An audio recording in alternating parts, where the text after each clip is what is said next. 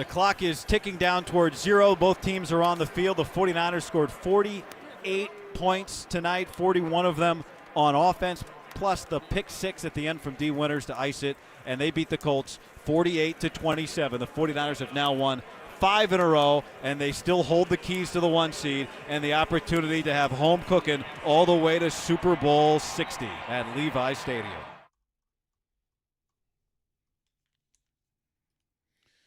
Yeah, good morning, everyone. This is Murph and Marcus, except not Murph and Marcus. It's Todd Husak and Carlos Ramirez with you from 6 a.m. to 10 a.m. on a beautiful Tuesday, December 23rd. What a Christmas present the 49ers gave us, the faithful, the Bay Area fan base. Todd, Brock Purdy's best NFL game, question mark? Let's begin there. Good morning, buddy. Good morning. Good to see you. Good to be here. And great to talk 49ers win. And I think you're right. I think from the get-go, he came out sharp, prepared, and they executed a game plan that is one of Kyle Shanahan's best, too. Yep. The way they put Indianapolis on their heels from the very get-go. And one of the things that has been missing for the 49ers all season, big plays in the run game and explosive plays in the passing game, and they were ripping off chunks of yardage right from the start. And you could just tell, Brock Purdy, that first pass over the middle to Kittle, where Kittle makes a great catch in traffic. And after that, it was precision, surgical strike. He was picking apart that Colts defense. And I think absolutely his best game as a pro. Late interception, not his best, but up until that point, he played nearly a perfect game, and Kyle Shanahan said as much in his postgame comments. Let me just ask you something, because I didn't play quarterback. I didn't play football, period. But I think I've seen enough of football and Brock specifically that the first drive, and I know things can go south, but I think I've seen enough where a couple of drives and or plays early in the game tell me he's got it or he doesn't. And last night was one of those cases where I saw it and said he's got it. Yeah. Did you have the same feeling after that first drive when he had to come back and respond to what Phillip Rivers just did in the first drive? Well, the first drive for the Colts got me a little nervous with the way Phillip Rivers was sitting back, no pressure on him, picking apart the defense. He made a couple throws in tight spots. Oh, man, this could be a long night for the 49ers. They get the ball back down 7-0, and absolutely, he was making the quick decisions. He was throwing it right where it had to be. He throws a very catchable ball, meaning he's not always driving it underneath. He puts it on the upfield shoulder. One of the key points last night, the yards after the catch, some hidden yards where he puts it on the proper shoulder, the inside shoulder, the outside shoulder for the wide receiver, tight end, where they can get 5 or 6 yards after the catch. And he was doing that early in the game. And then the first touchdown pass to Robinson, it's perfect. It was a perfect throw. His timing was right. He was seeing everything. He wasn't getting surprised, making the right read, making the right decision. And when the 49ers are without Pearsall, but they're as healthy as they've been all season, he has the weapons. Receivers are stepping up. That was the first touchdown by a 49ers wide receiver all season, not named Juwan Jennings. Right. So they're starting to feel themselves offensively. And once they got that first one, they were rolling. I mean, it was play after play, and 7, 8, 9 yards at a time. They had 9 passes over 15 yards last night. And then combine that with 8 runs over 9 yards. Yeah. They were moving the ball consistently. We saw Christian McCaffrey get his longest run of the season. So when the 49ers, and Kyle Shanahan does such a great job of picking how he wants to attack a defense, and if they're successful with that early on, which they were in both the passing game and getting Christian McCaffrey going, all of a sudden he can call anything. Yeah. The defense is on its heels a little bit. And Brock Purdy, it was art. It really was. That was as good as this 49ers offense can play. They could do anything they wanted. And the third down conversions, which has been the best thing, the 49ers, if you look at the numbers, the 49ers are not great at anything. They were getting out rushed. They have a negative turnover ratio. They're not very good on defense. I mean, it's the things you like to see from a really, really good team, they don't necessarily do except third down and red zone. Yeah, and the passing game has been phenomenal with Mac Jones and Brock Purdy, whoever's quarterback of the team, right? But not big chunk plays. Right. They're efficient. Right. They're efficient. And last night we saw both of those things. Mm-hmm. Big chunk plays, efficient on third down. They're a tough out right now. I think it's are starting to get noticed across the country because of that performance last night. So what do we have today in stock for you at home, on the road, driving, in the office, wherever you're at, tuning in to KMBR? Mike Caruco will stop by at 7:30. We're talking Giants baseball as well. Then Mike Silver, 8:15. Matt Mayocko, who was with me on 49ers pre- and post-game live last night on NBC Sports Bay Area, drops by at 8:50. Then Bruce Feldman also will join us at 9:30 a.m., so you cannot miss it. We have the 49ers taking over the Colts. We have the Dubs winning big over the Magic. The Sharks play tonight against the Golden Knights. That's also happening, plus also some Giants debate and Christmas talk. That's in the next 4 hours of the show. First thing that caught my eye was the Colts win the toss and take the football. That was to me, such a big statement of we need to score we cannot have Phillip Rivers trail the 49ers.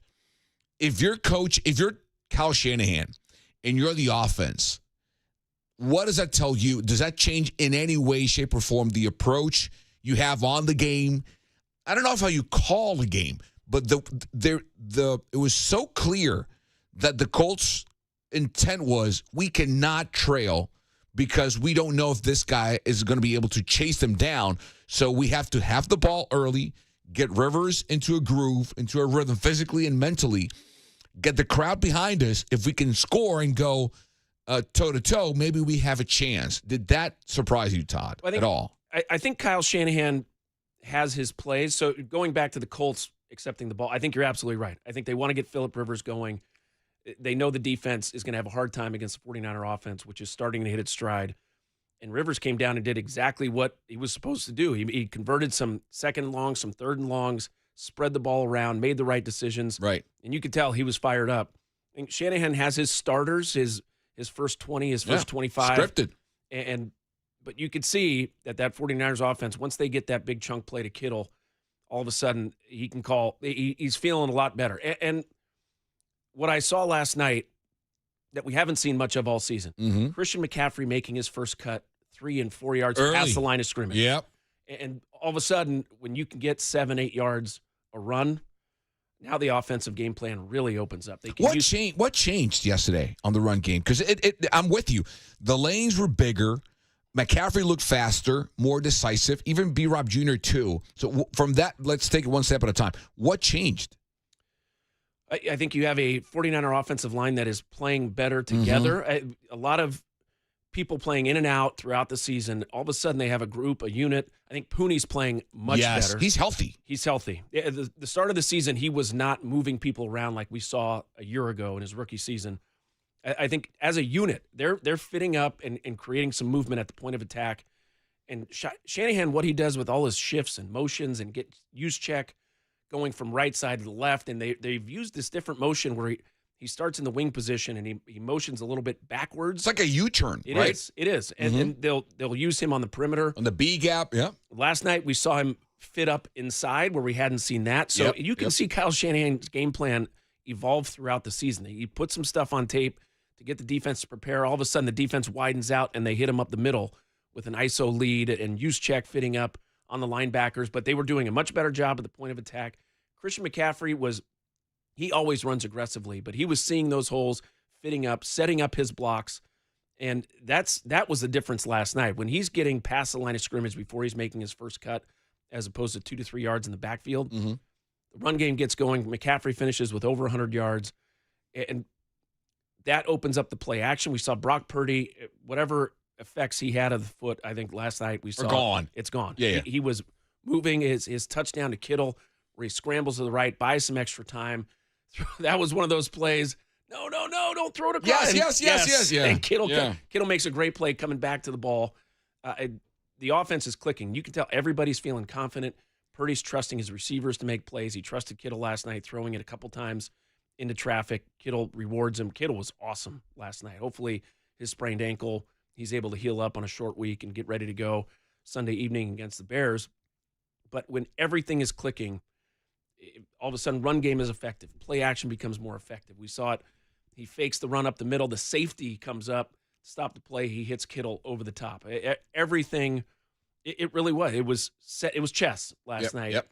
And when you have a coach who's feeling it, calling the plays, a quarterback he trusts, and who's making the right decision consistently, his accuracy was so good. Yep. A couple drops from the receivers that set up the 3rd and 10. Purdy makes a scramble. They convert on the 4th down, and after that, they could do anything they wanted offensively. But it was a perfect, I thought, watching that game last night, perfect synergy of coach, quarterback, and receivers stepping up and making plays, and then an offensive line that's moving people at the point of attack, and they're really attacking everything. It's inside, outside runs, counters. The defense had no chance last night. I don't care who they were playing. A banged-up Colts defense, certainly not at full strength, but they were a formidable unit to start the season. They were a really good defense, and the 49ers just went right down the field. We're used to seeing 10 and 12 and 15-play drives from this 49er offense because of the lack of big plays. Yep. Last night it was six-play drives. It's funny. Drives. Yeah, it's funny because during the week, Kyle Shanahan addressed the media, and he had this conversation with Matt Mayocko that aired on 49ers pregame live. We also showcased some of it on Game Plan, the show we do on Fridays. And Kyle said, we don't have the speed we used to have, or something. I'm paraphrasing here, but he addressed a lack of speed on offense, which I think, I don't know if it's a coincidence or just how things work out, Todd, but the fact that his offense now is death by 1,000 cuts, they have the most precise and long-winded offense in the NFL. That's not an opinion, that's a stat. No team has more drives of 10 or more plays in the NFL than the 49ers. No team has more drives of 5+ minutes this season than the 49ers. And what that does is it keeps your defense, which is your significantly less deep or talented unit without Bosa and Warner, at bay. So you're shielding your defense with your offense. Maybe if you have a quick strike offense, you don't get those guys a break. You're putting them out there and being exposed. So I think this version of the 49ers very much fits what they do or need to do on defense.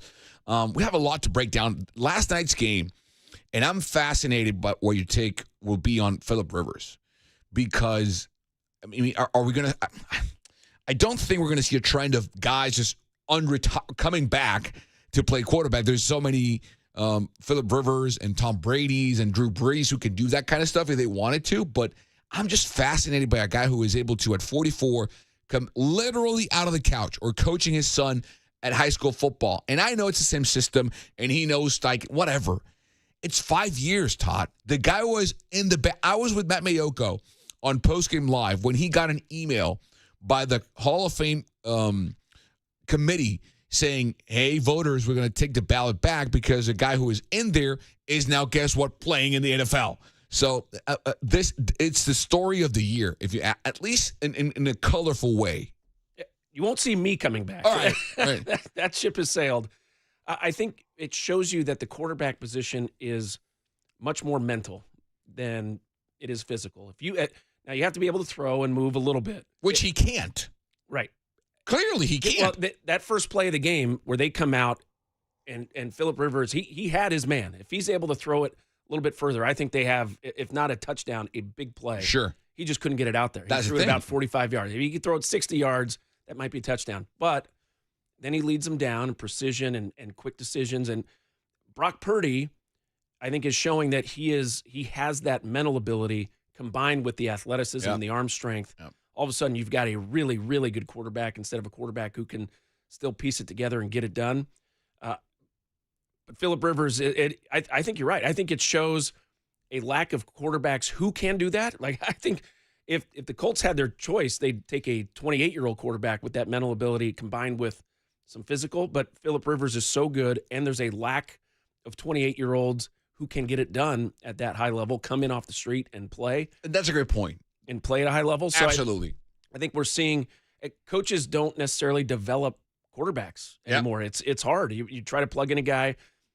Young quarterback, even first rounders, are getting 2 to 3 years, and then they're gone and on to the next one because they can pay those guys a lot less. Yep. And if they find a diamond in the rough and they fit into that offense and the offensive scheme, they can build around. It's interesting. A lot of the highest paid quarterbacks this season, we can get into this a little bit more later, not making the playoffs this year. No. And Burrow and Lamar Jackson and Mahomes and these guys, because of the lack of ability to build around on a defense and put together some offensive pieces, those high-priced quarterbacks are surrounded now by teams that are not capable of absorbing losses. The 49ers, I think one of the stories for them is the ability to overcome all the injuries and still play at a high level. Now we're seeing guys get back healthy, and this is the 49er offense I think a lot of us were expecting. Yeah. A team that can come out and outscore opponents, take care of a very young defense. Some of the biggest plays last night on the defensive side, Alfred Collins, C.J. West, Upton Stout, rookies. D winners. Players with little experience, or even though not rookies, have little playing time, right? And all of a sudden, the defense is starting to – those young players are starting to get better. Yep. And the special teams. One of the plays of the game last night was that turnover on the kickoff return, gives the 49ers a short field. They're able to take advantage of basically like tennis. It's your serve now because they're able to go in and score and take the lead. So offense, defense, special teams. If defense can make some big plays, I think we saw it last night early with Tatum Bethune out of position just a little bit, and the Colts were able to take advantage, but they made enough big plays, forced some punts, and when the 49ers offense is playing like that, they haven't punted in the month of December. Yes. They're playing at such a high level. You just need a couple big plays from the defense, and when the special teams can give you a short field or change momentum like that, 49ers are tough to beat. All right, quick break here. The number on the text line for you to chime in is 415-808-5627. That's 415-808-KNBR. The question today is, can the 49ers ride their offense to the 6th Super Bowl? Is that doable? Is this offense with Ricky Pearsall healthy, even the one we saw last night without Ricky, is that offense good enough to take them to the promised land? Chime in on the text line, 415-808-5627. Stack Show, we're just getting started. This is Murph and Marcus with Todd and Carlos.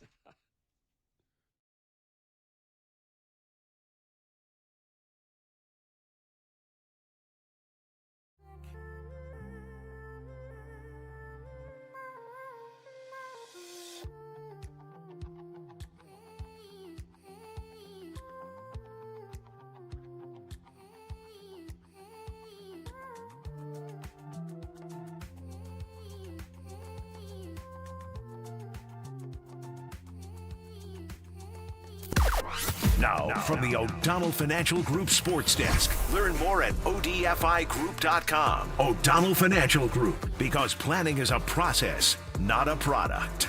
The giving season continues here on The Sports Leader. Listen between 7 and 10 a.m. for your chance to wear a pair of tickets for the 49ers and Seahawks game at Levi's Stadium for the Faithful Appreciation Game. When you hear the cue to call, be caller 10 at 415-896-KNBR, and you'll win a pair of tickets. Ring the bell, baby! You can find the official rules on thesportsleader.com.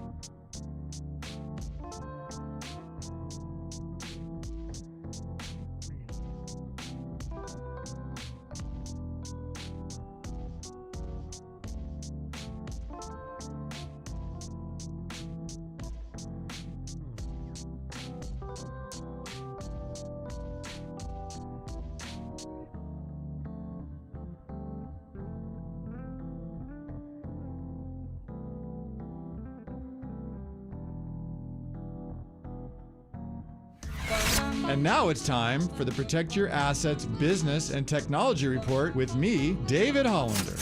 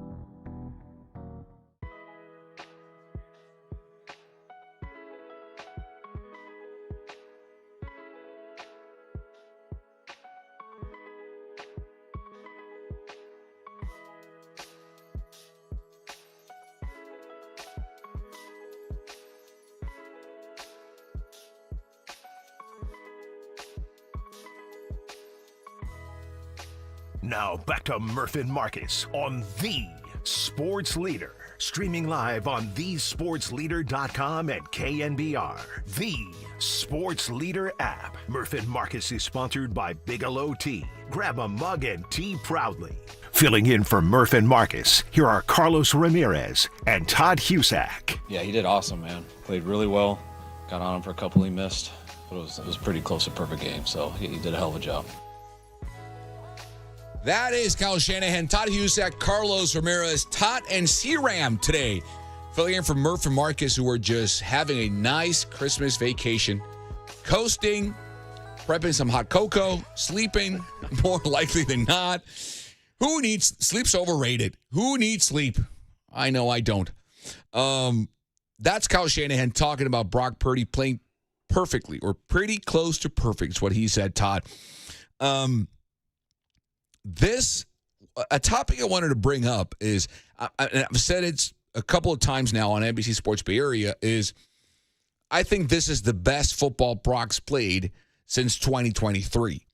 And the national media and even some fans were saying, well, even in 23 when he was an MVP candidate, he did what he did because he had Christian McCaffrey and Deebo Samuel and Brandon Ayuk and George Kittle, and it was just an embarrassment of riches, and he's, managing the game. Well, guess what? We've seen him healthy now, fully healthy, back-to-back games. He lost Ricky Pearsall midway through the first game of these two games we're talking about. He lost George Kittle in the second half of last night's game. So he's out there with McCaffrey, Kittle, and Jennings. No Ayuk. Debo's in DC. Ricky Pearsall's hurt. He's throwing the ball to Demarcus Robinson and Kendrick Bourne and Sky Moore, and he just put up 41, because 7 of them were defensive points. But so what's the excuse now? Because it seems every time he does something, there's a caveat. There's a but attached to it. I don't think there's any more buts. I think he's now proving time and time again he can be out there with whoever. And McCaffrey's a big whoever because I think he unlocks a lot. But this is not 2023. This is McCaffrey older, Kittle older, no Ayuk, no Debo. Jawan Jennings is your go-to guy as a wideout. And the rest of them are just, all due respect, fill-in pieces. Would you agree with that? Well, what they've done without, and it was most of the season, they've been without Kittle for 6 weeks to start the year. They are without Demarcus Robinson. There was a game where the receiving core had not caught a pass for the 49ers. Like the tight ends and the receivers had not caught a pass for the 49ers last year. These are all new names and faces, and he is keeping it together. Some of that was Mac Jones, but Brock Purdy now comes in with people around him at tight end and Christian McCaffrey in the backfield. He elevates everybody. Brock Purdy makes everyone better. He's able to run Kyle Shanahan's system as well as any quarterback in the NFL. And I think the narrative that you pointed out, it's interesting to look at a guy like Jalen Hurts, who also has Saquon Barkley and 2 first-rounders at wide receiver. Right. But you don't hear that story about him. Now, I would argue. And a great offensive line, too. The best offensive line in football. But he's not viewed the same way as Brock Purdy. I think what Brock Purdy's done when he's healthy And right now he's playing the best football of his career. The way it is, you can tell his confidence. He is in sync with Kyle Shanahan, and Shanahan trusts him to run it all. This is a complex offense to run. He gets them in the right plays. He makes the right decision pre-snap. He sees the defense. He doesn't get surprised. And then you combine that with the athleticism that he has to extend plays, to scramble, to run the play-action game. There were a couple throws last night, rolling to his left. Yep. And he sets his feet, and he puts it right on the money. Those are hard plays. There's not many quarterbacks in the NFL. Explain why. It's rolling to your left and resetting your feet with your momentum going to the sideline and squaring your shoulders. There's fundamentals that he does that takes time and effort and practice, and he does it easily. So I think it's a little bit harder to appreciate how difficult that is. You have to have the athleticism, but also the understanding of timing and your body, and he's done it consistently now. And the mechanics, too. I mean, you think his perfect. baseball background helps him in that regard? Absolutely. Yeah. You watch him, he's a fundamental teach tape, and in how he plays the position. His footwork is, a lot of it is footwork, right? Rolling to your left, resetting your feet with your momentum going to the sideline, planning and throwing a perfect pass over the underneath coverage right on the money where he can catch and run. It's difficult to do. Not many quarterbacks in the NFL can do that. Right. And he does it when he needs to, on third downs and in clutch situations, in the red zone. And that, again, that opens up, all of a sudden, Kyle Shanahan can call his full bevy of plays. And when you give him that ability, when you give Shanahan the ability to attack a defense by calling sideline to sideline, the one thing we didn't see last night, a deep pass, the 22-yard touchdown to Marcus Robinson, it's perfect. He reads the defense properly, he knows where he's going with the ball, and he puts it right where it has to be. And I'm watching the game, Todd, and there's a sense that I get both on last game against the Titans and this one against the Colts. When they get to third down, there's not a number attached to the yards they have to go to that I don't feel they're uncomfortable achieving. I don't think there's a 3rd and 15 and go, well, they're going to punt. 3rd and 10, lost drive. There's no number, maybe 3rd and, I don't know, something 3rd and 30 or something like that, like consecutive penalties setting you back 20 yards, something ridiculous. There were 7 of 11, again, on third down. And some of those are, they have the Purdy push, which is now a thing, but they also have the 3rd and 8, 3rd and 12. And he seems like, oh, okay, fine. Yeah, I'll find someone. I know the guy on the sideline will scheme someone open, and I'm going to find him. Whoever it is, I'll find him. Do you get the same sense? 100%. Even the 3rd and 10, which came after two drops. Right. He scrambles, makes a play, gets 9 yards, and they're able to convert. They only had, one of the things to point out, they only had 3 third downs in the first half. Mm-hmm. They were so effective on 1st and 2nd down, putting themselves in short yardage situations. They were moving forward the entire first half. It's just, you mentioned death by 1,000 cuts. They were so efficient early that set them up with the ability to push the ball down the field a little bit more and attempt, those 12-yard passes on the in cuts and get the ball spread out to the sideline. But even on those short throws, 5 yards, he puts it where they can get 5 or 6 yards after the catch. And a lot of that's timing and the precision of this offense. They don't have the big playmaker right now at wide receiver, but they have guys who can separate and get open in short bursts, and that ball is on the money and on time. And that's where all of a sudden you get a 7-play drive, but there's 3 or 4 extra yards for every completion. It just makes the offense so much better and so much more dangerous. And then you have Christian McCaffrey coming out of the backfield, and we're seeing. I mentioned Brock Purdy making everyone around him better. That's what he did last night. Yep. He was putting the ball exactly where it had to be, trusting his players to make plays, and they were getting open just enough for Purdy to find them. And his ability to read the defense, know where he's going with the ball, allows him to plant that back foot, get rid of it on time, and put it right where it has to be. All right, we got to get a quick break here on the show. Todd and Carlos with you here today for Morph and Marcus. We have a lot of text messages coming into the text line. The number is 415-808-5627. The question we ask you today, can the 49ers ride this offense to a Super Bowl title? Is that doable? Is it enough for the 49ers to get home the 6th Lombardi Trophy at home at Levi Stadium. Can they write the offense home with a Super Bowl title attached to it? The number again, 415-808-5627. Quick break. When we come back, Danny, we're going to read some of the messages and more 49ers and Colts. We got Dubs also taking over the Magic, and the Sharks play the Golden Knights tonight. Mike Kruko will stop by. Mike Silver, Matt Mayocko, Bruce Feldman, a stacked show. This is Murphy Marcus, Don Carlos today, filling in for you guys.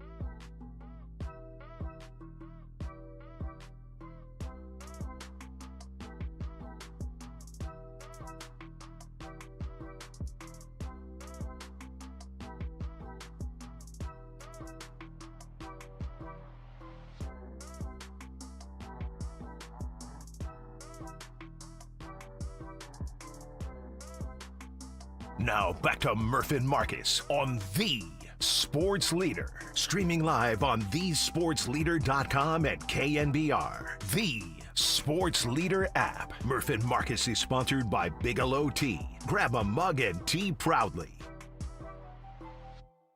My concern level, I don't think it's a high ankle sprain, so, we'll take it one day at a time, and we'll go from there. It happened second quarter. I don't know, whatever way to drive.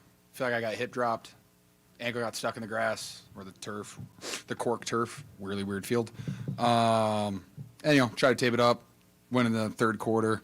Then it just got worse from there, and if I can't, run very fast or plant, then I think it's a better op for my other tight ends to go in there and make plays. Filling in for Murph and Marcus, here are Carlos Ramirez and Todd Husak. We're back with you, 6:38 a.m., December 23rd. Todd and Carlos with you. Let's go to the text line, the Golden State Lumber and Showroom text line. A lot of text messages, Todd, coming in. The first one is a nice one. It's a great question. Not good, great question. 8005 asks us, why didn't Shanahan challenge the Tunges touchdown? What do you got? Because I got nothing. Yeah, me neither. Usually they're on top of that. That was close enough. It was interesting that they ruled it incomplete. If it was called a completion, they review all scoring plays. Right.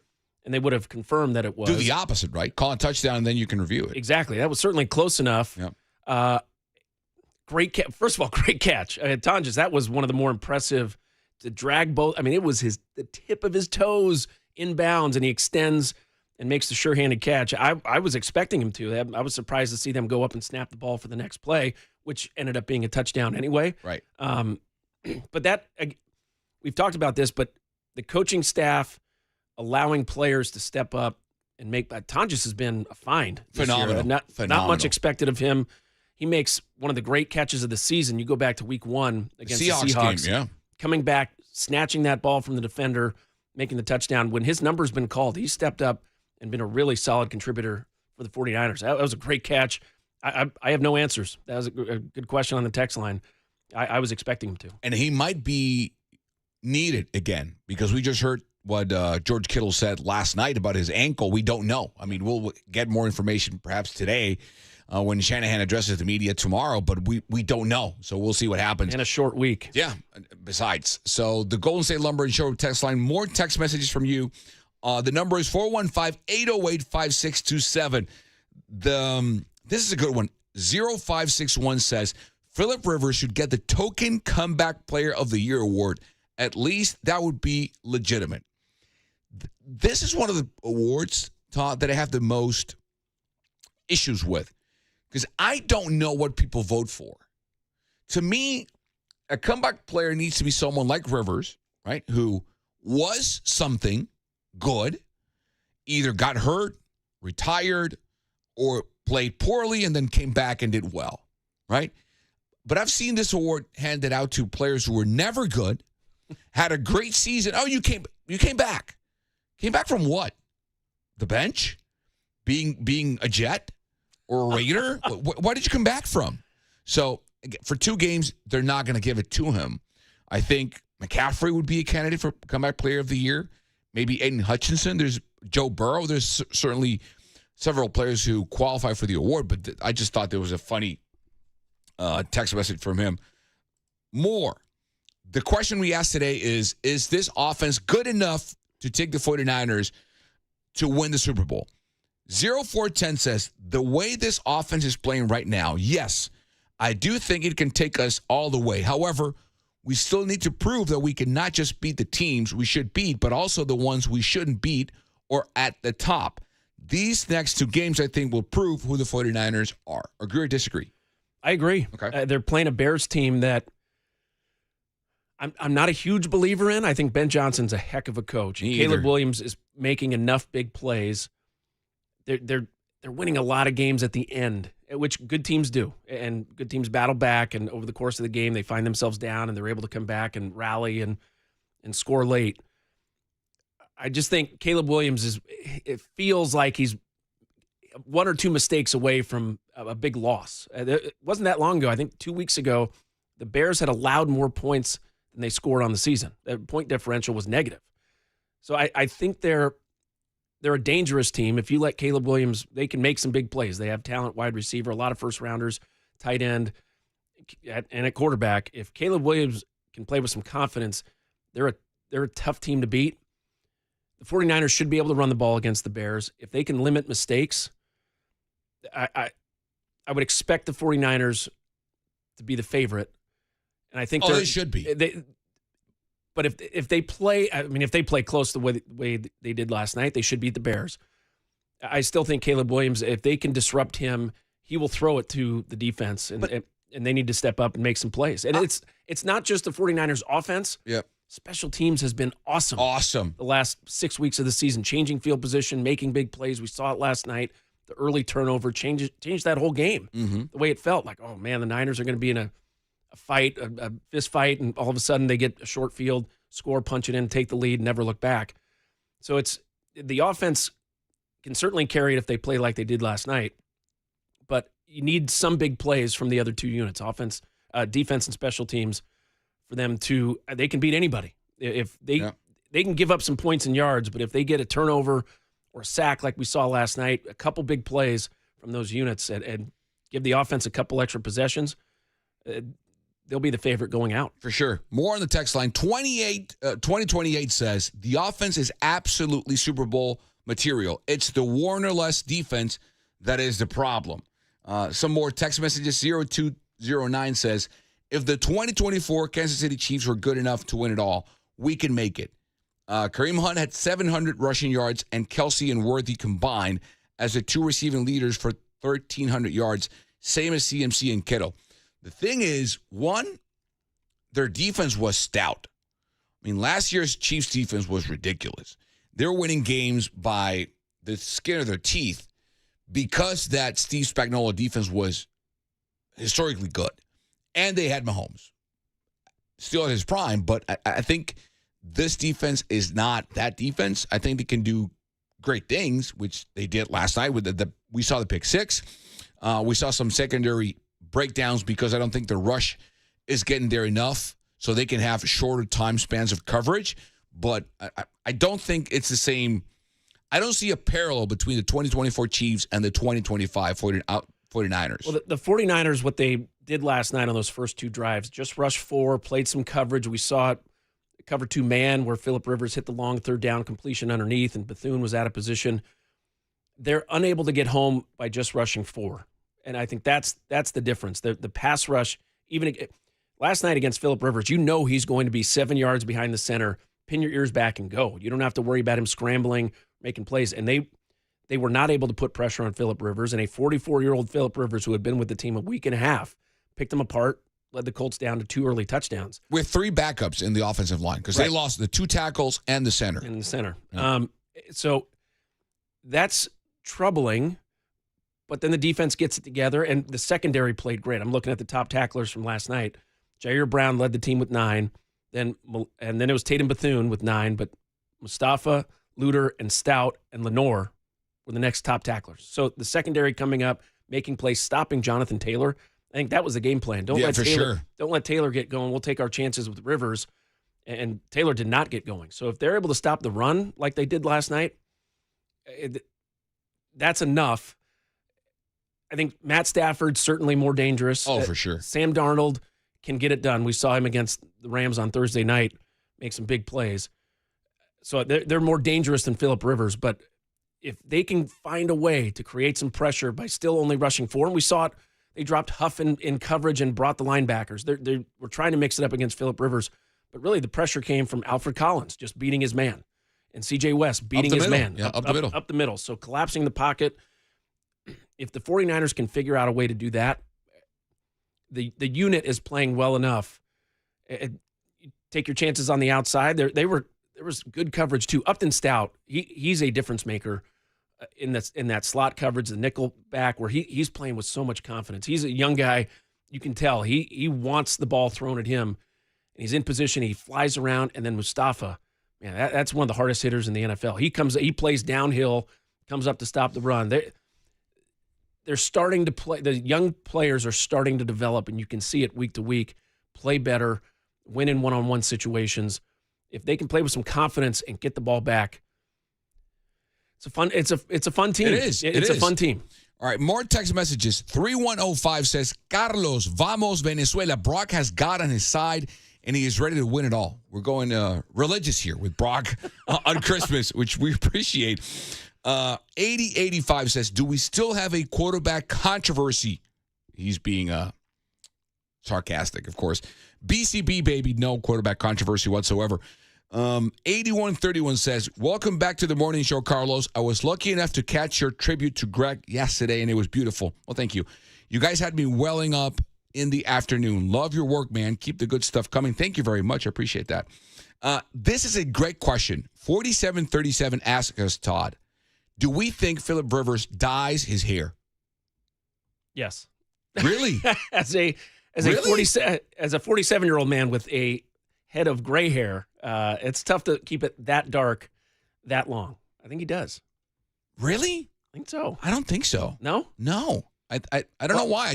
I don't have a logical explanation behind. I just think he doesn't. Whatever he's doing is working because he has 10 kids. Maybe that's it. Maybe the being having a lot of help around the house, and having 10 kids. That's right. Yeah. By the way, one comment on YouTube. Greg Papa, comeback player of the year. Oh, for sure. I like that one. Comeback person of the year. Yes. All right. 6:48, quick break. There's a ton of text messages here. We're going to get to them at some point, so don't get desperate on us. This is Murph and Marcus today with Todd Husak and Carlos Ramirez.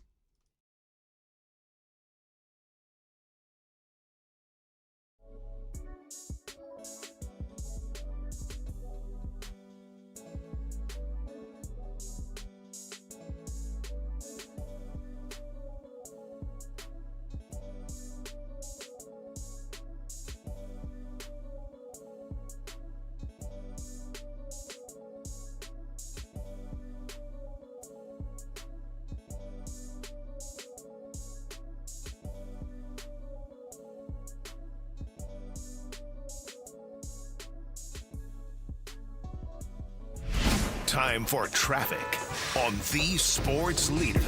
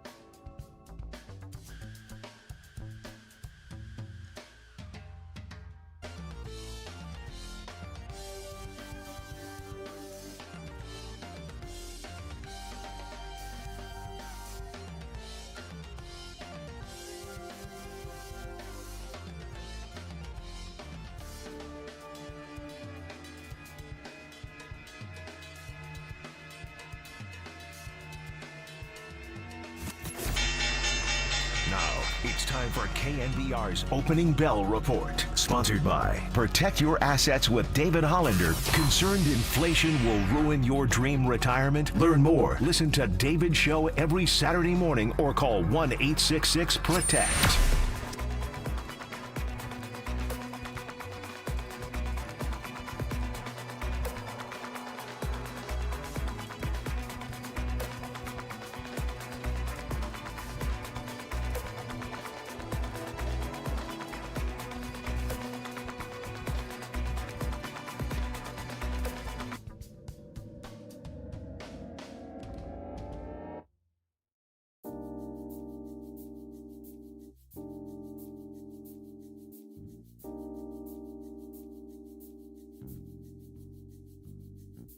Listen to the sports leader anytime, anywhere. Download KNBR, the sports leader app. Murph and Marcus continue live from the Casino Matrix Progressive Jackpot Studios. Casino Matrix. Progressive jackpots are here. Where are you? Just drop in. 1-800-GAMBLER.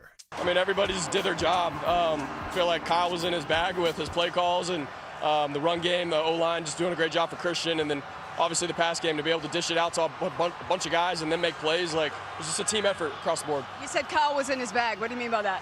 I mean, just the play calls. Everything was, I just feel like it timed out really good. The play action pass, all the things. He did a great job calling plays. Filling in for Murph and Marcus, here are Carlos Ramirez and Todd Husak. 6:56 a.m., December 23rd, 2025. We got Mike Krukow coming up at 7:30. Mike Silver stops by at 8:15, and then we have Matt Mayocko at 8:50 and Bruce Feldman at 9:30. A stack show today with Todd Husak and Carlos Ramirez. We got to talk Kyle Shanahan. I think the toughest award to hand out at this point of the season, Todd, is Coach of the Year. I think Rookie of the Year, offensive, is pretty clear. I think it's Ted McMillan from the Panthers. The MVP, I can see either Drake May or Matthew Stafford or even Josh Allen coming up with the award. I think Defensive Player of the Year is a lock with Myles Garrett. I do not know who the heck will win Coach of the Year, but I do know this. Kyle Shanahan better get some votes. And if I don't see a world, even if Vrabel and the Pats get the number one seed, which is a really good spot to be on. They did not have the injuries, the roadblocks, or the division that the 49ers would have had to sort out if they get the number one seed. Even if they don't. What's your take on Kyle Shanahan's coaching this year and where he stands or should stand within the Coach of the Year race right now? I think he's top three.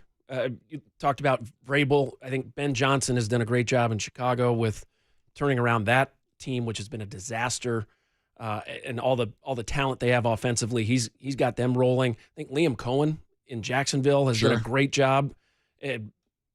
Trevor Lawrence, we watched him play earlier in the season, and even though the Jaguars beat the Niners, I was not impressed with Trevor Lawrence. I think his career has been disappointing based on how talented he is. He's starting to get unlocked by Liam Cohen. But to your point, none of those coaches had to deal with the amount of injuries, not just to players, but to key players, to the inspiration and two best players on defense in Warner and Bosa, losing them for the year early in the season. Quarterback out, Kittle out, Juwan Jennings has been out. It's been Ayuk gone. Ayuk gone, right. And to deal with all of those things, to keep the ship together, it would have been very easy for this team, and certainly the defense. This is a lost season. Let's punt. Let's go 6-11, get a better draft pick, and move on to 26. He's kept this team focused and together, and now when it's crunch time, it's the last stretch of this regular season. They're in a position to control their own destiny and get the number one seed. It's an incredible coaching job. The head coach, Robert Saleh, has been, between him and Mac Jones, the two biggest offseason pickups for the 49ers.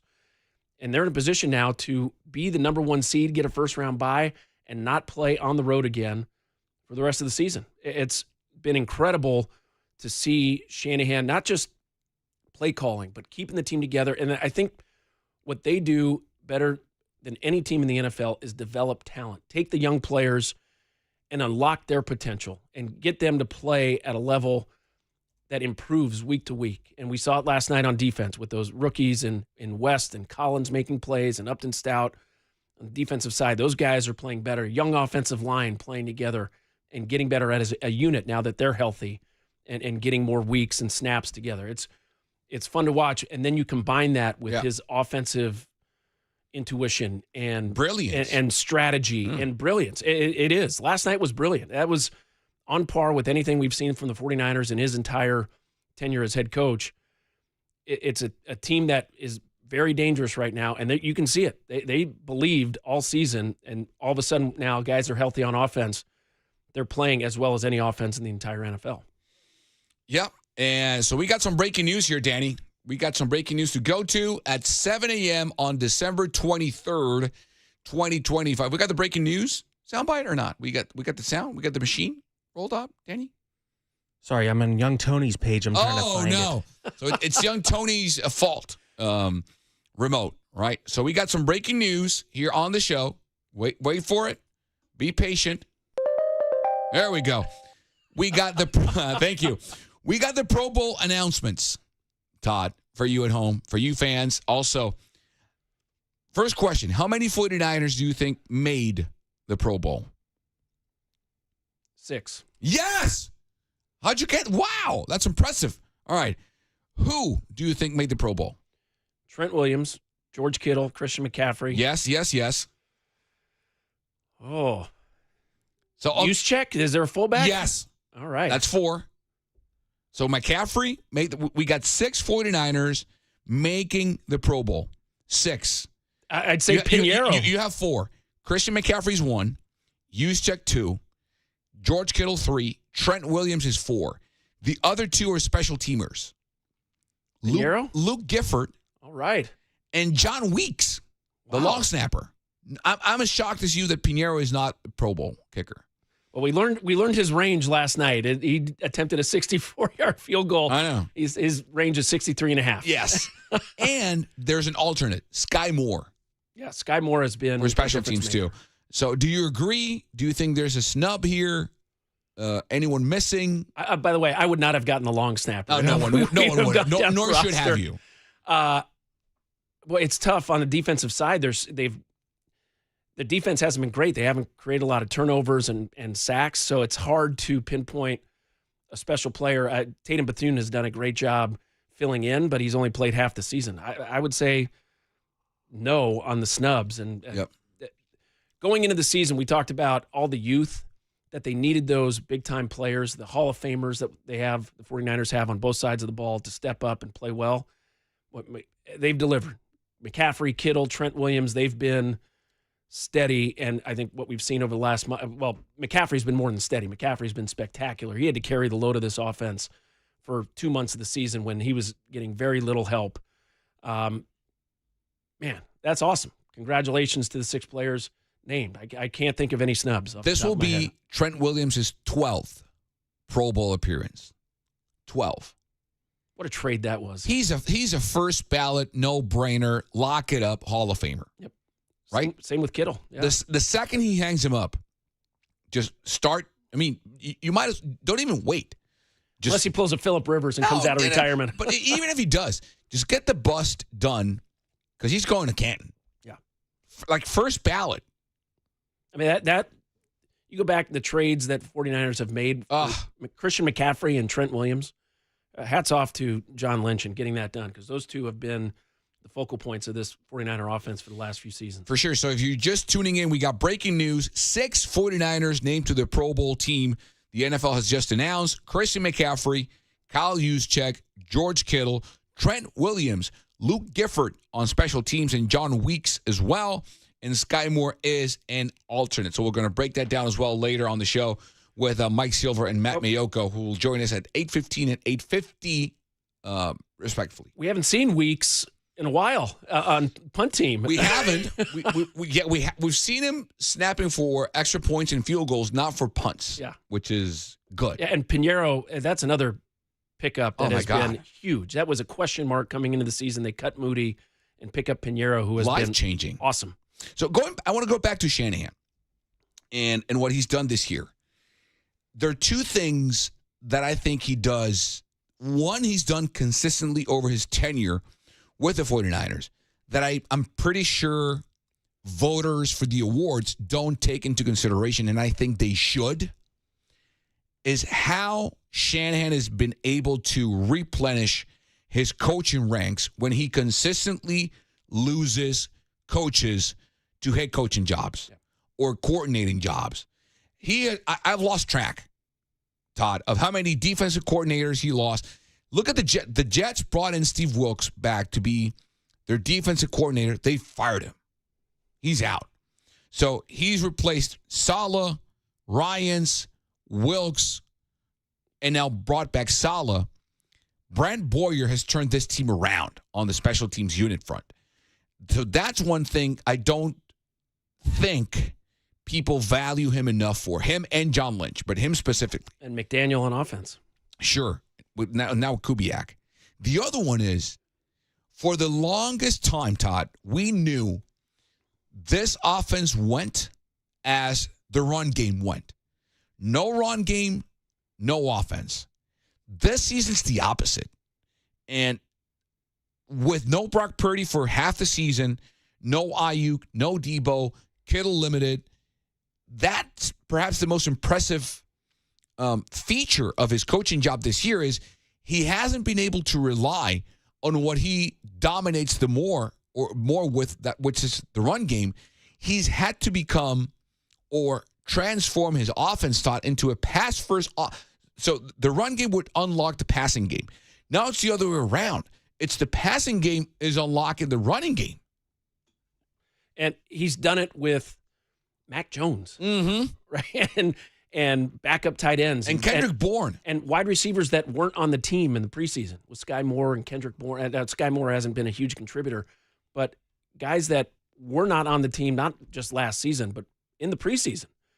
And so the way he's pieced it together, the way he got Mac Jones, who was off the scrap heap from Jacksonville, come in and play at a Pro Bowl type level. He was leading the NFL in passing when he was the starter for the 49ers. I think it's a masterful job. You look at the qualities that you want in a head coach, organization and leadership and guidance and strategy.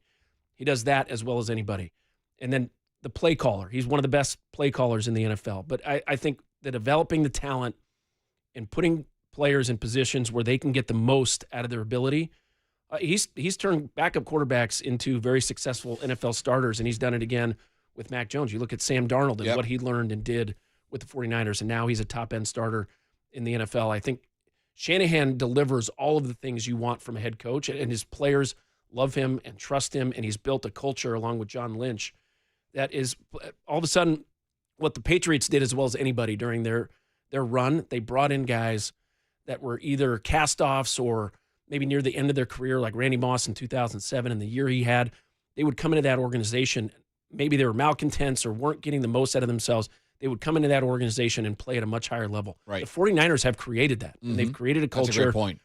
Where all of a sudden players want to come here. And we heard Troy Aikman last night say on the broadcast. I was going to say that. If I were to come back and unretire, I'd want to go play for Shanahan because of the system he runs, the culture they have, and it's not plug and play. This isn't. They can't just take anybody off the street. They target the right players to come in, and they teach them and they get them better. Their attention detail is as good as it gets, and we're seeing it now on the defensive side and the special teams. They are taking players in and getting them better, and we've seen players get drafted by the Niners, have great early careers, and go off and get big contracts from other teams, and not necessarily play at the same level. And so they've created something that is, I think, truly special in the NFL. That's a great point. Let's go to the Golden State Lumber and Showroom text line. A lot of text messages coming in. 267767. Sorry, I got to do it. I have a 10-year-old and a 5-year-old. I cannot not do it. Sorry. They will get rolled in the playoffs, says the defense can't stop anybody, no matter how well Salas can scheme it up. Too many injuries. I disagree.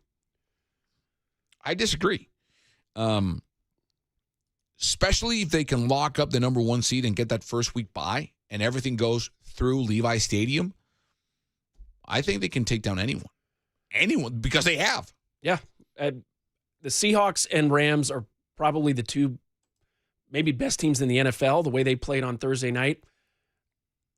49ers have beaten both of them on the road. Yeah. And so Great point. You take what the 49ers did last night, I think they match up as well with anybody in the NFL. There's no team that should scare them because they've beaten everyone. I think the worst matchup would be the Rams, just because of the, McVay, Stafford, and Nakua, and Adams, and all those dudes. But I think it's different going through Santa Clara than going through SoFi Stadium. Agreed. 7793 says, no way, and he's definitive, Todd, no way 49ers win the Super Bowl. Defense wins championships.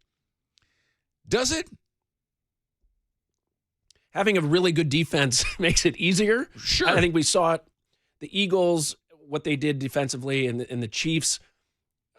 The Chiefs didn't have a top defensive unit when they were rolling early. Yep. Last year they were tough defensively. They were really good. But I think that you can the program for the 49ers this year has been do bend but don't break. Exactly. Be really good in the red zone. They're not getting sacks. They're not getting turnovers, but they've kept teams out of the end zone.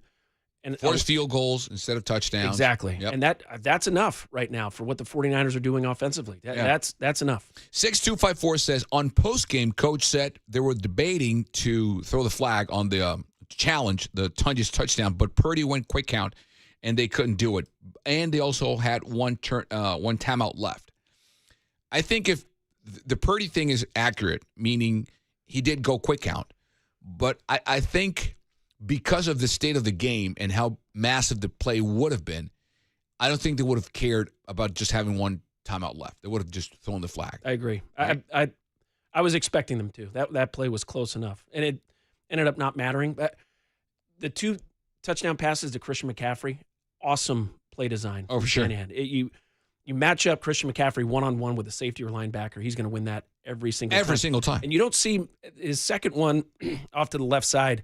There was nobody within 5 yards of him. Yeah, that's wide open. That's tough to do inside the 10-yard line, and Shanahan was, as everyone Brock knows said, he's going to get the football. I mean, it's not that it's not your fourth option getting wide open. It's Christian freaking McCaffrey.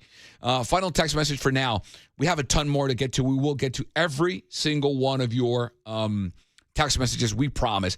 1980 says the offense is on a roll. They're on fire as far as the defense goes. They're going to have to win the turnover battle each game to have a shot in the playoffs and further. Agree? Disagree? That's fair. I think I get part of a component of a championship defense. If you're going to give up some points, if you can create a couple turnovers or some negative field position, which they can do with sacks or special teams, pin them deep and get the ball back near midfield. It doesn't have to be. They don't have to create 3 turnovers. Right. One, or good field position by forcing a punt deep in their own territory. Again, it helps. And if you can win 2 of the 3 phases, offense, defense, special teams, and the way the special teams are playing, that's been a huge advantage for them over the last 6 weeks. And 5839 says, Carlos, great to hear you this morning. Is there a veteran wideout out there who would come and help in the 49ers? I don't think so. No. Not at this point. This team is gelled. This is the team. It's set. Yeah. It would have to be someone out there who knows the offense, is in football shape, and no. If Calvin Johnson wants to unretire. Well, sure. But that's not going to happen. All right, quick break, 7:13. When we come back, more. This is Murphy Marcus with Todd Uzak and Carlos Ramirez filling in today. So we'll be right back.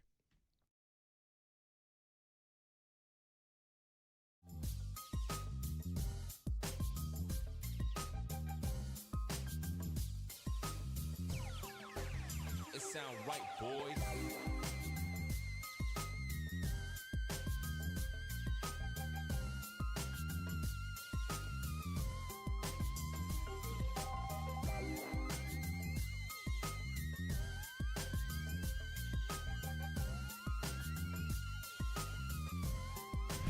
Time for traffic on the Sports Leader.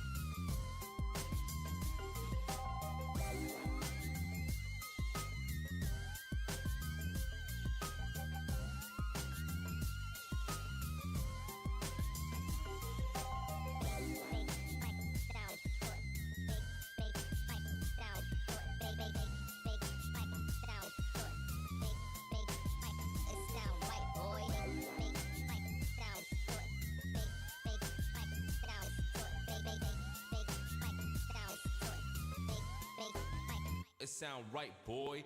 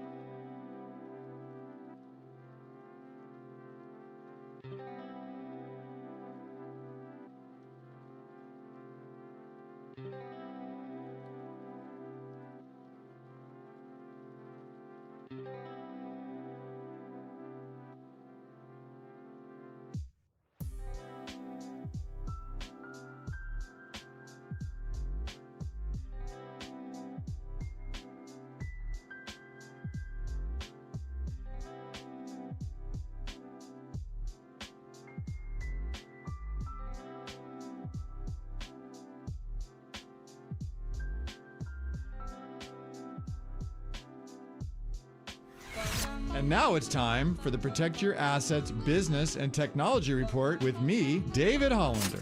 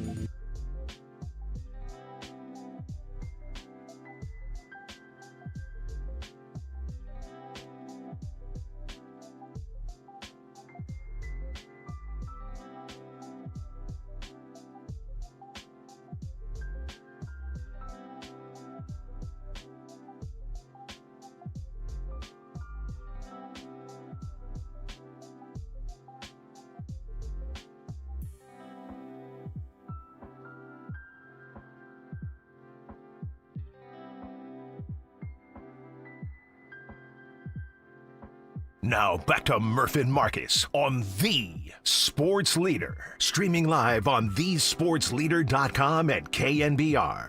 The Sports Leader app. Murph and Marcus is sponsored by Bigelow Tea. Grab a mug and tea proudly. Filling in for Murph and Marcus, here are Carlos Ramirez and Todd Husak. All right, we got breaking news. 6 49ers have made the Pro Bowl. including the long snapper. If you guessed that, well, congrats. You are smarter than everyone. I wonder how they rate that. That's a great question. They have people poring over tape of long snappers. It's got to be like something like how you judge diving on the Olympics or gymnasts. Got to be dialed Form. in. Yeah. Shape. The curve of your behind when you bend over and snap it. You know? So I was with the Jets. How straight is your back when you snap it? I was with the Jets, and I did some holding. We had a guy, James Dirth. Okay. He was a tight end from Tarleton State. Big, burly guy. He could snap it. His only job was long snapper. He could snap it where I'd catch it, and the laces would always be out. He can control the spin of the ball. Wow. I mean, those guys are That's masters of their craft. That's a skill set. All right, so we have great news. We got not one, Todd, but two tickets for the 49er Faithful Appreciation Game against Seattle. That is the game of the season. We're giving away 2 tickets right now. How are we going to do this? Well, it's also, wait for it, the debut of the 49ers Black Rivalry uniforms, which are gorgeous. The tickets are now on sale at 49ers.com. We're giving away 2 pairs of tickets. Right now, we'll take winner 1. All you have to do is call. Oh, sorry. Sorry. Let me back it up. Caller number 10. 1 winner.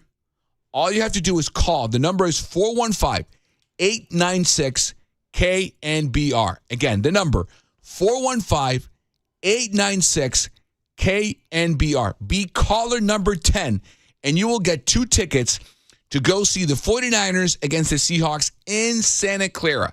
It is Faithful Appreciation Game. This prize is furnished by the 49ers, so be caller 10 right now at number 415-896-KNBR. 415-896-KNBR. Caller 10 will win 2 tickets for this massive game, Todd. But not looking past the Bears, but assuming both teams win, the Seahawks and the Niners, that Week 18 matchup is going to be incredible. Insane. Levi's Plus, is going to be absolutely rocking. Do you like the kids, the uniforms? Black's pretty sharp. Right? They look good. Saloon font? It's sweet. It's awesome, man. Yeah. All right, so again, caller 10 will win 2 tickets for the game. The number is 415-896-KNBR. We have the 2026 Pro Bowl roster right in front of us. I'm not going to go through the entire thing because it's really long, but some names really, to me, stand out. Quarterbacks in the AFC, Josh Allen, Justin Herbert, Drake May. Any surprises there? No Lamar Jackson, and deservedly so. He had a down year. Yeah. But to see Drake May and his evolution to become Josh McDaniels is a heck of a quarterback coach, an offensive coach, getting his young players to play at a much higher level. But to watch Drake May's evolution in an NFL right now where it's less than 50%, it seems like, first-round quarterbacks sticking with the team that drafts them and developing into a top-tier player, and they've done a great job in getting May early in his career to play at that high of a level to join Josh Allen and Justin Herbert. And the obvious one is no Patrick Mahomes. Yeah. Right? We don't know what this means. He's hurt. He'll be back at some point next season, but that's a first. No Patrick Mahomes in the AFC Pro Bowl. Quarterbacks in the NFC. This is really something. Matthew Stafford, no surprise there. Sam Darnold and Dak Prescott make the Pro Bowl. Your thoughts? Well, the Sam Darnold story is fascinating. This is what we're seeing more and more as these quarterbacks, I mentioned, not sticking with the team that drafts them and developing. Darnold's a guy that bounced around, was a bust, revitalizes his career. He was in, I mean, we've seen it with Baker Mayfield this year, but they revitalized their career because they're with the team that can coach him up. They're surrounded by talent, and they're at it. Darnold was drafted at 21 years old. These guys are young players that haven't. Do you give them more time, or is it a lack of coaching? Somebody made the comment, more organizations fail quarterbacks than the quarterbacks fail the organization in a lack of development and confidence that these young players either get or don't get. What do you think it is? The easy answer is a combination. You're not drafted in the first round if you don't have the talent to be a top-tier NFL quarterback. They work these guys out. There's enough tape. There's so much that goes into playing the position from a mental standpoint, and some coaches just can't teach that side of it, or they get frustrated, or it's easier to get somebody who's been in the NFL for 10 years who maybe doesn't have the talent physically, like a Phillip Rivers, perfect example, to plug in a guy who can get you 75% of the way there and doesn't make mistakes. I think the rare quarterbacks are the ones who can combine it, like Brock Purdy. But I think there's a lack of coaching and the ability to develop young players and put them in a position. And then you look at Anthony Richardson in Indianapolis. He can run fast. He can throw far. He can throw hard. He's just not a good NFL. It doesn't have Trey Lance. Perfect example. You watch those guys just throw, and you're like, all right, those guys can do it all. But there's a lack of ability, either mentally or confidence. There's something lacking that maybe they find later in their career. Maybe they just can't play. Maybe there's a mental block that they can't use their talents in the right way, or they're in a system that doesn't allow them to, or they get hurt. But I do think it's more the organization's fail. Like, if the Browns draft a young quarterback, the guy's going to fail. The Jets, same way. I mean, there's organizations that have not done right by their quarterback, and then there's organizations that seem to have a more consistent track record for getting the most out of their young players. That's a good point, but I think there's a cop-out there. Not that you are putting the cop out, because that same statement was true for the Bears forever. Yeah.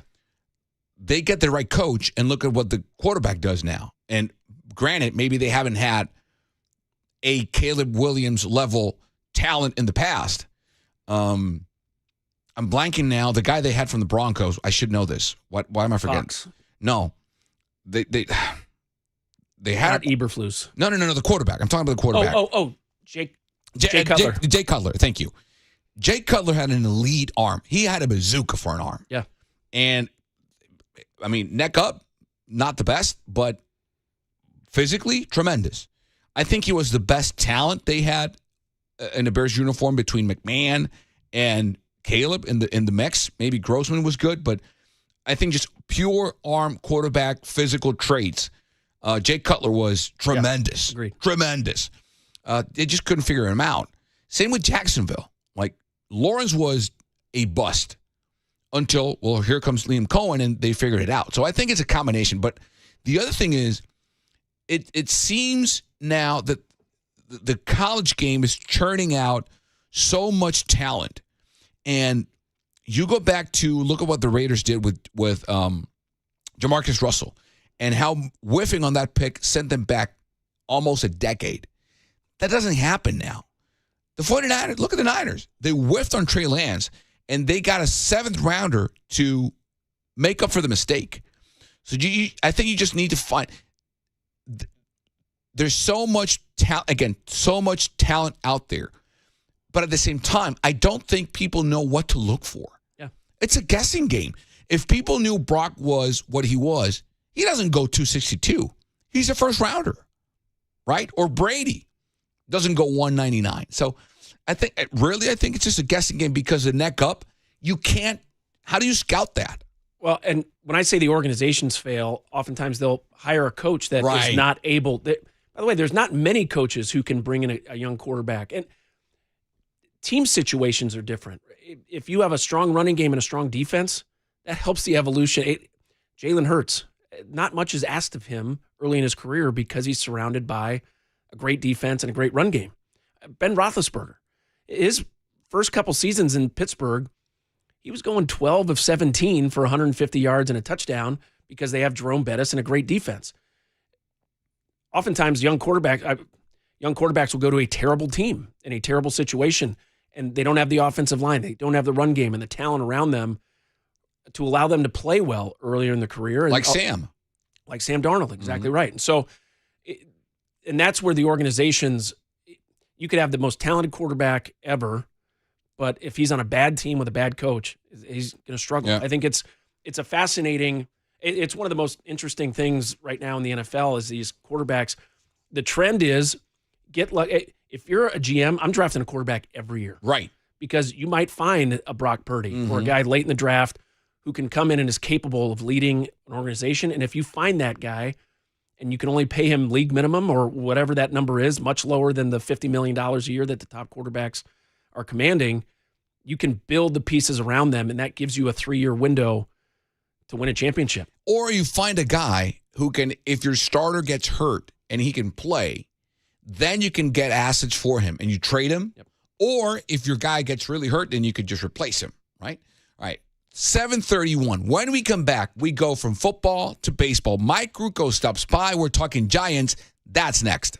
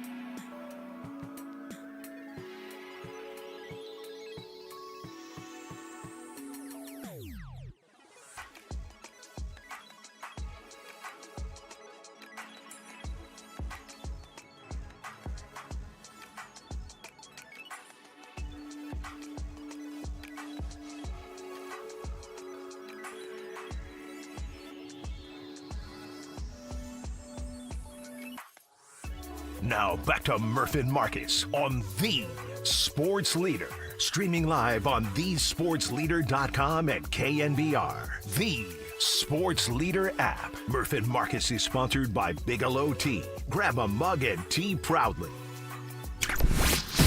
There's no question we've got the best in the booth. That's why Murph and Marcus catch up with Kruk right now. On KNBR 104.5 FM and 680 AM.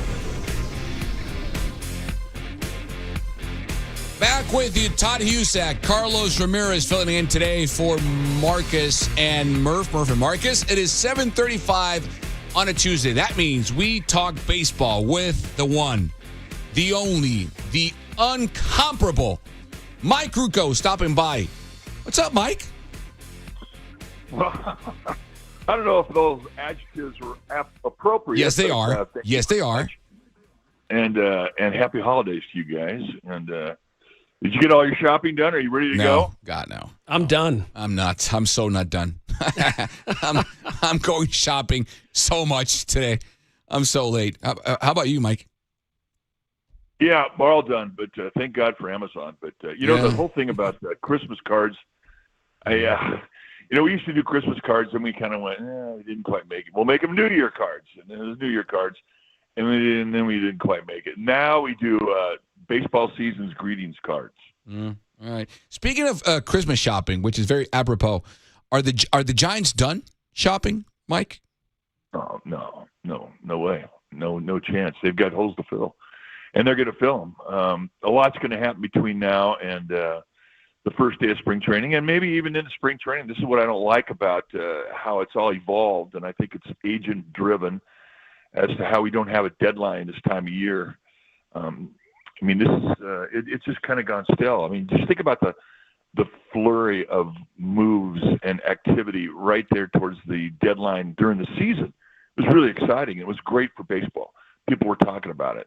And now we're during the hot stove, and you should be getting that same type of flurry. Teams should be getting themselves set up before they go into spring training. And I think if you could have a deadline, and I think it's going to be negotiated in the next basic agreement, a deadline that would give all teams time to sort of set themselves up going into spring training and really help out the marketing department to sell tickets. Because right now there's not a whole lot of anything going on. Everybody's waiting for the big shoe to drop and the big deal to get done that inspires the other teams to make their deals. And I just think that this is something that needs to be addressed. I don't like that there isn't anything being done right now, and I do think they need to improve that. Mike, you talked about Giants having holes to fill. What are some of the top on your wish list and biggest holes for the Giants? List? Yeah, exactly. The nice list. Well, I think right now that they have to.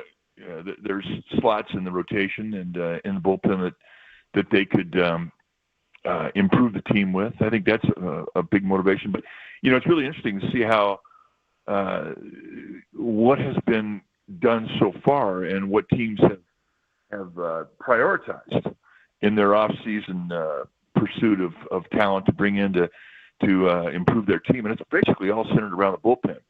And not only that, but the amount of money that's being spent on bullpen arms now is, it's setting records. And I think that's really, really interesting. The game has kind of gone away from the starter, and the important arms now aren't always in the rotation. They're in the back end of the pitching staff towards the bullpen relief corps. So I think that's been very interesting as to how this has all evolved. But I do think the Giants have to prove themselves in both areas. Mike Ruocco joining us here on the show. Mike, a name and a spot that's been thrown out there, and you and I and Kipe have talked about this name extensively on the shows on NBC Sports Bay Area, is second base and Nico Hoerner. Do you see a fit? Oh, yeah. I mean, Nico Hoerner could fit in with 30 teams. That's how good he is. And he's another one of those guys that has just got an incredible baseball mind. He's never surprised at situation, ever. He premeditates situation prior to it happening, and when it happens, I mean, he just flows with the importance of the game, the importance of that play in that particular game. He always seems to make the right decision. Good in the clubhouse. I mean, he's just everything you want from a veteran player. I mean, he's an anchor in an infield and on a team bus, on a team flight. I mean, he's all the above. So, there's a lot of teams that want him on their club. And if there's, if there's true discussion for Nico Hoerner for the Giants, I mean, it's going to be costly. It's going to cost them a lot of their minor league system, which they have. But you're not going to have a lot of control. I don't know how intent Nico Hoerner is on hitting the open market. I mean, if you could get him, and I think he has 2 years of control, and maybe not even. Maybe it's just one. But if you could get him and then sign him to a long-term deal, then it would be worth your team's while. But I've liked him for a long time. Do you see an advantage with Buster Posey now being part of the Giants organization and essentially recruiting these free agents and selling them? Being a former player and a Hall of Famer like Buster, is that an advantage that the Giants have as these free agents or players look at options? Or does it just come down to who writes the biggest check? Well, the check is the most important thing. Don't get me wrong. But what's happening now is you're seeing prospective free agents come into the negotiation room, and they want to know about where this team's at. They want to know more about the minor league system that can support this club. You know, they're asking questions now about how this team sets up in the future. And I think all of those things are strengths of Buster Posey, because that's the approach that he had when he was a player. How good are we on the field? How good are we from our minor league system that can support our run? I mean, he understands all of that. So I think in his sales pitch, those issues are going to come up. But it's always going to get back down to the main thing, and that's the cash. Mike Kruger joining us here on the show. I want to go back to second base, Mike, because I want to say until Tyra Estrada's first season or first full season with the Giants, second base has been an issue for the Orange and Black. If they can't get a Nico Horner type of talent to man second base, where's your confidence level on Casey Schmidt performing there? Well, I like Casey Schmidt. I like him a lot. But, I mean, the one thing that's happened in this generation of baseball, and it has become, a necessity to teams. Because with the expansion of the number of players that are now in a bullpen, it takes away players on your bench. And players no longer can specialize on the bench. Now they have to be, super utility players. Guys that can play all positions in the infield and corner. I mean, sometimes even all positions in the outfield, and in some instances even catch. But what happens when you have super utility players? You take a player who played one position primarily in his career prior to getting to professional baseball. This guy was usually a shortstop or a third baseman, or he was one position. And when you come up and play all those years at one position, that's where your natural instinct is. Now you get to professional baseball, and now a guy who was a third baseman like Schmidt, and you say, okay, what you have to do now is you have to learn shortstop and second base. Mm-hmm. All right, well, you can learn it, but you're still never going to be as instinctive at those positions that you were with the one that you played the most of, the one that you grew up playing. You have to think to make your movements at the new positions. It's not a natural feeling. You're not as quick to situation when it happens as you are as if you are playing your instinctive position. And I think that with guys like Horner, who's a natural second baseman, I mean, he has instinct over anybody else who's coming over and playing second base as a super utility player like Casey Schmidt. I think he's always going to feel most comfortable at third base. Can he play first base, second base, and third, or in shortstop? Of course, and he's done it. Is he as good an infielder at those positions at third base? No.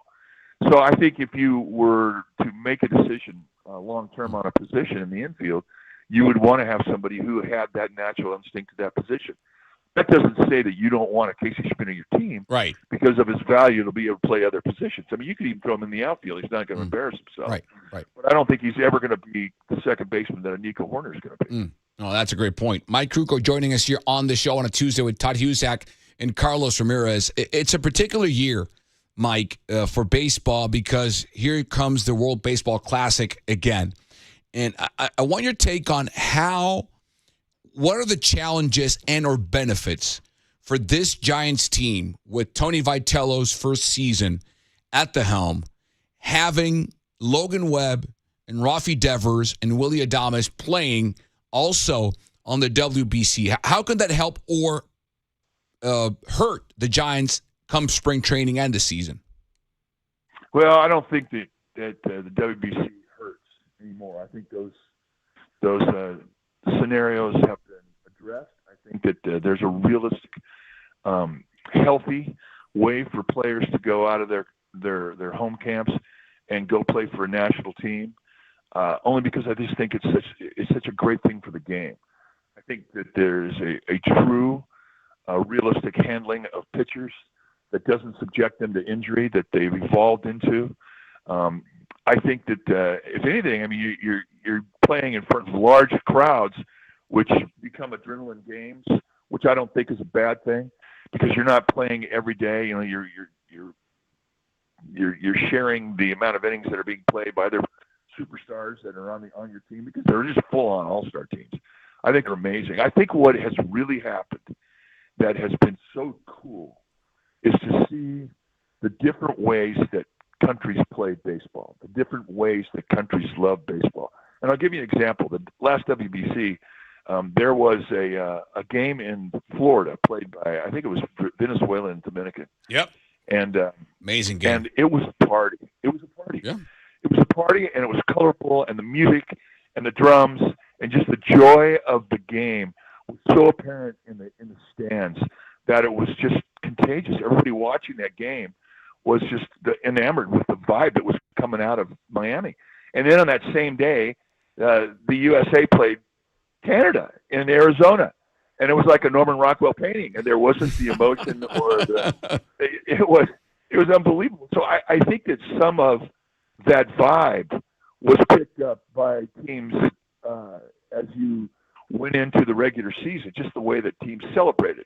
And I do think most of that came out of the Latin American countries, and I just thought that was just it was so cool how that evolved, and I look forward to that as well. Also, the interjection of how baseball is played in the Pacific Rim, you know, in Japan, in Korea, in China, in Taiwan. I just think that their interpretation as to how they play and how they respect the game is picked up by other countries. So I think the game of baseball has evolved in a very culturally cool way. Mike, take us through the offseason. What are players doing now to prepare for the start of spring training? Well, most of your strength work goes from October through the new year, but once you get in towards the new year, then you start really addressing your skills. For pitchers, you start to throw. Seriously, you'll get up on a mound. Hitters will start to take more swings, finesse swings where you think the opposite way, where you try to hit the inside of a baseball. Back control swings, you start taking more ground balls. You start taking fly balls. You start to really hone in your baseball skills, and in doing so, you really start to address your concentration.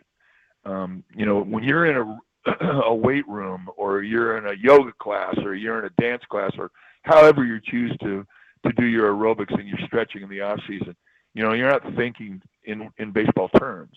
But come the new year, you start to address all of your activities to address things in a baseball frame of mind, and that rolls right into spring training. So, things step up.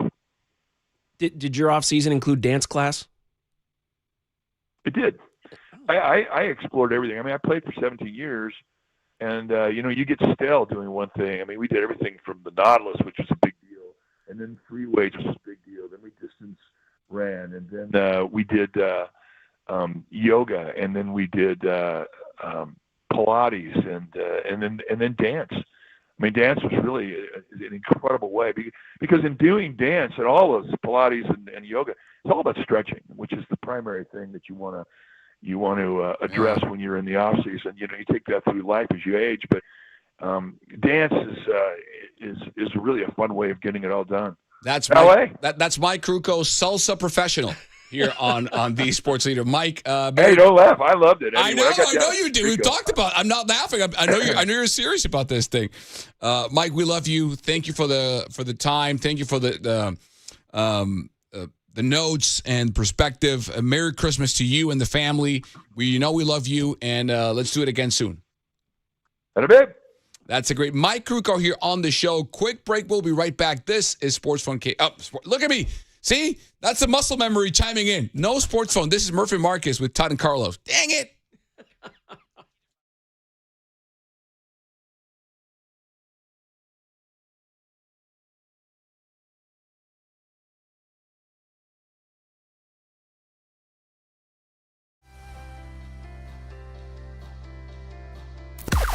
Now, from the O'Donnell Financial Group Sports Desk. Learn more at odfigroup.com. O'Donnell Financial Group, because planning is a process, not a product.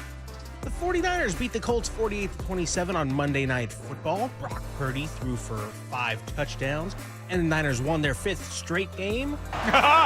If you want to weigh in, give us your thoughts on the YouTube chat or give us a call at 415-808-KNBR.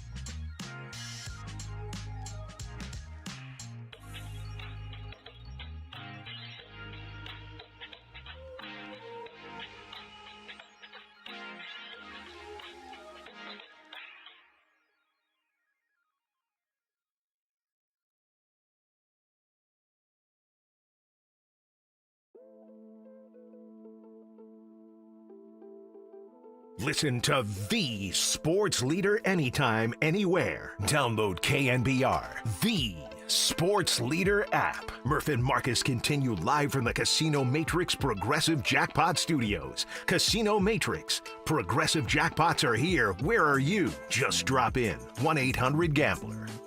This is The Big Hit, sponsored by Benjamin Moore Paints. Experience the Benjamin Moore retail difference at our independently owned authorized retailers today or at benjaminmoore.com. Murph and Marcus continue live from the Casino Matrix Progressive Jackpot Studios. Casino Matrix. Progressive jackpots are here. Where are you? Just drop in. 1-800-GAMBLER. Yeah, he did awesome, man. Played really well. Got on him for a couple he missed. But it was pretty close to a perfect game, so he did a hell of a job.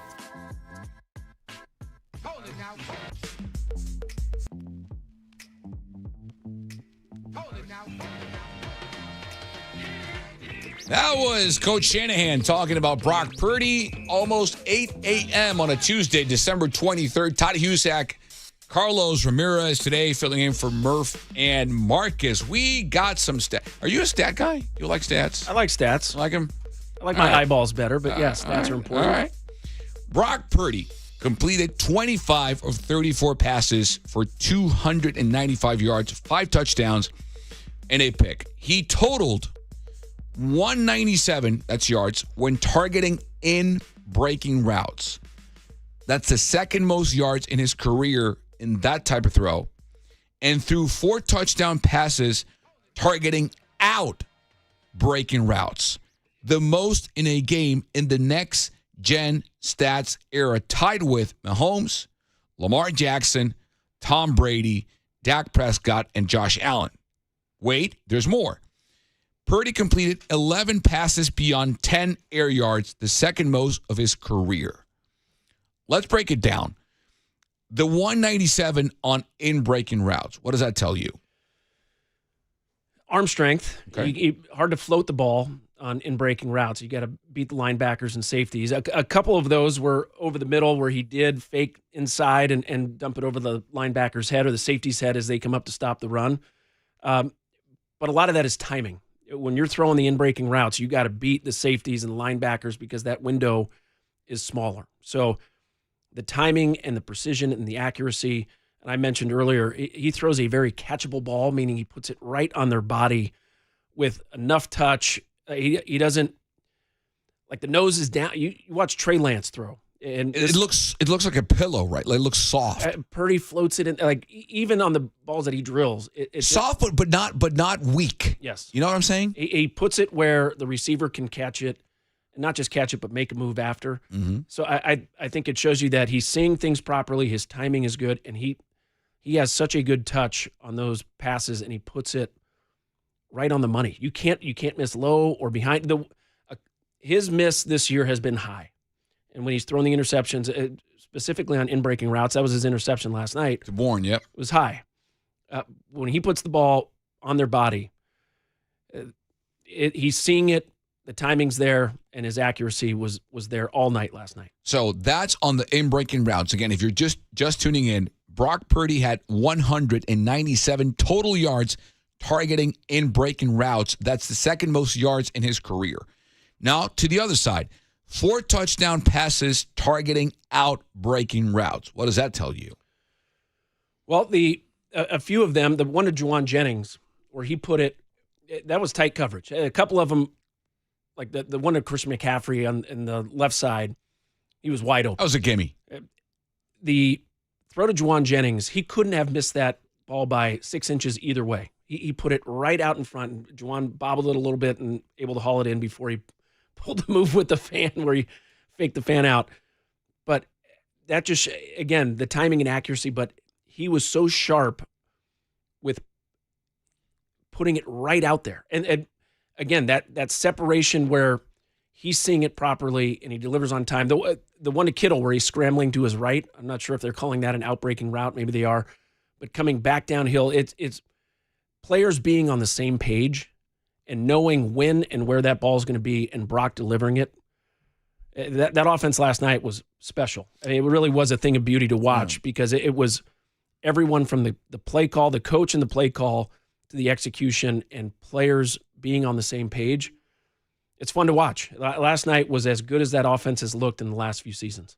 And it could have been even more because the Tunges one was an out-breaking route, and the one he threw to Kittle that he couldn't haul in was also an out-breaking route. He put that right on the money, too. It would have been a spectacular one-handed catch, but that was one Kittle makes more often than he doesn't. Again, another perfect throw over the defender, dropping it in the bucket right where it had to be. And then the other one, the final stat. Purdy completed 11 passes beyond 10 air yards, second most of his career. What information do you grasp, or what do you make of that? Protection. The offensive line gave Purdy time to go through, take his deeper drop, survey the field, and again, put it where it had to be. That only works when everything is together. The offensive line, Purdy knows where the secondary is, where the blitz is coming from, where the rush is coming from. They didn't blitz a lot, but the offensive line gave him time to push the ball down the field. And again, they didn't throw it down the field, that meaning take deep shots, but that soft spot in the zone in front of the safeties, behind the linebackers, or in between the linebackers and secondary. Those windows in the NFL, they're so small. And when you're completing passes at that high of a rate, and he did such a good job on third downs, reading the defense correctly, planting his back foot, and driving the ball into those tight windows. Purdy was seeing everything and physically healthy. That offense was clicking. What's the next level for Brock's game? What is it? Ooh, that's a good quick. Can he get much better than last night? Yeah. I mean, Is there a next level? Is there a penthouse he can get to, or is this the penthouse? He's doing so much from a game planning standpoint and running that offense so well. I think the next level is, I mentioned his misses are high. I think working on that's been consistent throughout the season. When he's thrown interceptions, it's usually been in breaking routes that are high. If he can eliminate that, I mean, we saw Matthew Stafford throw, I think, 24, 25 straight touchdowns with no interceptions. Brock is pretty close to that. He's still missing a couple times. Eliminate those misses, but he's making so many tough throws. And we saw him last night. I mentioned earlier, rolling to his left, squaring up his shoulders, and throwing it perfectly. His combination of pocket feel, pocket presence, athleticism, coordination, the ability to get outside the pocket, throw on the run, see the defense properly. His decision-making, his mind is in tune with his body, and he's able to do everything Shanahan wants him to. So I think eliminating those few mistakes that he's still making, man, that's hard to do. What about, and we're seeing, I think health is a big thing for everyone in life, not just an NFL quarterback, right? But I don't know if I'm sure you picked up on this, and I would love your take on the text line as well, 415-808-5627. We'll get your text messages in a bit. In 10 minutes, Mike Silver, by the way, stops by. The jump pass. Some might think it's improvisation. Some might think it's a resource. It's a weapon. I see it as all the above, but that come together as not a luxury item, but something he has in his tool bag that comes from A, body control and comfort and health, and B, understanding it's the right move. He's not doing it to show off. He's doing it because it's the required attribute to display in that moment. What do you see? What do you think of the jump pass, and how do you see that as a resource in his tool set? Yeah, he did it again. He did it again last night to McCaffrey, where McCaffrey, they isolated him on a single defender, and McCaffrey has an option route. He can go right or left or sit down if it's zone, but he chooses to go right. And the timing is so quick, especially once you get inside the red zone, inside the 10-yard line. Those windows get smaller because all of a sudden those safeties aren't playing 15 yards deep. They're 8 yards or 9 yards deep. And he had to make that decision and throw so quickly. And also, the ability to release the ball a little bit higher makes it easier for the wide receiver to see it. It's not finding the gap in between the line. Brock Purdy's not a super tall quarterback. He doesn't get a lot of passes batted down. Again, that goes back to his solid mechanics, the high release point, but the ability to jump and make it easier for McCaffrey to see that ball coming out and towards him, I think it's one of those things where he just has to make that decision so quickly, didn't have time to reset his feet. He pops up and delivers that strike to McCaffrey. McCaffrey has half a second after he makes that break where the separation is there. Can you coach that, No. Todd? Because that goes against every single technique, teaching, and fundamental of quarterback play. You set your feet. Strength comes from your lower body, your core, your legs, your toes pointing at or aiming at the target. It goes against every single thing you're taught as a quarterback. Can you teach that? Well, Shanahan actually talked about it before. They don't teach that, and they were kind of making fun, hey, let's not make a big habit of that, but it's been successful. And it is another thing. You look at some of the great quarterbacks right now in the NFL, they are superb athletes. Josh Allen and Lamar Jackson and Patrick Mahomes. Brock Purdy cannot do physically the things that those quarterbacks do.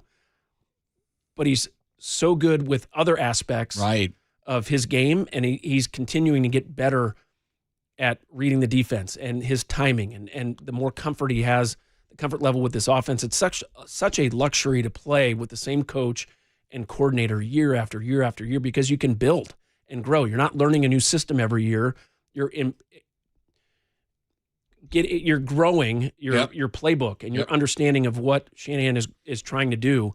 And that partnership, you can see it taking shape as those two spend more and more time together each season. Absolutely. Let's go to the text line, the Golden State Lumber and Showroom text line.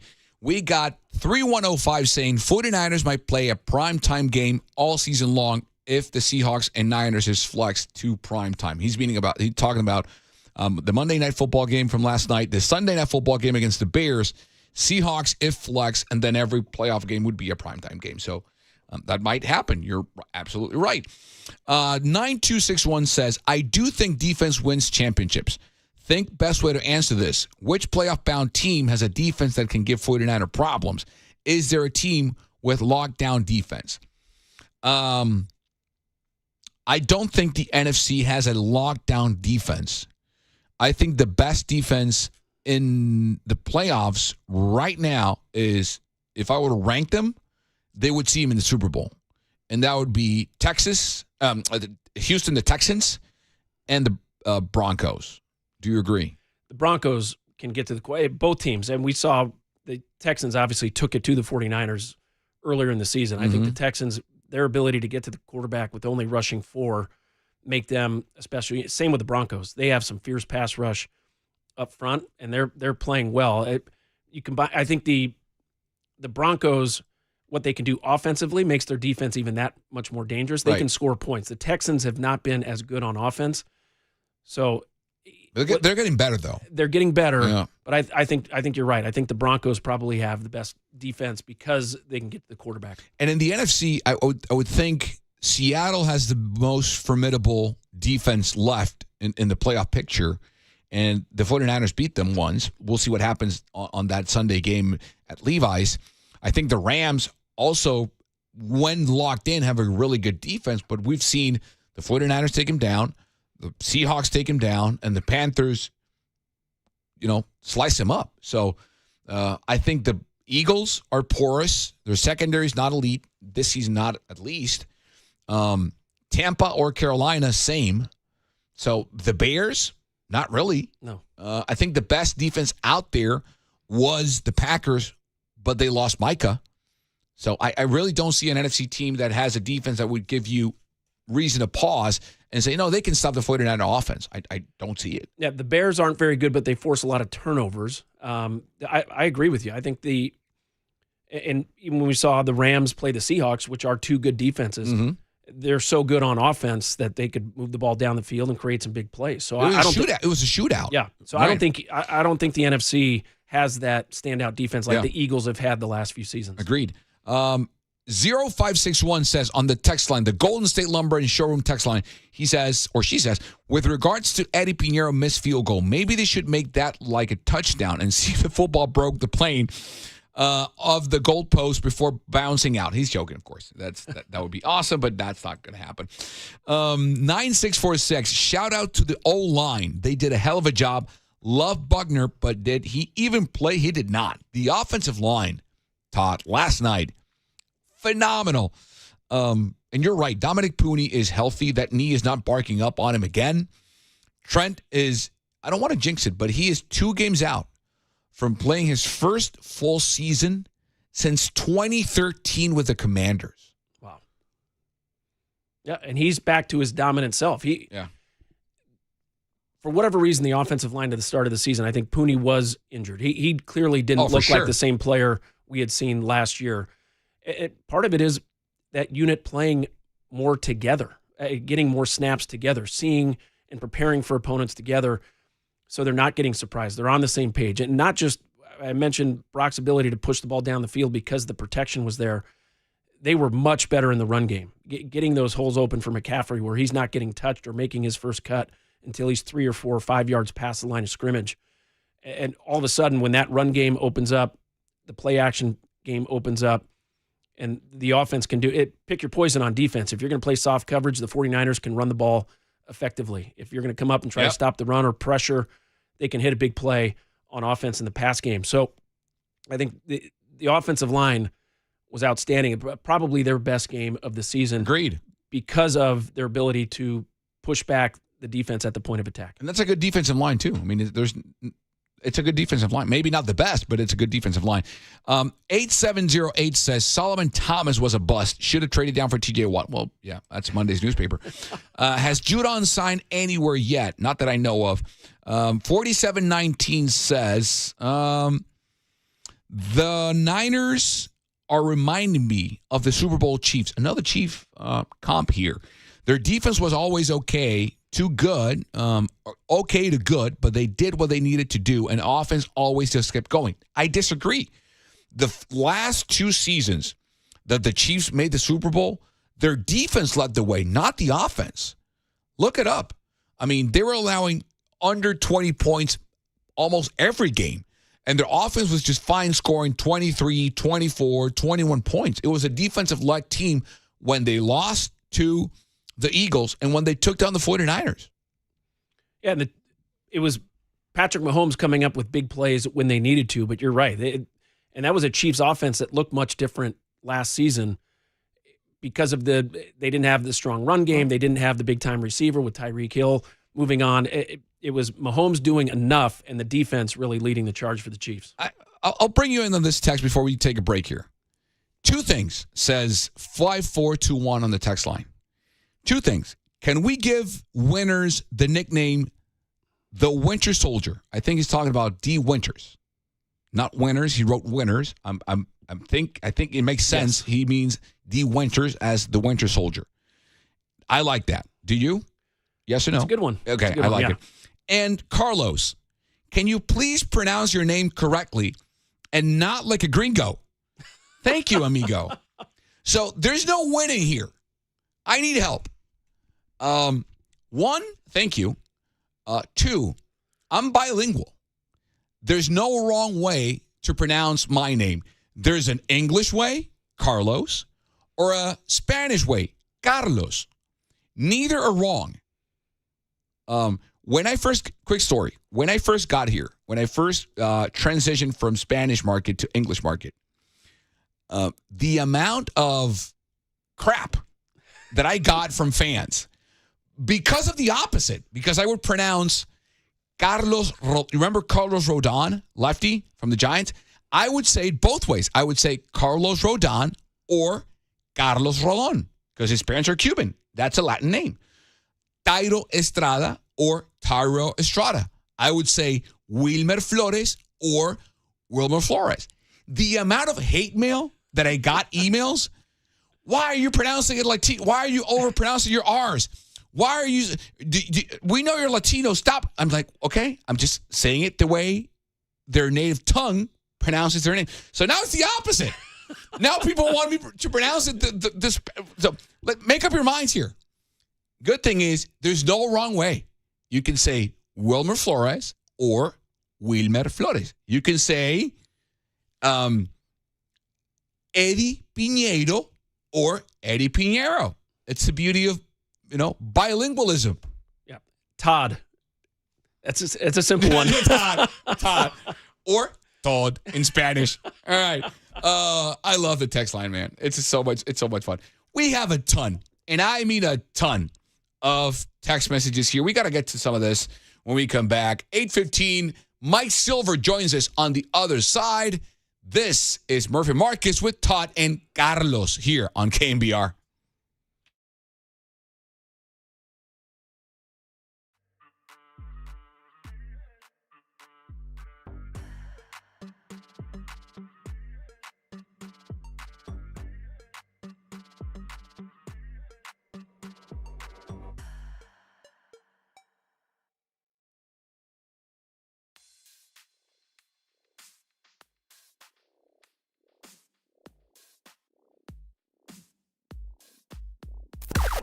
Now, from the O'Donnell Financial Group Sports Desk. Learn more at ODFIGroup.com. O'Donnell Financial Group, because planning is a process, not a product.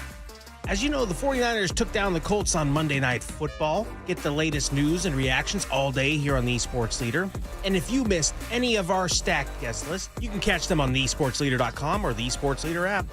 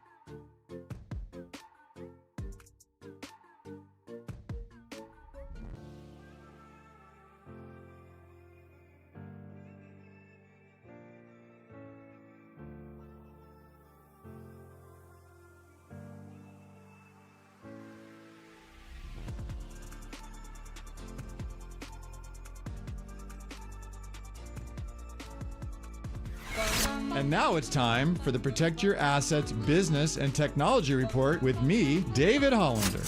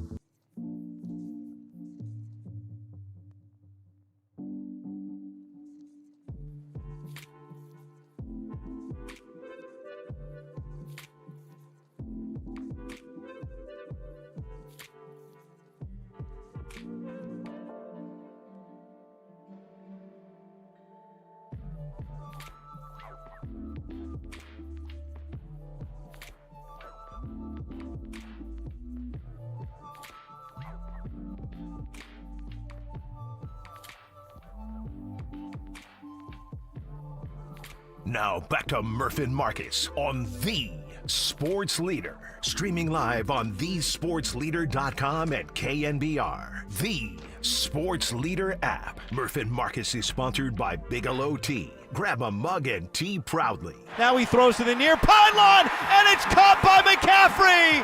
Touchdown, 49ers. Touchdown. I guess when you're such a precise play caller, just let one go and get it to Christian McCaffrey, wide open out in the flat. The 5th touchdown, a career high for Brock Purdy tonight. A career night for Brock Purdy. Todd Husak, Carlos Ramirez joining you today in for Murph and Marcus. And now we welcome the living legend of sports media.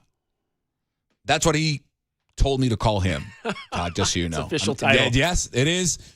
All jokes aside, Mike, welcome to the show. If you haven't, and I'm being dead serious here, if you fans have not yet purchased a good Christmas present, if there's someone in your family who is a 49er fan or a football fan and loves to read and wants to read a significant, interesting, phenomenal, detailed, can't let go, cover-to-cover book, I highly encourage you to go to Amazon or wherever, your local bookshop or Barnes & Noble, wherever, and buy Mike Silver's book, The Why is Everything. I could not put it down, Mike. It's a phenomenal book. Thank you for writing it, and I think it's a great Christmas present, Mike. Okay, well, first of all, that's the greatest intro ever. So, Murph and Marcus, you're fired. That was incredible. And yes, The Why is Everything, which has tons of Kyle Shanahan and that whole coaching tree and that whole journey, now it's out in paperback and includes an updated epilogue, which goes all the way through the 2024 season, which for 49er fans was not as fun as this season, but still have some cool stuff in there. So yeah, wherever books are sold, The Why is Everything, a story of football, rivalry, and revolution. That is the way to tee up a guest. I don't know about the living legend part, but I don't think my ego needs any more boost, but I'll take it. All right, Mike, thank you for that, by the way. Was that, in your estimation, Brock's best career game? No, I think Brock's best career game, which I think is somehow ignored by a lot of people nationally, is he was down 24-7 at halftime of the NFC Championship game and won. And I know a ball bounced off a helmet and Dan Campbell went for it on 4th down a couple of times, but that is so hard to do for any quarterback, let alone someone who was as early in his career as he was. And that said, yeah, it was a really, really good game. And it was really cool because, I mean, I got caught up in the excitement of the Phillip Rivers thing along with probably most Americans and people worldwide who tuned in. I mean, it was just so cool to see him at the line of scrimmage, changing stuff and just, having such a mastery. So you already had that, but yeah, you could tell early on that Brock was dialed in, and I've been very, very, sure in my belief that he's elite for a long, long time. So didn't really surprise me, but I think there's some people who last tuned in when he had that rough game against the Panthers and, drew some dumb conclusions and were like, oh, yeah, okay, that's what it looks like. Was that the best the offense has looked all season? I thought the run game getting going and ripping off some big plays, I think complemented everything. And Brock Purdy, you said it, his precision and accuracy and decision-making. I thought Shanahan, and Brock said it, Shanahan was in his bag calling the plays, and then the execution up front. It was at the offensive line playing much better last night in the run game? I mean, it feels like it was everything, and all that's true. And in general, Kyle, not just not just in terms of scheming it up and play calling, but overall coaching and Robert Saleh et al. It has been such an impressive season-long performance coaching-wise, and that continued. At halftime, they adjusted because Phillip Rivers had been carving them up. They went more man.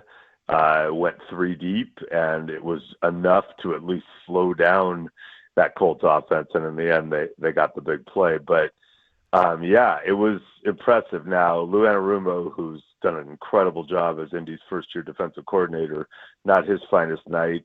In fairness to him, Sauce Gardner, who they traded for, and Mooney Ward, who Niner fans know well, both missed the game. So he was light at corner, and that showed. But on the other hand, if you look at the 49ers receiving depth chart, obviously you still got Kittle and McCaffrey, but, the wide receivers, they've got their own issues. So, it was a cool, you got to go back and look at the totality of the 49ers season, obviously beating the Seahawks and Rams early and the way they did it, so huge. But, given no Warner and Bosa and the stakes, it was one of the more impressive performances all the way around. That's the voice of Mike Silver joining us here on the show. Mike, going back to the coaching topic and your book and the Why is Everything, there's so many good coaching jobs this season, so many good coaching performances. Give me your top 3 in coaching, Coach of the Year candidacies, and where do you think Kyle Shanahan ranks? Well, I do have a vote, so I don't have to have a top 3 yet, but I'll have the conversation with you. Okay.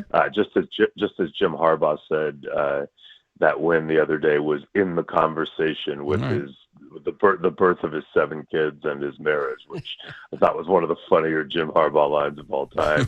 Funny because it's probably true also, but I love the way that he took the term in the conversation and used that for effect. So, first of all, I'm not one of those people who is a strict, hey, man, whoever improves the most or whose team was supposed to suck and does well definitely gets it. Like, I'm not an absolutist on that. I do think, like, in 2022, I argued hard that Kyle Shanahan should be Coach of the Year. I thought 3 quarterbacks and all they'd been through. And even though they'd been a very good team in 2021, I thought that was a year where, wow, that just stands out. So I'm not one of those people who's like, oh, it's always got to be the scrubs who came up and wow. But this is a year where that's gone on glaringly in some places, right? Like what Mike Vrabel has done is eye-popping. They were 3-14 last year. I mean, just couldn't win a game, and now Patriots are 12-3 and in contention for the number 1 overall seed. So that has my attention. Ben Johnson, obviously in Chicago, similarly. Liam Cohen in Jacksonville. Mike McDonald with the Seahawks in year 2. They were pretty good last year, but that's been a steep improvement. I do think Kyle, though, is very much in that conversation. If you look at the injuries and not having Brock for so much of the year, other key players being out, and obviously Warner and Bosa, in a year when they were, basically building it around some established stars, and then 2 of those bright stars went down for good. I think Robert Saleh, there is an assistant coach of the year vote. I think he's going to be someone I'm considering for that as well. It's just been, if you look at that depth chart, you're like, wait, what? And I've been saying for months now, like their path, I think in the playoffs, if they get there, which they did, is outscore people, and Purdy puts it on his shoulders, and that's kind of what they did last night. But they're still doing enough on defense where you're like, I don't know how they're doing it. So, yeah, I think Kyle is very much in that conversation in my head that's going on. And I'll look at these last two games and look, if they get the number one seed, it's even tougher to ignore that. So it'll be interesting. And the Broncos are a fascinating team. And basically they started from scratch. They get rid of Russell Wilson. Yeah.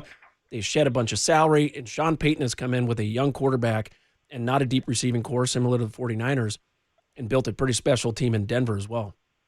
Yeah, I was there these last 2 weekends actually, and what I love about the Broncos being this good is all the people who freak out about the salary cap and think it's like better to have cap space than wins, and are like constantly telling you why things can't happen because of the cap. And I am annoyed perpetually by them. And I think there are so many ways to manipulate the cap, dating back to those early, cap teams I covered when Carmen Policy figured out how to prorate and everyone copied it. And it's a whole long thing. But like the Broncos cut Russell Wilson or traded Russell Wilson, and it was a calamity cap wise. Like there's never been more dead money carried, and it was like, oh my God, they got $85 million in dead money. How are they going to be able to field a team? And Sean Payton's out there like, I made the playoffs last year, and now we might be the number one seed. So doesn't mean the cap can't hurt you. Doesn't mean you have to be mindful of it, but it's not the calamity that everyone thinks it is if you spend cap dollars, and there's not necessarily a day of reckoning that will come that you will rue the day that you dared spend precious cap dollars over the limit. That's Mike Silver joining us here on the show with Todd Husak and Carlos Ramirez. Mike, what's the path for the 49ers to beat the Bears, and how does that path change if George Kittle cannot suit up on Sunday? That would be harder. Although my guy Jake Tonjes is holding it down, representing the team that did not fare well in Todd Husak's time against their rival. But I love my Bears. But I think you are with the Bears, and I still haven't figured them out. And they just won a game they had no business winning, against the Packers, and it was crazy. And I covered the Bears in the opener, and they lost to J.J. McCarthy, and it didn't look great. And I was like, and then they were 0-2. So I haven't figured out why they're this good, but I think the offensive line has a lot to do with that, which is something I wouldn't notice right away, being a non-tape watching sports journalist who travels around. But they're really good up front. They can run the ball really well. Caleb is getting better for sure. He extends a lot of plays. He can do things, arm talent-wise at times that are special. And, the defense hasn't been what we think of when we think of those Bears defenses of recent years that were really, really strong, but they're opportunistic. They get a lot of turnovers. So I think they'll, and Ben's a good play caller. So I think they'll try to control the pace of the game and run it and kind of play it on their terms. And, how do you stop that? I mean, ideally you look like you did last night where you just move the ball on them and get it up the field. And without Kittle, that's harder, but ideally with Purdy playing that way, being protected, and with McCaffrey and some semblance of balance, you could try to get ahead of them. And then I think if the Bears are behind, they've come from behind a lot. I just don't really understand how it works, but it seems to work for them. But, dare the Bears to pull off a seventh dramatic victory when they're trailing late and hope that they can't. Yeah, I think no Kittle, all of a sudden now more pressure on the wide receivers, which have looked good in spots. But I think it's been incredible to watch all the rotation and missed players and missed games. The one constant has been Christian McCaffrey and the impact he's had. He's an MVP candidate in my mind because he had to shoulder so much of the load for a team that is competing now for the number one seed. What have you seen from McCaffrey this season that stood out? I think it's cool that MVP candidate's getting thrown around, and I don't think he'll really win the MVP. But like at the same time, there's this other competing thing where they're not really good at running the ball, and he's kind of hasn't busted them, and he doesn't look like, like it's funny because obviously he does so much more than just run the ball, but kind of both things are out there. Yeah. I mean, it looked really good last night. I don't know what the numbers were, but it just looks like he's got a burst and there's a certainty they're playing with and they're hitting holes and they're, obviously that scheme will always, I think, figure out a way to be effective on the ground. But he just looks, he looks like he did 2 years ago in terms of burst and all that. So, and maybe, how it goes. Like you could be like, gain of 3, gain of 4, gain of 2, gain of 4, gain of 70. And it's like, whoa, he averaged 9 yards a carry. Like that's what it really takes. So he may bust a couple. This could be a Christian McCaffrey game too, but you can't put it all on this one game if you're a Niner fan. Like you got to take a deep breath. Like they're playing the Bears on Sunday night, but they're playing the Seahawks, which could be for the number 1 overall seed. And then you're in the playoffs with elimination games. And, can they win either 6 or 7 games from this point and win the Super Bowl in their home stadium? Sure, they could. It's gonna take a lot. The margin for error is gonna be probably really low. It's gonna be really fun to watch, but man, it is wide open this season. Like I am, I'm looking at the AFC and I'm kind of like, am I crazy or Aaron Rodgers is heating up right now? It's looking better. I'm looking like Lamar's probably going to be gone. Patrick's gone. Josh is like got that whole Bills team on his back. Probably has to do it on the road. Like I kind of feel like I could see Aaron Rodgers going on a wild run here through the AFC. So are you saying, before we let you go, are you saying Pittsburgh for the Super Bowl? I mean, I'm not ruling that out right now. Like they're looking better.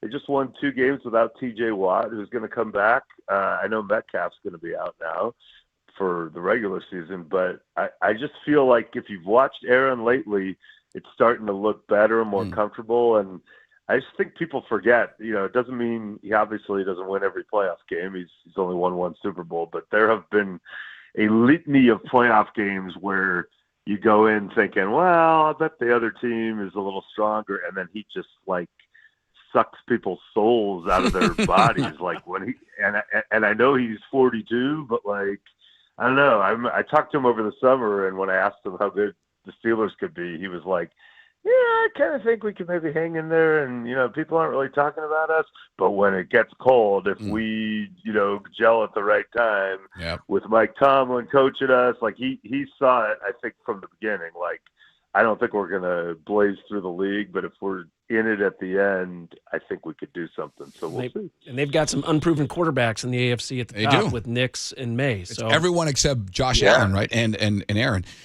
Mike, again, the book is The Why is Everything, and now in paperback with a new edition. Go out and get it. It's a phenomenal Christmas present for anyone who loves a good book. For any sports fan out there, I highly recommend it. It's one of the best books ever on football, on sports, on anything. Mike's writing is phenomenal. The research is unparalleled. If you could have a quick one on your wish list, Mike, what would be your bucket list book to write? If you could write any book, what would it be? I mean, that hasn't been written yet? Yes. I can't talk about that on the radio. Someone else might come and do it. Come on! I don't know. I don't know. I would love to write the story of how Brock Purdy wins a Super Bowl or something. I'll tell you what it would be. It would be like a year inside the Cal football program on the way to a national championship. Why did I left my job at the Athletic and joined forces with Tosh Lupoy and Ron Rivera to get college football dominance and make Berkeley the center of the universe of college football as it is for everything else. There it is. And by the way, you guys are like the Niners last night. You started with a bang. You finished even stronger. That is a great outro as well. You guys, I appreciate it. Have an incredible Christmas. Enjoy all the holidays, and maybe I'll see you Sunday night. That's a great Mike Silver. Again, did you read the book? That book will be filed in the fantasy section. Dude, it's a phenomenal book. It's phenomenal. It's an amazing book. The one he wrote and the one he wants. Everything he writes. He could write the phone book for all I care. I'll read it. That's the great Mike Silver. Mike, thank you so much and Merry Christmas. He's gone. All right. Break. Matt Mayocko soon, 8:50. Join us here on the show. Todd Husak, Carlos Ramirez, and your text messages on the other side. This is Murphy Marcus right here on The Sports Leader.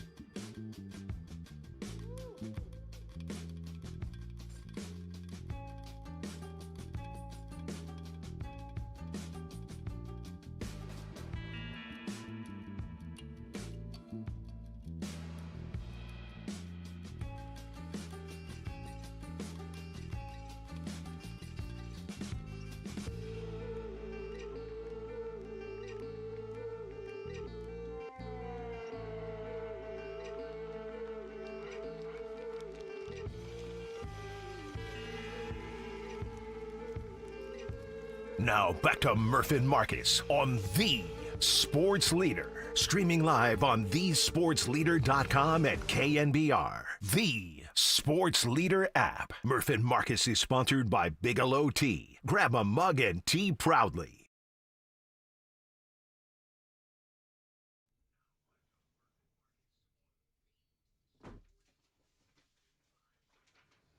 All right, 8:47 a.m. We got tickets, Todd. Todd Husak, Carlos Ramirez, or in English, Carlos Ramirez, if you prefer. We have got not one, but 2 tickets to go to the 49ers and the Seattle Seahawks game that will close up the regular season. All you need to do right now is be caller number 10. Number 10, dial right now, 415-896-KNBR. 415-896-KNBR, and win 2 tickets, if you're watching on YouTube as well on the stream, 2 tickets to see the 49ers and Seattle in Santa Clara for Faithful Appreciation Game. This prize is furnished by the 49ers. 2 tickets right now. The number is 415-896-KNBR. Be caller 10, and you will get those tickets. Talk about Merry Christmas, huh? Wow, that's a great gift to leave somebody under the tree. Do you remember your first ever NFL game as a fan? I went to the Rams game with I grew up in Southern California, so the Rams and Jim Everett as a youngster. I grew up a Giants fan. My family is from New York, and my grandmother sent me a Phil Simms jersey, so I was a Phil Simms guy growing up. So the Giants, and they had a great run with Bill Parcells and those great teams from the 80s. But the Rams game, I don't remember a ton of it. The Rams weren't very memorable. So, unfortunately, not a ton of great memories from my first one. I remember my first NFL game. Okay. Getting drafted by the Redskins and going out and playing. That was a dream come true, running out of the tunnel and feeling that energy and the satisfaction and reward of making it to that level. And fun years going through Stanford, going through the NFL, and playing for a bunch of teams and a bunch of great coaches. I played for Mike Shanahan, Kyle's dad, in Denver for a brief cup of coffee. And why isn't he a Hall of Fame coach? Explain that to me, please. I cannot. He should be. I mean, a guy that came in and helped John Elway get to the top of the mountain and retire on top. And not just that, he changed the game too. Well, and you talk about coaching trees and the impact that he had coaching with Bill Walsh and Holmgren and all those great coaches that the 49ers had under Walsh, and then going on and obviously teaching the game to Gary Kubiak, and now it's his son, Kyle Shanahan, and Clint Kubiak, and all those great coaches, and not just the teams he had, but the impact and legacy he's left. I absolutely think he should be in the Hall of Fame. Yeah, I think the two main things that I look for in a coach in any sport to consider them a Hall of Famer, whether it's baseball or whatever sport, is a record, right? Did you win? Maybe not a championship, but if you were a perennial winner, right? If you won rings, all the better. But the other one is, how did you impact the game? Were you a follower or were you a trailblazer? Mike Shanahan was a trailblazer. He changed the game. He took what he learned and applied with Bill Walsh and what he did with the West Coast offense and gave it a new direction with the run game. Yep. And he did it with, I don't want to say he is the Phil Jackson to, he was Phil Jackson to his John Elway, meaning, what Phil did for MJ, in the sense that MJ didn't win before Phil Jackson, right? Neither did John Elway without Mike Shanahan. I'm saying what he did for the run offense and scheming it up, and what he did with those players on the back end of his career, John Elway's career, was so significant. And I get people say, well, he did it only with Denver and he couldn't replicate it with Washington afterwards. I don't care. I don't get it. Look at what that coaching staff, two young coaches on that team, Sean McVay and Kyle Shanahan, two of the best coaches and play callers and leaders in the NFL. His impact will last far beyond his days as a coach, which are now over. But Mike McDaniel, and he that's Mike's book. Yeah, in essence, that's Mike Silver's book is what that is. It's a shame that he's not, but I think you're right. Unlocking potential, and the way he taught and coached and elevated everybody else around him. Absolute great coach, legacy, should be a Hall of Famer. All right, when we come back, we'll read some of your text messages. But first, Matt Mayocko joins us. Breaking news, Pro Bowl. We have the rosters. We gave it to you. Also, updates on George Kittle. What does Matt bring up? You have to listen. On the other side, Matt Mayocko joins the show. Todd Husak, Carlos Ramirez. We'll be right back. Time for traffic on the Sports Leader.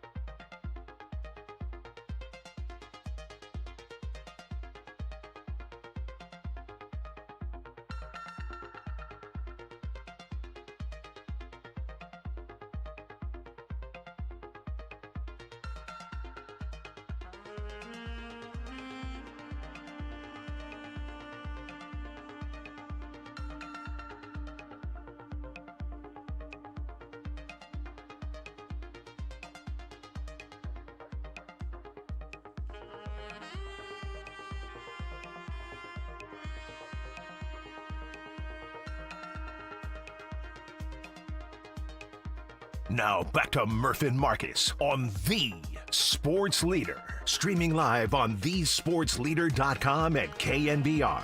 The Sports Leader app. Murph and Marcus is sponsored by Bigelow Tea. Grab a mug and tea proudly.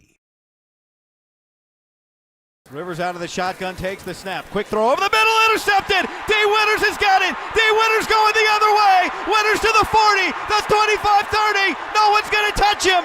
Nothing but the taillights. It's a pick six. 49ers. Pick City, baby. Yeah, Guy Haberman and Tim Ryan on the call. This is Murph and Marcus, Todd Husak, Carlos Ramirez, and now we are joined by the elder statesman of San Francisco 49ers beat writers. He is the Gandalf, the gatekeeper. All right, get on with it.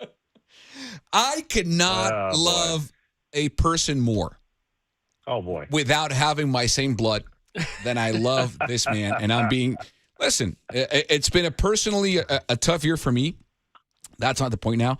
And to have someone like Matt be your friend and be your colleague and his never-ending joy for life and enthusiasm and his constant drive for excellence as a professional is both inspiring and rejuvenating. So we welcome the great Matt Mayocko here on Murph and Marcus with Todd Husak and Carlos Ramirez.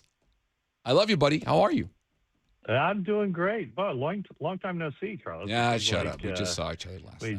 We just saw each other hours ago. But great to see you again, and I am seeing you here on the live stream. We are seeing Todd, each other, yes. Great to see you. I don't know if I've seen you, Todd, since training camp. Yeah, so, good morning. All is good in 49er land, that's for darn sure. Well, and it's easy to be joyful and have a joy for life watching that game last night. The 49ers come out on offense and took over. I thought that was their most efficient, best offensive game of the season, run and pass.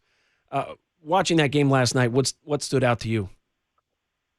It was all three phases, really. And I thought, the coaching, too. I mean, you knew what Robert Saleh was trying to do, and it wasn't that successful early on, but it made total sense. And then just you take the whole totality of it.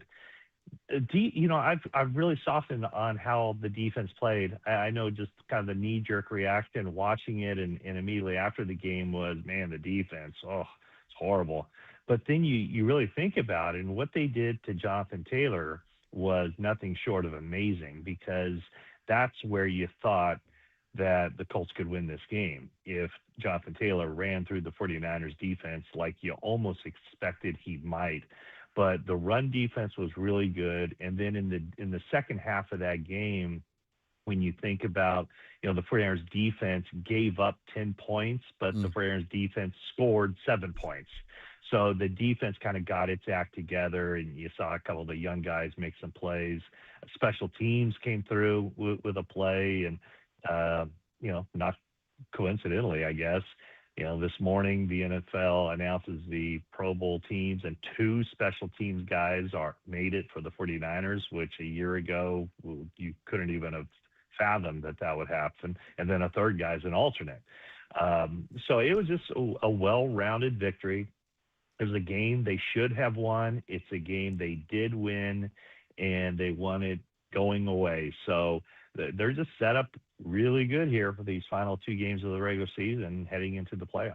Matt, you bring up the special teams unit, and for the longest time, that's been such an issue for the 49ers. Should we be talking more about Brant Boyer? Well, let's do it right now. Okay. Yeah, no, he's done a great job. And, there's a reason that several New York Jets head coaches kept him as their special teams coordinator because, usually whenever there's a new coach, he brings in his own staff. He brings in his own offensive, defensive coordinator, special teams coordinator. And Brant Boyer was there for several head coaches. And from what I understand, Robert Saleh did not feel like he had to get up on the table and you need to hire this guy, Kyle. He's a great coach. He just kind of, he endorsed him fully, but he wanted it to be Kyle's decision of who the special teams coordinator is going to be. And, Kyle interviewed several guys, and this was the one that really stood out to him. And so, it's a decision to hire Robert Saleh and Brant Boyer in January. I think we've all talked about, the job that Saleh has done under difficult circumstances with the injuries to their 2 best defensive players. But after a slow start to the season, the special teams has been really good. Last year 6-11, and special teams was a big reason why they lost so many games. Well, this year special teams is a big reason why they're 11-4, right, and playing really good. And yesterday's game, the first big momentum switch that frankly the Colts never recovered from was the forced fumble by Jair Brown, the recovery by Jake Tonjes. 49ers immediately cashed that in to 7 points and never really threatened after that. The special teams has been awesome. There's no question about it. And Brock Purdy getting a lot of accolades this morning for his 5-touchdown performance. I thought the run game and Christian McCaffrey and the effectiveness, his longest run of the season happened yesterday. Only his second carry of the season over 20 yards. But they were opening up holes. He was making his first cut or not encountering his first defensive player until he was 3, 4, 5 yards past the line of scrimmage. Was it the offensive line doing a much better job? What did you see from the run game yesterday? Yeah, the offensive line had a really good game. Yeah, there was the one sack where the ball popped up in the air and Luke Farrell caught it. But I thought the offensive line was outstanding, and it did seem that way, that there was more push, that Christian McCaffrey wasn't getting contacted until he was already several yards down the field. I think the blocking on the edges, with the wide receivers, tight ends, I think that all contributed to it as well. And yeah, when I looked at that game, 2 of the concerns I think were just like, how are the 49ers going to, frankly, how they won games not running the ball as effectively as they have in the past. And when you kind of project it forward, they're going to have to run the ball and stop the run. And they really haven't done it, maybe a game here and there. I mean, they did it against the Falcons on Sunday night. That was probably, before last night, that was their best game. And they were facing a really good running back in that game too. But being able to run the ball effectively with McCaffrey, which they did that game against the Falcons, and then last night, and being able to stop the run, which they did effectively against Bijan Robinson, against the Falcons, and then last night against Jonathan Taylor. So those were the 2, I think, kind of areas of the team that, in addition to obviously the game that Brock Purdy had, those are the 2 areas that stood out to me.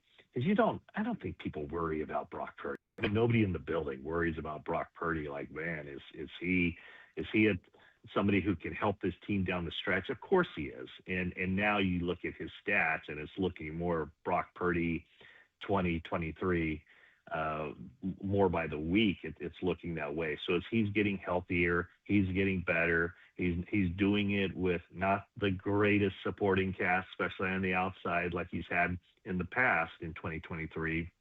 But they're rolling right now. And granted, it hasn't been against world beaters necessarily. Yep. They're one victory in the last 5. Carolina is really the only playoff caliber team, I think, now. And we'll see if they can hang on to the NFC South. But now it gets real.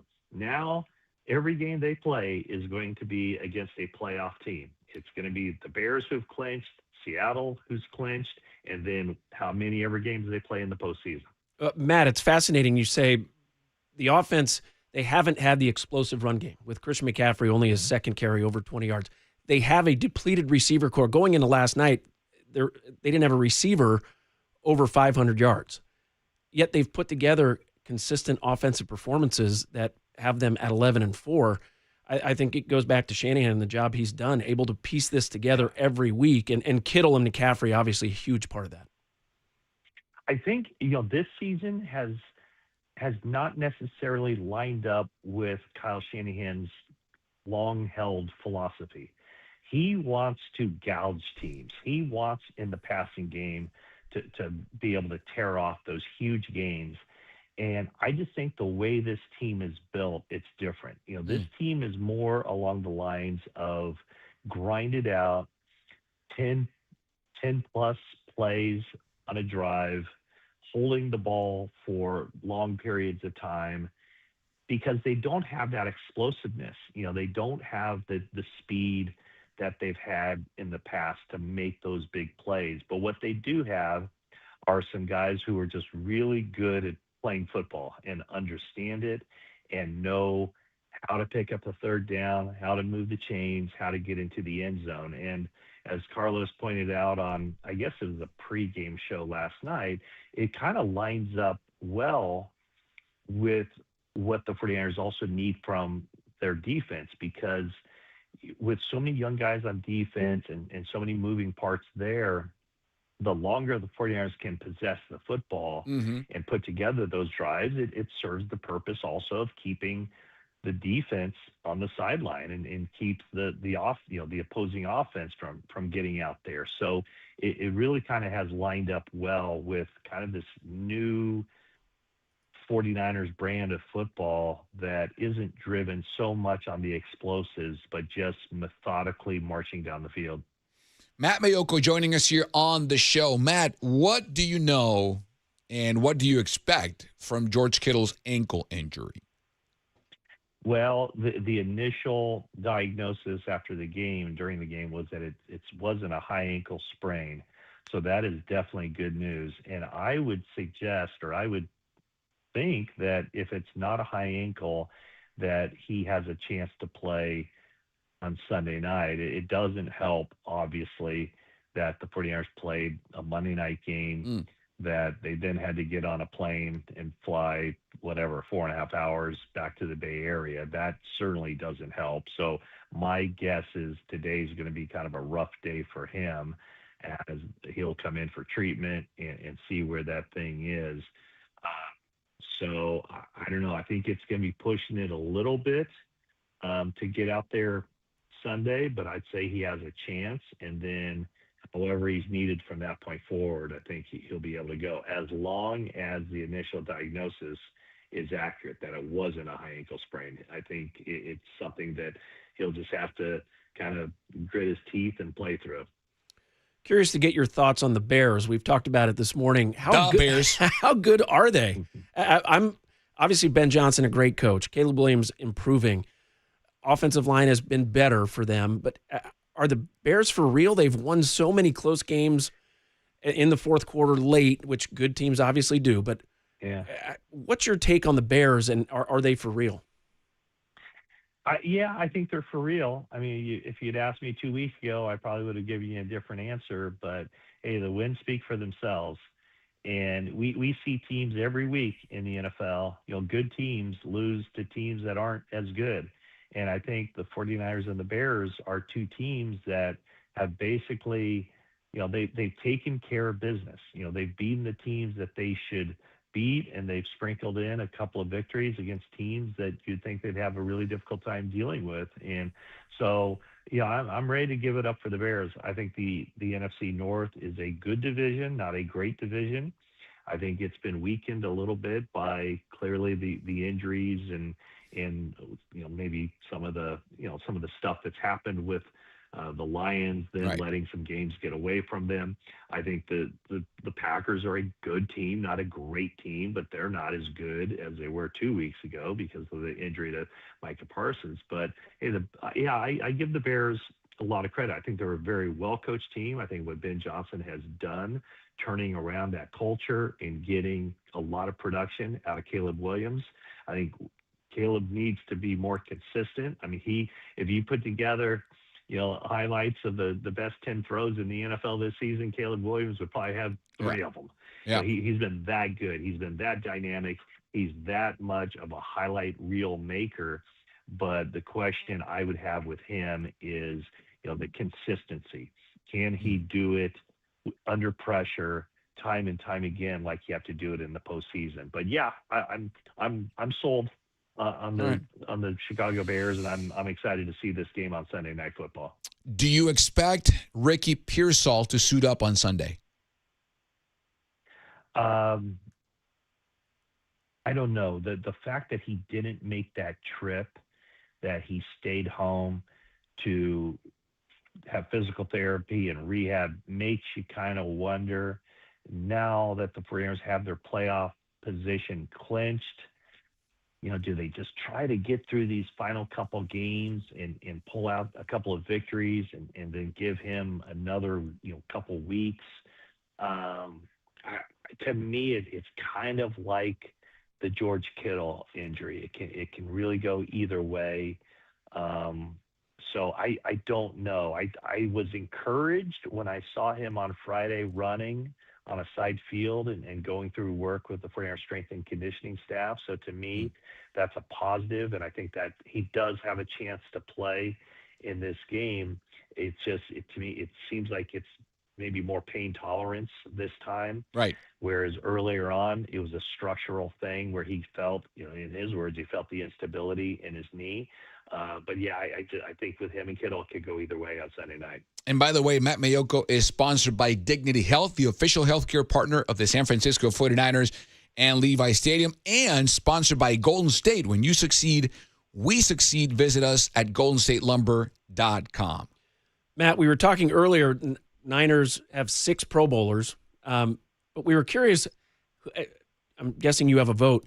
How do they vote for the long snapper? That's a great question. Yeah, well, it is. I don't have a vote. The voting is split up. It's consensus of fans, coaches, and players.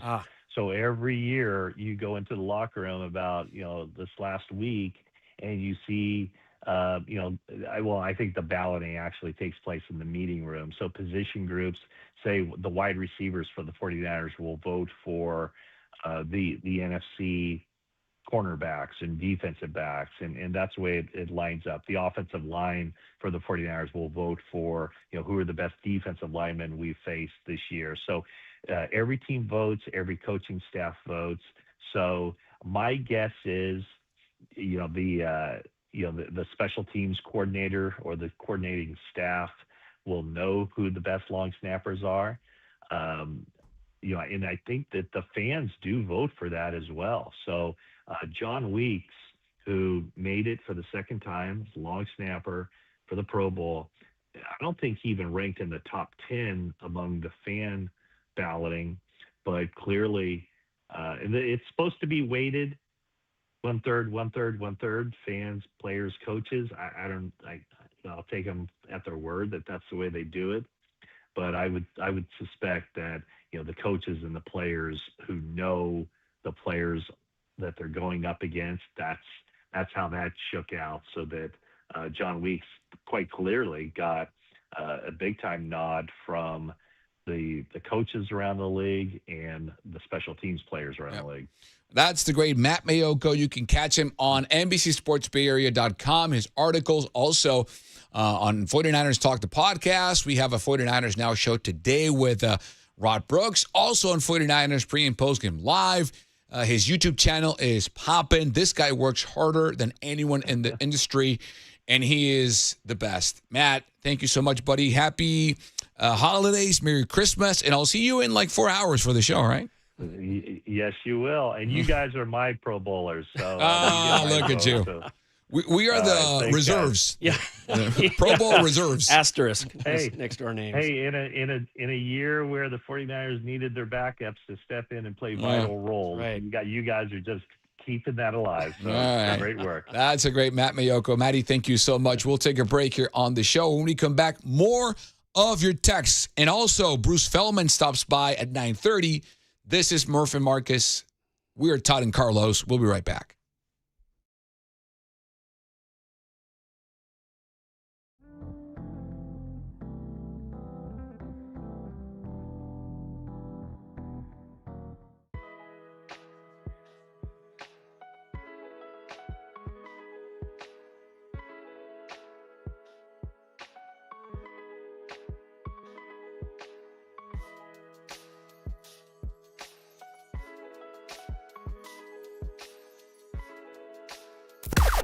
Now, from the O'Donnell Financial Group Sports Desk. Learn more at ODFIGroup.com. O'Donnell Financial Group, because planning is a process, not a product.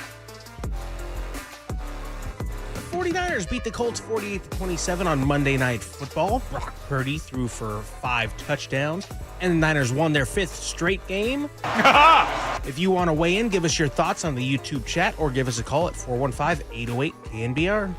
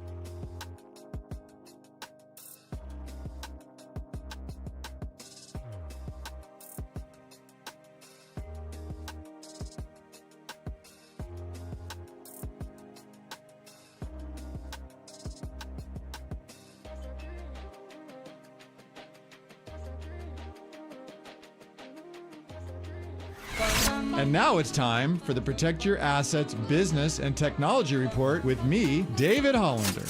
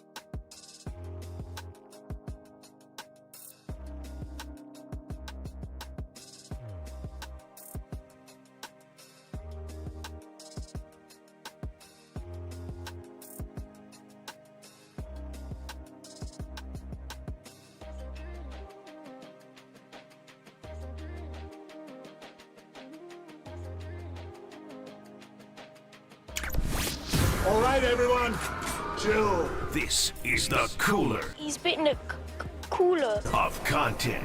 Cornucapacious of joyful news. We might be on to something. Yeah, baby! Murph and Marcus is sponsored by Bigelow Tea. Grab a mug and tea proudly.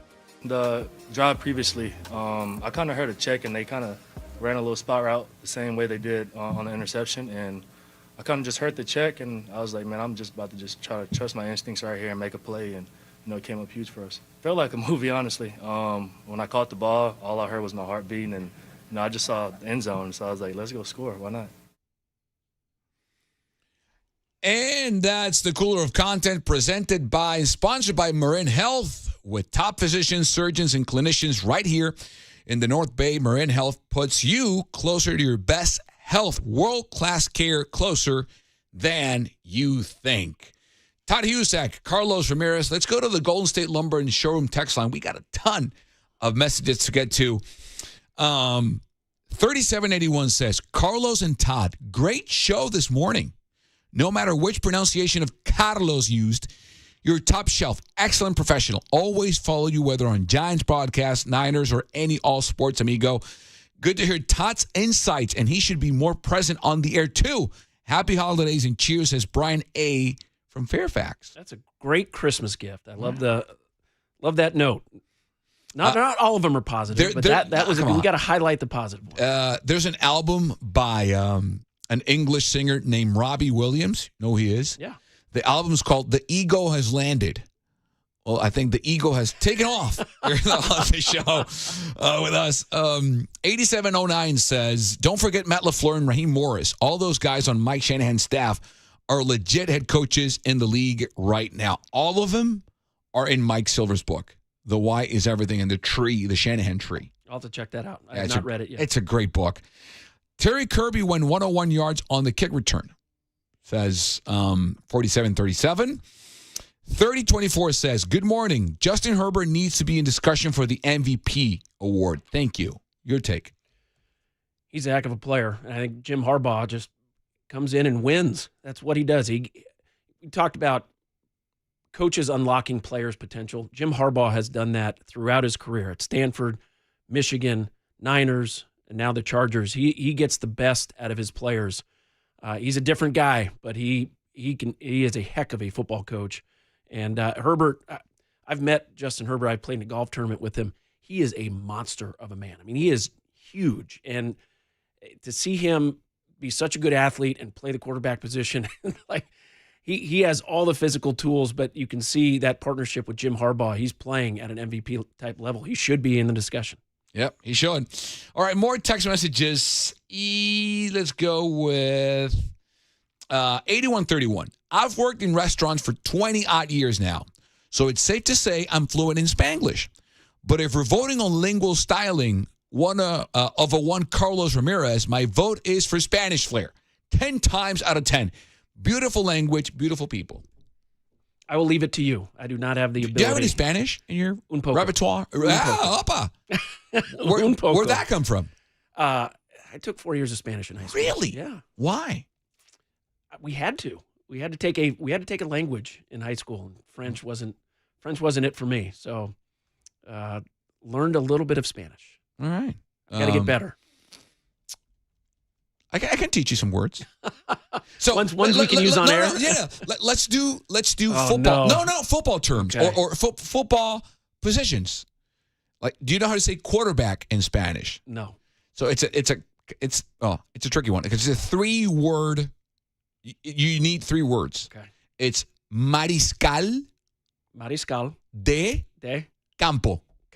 Mariscal de campo. It's a military term. So mariscal de campo comes from the military. Okay. It's like, well, I don't even know how to. It's like general or sergeant. It's a rank. Yes, it's a rank. It's a military rank. Oh, now I know. Tight end is ala cerrada. Ooh, cerrada. Like closed wing. The translation would be closed or tight wing, which is kind of a translation of tight end. Instead of end, it's wing. So it's close. It would be tight wing. Okay. Would be the translation. Running back is easy. It's corredor. Easy for you. Yeah, corredor. Corredor. Yes. All yes. Right. Yes. I'm better. Yeah, you're getting something new every day. You're getting it. All right. A couple more texts before we go to another topic. 7472 says, the 49ers defense reaction to a play is pathetic. Well, you might win some games by outscoring your opponent, but in the playoffs, things will change. Lenore has regressed. We don't have a DB who can turn and find the ball without losing his receiver. Sad. Okay.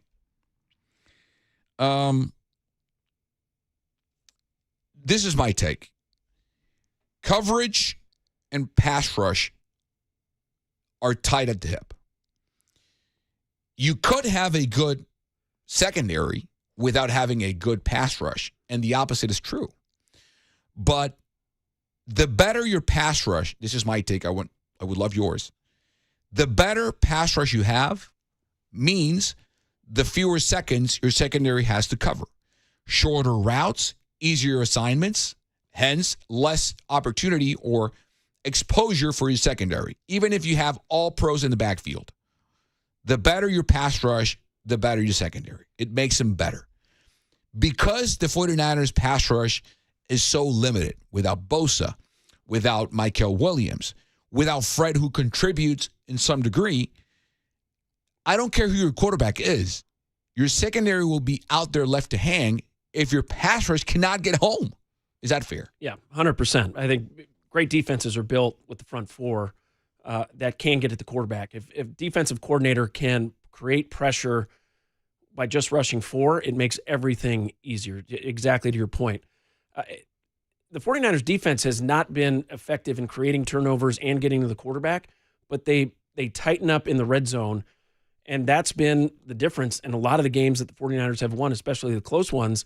The bend but don't break, and then what we've seen over the last month of the season is a few more turnovers, a little bit more pressure on the QB. When healthy, I think having that depth creates a better defense for the 49er front seven. They shut down Jonathan Taylor. Even without a great pass rush, you can be a solid defense. Would you like to see better unit? Yes, you'd like to see them hold teams to fewer yards and better third down. But they have been on good on third downs this season. So red zone and third down has been the strength for the 49ers, even without getting to the quarterback or creating turnovers. Right. Yeah. Well said. More, the text messages tonight, they're just popping. It's phenomenal. 3975. Giants making any moves? So many holes still. Not yet. This is a kind of a dead space part of the season, or the off season, I should say. 9397 says, Merry Christmas, C-Ram and Tom. Can Megatron come out of retirement and play for the 49ers? Is that even possible for this year or next year? No, it's not going to happen. No. That's not going to happen. It's probably possible, but no, he's done. No. Since Brock, 88-83, since Brock Purdy's first start in 2022, rank quarterback team average points when quarterback starts. Patrick Mahomes is 1, Brock Purdy 2nd, Josh Allen, Jalen Hurts, and Dak Prescott. And 4479 says, Niners D is horrible. Won't go far in playoffs with this D. Disagree. I disagree as well. Pause. When we come back, Bruce Feldman joins the show. We'll be right back.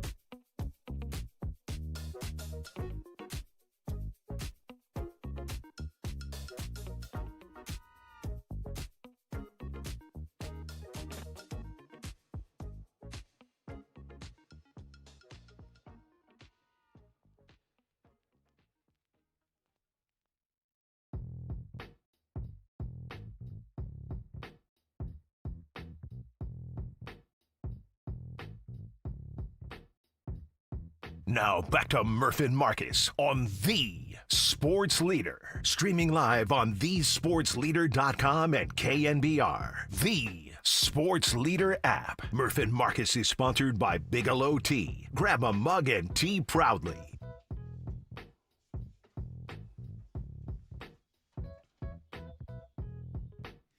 All right, 9:38 a.m. We go to the UMA guest line. We welcome in Bruce Feldman, one of the best in the business. You can catch him on The Athletic, on the college football staff and coverage.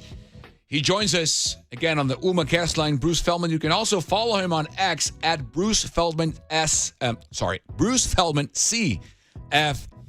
Bruce, Todd Husek, Carlos Ramirez, thank you for joining us. This article, your latest on the Athletic on the whole Sharon Moore downfall, is riveting. Great journalism. Congrats on the piece. What can you tell us about this, what it took, and the downfall and what it reveals on the whole Michigan scandal? Bruce, welcome to the show. Thank you, guys. Yeah, we had worked on this for a few weeks and talked to 24 sources about it. What it really reveals is kind of the stunning last year or so of Sharon Moore behind the scenes. And the picture you get is of a head coach who was very unstable, overly emotional, would break down in staff meetings, sometimes to tears, sometimes they'd have to adjourn meetings. Then there was this other aspect of him where, in addition to the reason why he got fired for cause, which was having an inappropriate relationship with a staffer at Michigan, he was also contacting on social media random women he started to follow on Instagram. And he was contacting them right before and right after games. It was just kind of crazy that this was going on. To be honest, it's the kind of thing you would be like, could this happen at like a junior college in the middle of nowhere? It was happening at arguably the bluest of blue blood college football programs by the actual head coach. It's just stunning. And one of the things we had reported on in this story was some of his own players live in the same apartment complex that the woman he was having the extramarital affair with. And so they would see him late at night there. They would see his SUV parked overnight. It just was like, it's crazy how there were so many rumors out in the open, and Michigan leadership really did nothing to vet it and figure out what exactly is going on here till 2 years in, basically. Were there national rumors at you being in your position following college football so closely? Were the things that you had heard that it was not going well at Michigan? Yeah, I started hearing something about him early October, late September. And then, one of the people who told me was like, I don't think he's going to survive this. And then like a few weeks later, it just kind of didn't seem like it went away. It just was like, okay, maybe there's rumors and maybe there wasn't that much to this. But it's crazy because you also have a guy here in Sharon Moore who, when he got in trouble with the NCAA, as part of the Connor Stallions scandal at Michigan, one of the things that came out was that he deleted messages off his cell phone when the NCAA tried to investigate it. And so now you have a guy who, from what we had understood in our reporting, was there was also text messages that had been sent to this woman. And were they things that were discovered in Michigan's initial investigation? It doesn't sound like they were. So it's one of these things where you often hear with like investigations, what did the person know and when did they know it? What I was told, one of the bigger questions here, and it's going to tie back to the Michigan AD Ward Manuel, I think, is like, not just what did you know, when did you know it, but how come you didn't know more about this? This is the head football coach of the football program, and there was a lot of people who suspected something because they had seen enough to feel like there's something going on here. Where does Michigan go from here? Just a few years removed from a national championship, and now they're searching for a head coach and in the midst of yet another scandal. What are you hearing about their coaching search and where they're going to go?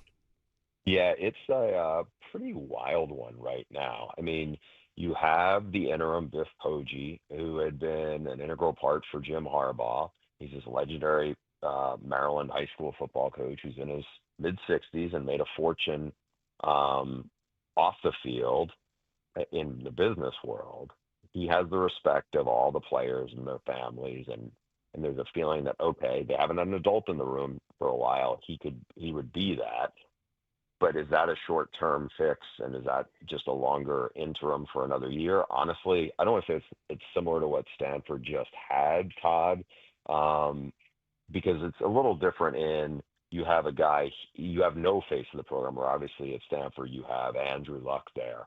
And it's also, I think, there's not the continuity. I think Biff Poggi would come in and change up the staff and act as if he was the head coach going forward. If not him, Jed Fish, former Michigan assistant under Harbaugh, who did an amazing job at Arizona, has done a really good job at Washington, really good offensive coach. He's getting consideration. And Jeff Fromm's name has come from Louisville. His name has come up earlier and has come back a little bit. He was thought to be a candidate at Penn State. I don't think there was ever much traction there. He's a brilliant play caller. Did an amazing job at Purdue and really good job at Louisville.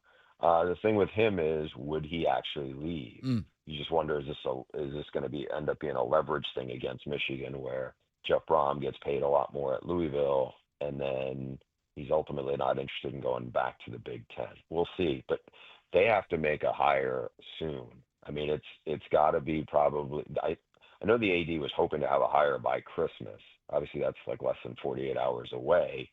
So, do they do something by this weekend? I would imagine they would do something before the calendar turns, because the portal opens up soon, and they would risk losing most of the roster. And Michigan's in one of these situations, again, a little like Stanford, where they're not able to bring in as many transfer kids as most schools are because of their academic situation, with not being able to take progress toward degree really matters in the transfer world for them. They can take freshmen and they can take grad students, but there's not a lot of upperclassmen they're usually able to take. That's Bruce Feldman joining us here on the show. Let's go to the college football playoff bracket so far. What do you make of it after round one? And who came out? Who's the biggest winner, and who's got the most complicated path going forward, in your estimation? I think the biggest winner for week one of it was Miami. Mm-hmm. They go to a hostile environment and play before 105,000 people at Texas A&M, and they kind of won it in the trenches. Their D-line dominated, 7 sacks, and their offensive line, they ran it down A&M's throats. Now they got to play Ohio State, which is obviously a really tough matchup. But at least if you're Miami, you don't have to play them in Columbus. You play them in the Cotton Bowl. And I think because there was so much talk about Miami versus Notre Dame, do they belong in? Well, they won in a tough place, and also beat the team that beat Notre Dame in South Bend. So I think in the short term, I think Miami was probably the biggest winner of week one. I mean, you could argue Lane Kiffin might have been, because he got a $250,000 bonus for a game he actually didn't coach, because Ole Miss won got into the playoff and won a playoff game. But I think it'll be fascinating to see where this goes, because Oregon, which had a really tough path last year as a number 1 seed, probably has an easier path. They right. Just beat JMU, and now we're going to see how this plays out. It's a good matchup against an upstart Texas Tech team, which is talented, and then see where it goes from there. I think this is going to be a fun round, because you have, I think, 8 really, really good teams. I know Alabama, was down and rallied to get in there. Now they're a big underdog against Indiana. Of all things, it's ironic, because it's like, I don't think anybody would have ever imagined Alabama would play Indiana in a playoff game in college football, much less that Alabama would be the underdog. But here we are. Indiana, one of the greatest stories in the history of college football, the turnaround that they've had, losing 2 games in the first 2 seasons under Cignetti and having the Heisman Trophy winner in an undefeated season. It's been incredible to watch. What are your thoughts on the Indiana program? And then follow up, I almost feel like Curt Cignetti has ruined college football because now every program is looking to hire the guy who can turn things around in short order. Yeah, he has worked a miracle there. And I think, it helped that the portal rules are what they are now because he was able to take most of his best players from James Madison there, made really good evaluations, and they're better this year than they were last year. Obviously, you have a Heisman Trophy winning quarterback. He has really good offensive and defense coordinators and a really good staff. He's made it harder on a lot of other football coaches because what excuse do you have now if your team struggles in the first year or two? In year 1, he made the playoff. In year 2, he went undefeated, won the Big Ten, and is a number 1 seed at a place that went 3-9. And Indiana has never been a football school or anything close. I mean, it is as good a college football story as I think we've ever had in terms of just completely flipping it. Again, Todd, your alma mater, I would say when Harbaugh got to Stanford, we know how bad that program was when he took it over. We know the shocking upset of USC. And, before he, in 4 years, he turned it into like the bully of the West Coast. I think this is a different kind of story just because Indiana was equally as inept, but also had a worse track record of football. And the turnaround was so fast. Again, the portal helped it, but, hats off to what those guys have done there in Bloomington. That's the great Bruce Feldman. You can follow him on X at Bruce Feldman CFB. Also, you got to catch this article, man. It's riveting, eye-opening, great journalism. Inside Sharon Moore's downfall on The Athletic. Instagram messages, emotional outbursts, and Michigan's breaking point. Bruce, thank you so much. Merry Christmas and happy holidays. Merry Christmas, guys. Thanks for having me. Thanks, Final block. We had him on the UMA guest line last block of the show. Quick break. We'll be right back to send it off.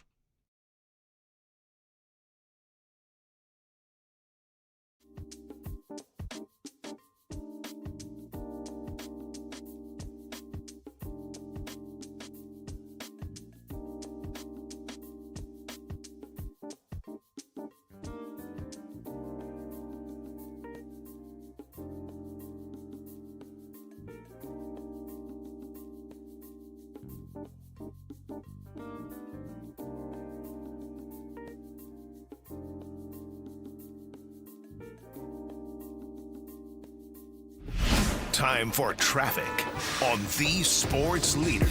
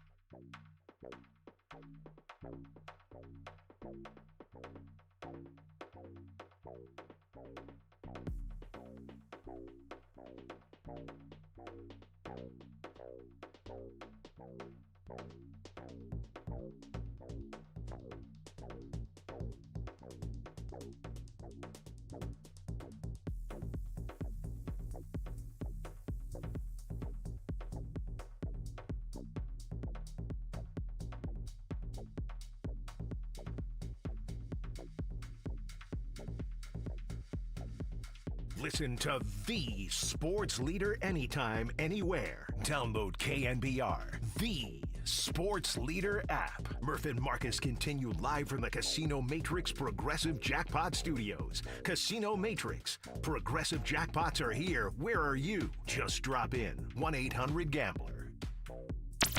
Murph and Marcus want to know, what did young Tony learn today? Well, so the joke is he's very, very young and innocent. Hey, I know that now, okay?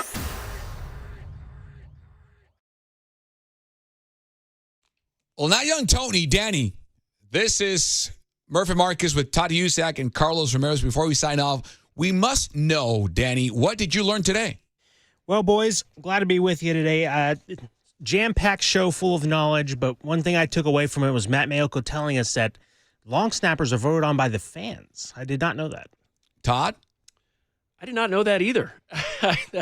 Makes three of us. Typically, it's the punter brings his long snapper. Whatever punter Right. makes it, he Right. just brings his guy along. So John Week's doing something special out there to win over the hearts and minds of special teams coaches, players, and fans. Phenomenal. I want to get to a couple of more text messages on the Golden State Lumber and Showroom text line. Carlos, I wanted to take a minute to wish you a very Merry Christmas and Happy Holidays. I really enjoy listening to you both on KNBR. CHP Joe on the 4174 text line. 9397, Ram, where are the World Cup hangouts going to be in the Bay Area and LA? That's a great question. I haven't had time yet to do my research on hangouts. I'm guessing if you have your local soccer bar, that would be a good place to start. But I legitimately don't know. That's a great question. Kezar Pub's usually a good one. That's a great spot. Yeah. Will you be partaking? I will be World Cup watching. watching? I will be watching. All right. We'll not make it up to Kezar Pub. Okay. 0684 says Mariscal de Campo, Field Marshal. That's the military rank. There you go. Yeah, I forgot about that. Makes Thank sense. you. Someone's asking you, 3677, did Todd Husak do the new Xfinity male voice radio commercial playing on KNBR? Negative. No. That's not you. Nope. All right. My face for radio. My voice is not used in any voiceovers. Yeah, that's not you. All right, that does it for the text line. This was fun, man. Yeah. Great to get in here and fill in. I've been a backup my whole career. Still being a backup. You're starting today, That's right. Todd Husak. Today I you're was starting. prepared. I had been preparing for this. Got your like I was playbook a ready? starter. Yeah. And it was a fun game last night. We had a lot of great stuff to talk about with the 49ers performance and two huge ones still left on the schedule. We didn't have time to, which sounds crazy on a 4-hour show, to talk Warriors. Good win last night. Some drama with Draymond. I'm pretty sure Greg will get to it. The Sharks played tonight against the Golden Knights. The Sharks, have you followed at all? They're on a tear. What a great story. Yeah. They've been bad for a while, and they've turned it around. You know what I want for Christmas? I want a Macklin Celebrini sweater or jersey, however you want to call it. There you go. Maybe someone will bring you one. I have a Sharks jersey, but I want a Macklin Celebrini jersey. That kid's phenomenal. He's awesome. All right. That wraps it up for the show. For Todd Husak, I'm Carlos Ramirez. Let's do it again. I'd love to. Merry Christmas, everyone. Silver and Papa. Greg and Greg coming up next. This was Murph and Marcus, only with Todd and Carlos on the Sports Leader. Merry Christmas, everyone. 4 hours, 3 faces, 2 Gregs, and 1 place to be. Excellent. Greg Papa. San Francisco! And Greg Silver. Let me tell you something. There is no such thing as being calm. I am fired up to be here. This is Papa and Silver. Timeout for Purdy, who's in the shotgun here on 2nd down and 8, just shy of the red zone. He takes the wobbly snap, steps back with time, throws, seam ball, and there's Robinson. He's got it. Touchdown! 49ers! Touchdown! What an answer! What a strike! 22 yards for the score. And the first touchdown by a wide receiver other than Jawan Jennings on the season. Purdy takes the shotgun snap, wants to throw. Straight drop, throws. McCaffrey, front of the end zone. He's got it. Touchdown! 49ers touchdown. The second in as many drives for San Francisco. 10th play of the drive coming up. Purdy under center takes. Play action, rolls right. Purdy looking, throws back towards the middle, and Kittle's got it! Kittle caught it! A touchdown! Touchdown! 49ers! And San Francisco is back in front. My God, what a throw from Brock Purdy. 3rd down and goal. Ball's at the 3-yard line. Purdy in the shotgun takes the snap, wants to throw. Throws out to the near pylon, up high, and it's snagged by Jennings with his fingertips. Jawan Jennings with the touchdown for the 49ers. Touchdown number 4 for Brock Purdy in this game, and we're not even 5 minutes into the third quarter. Now he throws to the near pylon, and it's caught by McCaffrey. Touchdown, 49ers. Touchdown. I guess when you're such a precise play caller, just let one go and get it to Christian McCaffrey wide open. That was pretty cool, huh? How many points did the 49ers put up? Is this down in New Orleans from a few years ago from 2019 when Greg Papa joined the staff? 48-27, your final score, and it's a victory Monday for the 11th time this year. Come hang with the Gregs, 415-808-5627. You know the deal. We got Matt Barrows joining the show. We got Tracy Sandler, Marcus Thompson. We got the audio recap, and we're going to be handing out some game balls as well, particularly one game ball to the one who dished out 5 to the end zone, Brock Purdy. No Monday night scaries after that last one. We talked about it with Joe Buck yesterday, but let's get right into it. Do you have concerns over the defense? Well, luckily, didn't matter too much when the offense just has an answer for everything, and I mean literally everything. Wow, what a performance last night, Papa, and good morning, my friend. And what a call by Guy Haberman. 5 thrown by Brock Starr and D. Winters early in winter. Takes one back the other way. We'll get into that in 53 Orlando and how he's able to legally steal signs, especially when the quarterback just gives it to you on a platter. And I'm going to throw it to Tyler Warren here on the play I just ran, and you run it back the other way, Winters. But what a difference the way the game started. You know, obviously with Indianapolis, we talked about it all week, and we thought they would come out and run a different game plan against the 49ers and their young defense than Seattle's pressure front, especially going from the 12th man at Lumen Field to, and I know Pat McAfee kept calling it the Loud Dome, but really that is like a Sunday church quiet when Peyton Manning ran it there at Lucas Oil, or before that RCA Stadium, whatever it was called, the RCA Dome, when they first moved to Indianapolis from Baltimore in the middle of the night with the Mayflower vans in '84, and I was there for all that doing the Pacer games, but they were church quiet, and they came out, and first play of the game, they run a bang 8, a skinny post right away. And Phillip Rivers didn't quite have the arm to get it down the field, but he let you know this is not going to be Seattle's game plan. It's going to be more Chargers, San Diego / LA when I was there a little while in Carson, and that game plan, and that's what they ran. They ran no huddle. And they got the Niners up on the line with concepts or plays, and a lot like Peyton Manning, he held you at the line of scrimmage. I mean, the way they went no huddle was really impressive, and Seattle did it in the season opener against the Niners, but it held the defense on the field, and then he just allowed the 44-year-old, essentially a coach on the field. I don't know if we've ever seen, obviously with Peyton Manning and Tom Brady and some of the genius quarterbacks we've had play football in the NFL, it almost seemed like a coach was running the offense, but this really is like a coach running the offense. He's older than the head coach, Shane Steichen. He's taken his offense from when he was the quarterback coach of the Chargers and ran it in high school for his team in Alabama, and they're watching, and he just ran a check with me over and over. when the play, they don't have to worry about the coach communication cutting off at 15 seconds into the speaker helmet. He's the coach, and he just got you up there. They didn't huddle. It was more like a sugar huddle. And then he went Peyton Manning, and then the one thing was, how much could he run the checks at the line of scrimmage and be deceiving to the Niners? What he was looking for was tells. And it was like he was back with the Chargers and Darren Sproles. Darren Sproles would start out wide, outside, way outside as an X-wide receiver outside the numbers, and then he'd motion back and have a linebacker followed him in a simple form. It was man. If they didn't bump a linebacker out with him as a corner and he came back in, they moved the linebackers around. Simple form. It's man. Now, Kirk Cousins put out a video last week, and it was way easier to tell all this stuff years ago and not get fooled. But Peyton Manning would, he didn't motion. It was different. He just did it by your alignment and leverage at the line. Marvin Harrison always lined up wide right, never motioned. Nothing pre-snap. Reggie Wayne was always left. When Dallas Clark was healthy, he was the inline Y. Edger and James, they didn't move. Phillip Rivers with the Chargers constantly moved backs around to get a tell pre-snap. And then you could hear him at the line of scrimmage call the play. And last night and Joe Buck did a great job of just laying out. Just go sound up. Let's just hear.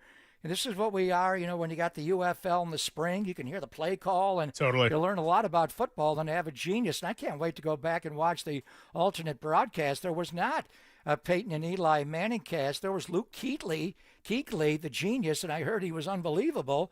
And Dan Orlovsky, who's a genius on offense, breaking down quarterback play. I want to go back and watch that and just see what they were seeing. But did you see the clip of Kuechly perfectly laying out the pick six? Yeah. Yeah, well, I read it in Dieter's story, and pretty much the man who had the pick six, young man Winters, he said what happened. It was 53 Orlando, and Kuechly was that kind of smart player. The guy was just a genius player. I remember on 3 straight plays that summarized his career, he came at a green dog blitz on the first play. The back stayed into block, so he just came and blitzed, sacked the quarterback. Next play in a cover 2, he dropped like 30 yards back in field, back downfield, and looked like Brian Urlacher playing the cover 2 or Tampa 2 in Chicago and knocked the ball away. The third play, he suffered a concussion, and he was out of the game, and that's why his career was so short, brief, but just brilliant. But so Manning was just carving right down the field, the post route for the touchdown. Both teams had similar offensive concepts. You heard about, the bob play, back on a backer, which is more of a fullback lead onto a linebacker. What they were doing last night was trying to get a halfback onto a backer, and they did it over Jonathan Stewart right away to Tatum Bethune. And I do have great concerns about Tatum being able to cover. He did re-aggravate that high ankle. You know what? Eric Kendricks got some snaps last night, and he's not a whole lot better in coverage, as Larry Krueger has been warning us, but he does read the run really well. And then on our side, obviously, either of those 2 stacked linebackers, Pratt got abused all night, and so did Zaire Franklin with Christian. So they did a lot of that. But they came out in the no huddle and took control of the game. The Niners came right back down the field, getting Kittle over the middle as we talked. Those 2 linebackers, Pratt and Franklin, would play downhill. The middle of it was wide open and got right in the end zone for a quick touchdown. Jair Brown, who gave up the post route to open the game, was able to get a TIG punch in there, and Luke Farrell dove on the ball, and the Niners scored again. And then Indianapolis slowed down. Mm-hmm. Then they thought, well, they weren't playing fast, but that whole no-huddle concept they went away from, and I think it's because, damn, if our defense plays like this and they're on the field, we can't punt the ball back, in 3 snaps, go 3 and out, and then give it back to them. We just don't have that kind of defense. We don't have the corners to match up. We got DeForest Buckner back, but Niners ran a different running action last night. We've seen a little bit of it. It was a pistol formation where Brock's at 5 yards, Christian's behind him a couple of yards. We've seen that. And Kyle Juszczyk is a sidecar. He lines up to the side of Brock in the pistol. They ran that a lot. They also went under center and ran right at him. They ran the ball really effectively. But what happened to me was Brock Purdy's going to have his 26th birthday on Saturday. And obviously Phillip Rivers is 44 years of age, father of 10. Brock has 1 child, just had the child. And despite Joe Buck saying, I'm not going to mention Grandpa and Granddad, he opened the broadcast with one, and then he dropped it later, and it almost seemed like a Colts TV broadcast, the much they were fawning over Rivers. Now, it's a great story, and he played really well in the first half, but he got tired in the second half. Coach, if you think you're going to come out of retirement every year after your high school football season is over, you need to be in better shape. I don't know if he's got a triple flak jacket on or what's going on there, but he does look like Billy Kilmer and Sonny Jurgensen with a big ponson, and he's just not the same posterior, and it's affecting his throws. His mind is brilliant, but we saw it with Joe Flacco when he essentially came out of the backyard with all his kids, his gaggle of kids, where he played really well early in the year, and then he just got tired. You could see him. And in the playoff game, he was just forcing throws and just not that. Phillip Rivers got tired, just couldn't step into throws. You could see, and then they ran Jonathan Stewart, and they just couldn't keep up. The Niners were going to be in a shootout, and they win the game. But that's their side of it. Our side of the story is number 262 becoming number 265.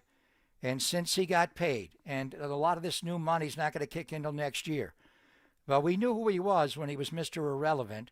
Not so much last year, which led to, my pushback a little bit on signing him right now.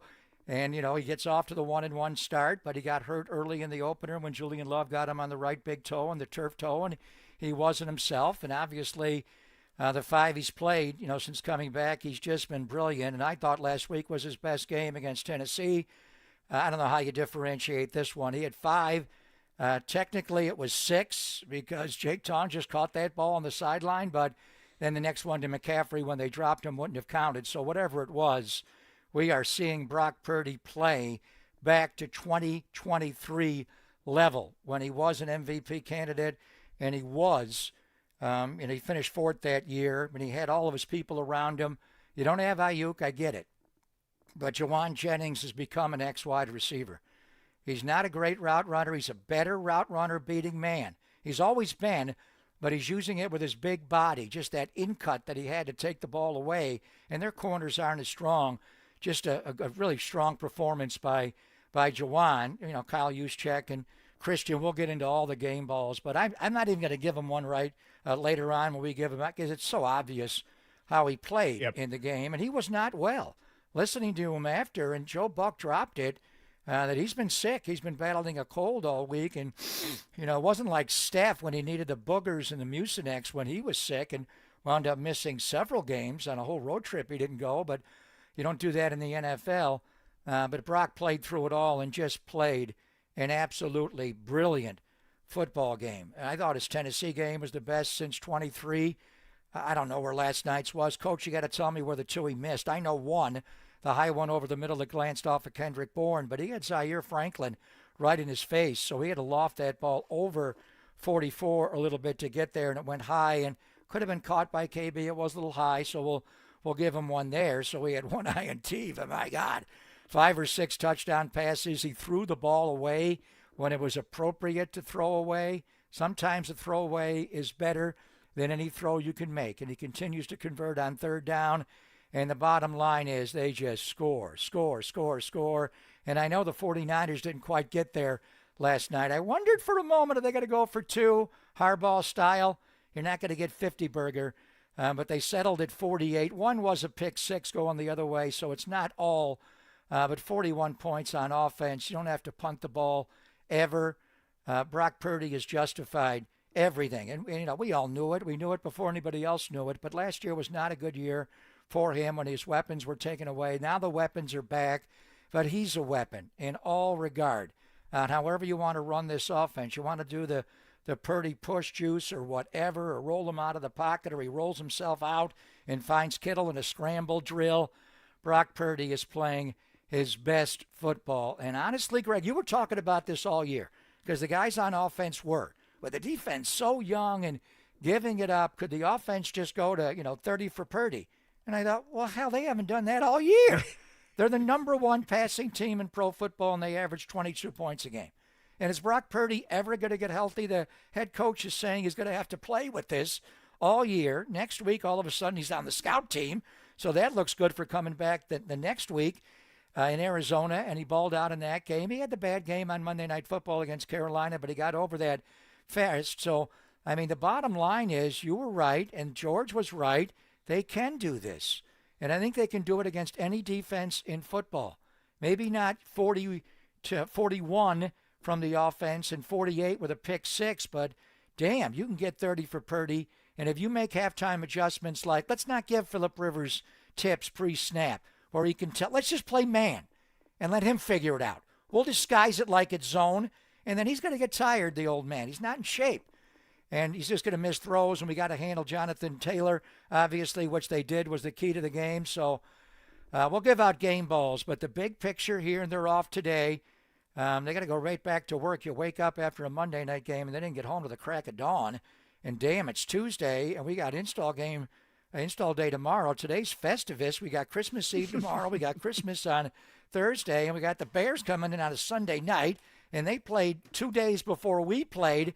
It's a lot on us, but there's just no doubt where this team is heading. They have won 5 in a row. They win 5 more in a row. You know what that means. 31-year drought is over. We party with Lombardi, and Tim Ryan gets a Papa haircut. Yeah, I mean that's really what we're looking forward to the most out of all is a Tim Ryan possible Papa haircut. But hats, no hats, we got to give hats off, and we got to give out some game balls. So it's a festive Tuesday. It is a Festivus Tuesday, as you noted, and it's an NFL Victory Monday, number 11. Now, I know it's Tuesday, but the NFL cycle, come on, days of the week don't really mean anything. So here's what we're going to do game ball-wise. Brock gets an automatic, right? That's the most obvious game ball we could possibly hand out. Outside of that one, I'm giving you 2 because there's a whole bunch of different directions you can go. The defense adjusted, but they looked shaky early on. Phillip Rivers, stay young, my friend. And whether it's Jawan Jennings or Jake Tonjes or George Kittle, Brock Purdy just finds a way to make the use of his weapons go round and round and round. So 41 for the offense. And by the way, they're about a half yard away from hitting that 50 mark. If Eddie Pinheiro just had a little bit more space on that crossbar doink heading into halftime for his first official miss of the year. But 808 KMBR is the number. You know the deal. 415-808-5627. When's the last time we had this much to unpack from a 49ers game? I was taking notes vigorously thinking, come on, let's try to make this a nice, relaxing night. We got the show tomorrow, and I'm thinking, I'm just writing down things to keep track of it all. It's Papa and Silver with all of you here getting you ready on a Festivus on the Sports Leader.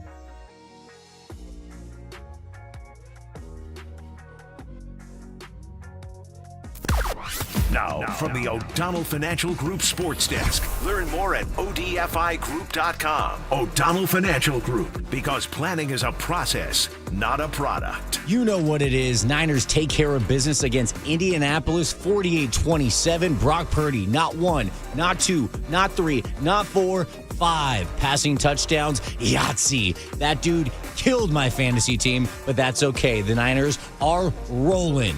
And if you want to keep it locked in here on the 49ers, you keep it locked in here on the Sports Leader, the home of 49ers football.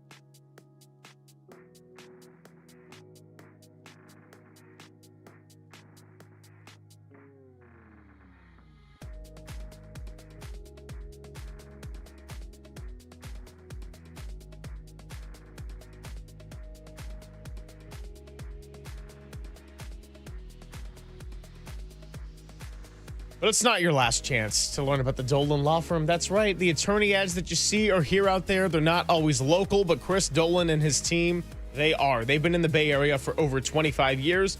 So if you're dealing with employment issues or the personal injury side of it, they are here for you. Now, if you've had issues in your workplace with wrongful termination, sexual harassment, discrimination, go to dolanlawfirm.com, learn more about how your rights can be protected by the best in the business.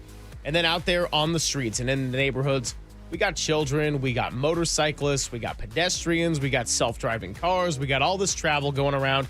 Please be careful. We want everybody to enjoy their holidays and not have to put others at risk or worry about hurting those in your community.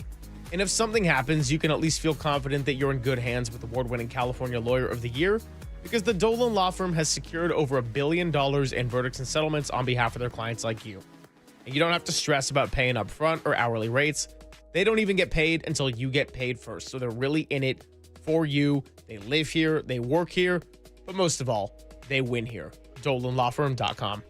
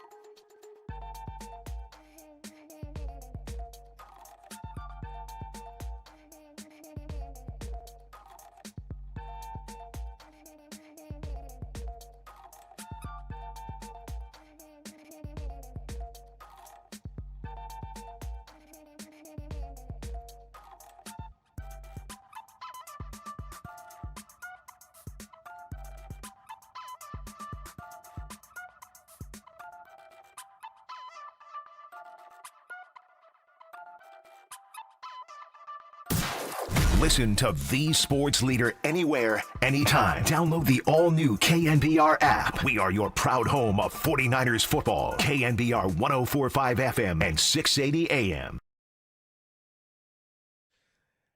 Yeah, this was the song of last week. It was all about the chains. Papa knows how much I love my third downs and fourth downs, but most importantly, getting a new set of downs in your first downs. And the 49ers last night had 28 first downs. Indianapolis had 19. And even though Old Man Rivers came out slinging, must have been listening to Larry Krueger on the morning show and then a little bit with us, he was ready to fire, and the Colts were moving it too. But as far as containing the run, no one gets first downs, or I should say very few, better than Jonathan Taylor in this league. But they held it down for that 49ers defense, and then whether it was George Kittle or Christian McCaffrey or Brock Purdy himself, and then in the second half, you got a whole bunch of Jawan Jennings. It was all about moving the chains, and the 49ers had an answer for everything on that side of the ball.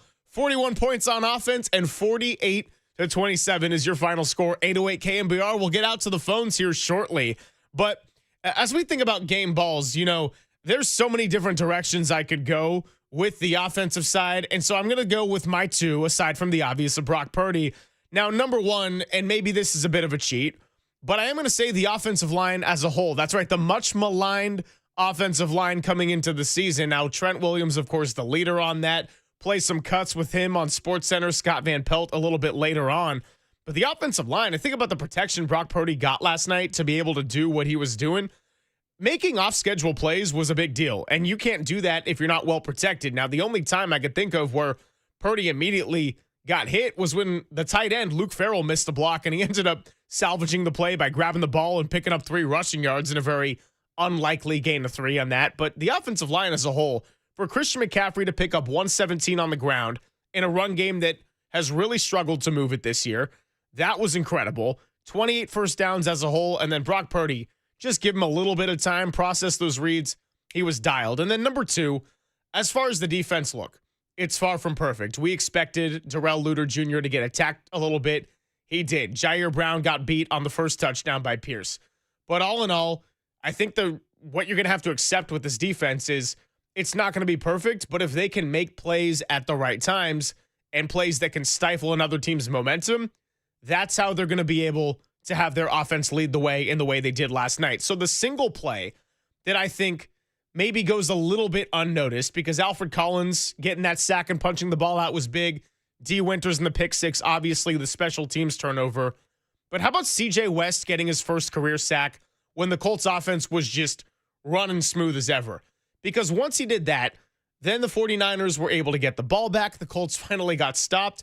And from that point forward, it opened the door for the Niners to go down and get a 2-score lead. And really, it was the special teams play and the turnover, but also, Papa, C.J. West getting that sack and finally slowing down Indianapolis that sort of gave the 49ers control for good. Now, I know it got to 7 late. I'm not saying it was never stressful or they didn't have to keep scoring, but as far as momentum and maintaining control of the game, when your defense comes out, looks shaky, and you don't get the ball first, you got to force a turnover and you got to find a way to get one stop. And those 2 plays in the first half really solidified it for me.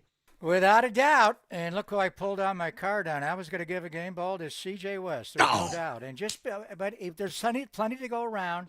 I just like the story. They were back in the center of Indiana, and Bloomington's not too far there, and the resurgence of IU football.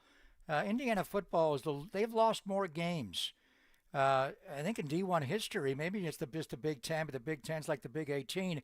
In history, Ohio State's won the most, and they wound up beating Ohio State. They got to beat them again, maybe. But anyway, we got a quarterback from their program. Their quarterback from their program via Cal's won the Heisman Trophy. But C.J. West power. We talked a lot about Alfred Collins because he was a higher draft pick being a 2, but C.J. West looked better to me in the OTAs. He's number 113, and, man, he's a big boy. And the 10-yard split was there, 1.73, the fastest of any 315-pound lineman. We went to Indy for the Combine, so it's just the way he did it. I mean, the power bull rush over that guard and pushed him back. The only thing was, find the ball, CJ. Which way did it go? North, south, east, or what? Dive on the ball. He was so busy tying up Phillip Rivers like, oh, man, Grandpa ain't going to get that ball. Throw him to the side and go dive on it. And they got the ball back, but it was a powerful play. So there's no doubt. And so, when you look at also just what the D-line did in the game, and, if you had reservations about the 49ers even after this win, or more so going into it, because I think last night they kind of flipped the script a little bit. What makes teams dominant usually? They can run the football. They can stop the run. The Niners have not been able to do either. But last night they did run the ball, and we are going to give a game ball to one of the offensive guys coming up in a moment who plays all over, and he's a Pro Bowler again. And we'll go through the list of all the Niner Pro Bowlers. They wound up with 6, with 2 on special teams, which is interesting. And then they got the 4 stars on offense, no Pro Bowlers on defense. But they ran the ball effectively last night. We talked about the wrinkle and how they ran the ball, and McCaffrey went for 117, and Brian Robinson even chipped in 20. But they got their 30-plus runs, which is the recipe for Kyle to win, 31 in total when you continue the kneel downs, the -3. So the numbers were even better. Really, it was like 28 runs for 148, which is really strong. And Christian ripped off a 24-yarder and a clever, and that was more of a traditional Bob play where it was a back on a backer. Kyle Juszczyk, Bob Lead, was the fullback, and he lined up in a true eye 2-point stance. It looked like the old days of Rathman leading Roger Craig, and he just ran right behind him. It was incredible. But the big story was, and it was done not just by C.J. West, but everybody on the front, they shut down Jonathan Taylor. He was not a factor. He got that 1 touchdown along a 7 later, but to give Jonathan Taylor 2.9 yards a rush is incredible. 16 attempts for 46 yards. So you got to be able to stop the run on defense. You also got to be able to sack the quarterback. We know they've had a problem with that. 16 coming in, none against Cam Ward last week, but they got a couple of sacks yesterday, and C.J. West had 1. So I do like your call on where you're going with the entire offensive line and with, in particular, C.J. West. But quickly on defense, there's no doubt Upton Stout played an incredible football game last night. And I think when you look at all the rookies, the 49ers, and that was the rebirth of this franchise. We're going to lose a lot of expensive players who we drafted, but just could not give that second contract to, and then Mooney Ward, who we bought. You had to say goodbye to Talanoa and say goodbye to Dre Greenlaw, and maybe we'll see him, on Feb 8 in the Super Bowl. But it was all about restocking, and certainly the most vivacious, talkative of all the rookies. Alfred Collins has had some big plays, but Upton Stout saving the day against Arizona, against Zay Jones. And then last night, we were talking about big nickel versus small nickel, and I thought it'd be more of a pinnock game with Indianapolis using double tight at some, and just those big wide receivers they got, obviously with Pittman and Pierce. But they went small, traditional nickel, and Upton Stout covered extremely well in the game. When you are asked to cover a crossing route out of the slot, out of motion, I don't know why teams just don't run more shallow crosses, not just with tight ends. You don't have to run a wide shallow cross or an over route from a wide. They can't cover that. These NFL corners can cover verticals and goes to some. Everybody's different. But tell me a corner, maybe Surtain, he gets behind you a little bit on trail technique. It's hard. You give up big plays in the NFL if you have time to run a little crossing route. That's how Rivers threw his touchdown pass against Seattle and Downs, was on a shallow cross in Seattle. Upton Stout last night 2 or 3 times covered shallow crosses where he's in man covering across the entire field. And it's like, whoa, what a play. How did he break that one up? And then they ran that reverse action coming the other way. And I think all these plays involved number 2 downs. And when I first saw it, I was like, uh-oh, there's a hole here. He turns that corner. This is trouble. Here comes number 20. Let's do it. I'm a dog. And Upton Stout blew that play up. So I was like, whoa. He played big time. And he's going to have to play big time on Sunday night, obviously, with DJ Moore. And we'll see if they get a Dunze back for the game. But DJ does go in the slot around, lot of the game winner in overtime. He ran an over route, exact play I'm talking about. So Upton Stout is just big time. And then, so we'll give him, 1 game ball without a doubt. And then the other one has got to go. And we could single out a lot of the Yak Bros. But I'm going to turn, Ayuk is gone. Debo is gone. A lot of the original members of the Yak Bros are gone. But the original was George Kittle. And George Kittle just balled out last night. And we'll go through the Pro Bowl right before we talk to Tracy, because they are, and you know which 4 they are. They're all your captains on offense. These are all borderline. You got Trent and George are probably already Hall of Famers. McCaffrey, a little work to do. Kyle Juszczyk, I don't know what fame they're going to put him in Hall, but he's a great player. We'll go through it all. But George Kittle's game last night, and we knew, minus Ricky, this would be a big Kittle over the middle game, but really it was Kittle anywhere. But in particular with those linebackers, Zaire Franklin, Jermaine Pratt, and frankly, I thought they both ran a little better. When you watch them, they come downhill, they look fast, but they don't drop deep enough. They don't move side to side. McCaffrey picked on both of them, but who can cover McCaffrey as a linebacker? The only guy that can do it is his teammate, Fred Warner. I mean, name me a linebacker that can run with him, seriously. So, and even that's a tough one for Fred, because we see that in training camp when it's a Bob matchup in the passing game. Anyway, George was just, how do you want it?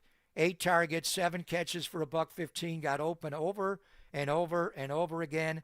The touchdown, he was the primary, but they covered him up. They took the initial look away, went into a scramble drill. He just adjusted back, came back. It was a tight window, fought for the football. He blocked his ass off on that one run going left, and they ran left a lot with Juszczyk coming over that way and Trent. I mean, they're all Pro Bowlers and the greatest blockers in football at their respective positions. And George, he did go outside of the framework of the body. A little concerned to be a holding call, but he just, he basically Jawan Jennings'd him. He just blocked him right off the sideline and put him on their bench. And he was hobbling with that ankle injury for a long time. He came off, took his helmet off, squirted himself with some water, went and sat down. All right, we'll give him a play off. Second play's not in. What's going on with George? So he said he got it in the second quarter, the hip drop tackle. Was that Case Bynum, the Cal Bear who picked off Brock? Did he do that Cam later? Bynum, yeah. Cam Bynum, pardon me. Did he? That was later in the game, I thought. He did mention that play. I didn't see any other potential violation drop tackle. Have to look at it again. I think George was hobbling in the second quarter. Mm-hmm. And then they ran him, the play where they motioned him in the offensive backfield and put him next to Brock in the gun. McCaffrey was on the other side. I think Juice was off the field. And he ran that corner route to the end zone. They took Pratt off the field. I think Franklin was still out there. The other linebacker, Jones, wearing 40, man matched him. And that was one where Brock did what Phillip Rivers did. Let's get a pre-snap motion, see what Anarumo's playing. He's playing man. He wants the linebacker on Kittle. So we're going to run this to the end zone. It wasn't quite an out and up the way he angled it. He went right to the corner of the end zone and went back shoulder. He made a hell of an adjustment to get his hand on that ball, but he couldn't quite catch it. I thought he was hurt with the ankle injury before that play. So I was a little surprised they ran a complicated play like that. And then he got a lot of snaps in the third quarter. First play of the third quarter, he picks up a 15-yarder right away, but you could see him hobbling. So in all regards, catching the ball, running complicated routes, scramble routes for touchdowns, the Kittle over the middle when they didn't get enough depth from the linebacker, and he got in behind him. His blocking, that's why he's a Pro Bowler again today for a 7th time in his career.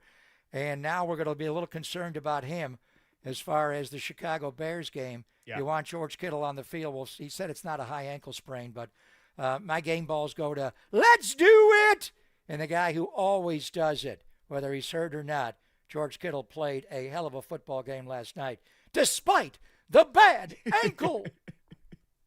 Yeah, nobody cares about my fantasy football team, so this is the last time I'm going to bring it up. In the last playoff I had, a semifinal, I went into the night with Jawan Jennings going against George Kittle, and I was down 6. So even with 3rd and Jawan, having that kind of night wasn't enough to ultimately close the gap. Kittle just went nuts. And as soon as you said yesterday on the show, this is going to be a Kittle over the middle kind of game, I thought, no, boy, that's not going to be good for me. So, hey, good season overall. You win some, you lose more, as I like to say. I see Mark, and Dwayne on the phone line, so we'll take your calls next, and then we'll talk to Matt Barrows. It's Papa and Silver on the Sports Leader. Let's do it! I'm a dog!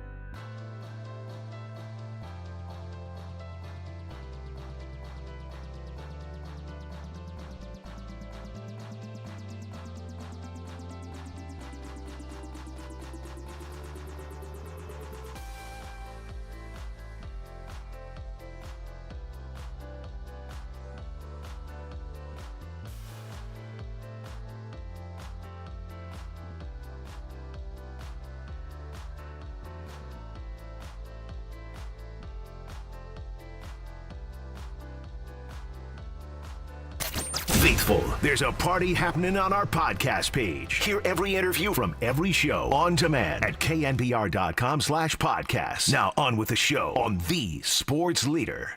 Rivers in the shotgun, takes the snap, play action. State drop, pressure off the edge, and he's going to go down and sacked.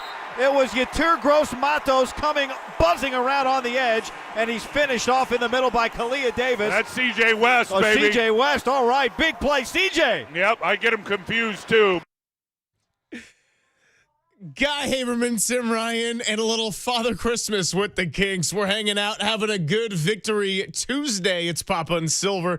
That's right, not taking too much time off this week. The 49ers are in full go time mode, and the 1 seed is very much in play. They got a short week, a quick turnaround against the Chicago Bears, and then week 18, as Tim Ryan outlined with us, could be the brawl for it all. But they got to go one game at a time and take care of business, and today we're reacting to Monday Night Football. So I appreciate the callers at 808 KNBR who've been waiting patiently. Let's go out to Mark in San Francisco who wants to get a little celebration on. What's up, Mark? You're on with the Gregs. How are you?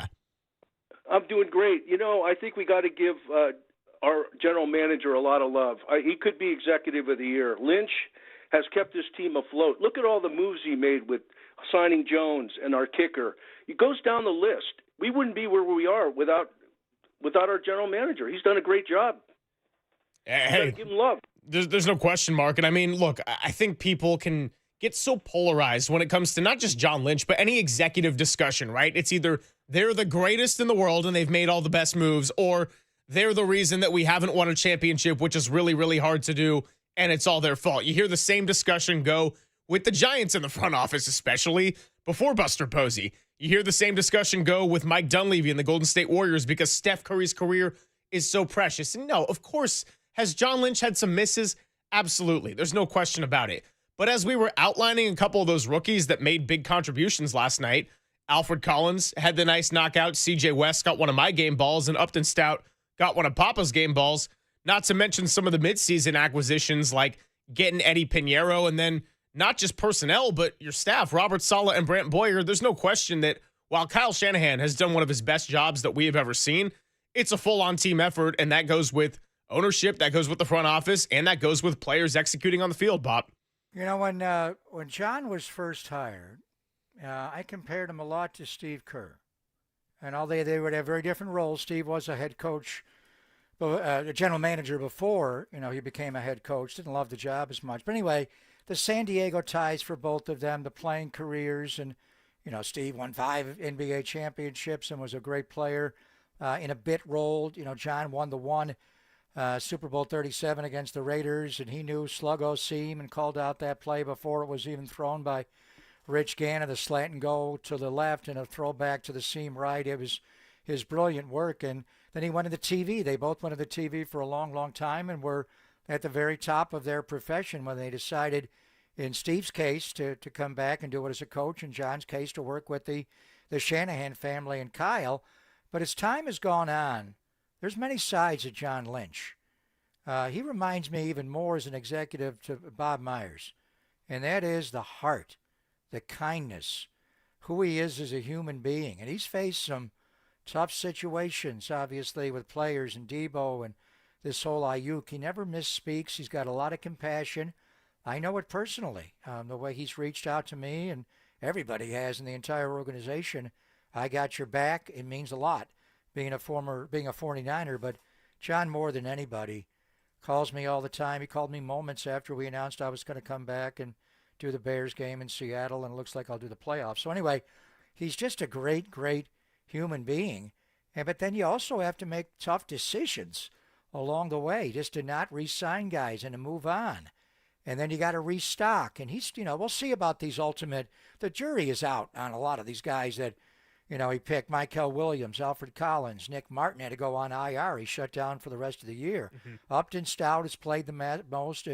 What kind of player C.J. West, Jordan Watkins going to be? Marquise Siegel was playing a lot earlier. Now he got a little bit late last night, but not a lot. Connor Colby, and then, Curtis Rourke had the injury with the ACL. Junior Bergen was specifically drafted to be a kick returner, and he hasn't done that job because Sky Moore.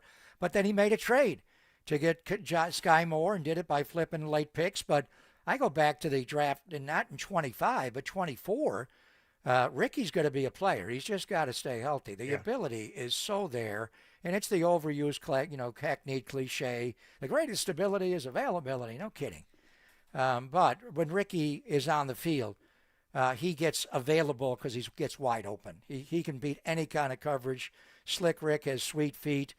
Renardo Green didn't play last night. He was down for the game, and we knew that on Saturday when they flew to Indy, and they went at Terrell Luter. Terrell made some plays, but I think that's one where Renardo needs to play better, and he's going to play when he gets back because they're going to attack Terrell Luter. Dominic Clooney's been a plug-and-play right guard since he got here, and he had the PCL early in the year like Ricky's fighting now and Mac Jones has had.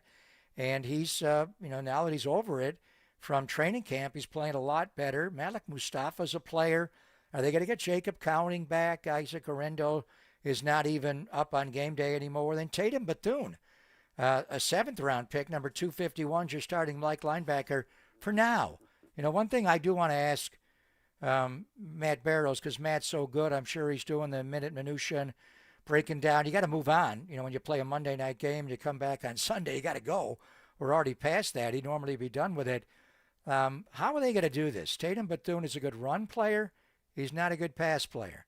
Eric Kendricks is a really good run player. I saw him throw a block away and make a tackle out on the flat. He looked like Eric Kendricks. And then I saw him lose Tyler Warren on the corner route, and I got Kruger in my ear. He can't cover. Well, he's older. D. Winters is smart. Probably your best pass player. He could play in the middle of the defense and not call it as the Mike. So I think ultimately, and then you got Gross Matos back and Sam Okuwanu. What is your front seven going to look like the remainder of the year? What role does Eric Kendricks have on this football team? Ideally to me, your 3 linebackers would be Kendricks, Bethune, and Winters. I'm not sure who plays Mike and what does Bethune do. We'll see how it all goes. And then how do you work the front, giving Sammy, where's your alphas? What are your bravos? What are your turbos? We'll have Matt Barrows break it down. But really, I think the big picture, we're getting into the minutia on the minute minutia, which we do with Matt because he looks through it all. Brock Starr is back. Brock Steady is back. I thought he played his best game last week against Tennessee, going back to 23. Last night's game may have been considering the opponent being on the road against Phillip Rivers, going back and forth. Maybe one bad throw. I don't know where Kyle saw the second bad one, but man, Brock Purdy was really good last night, and now he is justifying every dollar of that $265 million extension he got. At one point I wrote down, this was with 9.5 minutes to go in the second quarter. Brock Purdy was 7 for 9, 89 yards, 3 touchdowns. Phillip Rivers was 10 for 15, 137 yards and 2 touchdowns. That was in 20 minutes of football. And Phillip ended up slowing down a little bit. Brock just kept going all the way through that full 60. Dwayne in Stockton, before we get to Matt Barrows, Dwayne in Stockton is Brock Purdy's biggest hater out there, but he's calling in the day after one of the best games we've ever seen him play in the regular season. So, Dwayne, I got to get your take. What do you got to say about Brock today? Hey, well, before I get to the take, man, I got to say Merry Christmas and Happy New Year to the Gregs, Jacob, and all the homies at CanBR, man. I think you guys had a really great year. Appreciate you, Dwayne. He's setting us up to rip Brock Purdy. We're not going back to Mac Jones. What are you watching? Well, I got a take for you, brother. Let's see how you feel about this. All right. Listen, Lynch, Shanahan, the players, the fans are so damn thirsty, man. And I'll tell you why. Because of Shanahan's ineptitude in the Super Bowl, everybody has an everlasting case of blue balls. And it hurts. It really, really hurts. The faithful get a boner if the wind blows too hard, bro. Whoa. Hey, at the end of the boner. I already like your take. Where are you going with this? At the end of the day, the Indianapolis Colts, if they were a car, they'd be a hoopty. And I'm talking about a 1978 Granada with no suspension and the tailpipe dragging. You know what I'm saying? So at the end of the day, it's like sleeping with an ugly woman. It's not that much of a win. Okay, appreciate the vivid take, Dwayne. Also like bad pizza. They're both still good. Either way. What did he say? They're thirsty for what? You know what the Niners are? Dude, who's not? They're thirsty for a firstie. And Brock Purdy gives you more first downs than anybody. Where does he rank? I want David Lombardi to reach out to me. Where does our Brock Star rank on third down since coming back the last 7 of 11 again last night, 63%. The previous game against Tennessee, 7 for 7 to open the game. And what did he wind up, like 10 of 16 or something like that? I mean, Brock Purdy is thirsty for a firstie. The guy gets first downs over and over and over again, whether it's the scripted or the run or whether it's the Kyle Juszczyk tush push, which is really a tush push, but as we call it in San Francisco, the Castro crunch, the overlook. Anyway, where is he going with the thirsty? He is thirsty for firsties. The guy makes first downs. What does he want to bench, Brock Purdy? Yeah, of course, but like what competitive contending team is not thirsty for a championship? That's my question. I mean, of course, when you've lost a couple of Super Bowls in heartbreaking fashion in this Shanahan era, yes, everybody's going to want one. I've talked about this with Walter many, many times. Walter just had his first child and is out on leave for the next couple of months. He hasn't experienced a 49ers Super Bowl in his lifetime. So it's compared to how people felt about the Giants leading up to 2010. So many Giants fans had never experienced it before. And so when you get so close, of course you're going to be thirsty for it. I mean, I don't even see that. Like, I got to say, I fully agree with Dwayne on that one. I don't see it as a criticism at all, though. Yeah, that's the reality of being a competitive team in sports. Everybody's going to want it so bad. You think the Blue Jays aren't going to be thirsty? Sorry, Walter. You think the Blue Jays aren't going to be thirsty for a title in the next couple of decades after being 90 feet away? Or if you want to go to replay, right, so they're 1 feet thirsty. away. So what's the point? That Mac Jones is a better – they were averaging 22 points a game the first 10, Mac starting 8 and Brock starting 2. I've lost count. They were at 31 going in last night. We'll take away young man Winter's pick 6. So what are we looking at here? I mean, how many points are they scoring with Brock on offense? I think it's 34 a game in the 5-0 run.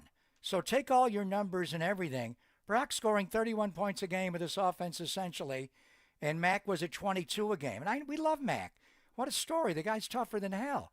But what world are you living in? Yes, they're thirsty. I'm going to go to ownership and say, let's bench Brock Purdy, Chad. He's 5-0 as the quarterback since he's come back, and we're going to play Mac Jones again. How do you think what eyeballs would tell you to do that, or numbers, or any eye test, or any analytics? What do you who would say to do that?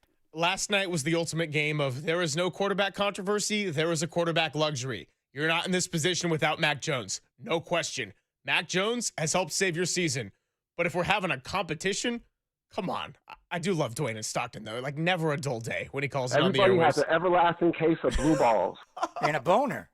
I got a morning missile going, so I'm only going to have that till noon, then we'll go afternoon delight. First 5 seconds out, he goes boner and blue balls. Gotta love that. Somehow we'll pivot over to Matt Barrows of The Athletic when we come on back. It's Papa and Silver on your Victory Tuesday on the Sports Leader.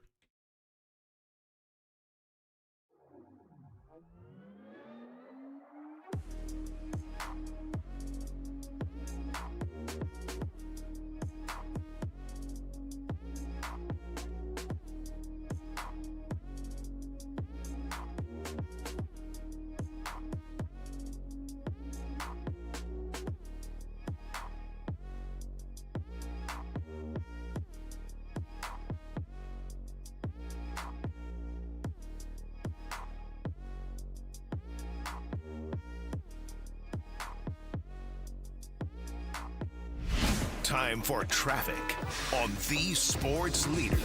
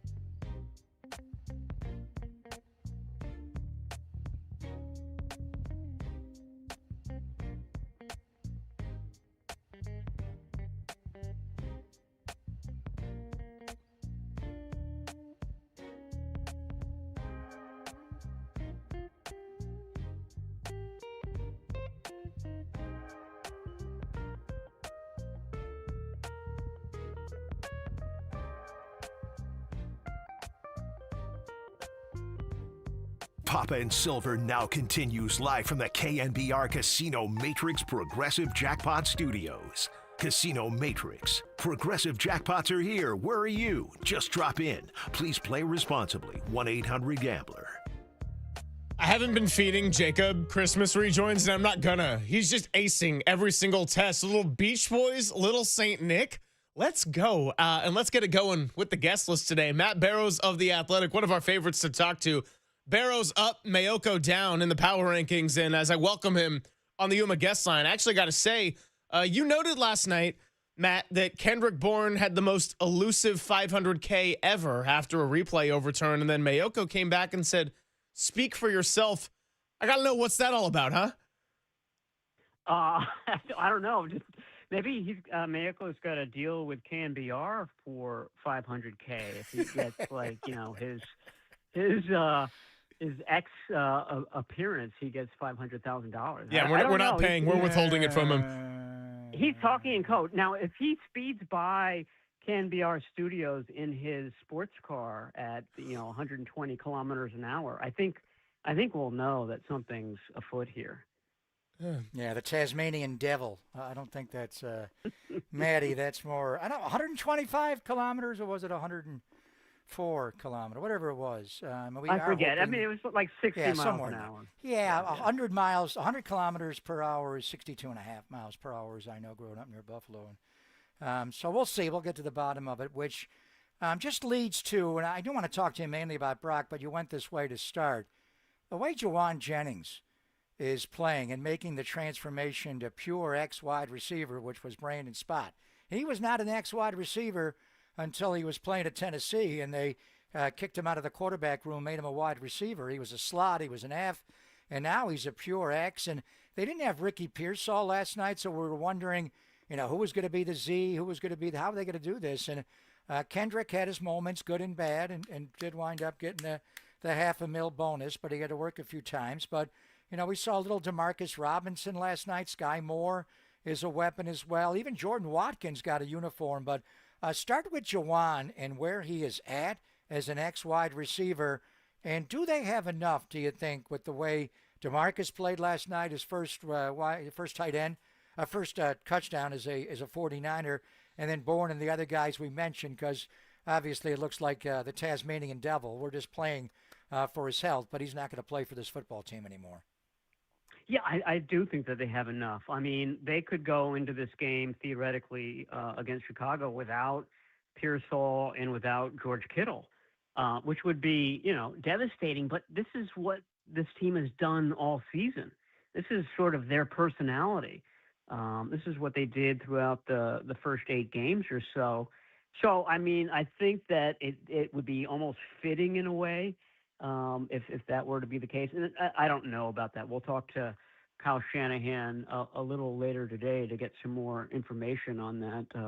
On the 2 ankle injuries, Tatum Bethune's and George Kittle's, and where Pearsall is on his comeback. But, it would be interesting if Kittle didn't play against the Bears, because as it stands now, it doesn't look like Christian McCaffrey is going to get enough receiving yards to be a 1,000 guy for the second time in his career. However, I mean, if you're missing some of your top pass catchers, then you sort of revert, if you're the 49ers, to early season mode, which is when they were kind of feeding Christian McCaffrey the ball in the passing game. So it changes the whole dynamic, and it puts that in play again. My overall point being, this team has a lot of options, and they've done a good job of tapping into those options at various points this season. So I think that's what's in store for the Bears game coming up. Matt, we're going to talk to your colleague Marcus Thompson a little bit later today, but he wrote a column off of. Whoop-de-doo. We have to. Yeah, this one we have to. Yeah, we got our hands tied. He's a bi-weekly. Yeah, bi-weekly. I get it. We'll get into Draymond Green. What the hell's going on with Draymond? What a weekend and what a night last night. Wow. But Marcus Thompson, after the last Monday night game against the Panthers, wrote a column about how Brock Purdy can't be a quarterback that shrivels, and in the second half was much more conservative in that Carolina game, which was the basis of the column. Now, since then, Brock Purdy has played some of the best football we've seen him ever play. Was last night, in your estimation, the best regular season game he's ever played, even with the Colts having some health issues on their defensive side of the ball? No, only because for me, the best regular season game he's ever played was that second ever start in Seattle where he's dealing with a broken rib, and it's up in Seattle, and short week, and he literally did not throw a pass in the warm-up to that game. And it wasn't gaudy statistics, but it was just a really sort of gutsy, mature game for somebody who at that point was, 22 years old. But, in terms of stats and command and spreading the ball around and playing without Pearsall and playing without Kittle for the last quarter of last night's game, I thought it was really kind of remarkable that, Phillip Rivers is the story of the game. The whole NFL is buzzing about him, and he has such a good opening quarter. And, Troy Aikman and Joe Buck are just breathless about, how incredible the story is. And then by the end of the game, humble Brock Purdy has sort of wrestled the spotlight away from Phillip Rivers. That was a major achievement in itself, just given all the Rivers hype that was going into that game. But point being is that he's gotten a little bit better in every game that he's been back, since the Cardinals game a few weeks ago, and he's getting hot at just the right time.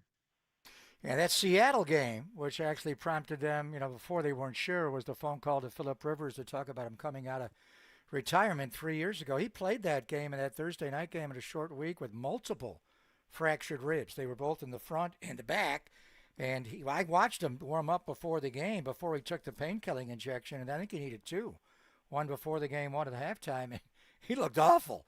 I'm like, how are they going to do this? And then they took the painkiller, and I think he wound up going like 11 for 11 to open the game. So, what I saw last week against Tennessee was the best I think I've seen Brock play since the 2023 year, when he got off to that 5-0 start. And he referenced, that showdown game on Christmas night against Lamar that year, and it was just too big for him, which I thought was surprising a little bit. Threw that one bad ball in the end zone that Hamilton intercepted. But, since that point, Matt, when he was up for MVP, wound up being fourth that year, this is the best he's played since when?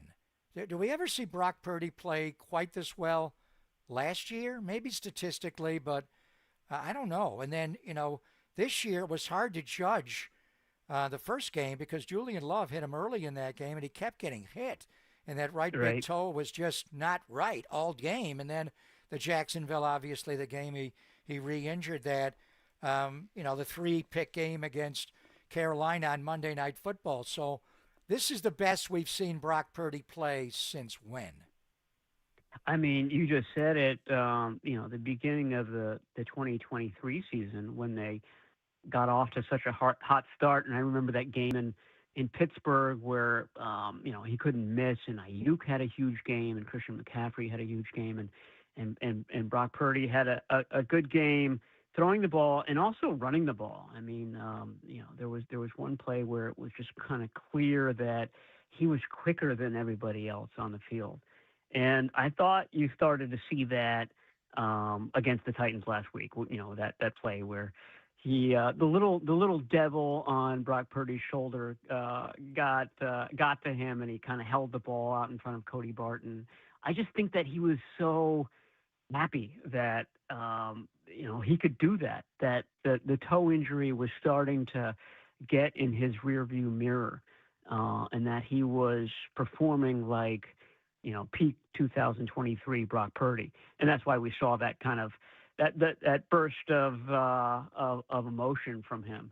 He's a guy that, like I said, is healthy and is getting hot at just the right time. And I think you're seeing that in what he's pushing himself to do. Two of his best throws last night were on the hoof. The touchdown to Kittle, and then the should have been touchdown to Jake Tondres, which I don't even think that Purdy thought that he caught the ball because he went so quickly with the next play, which of course was a touchdown to Christian McCaffrey. But I mean, it was such a bang play to Tondres that the officials obviously thought that he was out, and nobody in the stadium was sure until they really saw the replays go. So that's Brock Purdy. It's vintage Brock Purdy in that he uses his feet well and he uses his mind well. Both are very, very fast. And when you have that combination and when you have it firing on all cylinders, it can be potent. A few more minutes here with Matt Barrows on the UMA guest line as the 49ers dispose of the Colts 48-27. I just want to get your general evaluation of the defense because it's fair to say that Phillip Rivers came out slinging, Darrell Luter Jr. got picked on, and they couldn't generate a pass rush.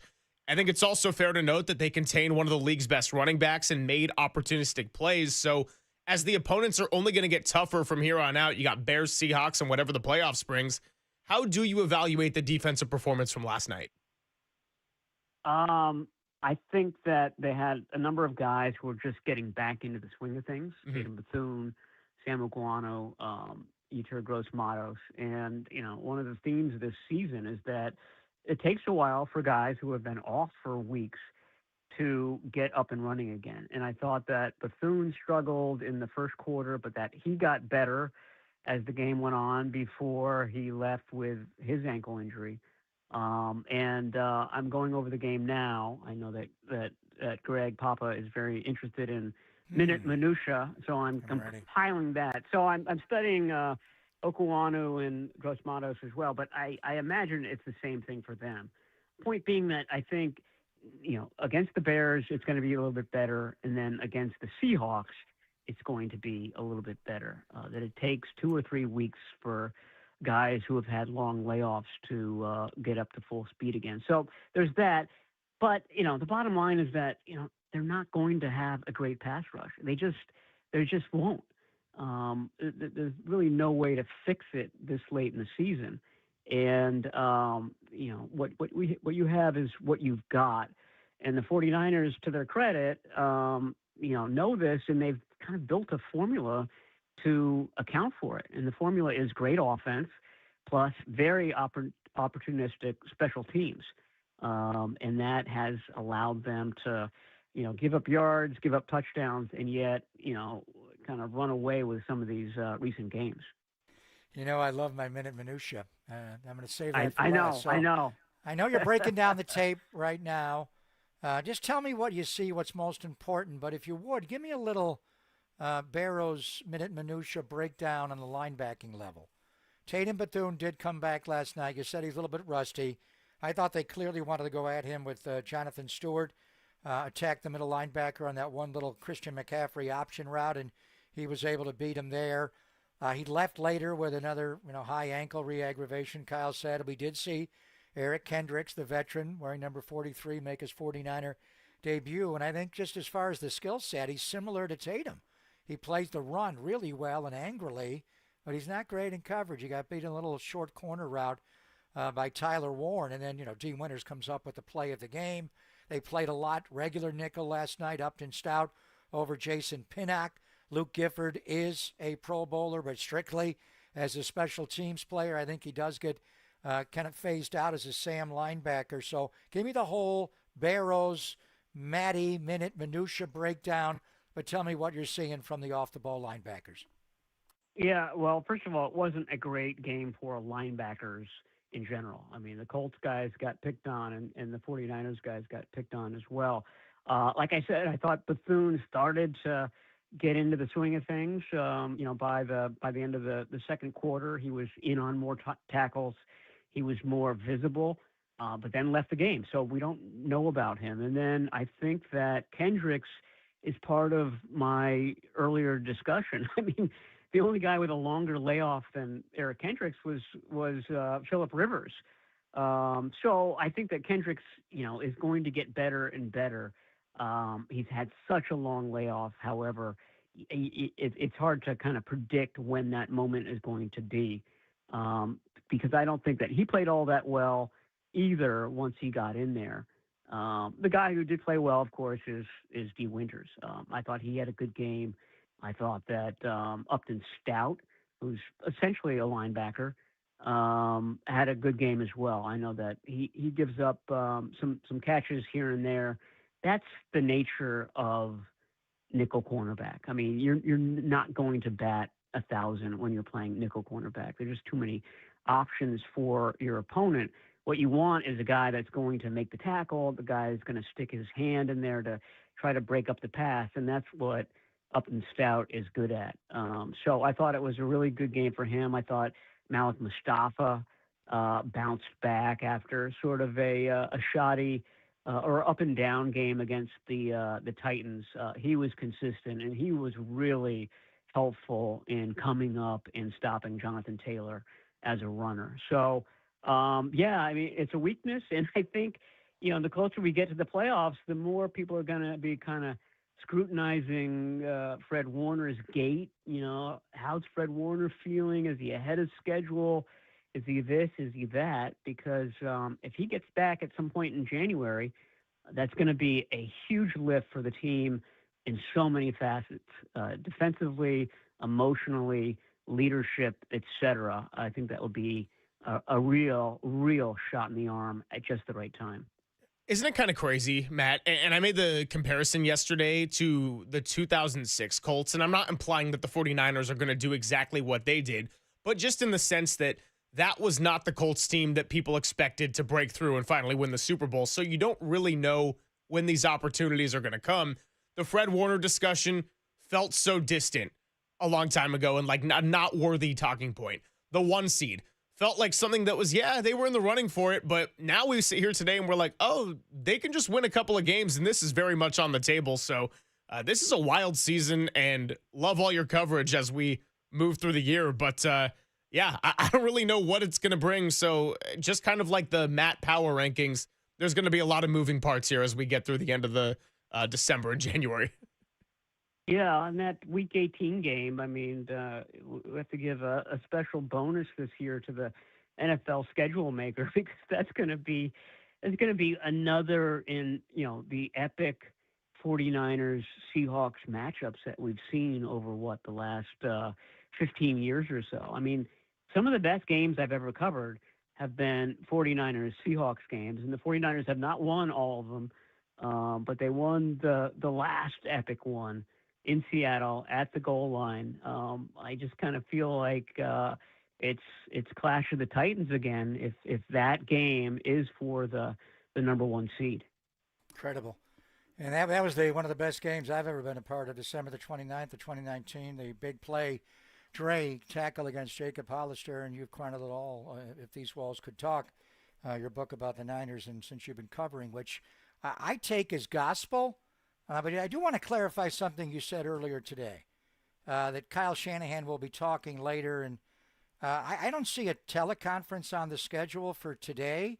I do see him talking tomorrow like he always does on Installation Day. So I texted Eric Branch and I said, Barrows is saying Kyle's talking today. And the response I got back was, you trust that guy? And I had to respond, not anymore, because I don't see it. Is Kyle Shanahan doing a teleconference today that we don't know about?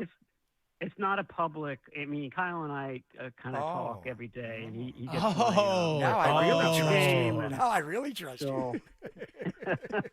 Yeah, maybe I may have misread it. It's all right. I apologize to the listeners out there. I guess Christmas week, the Monday night game, there is no Tuesday conference call. Yeah. Well, if you end up calling Kyle Shanahan individually, just give us a call here at the studio. We'll loop it in and put it on the air. Perfect. Yeah. Well, we'll live tweet it so that you guys can air it. Well, I know the main thing, and tomorrow. What do you think is the situation with Kittle and the ankle? He said it was not a high ankle. He thought it was a hip drop tackle. I saw Bynum maybe do that in the third quarter. When did that happen? But he was not himself for most of the second quarter, or like middle of the second quarter on. He was coming off for multiple plays. Just what are you looking at for Kittle availability, Matty, against the Bears on Sunday night? Yeah, it's definitely a question mark. I think that the turf, Kittle made a sort of a side comment about the turf and how that played a role, and hip drop tackle, and the foot kind of got caught in the turf as he was going down. So I don't know whether that was part of his calculus of pulling himself out of the game. He didn't want to do further damage to the ankle, knowing that they had a sizable lead at that point, and a big game with the Bears coming up on a short week, which he also highlighted.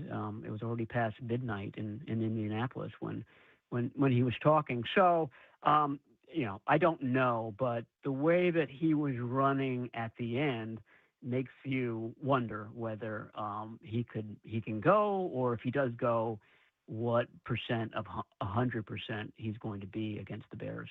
Yeah, George, Ricky, all the guys who just came back and need another week to acclimate. I mean, this is going to be a very fascinating short week with Christmas, and we're packing it all in. So I'll continue to read you in The Athletic. I'll need it as we're doing some shows here through the holidays.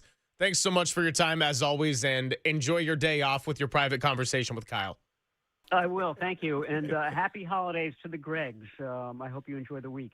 Absolutely. Happy Festivus. Airing our grievances. Festivus for the rest of us, Greg. Yes. Happy holidays. Matt Barrows of The Athletic. You can read him. You should read him. And we always appreciate his time. All right, we'll reset it when we come on back, talk a little defense, and talk a little Pro Bowl before we get to Tracy Sandler, who's coming up at 11:50. It's Papa and Silver on the Sports Leader.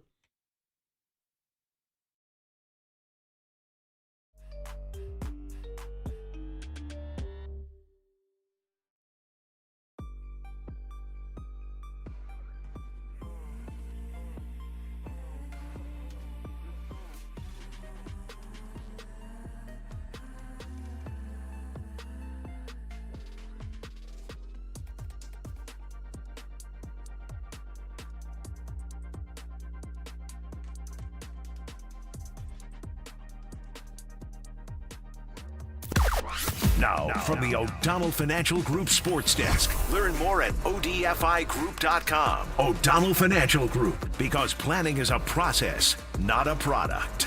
The Niners take down the Colts 48-27. Brock Purdy, 5 tugs. Christian McCaffrey, 2 of them. Over 100 yards. Kittle, over 100 yards. The real MVP of that game, the Red Panda, did the halftime show. The Colts had no words after that. They were outscored 24-10. The Red Panda, SF's finest, the insider, the double agent. Shout out. Keep it locked in here if you love the Red Panda or the Niners on the Sports Leader.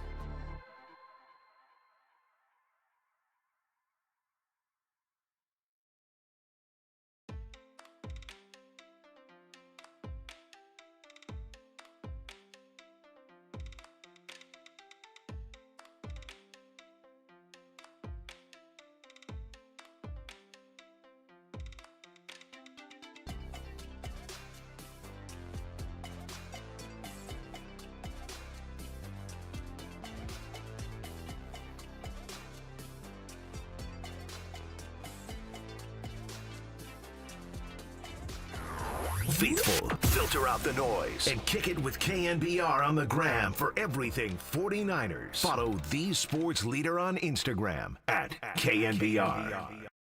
49ers showing pressure. Here it comes.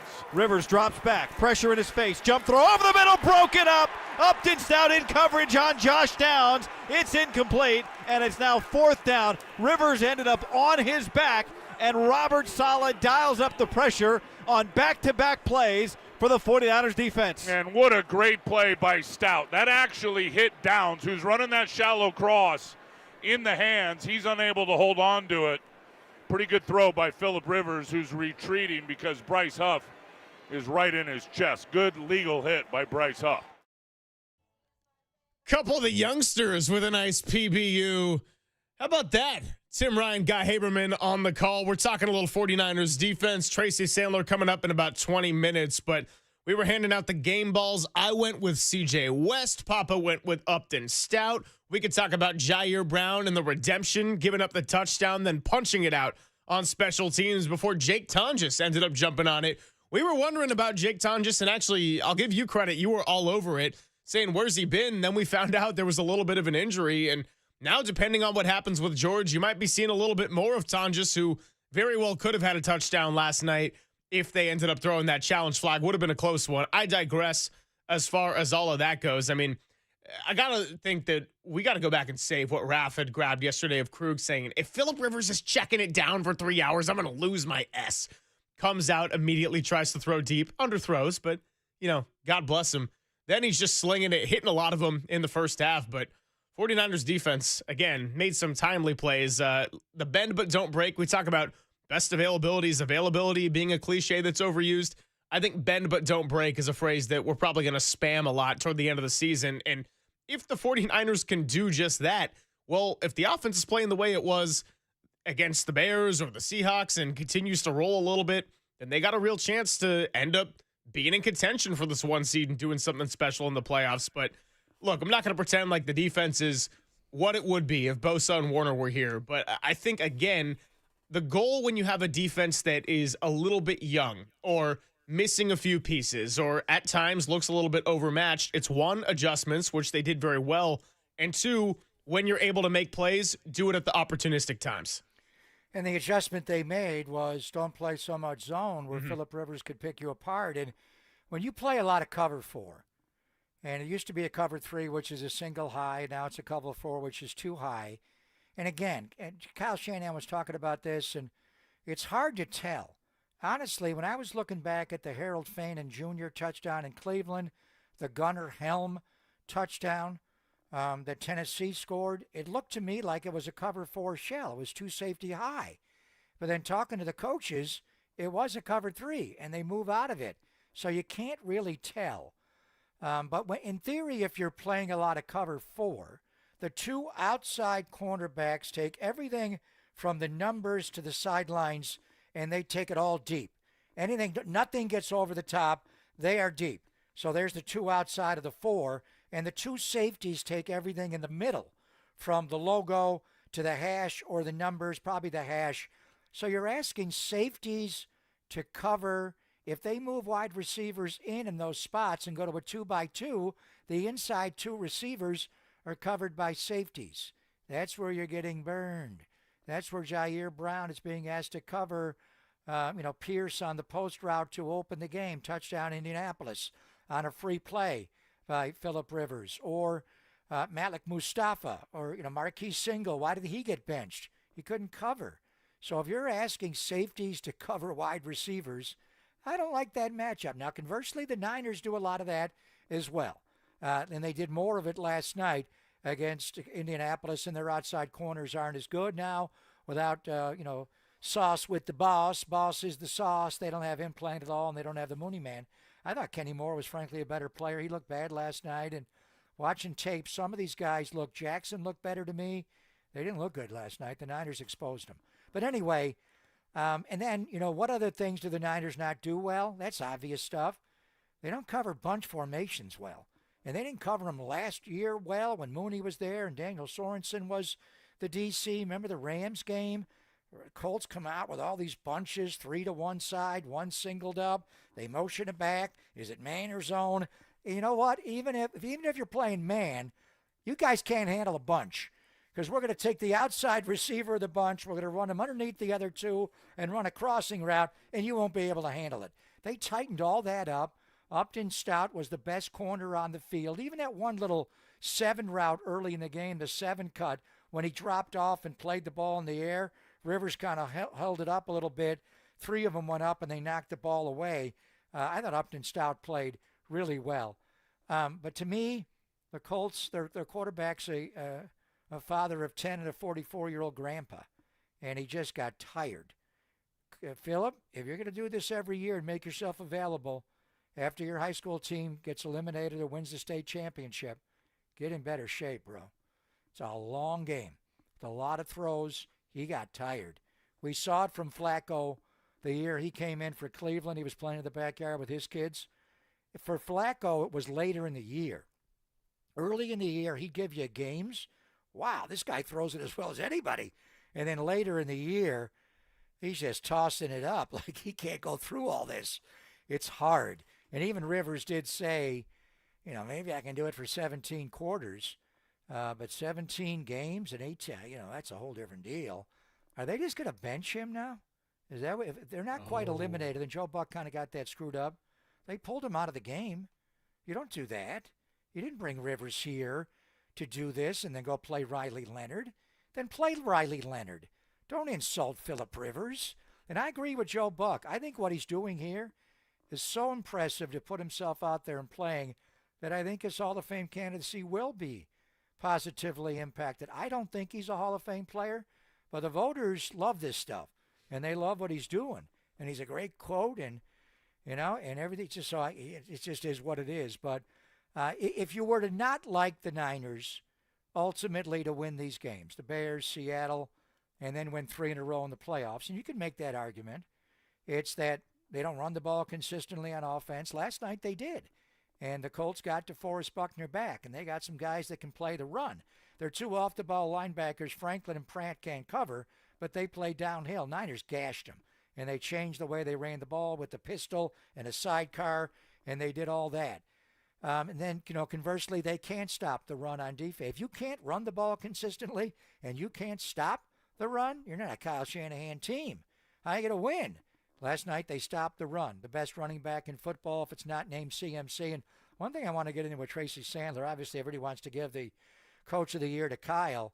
How about legitimately the Offensive Player of the Year to Christian McCaffrey for a second time in the last 3 years? And is he past Jonathan, Taylor by, and then you got Smith and Jig, but I don't think he's going to get Megatron's numbers anymore. Then the other thing the Niners don't do is sack the quarterback, and they got to Rivers twice later in the game last night. The defense is young. It is young. It is young across the board. That's why Gross Matos getting back in the mix a little bit adds a little veteran play. That's why I'm pushing to get Eric Hendricks on the field. And I was not thrilled with the way he played, but Matt Barrows is right. First came back in a long time. Slow your roll on your assessment of him. He'll figure it out. They'll give him a role. But I think ultimately he needs to be on the field. I don't know if he's good enough or not, but you got youth all around. So if you don't like the Niners, and I know everybody still is picking somebody else, the Rams or Seahawks, to win the NFC West. Nobody's picking the Niners, even though their path is clear. And Seattle's is as well. Seattle wins in Carolina and beats them, but they're going to win on the road. And I know their coach wins on the road, but I think I'd rather play in front of the 12s. But the Niners' path is win 2 home games, and you win the West. No one is still, they are reluctant to embrace that. Is that because McCaffrey's great, but they don't run the ball consistently enough? Last night they did. They don't stop the run enough. Last night they did. They don't get to the quarter. If you can't sack the quarterback and you can't stop the run, how are you going to do this? Now, was it Rivers just holding the ball and he just got a couple of bull rushes there? So those are the arguments to not like the Niners' chances to win for the first time in 31 years.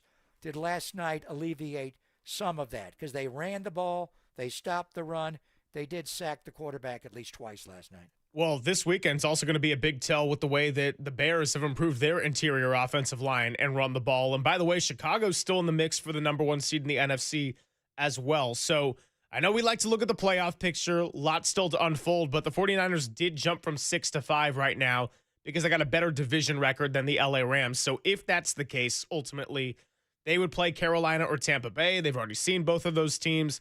And then you'd have a 3-6 matchup of the Rams and the Eagles. Wow, what a game that would be.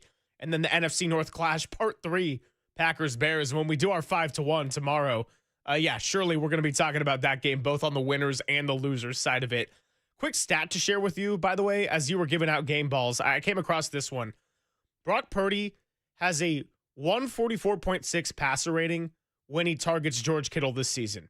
That's the highest by any QB and pass-catching duo in the last 5 seasons with the minimum of 50 targets. So 7 touchdowns, no interceptions, 83.9 completion percentage. Yeah, Mac Jones, we got a lot into the time that he had to fill, and Kittle missed a chunk of that, and Pearsall missed 6 games of that as well. But when we talk about game balls, I mean, the connection between Purdy and Kittle, because George has always been a tremendous player, and you called him the original Yak Bro in this. But Purdy getting reinserted into this offense takes a lot of these pieces to another level. And I know 2023, everyone wanted to say, well, he's got Brandon Ayuk and Deebo Samuel and Offensive Player of the Year, Christian McCaffrey and George Kittle. Yeah, guess what? Make use of your best players. These two, it truly is becoming one of the most remarkable connections we've ever seen. Throw him the damn ball more. And George was good. And he set some records. The 1377 year. Jimmy wasn't even here then, right? But Jimmy and him had a nice relationship. They had a little bit of a texting disconnect, but who does not? With Jimmy Garoppolo, or even my guy Tim Ryan has gotten much better. They landed last night at 3:40 in the morning, and they had to they landed SFO because San Jose's closed by that hour, and then they all bus to Levi, so guys didn't get home till 5 o'clock in the morning. So they're just now, they got the morning off, and they are getting treatment, whoever needs treatment there. So I think that's starting at around noon. That'll be big for George Kittle to roll in and have an assessment, on what's going on with the ankle. Is it a high ankle? Is it a low ankle? Exactly what is the story? Get him on, get him treatment right away. But the moment Brock Purdy arrived, he just found George Kittle. There are other guys that he had to throw the ball to. Obviously, he's got weapons everywhere. I also think George has become a much better route runner. There's no doubt. His ability to beat man coverage, to tempo a little bit.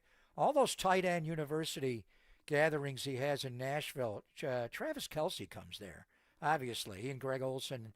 The one thing that made Kelce very different than George always ran like his hair's on fire, like he lives. Just every route is, he's just trying to get out. And Kelce just come out slow like Gates, and then he gives you a different gait. He changed tempo a lot. He looked like, is he just walking around, Kelce? And then he just moves a little bit more, and he gets separation. Antonio Gates was slow all the time. He just used his big ass and his basketball background to box you out. Kelce changes tempo. And I think George has learned a little bit of that from Travis Kelce and being around all those great tight ends and picking up a little bit here and there. You don't have to run like your hair's on fire every single snap. Block like it is. And even then, with the sift block, just change your tempo a little bit. He has become a much better route runner, just knowing to go slow sometimes, then speed up at the right time to get separation. 808 KMBR. We'll take more of your calls as we move forward in the 12 o'clock hour. We'll get a brief note on the Pro Bowlers, and then we'll talk to Tracy Sandler. It's Papa and Silver hanging out with you on the Sports Leader.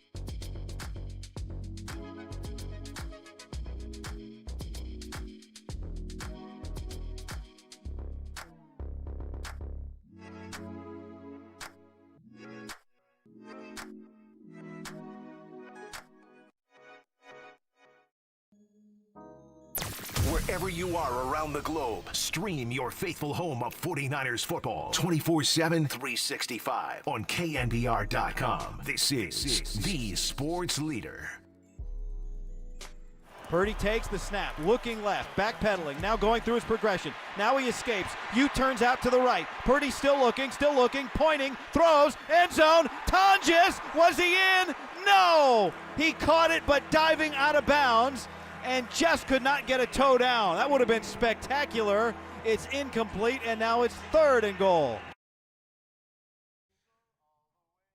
Nice and festive here, and Jake Tonjes nearly with one of the great touchdown grabs of the year. Still would have been his second best, though, after what he did in week 1. And by the way, how big of a play is that as we watch the season unfold? And we just talked to Matt Barrows about what it could mean if it's another Seahawks 49ers last week of the regular season, everything on the line. And Jake Tonjes is a big reason why, having the Los Gatos leap there on the road all the way back in week 1 when both teams looked very, very different. Before we got to Tracy Sandler coming up in a bit, got to give a shout out to our Pro Bowlers. That's right.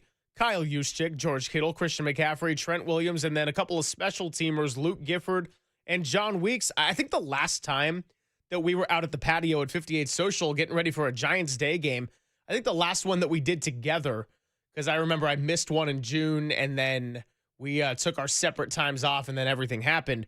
You were getting ready to go to Santa Clara, and you just sit down next to me and you go, bro, I got a man crush on John Weeks. This guy's incredible. He's a machine. Has he had a bad snap all year? And we love our Tabor Pepper, but a little bit of Jake Moody's moodiness was up and down and all around from Tabor, kind of like his tweets. But we knew John Weeks, and we texted Shane Leckler right away, who played with him. John was a 15-year Houston Texan, made one Pro Bowl in his entire run there in Houston in the 2014 year and 2014 season. And I said, is John Weeks just a machine? he never has a bad snap. And, age 39, and they brought in Thomas Morstead at age 39. And Thomas is really good as well. He just never punts. But congratulations to John Weeks. And we did love Luke Gifford. I thought he'd be better as an off-the-ball linebacker. Hasn't turned out that way. But so you got 2 on team. Sky Moore was also selected as an alternate. So we'll see. We don't want him to play in the Pro Bowl. And the Pro Bowl is going to be a flag football game on February the 3rd. And that'll be at the Moscone Center. That's an right. Indoor venue. So I think I've watched every single Pro Bowl since the merger. I'm the one guy out there. Even when it's a flag game, it's great. So we do want to get out. We don't want any of these guys to play in the Pro Bowl. We want them to beg out and say, I'll see you in a week at the Super Bowl at Levi's. But so you got 2 and maybe a third on special teams. The rest all come from offense. And it's your entire offensive backfield. And Brock Purdy didn't play enough to be eligible. But Christian McCaffrey does make it as a Pro Bowler for a 4th time. Only 4 in McCaffrey's career. He's only made first-team All-Pro twice in his career. And, of course, most recently in 2023. And I do want to talk to Tracy Sandler about not just Kyle for Coach of the Year, which there's a building momentum there for him to win this award. But how about Christian McCaffrey being the Offensive Player of the Year in 2025 and winning it twice the last 3 years, which would be, how many guys have done that? That would be impressive. So we'll talk to her about that, but he is obviously a Pro Bowler, as is Kyle Juszczyk. Kyle made it his last year in Baltimore in 16, and he has now made it every single year as a San Francisco 49er. As a Niner, he is 9 for 9. 9 years a Niner, 9 times a Pro Bowl, as he mentioned, every time, because I was there when he found out a couple of years ago, and we looked it up together. He now has 10 Pro Bowl selections as a fullback, and you can say, well, how many fullbacks play in the NFL? Half the league doesn't even, it doesn't matter. And he's more than just a fullback. He is an offensive weapon, whether it's Drew Brees singling him out on the Fox broadcast or Troy Aikman. I just want him to say he's better than Daryl Moose Johnston. One time he wasn't going to go there, and Rathman's in a different category. This guy's a modern fullback, but he has made the Pro Bowl the most times of any fullback in history. History, more than Jim Brown. We looked it up together, and we were sitting side by side. I said, bro, you have made the Pro Bowl more times than Jim. Now, Jim Brown only played 9 years, and then he was hanging out with Raquel Welch on motorcycles. So, Juice, your wife's cute, but not quite Jim Brown territory yet. But 10 Pro Bowls as a fullback, which leads to Trent. And he came out and visited with Scott Van Pelt, and he made the rounds. Trent started kind of slowly this year, but he is playing as dominant as a football player at left tackle as he's ever played. So his Pro Bowl selection now is his 12th all-time. 12. And that is significant to him because he wanted number 12 to have the most of any offensive tackles all time. Before this morning, when he found out he got the Dirty Dozen, Trent with Anthony Munoz, Willie Rolfe, and Jonathan Ogden had made the Pro Bowl 11 times. So he was one of 4 to make it, and they're all left tackles, and they're all Hall of Famers, and he's going to be there, obviously, maybe a first ballot Hall of Famer.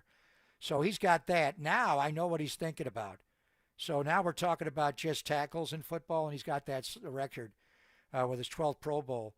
But as far as offensive linemen, Bruce Matthews made 14, Randall McDaniel made 12, and Will Shields made 12. So Trent's got 12 now.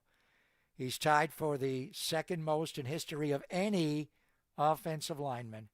And all he's got to do is, get Bruce Matthews.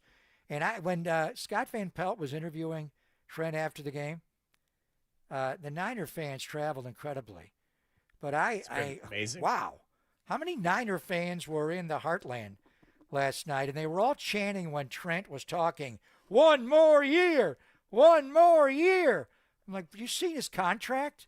He's under contract for more than 1 more. It would be 4 more years. 4, that's the chant. He is not considering retiring at all. And a lot of it is Bruce Matthews. He's got the most of any tackle in history, second most of any offensive lineman. What a thing that would be if Trent Williams plays 3 more years makes a Pro Bowl every year and gets to 15 and has more Pro Bowl selections than any offensive lineman in history. Well, that's part of why I wanted to give the offensive line as a whole a game ball. And remember, the offensive line struggles early in the year. I think Colton McKivitz was probably the most consistent, but the center position was iffy. Ben Barch couldn't stay healthy, and Connor Colby just wasn't getting it done at the left guard spot. And Trenton himself, the future first ballot Hall of Famer, no doubter, had a couple of bad games in the first 4 weeks of the season. And so for him to not only have really stepped it up and be the player that we know and love, but also have been present and available for every game, it's remarkable. And so congratulations to Trent Williams and Kyle Juszczyk and John Weeks and Luke Gifford and Christian McCaffrey and George Kittle for making the Pro Bowl. But, I mean, look, they got tunnel vision right now, and Trent was great on SportsCenter with Scott Van Pelt. You know, when JD and I were out at training camp doing those shows, which was obviously a very, very bittersweet time, because when we had Trent, I think that was the day before we were set to make the announcement public of everything of your state and why you weren't doing the shows in the first place. But we had fun with Trent riffing on his age and everything. And then he walked away, and I'm thinking, don't actually retire. You still got a lot of gas left in the tank. So it's not going to be one more year. All right. He's got an electric Rolls Royce, a Phantom, and that's just one of his cars. He has an impressive stable of cars, and he gets cars that do not depreciate, and he buys them and he resells them for more money because Trent needs money. He has a very interesting and complicated life, and he does know how to spend his money, and he's got private planes and everything. But what an honor for him. And then George Kittle, as you mentioned, made the Pro Bowl 7-time in his career. The one thing about Trent that shocked me, when he first got to the Niners, he had all those Pro Bowls in Washington, but he was never voted first-team All-Pro in Washington. Never made it. Like, whoa. I did know that. Is that more of a comment about the state of the football? I mean, he never won a playoff game there. He played in 2. One of them was the one RG3 had his knee ripped up against Seattle. Ever since he's been a Niner, or at least the last 3 years as a Niner, first team All-Pro. So you look at a little bit of a juxtaposition, 12 times Pro Bowler, but the real honor you want is All-Pro. And he's clearly an All-Pro. He's one of the best 2 tackles in football every year. He's only made that 3 times in his career. So the question would be, would he be a first-team All-Pro performer this year? Just for the NFC, the other tackles to make the Pro Bowl are Penei Sewell. They're not having as good of a year this year. And Tristan Wirfs missed some time. So I think we'll give Trent 12 Pro Bowls, the most of any tackle in history, and now tied for the second most of any lineman in history. Can get to a couple more, 3 to get Bruce Matthews' record of 14. But will Trent Williams get back? Because last year he didn't make the Pro Bowl. He wasn't first-team All-Pro. He hardly played.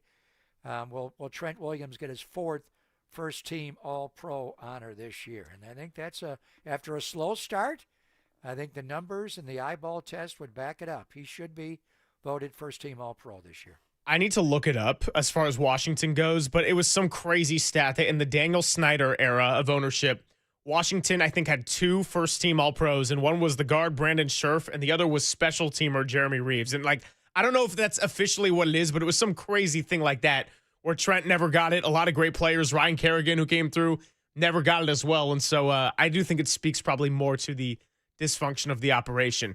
By the way, 319 on the Golden State Lumber and Showroom text line says they were at the game last night.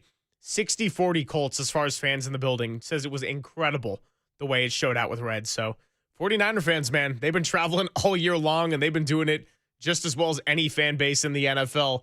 Someone who knows a lot about the travel because she has the best travel schedule in all of sports is our friend Tracy Sandler, who will join us next. It's Papa and Silver on the Sports Leader.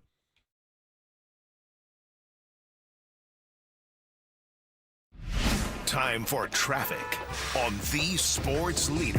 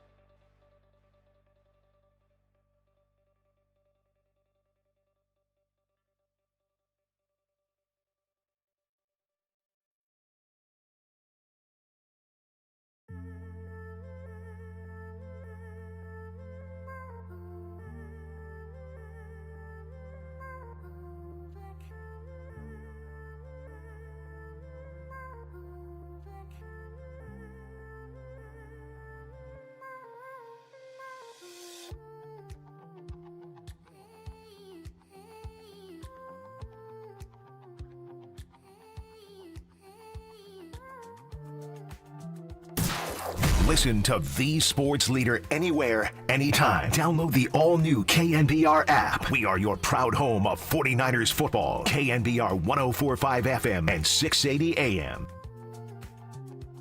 I mean, everybody just did their job. I feel like Kyle was in his bag with his play calls and the run game, the O-line just doing a great job for Christian, and then obviously the pass game to be able to dish it out a bunch of guys and then make plays. Like, it was just a team effort across the board. You said Kyle was in his bag. What do you mean by that?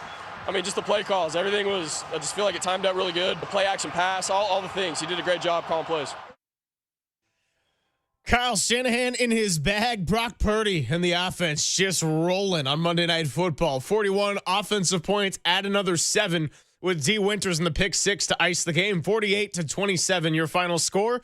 And we're talking all about it. Thanks for hanging out with the Gregs. As we do every Tuesday, we catch up with the CEO and founder of the Fangirl Sports Network and also part of our team on 49ers pre and post right here on The Sports Leader. She is Tracy Sandler. Tracy, happy Festivus, happy holidays. How's it going today? It is good. Happy holidays. I'm a little tired. I had a 5:30 a.m. flight out of Indianapolis, but I'm home, so that's exciting. But I'm good. Happy holidays, everybody. Yeah, well, I want to get to the Coach of the Year discussion because you've been very adamant that Kyle Shanahan is the guy, despite what other culture changers have done in their first year in a new scene, like a Liam Cohen, a Ben Johnson, a Mike Vrabel. What has Kyle Shanahan shown you that you haven't been able to see in the past years when he's had other impressive coaching seasons? What would your bullet point presentation be to the voting committee today? Well, I think first of all, it would be the injuries and the injuries to Fred Warner and Nick Bosa, and then all the other myriad of injuries that have gone on throughout the season, all the time without Brock, all the time without Kittle, all the time without Ricky Pearsall, et cetera. No Brandon Ayuk, et cetera, et cetera. But then beyond that, I've added a bullet point after last night. I think when he talked about changing the mindset this season and having the players over to his house in OTAs and changing the mindset to being the best team they can be, and not in a cheesy way, but as opposed to every Super Bowl or bust. That says to me that Kyle did some introspection and that he changed his mindset and figured out what was best for the team and was going to make the team most successful going forward. And they've come so close and they haven't gotten there. And I don't know that this is the year because of all the injuries. But that to me is a really good coach who took stock of the past several years and said, what do I need to do differently and how can I help them do things differently? And when you look at those injuries to Fred Warner, Nick Bosa, they were obviously terrible injuries. They're deflating injuries, but it never felt like, oh, here we go again, or that the guys felt like, well, there's that. I guess we'll be back next year. And so to me, that's the Coach of the Year. The other guys are very deserving. They've done tremendous things. I'm glad I'm not actually on the voting committee, but to me, just what he's done with what he has and just the shift in mindset to me makes him the Coach of the Year. And he's never won this award. He did finish a runner-up in 2019 when he took that team all the way to 13-3 and 7 minutes away from a Super Bowl championship, and he's never won the award. So there are many different Coach of the Year awards. The only one you look at is Associated Press. They are the one, the Pro Football Writers Association will come up with theirs and all these different publications and websites, but it is AP that decides forever and ever who this winner is. You get one in every city, and I think in the Bay Area it's Josh DeBow who votes. Yes. But so we can have our own opinion.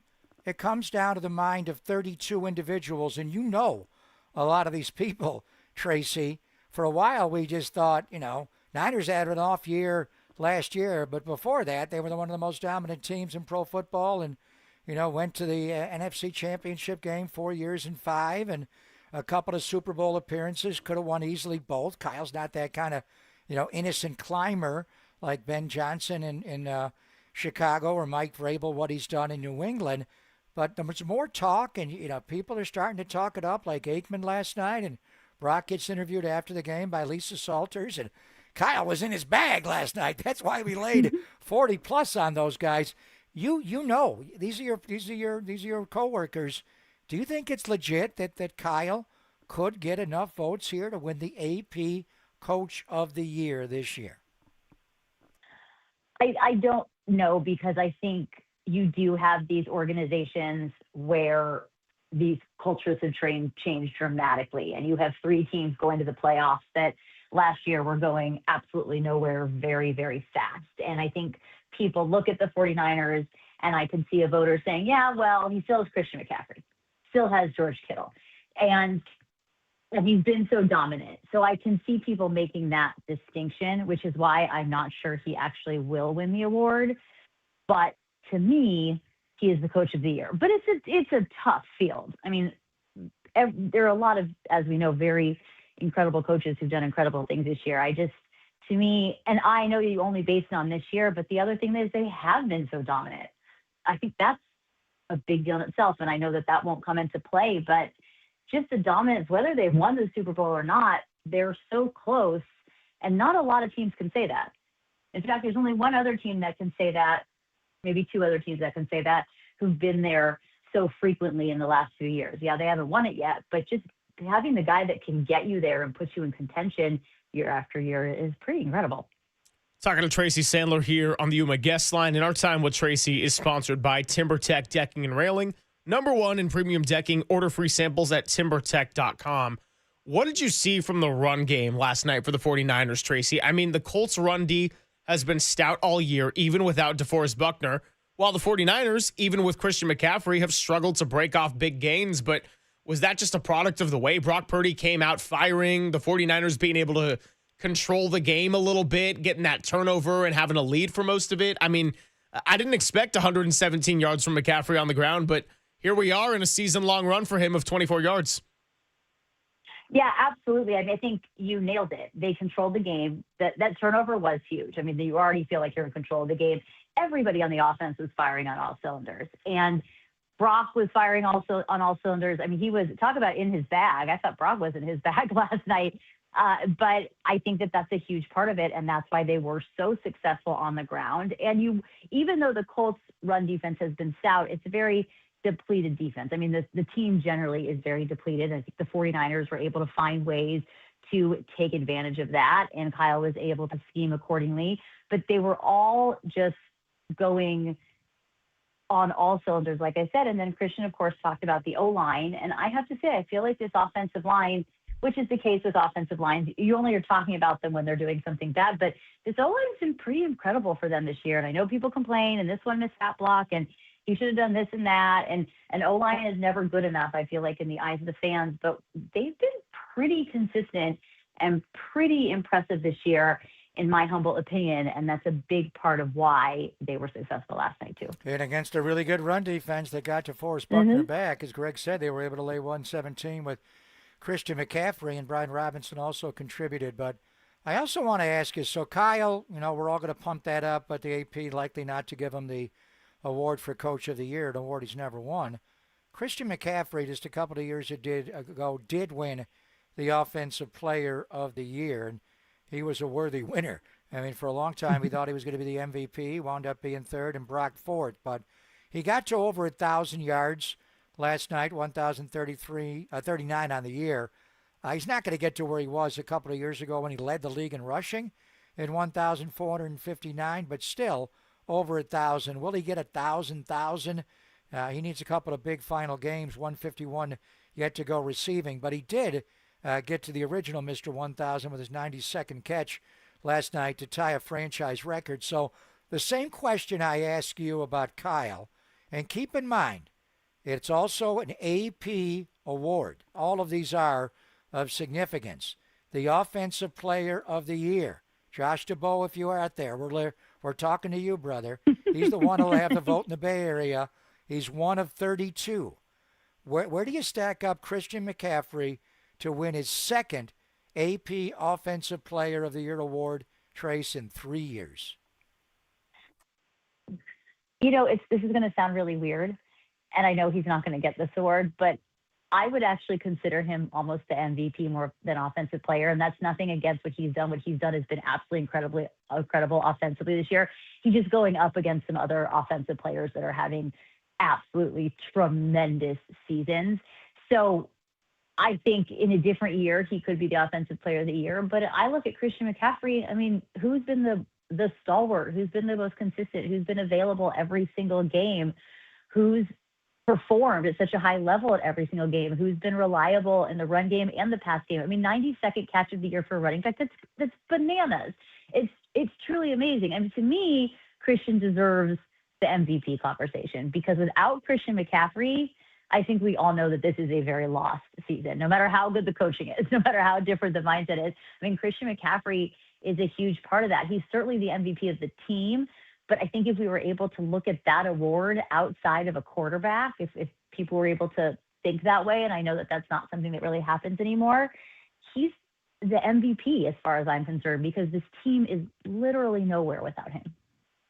Do you think it's a more impressive year for McCaffrey than it was in 2023? I know that they're so different in terms of statistically and watching it on the tape, but think about the season where they would be without him. I mean, yeah, there was a lot more help there in 2023 as well. So what would you say about that? Yeah, I do think it's a more impressive year, just in the way that he's literally been able to put the team on his back. I mean, I think has been the most impressive thing. And with so many things around him changing, he had a different quarterback for several games. We talked earlier about the wide receiver issues, Kittle being out. I mean, he's been the one constant on this team week after week who has performed. And I would say, yes, in that way, I think it is a more impressive season. Maybe not statistically so, but he's been tremendous. He's almost why I think Kyle wouldn't win Coach of the Year, because like I said, I think you could look at the team and say, well, he has Christian McCaffrey, so that was a big help, which it was. But I would say in a lot of ways it is a more impressive season. And the other thing that it feels like has happened this year with Christian, and maybe it's just me, but it also feels like he's always been a leader on the team, but it just feels like he's stepped that up even more. And that's really just with his consistency and his play. But every single week when you talk to Christian, no matter who got hurt, no matter what happened the week before, his message has stayed so consistent and so clear of it's a week-to-week league, which he's right. And there's no year that I think in recent memory where that's more true. And you just move on to the next one and you focus on the next game. And these things sound like cliches, but when he says them, he means them. And it shows on the field. It shows in the fact that the team is now 11-4 and has a real chance at the 1 seed in the NFC. Christian is a huge part of that on the field, off the field. I mean, I just think he's been absolutely tremendous. I clearly would vote for him for MVP, and I would vote for Kyle for Coach of the Year, but luckily, not luckily, but unfortunately, I'm not in charge. Yeah, I think Christian needs to pull out that black suit. Remember when he wore at NFL honors in Vegas, the black suit with the black tie, and he looked he was styling. That overcoat he wore walking into Lucas Oil Stadium and Dome was really impressive last night. He could honestly be a finalist for 3 different awards this year. Mm-hmm. I think he wins Comeback Player of the Year, with all due respect to Phillip Rivers. I think I should get a few votes for that. I think Christian's got that one. Yeah, I think I should be a 3-time. I should be a finalist, but I think he'll win that. I don't. You said he's not a great. There's other people that'll beat him out for offensive play. Talking about Jackson Smith and Jigba, I'm not sure about that. But as far as MVP, him, Puka. I'm not saying he's not a great candidate. I just think he has a tough. I think he has Puka lost a few votes on Thursday night. That's aligning probably yourself true. with anti-Semites is never a good thing.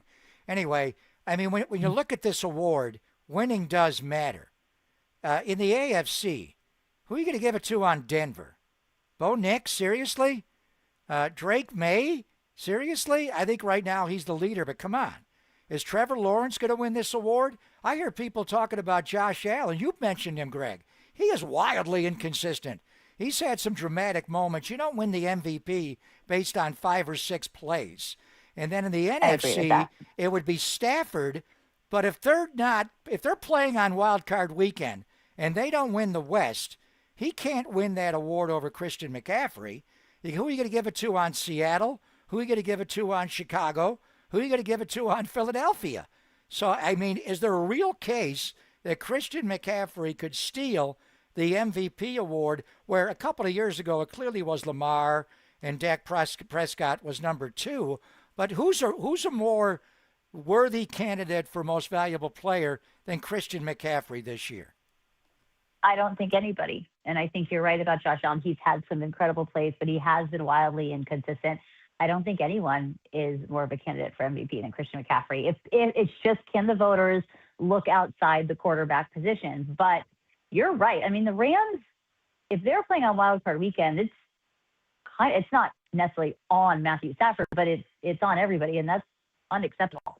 Frankly, I mean, this is a team that should have really not run away with the division, but won it with no problem. And every Rams loss has been just this heartbreaking loss. They've lost multiple games where they had big leads, and that's on everybody. So I think you're right. I don't think there's anyone more deserving than Christian McCaffrey. It's just, can the voters think outside the box on that? Yeah, I'd say pretty unlikely if he couldn't win it in 2023. But hey, you never know. A lot still to unfold in the final couple of weeks of the regular season here. Tracy, again, happy holidays, happy Festivus. Thank you for coming by, and looking forward to continuing our Tuesday tradition here. Absolutely. Have a great week. Happy holidays, guys. Thank you, Trace. Tracy Sandler, you can give her a follow at TracyFGSN, CEO and founder of the Fangirl Sports Network, and also part of our team on 49ers pre and post. All right, we'll continue with some Niners talk, and then we'll get a little bit into Draymond Green's situation with the bench. Marcus Thompson coming up at 12:50. We got our audio recap for you in the 1 o'clock hour, so don't go anywhere. And by the way, you want to take some calls? We took some funny ones there in the 10 o'clock hour. Phone lines are open, 808-KNBR. It's Papa and Silver on the Sports Leader.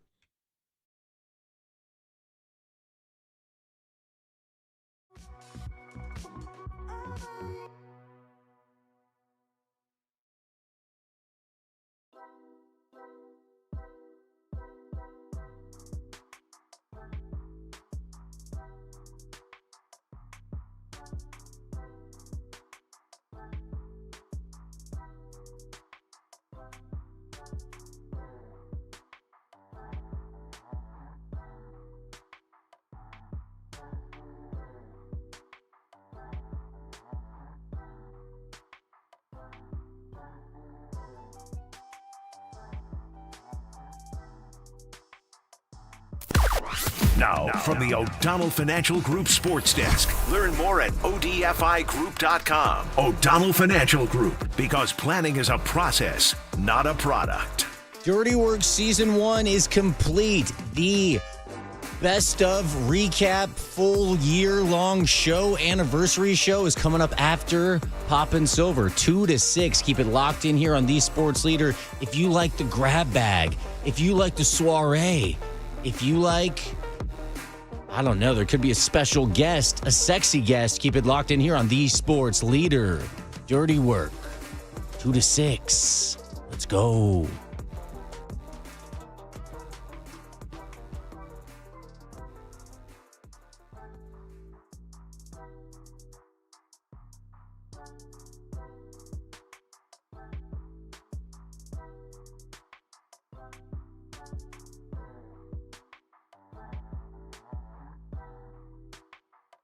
But it's not your last chance to learn about the Dolan Law Firm. That's right. The attorney ads that you see or hear out there, they're not always local, but Chris Dolan and his team, they are. They've been in the Bay Area for over 25 years. So if you're dealing with employment issues or the personal injury side of it, they are here for you. Now, if you've had issues in your workplace with wrongful termination, sexual harassment, discrimination, go to DolanLawFirm.com. Learn more about how your rights can be protected by the best in the business. And then out there on the streets and in the neighborhoods, we got children, we got motorcyclists, we got pedestrians, we got self-driving cars, we got all this travel going around.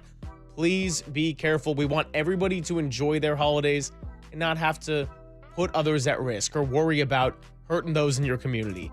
And if something happens, you can at least feel confident that you're in good hands with award-winning California Lawyer of the Year, because the Dolan Law Firm has secured over $1 billion in verdicts and settlements on behalf of their clients like you. And you don't have to stress about paying up front or hourly rates. They don't even get paid until you get paid first. So they're really in it for you. They live here, they work here, but most of all, they win here. DolanLawFirm.com.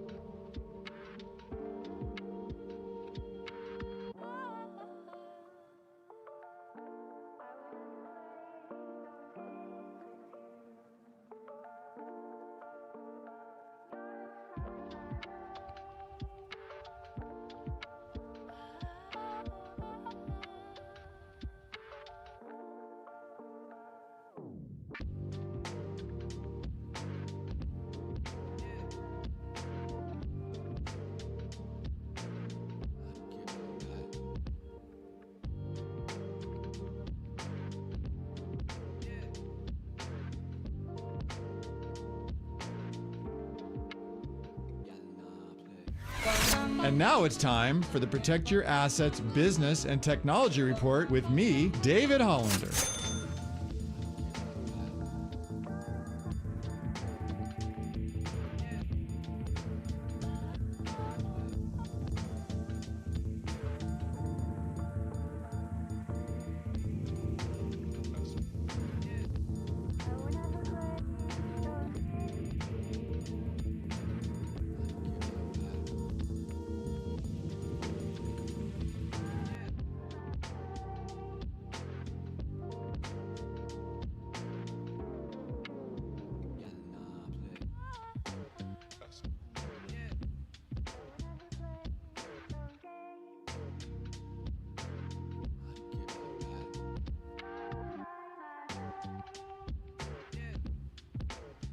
Papa and Silver now continues live from the KNBR Casino Matrix Progressive Jackpot Studios. Casino Matrix. Progressive jackpots are here. Where are you? Just drop in. Please play responsibly. 1-800-GAMBLER.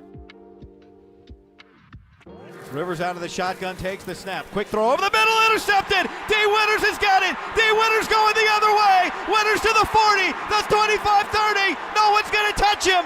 Nothing but the taillights. It's a pick six. 49ers. Pick City, baby. First pick six of the year, and D. Winters was all over that and caught Phillip Rivers slipping. And once he got it on the run, driving on the football, there was nobody going to catch D. Winters. What a big-time play for D. Wow. Oh, my goodness. An athletic catch coming across the middle. He picked it off around the 25. It's a 74-yard interception return for a touchdown. D. Winters to the house. Another interview we got at training camp, and he was so locked in and ready to go. What a year it's been for him as Fred Warner went down, and D had to be the main guy over there on the weak side. And it's a lot different when you got Fred versus when you don't. But that right there, a pick six. And yes, today's Festivus, but not a lot of airing of the grievances as the 49ers put up 48 points on Monday Night Football. D. Winters making sure that we weren't going to do a bunch of airing of the grievances because the defense started the game not generating a lot of pressure on Rivers, couple of busted coverages. Looked like we were in a full-on shootout college football style game. Iowa State was up on NC State at one point when I looked at the logos on the scoreboard, but then went back to some NFL football, and D. Winters iced the game right there. First 49ers pick six since, and you know the answer. Tell me, Mooney Mord in Arizona. All-pro Fred Warner back against the Patriots last year. Oh, last year with Jacoby Brissett, I was thinking of Mooney when nothing like that groin, nothing wrong with that groin from Tim Ryan. So, yeah, he did have one before. He got hurt, actually, in that game, and the year disintegrated. So, you know what it reminded me of, number 53, speeding down the field for a touchdown, was the pick six to close the stick, pick stick at the stick, and Navarro Bowman. But you remember a few weeks ago when the Niners were playing Jacksonville in the legal sign stealing and all that with pre-snap motion? When you have so many check with me's at the line of scrimmage, and Phillip Rivers is running the game, and Dieter's story today in the Bay Area News Group, where he actually took the sound up, and I thought Joe Buck did a great. Say what you want about Joe, he knows broadcasting. He's running the whole game at the line of scrimmage, and maybe they knew that in the production meetings going into it, but just don't talk. Take it sound up. That's the one thing about the NFL they could do better of, is just take the sound all the way up and let's hear it. And all the calls Dieter chronicled: insert, rat, flippo, flipper, maestro, right, whatever the hell all these means. These little one-word, designations from Rivers to his two teammates mean something. So he called 53 Orlando left right before that, and there was a little sit-down route to Tyler Warren in which D. Winters got beat on the play. The name of the play, why is it Orlando left for one? Is he singling out D. Winters' number? Like, we're going at you, 53? If you hear a check call and your number's involved, I think you're going to perk up. One time he said 53 is the Mike, which is not actually the Mike linebacker, but it gave me an idea. I don't even make him the Mike linebacker, but the Mike is just the linebacker that's in the middle of the defense where all the blocking they're going to go middle out and how they're going to block. So they're going to treat 53 like the Mike. So I did hear him say that once or twice. 53's the Mike, even though he's the Will. He wasn't how they were going to block it up. But when he says 53 Orlando left and comes back a few plays later and runs the same play, 53 were going at you, and watch D. Winters on that play. Tyler Warren hooked it up. He sat there, kind of gave it away, and then D. Winters just came from behind him, jumped in front of him, stole the football, and the rest, he said, he just blacked out. He went 74, 75 yards. But thank you, Rivers, by telling D. Winters, we're throwing at you on the next play, brother. The game, for as much as the 49ers offense was rolling, was never really out of reach until that moment right there. It was 34-27. Then the Niners went down. You had the Tonjes near touchdown, which they just quick snapped, and McCaffrey was wide open. Ended up being a 2-score game again. Then the Niners have the ball, and then you get one of Purdy's, maybe his only, although I know Kyle Shanahan said there were a couple bad throws of the night. Little high for Kendrick Bourne. Cam Bynum gets the pick, and you're thinking, okay, 9-yard pass, 33-yard pass to Alec Pierce, who continues to have a nice breakout season for Indianapolis. And then the pick six really put that thing to bed. So big congratulations there to D. Winters. I think when the 49ers didn't have an interception on the year, I asked Tim Ryan at the end of one of the football hours who breaks through finally. It was right before they played the Texans when they did get an interception. He said D. Winters. It ended up being Deommodore Lenoir, but that's the 6th interception of the year. Jacob and I were trying to go through them this year, and we totally blanked on the Jair Brown NFC Defensive Player of the Week double interception performance on the last Monday Night Football game. But D, first pick six of the year for the 49ers, and first since Fred Warner did it back in week 3, week 4 against the Patriots last year? Jacoby Brissett, and he wound up later in the game with a really bad injury. Yeah. And he played through the whole thing. And let me just tell you, off-the-ball linebacker spot has got to improve on this team. He's playing much better. There's no doubt, but he's still young. They've got to figure out who the Mike linebacker is going to be. You don't want two Mikes. You can't have two green dots. I think the other guy becomes the Sam, and that's the way you roll, to me. But Eric Kendricks has got to get up to speed. But speaking of Fred, if they do this and win these final 2 home games over the Bears Sunday night, and whenever we play Seattle that first weekend in January, and they don't have it to play on Wild Card weekend, and they come back the weekend of January 10th in divisional, it is possible Fred Warner plays that weekend. More likely it would be the championship game, increasingly likely it would be the Super Bowl, but it's certainly a possibility that he could come back for, if you skip Wild Card weekend, your first playoff game at Levi's divisional weekend. You know, a month ago, I wasn't really into that discussion because you were so far away and you had so much left to play out. At this point, not saying it's going to happen, but at least it's now something to be thinking about in the back of your head as a very realistic possibility. When he went down in Tampa Bay, and that just ruined the whole day. Watching the game felt weird. Baker Mayfield was playing MVP-level football at that point. Tatum Bethune thrown into the fire. Mac Jones with an early pick, and 49ers just never really got right there. It was their only other road loss of the year. So they had 2, Houston and Tampa Bay. So, wow, wouldn't that be something if he's able to come back? And D has played a lot better football alongside Fred Warner this year. No surprise that he would be doing just such, but nice to see him get that play to really ice the game last night. I said not a lot of airing of the grievances despite Festivus because of everything that happened in Bay Area sports landscape last night. But there was a little airing of the grievances session going on the Warriors bench there in the third quarter. Draymond Green and Steve Kerr got into it. Draymond Green back to the locker room, did come back to the bench, but did not come back into the game for the final 20 minutes. Warriors run away with the victory at home over the Orlando Magic. But before we get to Marcus Thompson, let's do a brief conversation about Draymond, Steve Kerr, and the 15-15 Golden State Warriors who get ready to welcome Klay Thompson and the Dallas Mavericks on Christmas. It's the Gregs, only here on the Sports Leader.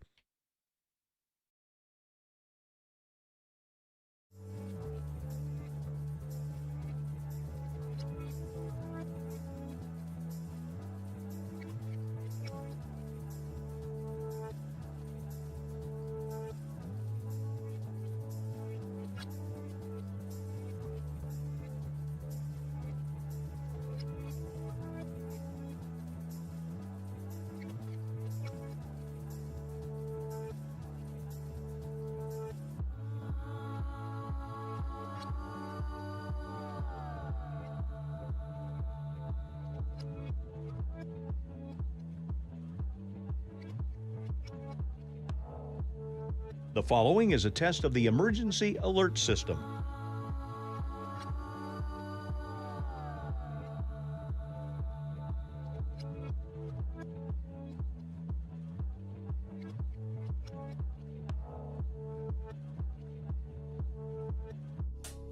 This has been a test of the emergency alert system. We now return to our regular programming.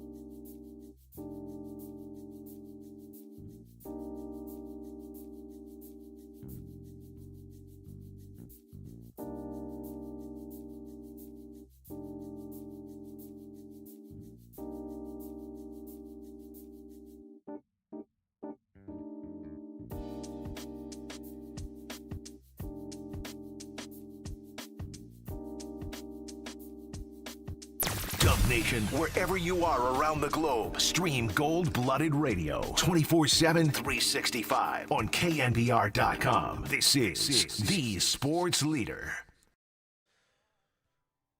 Poppin' Silver continues. A little sidebar here from the 49ers on our Victory Tuesday. We got the audio recap coming up for you later.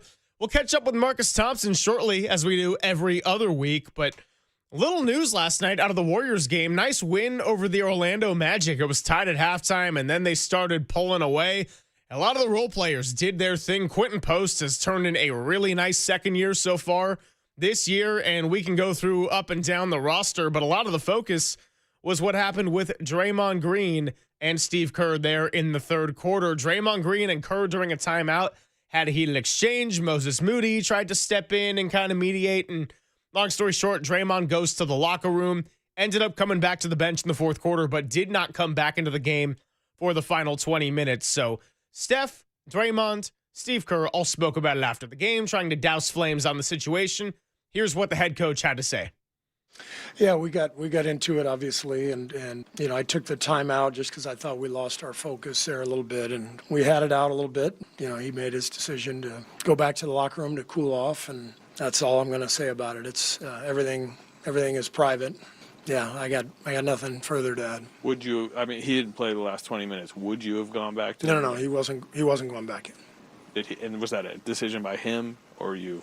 Well, he left. He went back to the locker room, and so we moved forward, and the guys played great. It's a hell of a win, really good second half, and I'm very proud of the team. And yeah, like I said, nothing more to discuss from my end. Just to clarify, he went to the locker room. He wasn't sent to the locker room. Right. Now, let's remember, Steve Kerr was part of those Bulls teams in the 90s for their second three-peat, and he was part of the infamous incident when Scottie Pippen, when the play was drawn up for Tony Kukoc in a playoff game, didn't want to go into the game for the final 2 seconds. So he's seen it up close when he feels like a player maybe quits on their team. I'm not trying to imply that's exactly what happened with Draymond Green. I don't know what was said, but I do wonder if the decision ultimately was some of the experience and the past that Steve Kerr has lived in this NBA, that even if Draymond specifically said he wasn't done with the game, that Steve had kind of made up his mind in that moment once he went back to the locker room. Fortunately for the Warriors, they end up doing just fine, have an easy fourth quarter, and they get out of there with the win. But yeah, one thing's for sure, Pop.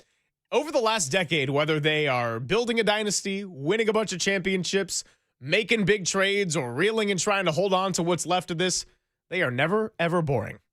Well, they won 2 games over the weekend, and both involved Draymond Green. Let's go back to Saturday night and what he did there. And that was an ejection where he got into it with Colin Gillespie, and that was early second quarter, and it was just a weird situation with him. And this, goes back to what happened on Thursday night when they played in Phoenix, and Dylan the Villain took that cheap shot at Steph, and then Draymond Green just shoves Gillespie. They went back and forth. He blocked his shot on one end, and he received an immediate ejection by Pat Frere, and it was a one technical ejection. He got kicked out of that game, and he kept charging. So again, that's why Dick's Sporting Goods, everybody's getting on the nice list except Mr. Green. Not for you this year. All the way to 2025 to the very end. And curiously, the Warriors played better when he left the game, and they did it again last night. And believe me, if the Niners did not play last night, and the Warriors only played on the Monday, which is usually what happens, we'd be talking about this for damn near 4 hours. And we are going to bring Marcus in, and this is not good. And then you have to make a decision here what to do with Jonathan Kuminga. He's in the rotation. He's out of the rotation. And we know what their end game is. They want to get Giannis Antetokounmpo. And maybe a few weeks ago, they really have to trade Draymond. Can we just get by getting Jimmy up? And then you get into an event like this. And his play last night, and he was quick to defend himself on Saturday with the Gillespie play. Draymond, you were playing flat-footed to me last night. They ran 3 straight actions with Steph Curry and Draymond Green. The first time Draymond had the ball, Steph came over to set a screen for him. So that's more of a 4-1 pick and roll. And both defenders went to Steph, and Draymond did the right thing. He went in and laid it in. Then they ran the high drag, which is probably the most used play outside of the split cuts and maybe the high drag in the early days of this dynasty was the play they always ran, a high ball screen before Durant got here with Draymond setting the screen for Steph. Everything went off of that. They double Steph. They're not going to switch it. Whatever they did, they doubled it. Then we're playing 4-on-3 with Draymond, and that's why he's the second leading assister. So they had a play there where they got to that action late. It was not the first action. But Draymond came over, set the screen, and again, he looked like Cam Ward dropping back from under center. He was just flat-footed. And he said, I only had one turnover last night. I played well. Well, technically, the one we'll talk about in a minute, that one was on you. Steph threw you the ball out of the double team. You were not in the right spot on the flare because you didn't move into the spot. The ball went directly out of bounds. Why is he playing so flat-footed? And then we'll roll the video on this one, and you tell me if this is Draymond Green making a right decision with the basketball. Where is he going on that pass?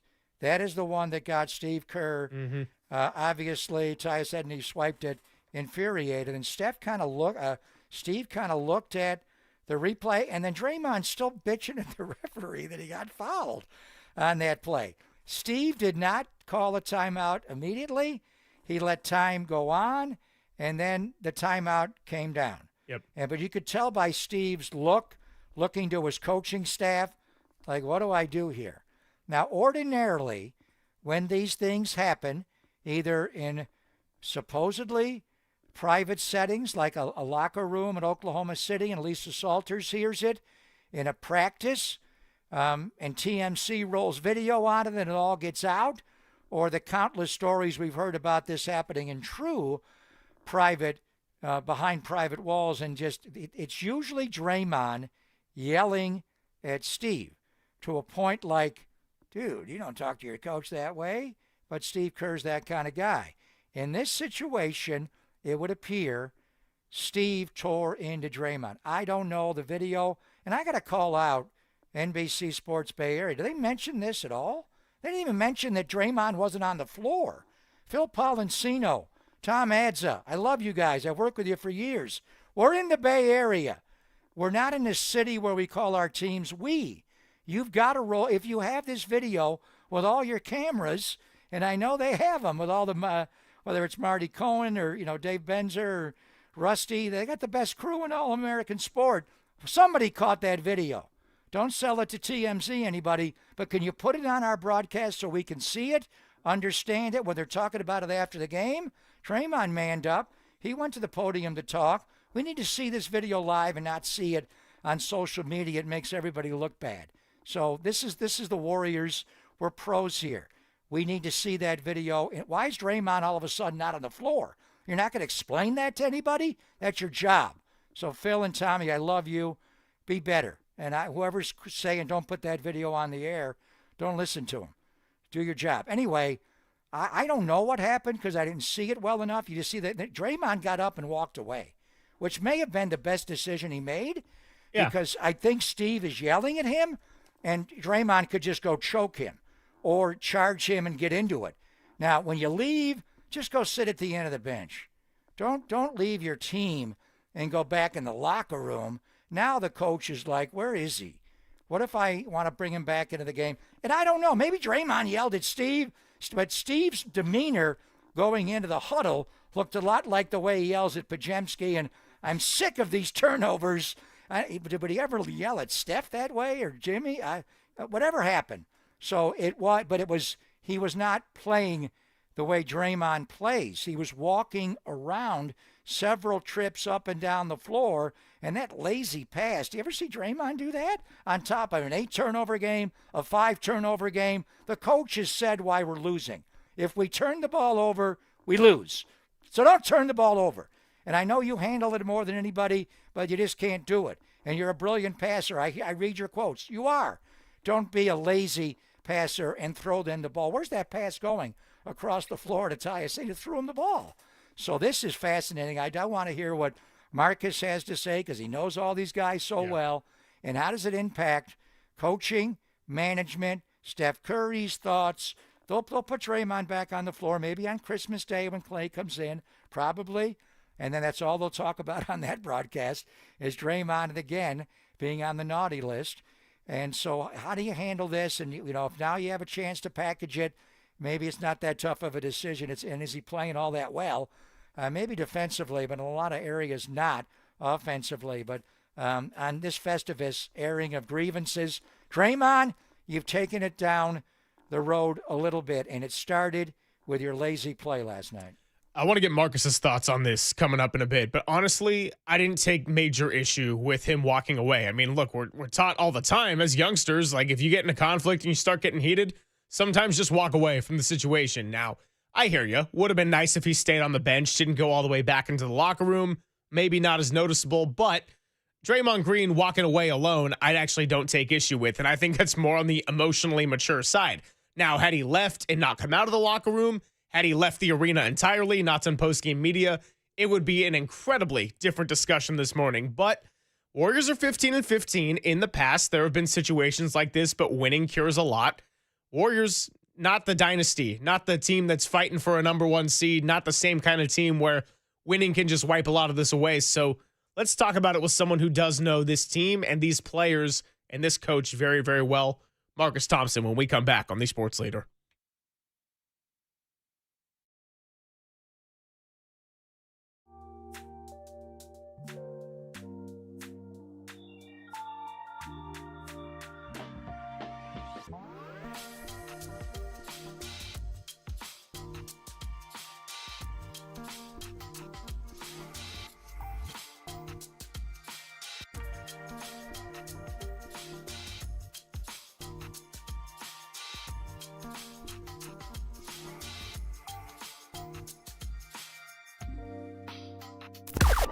Now, from the O'Donnell Financial Group Sports Desk. Learn more at odfigroup.com. O'Donnell Financial Group, because planning is a process, not a product. Christmas came early, Niners fans. Santa gifted you 48 points, a Colts win, or a win against the Colts, 5 Brock Purdy touchdowns, and an inside track to the number 1 seed and a first-round bye in the NFL playoffs. Keep it locked in here on the Sports Leader to find out if the Niners can do the thing.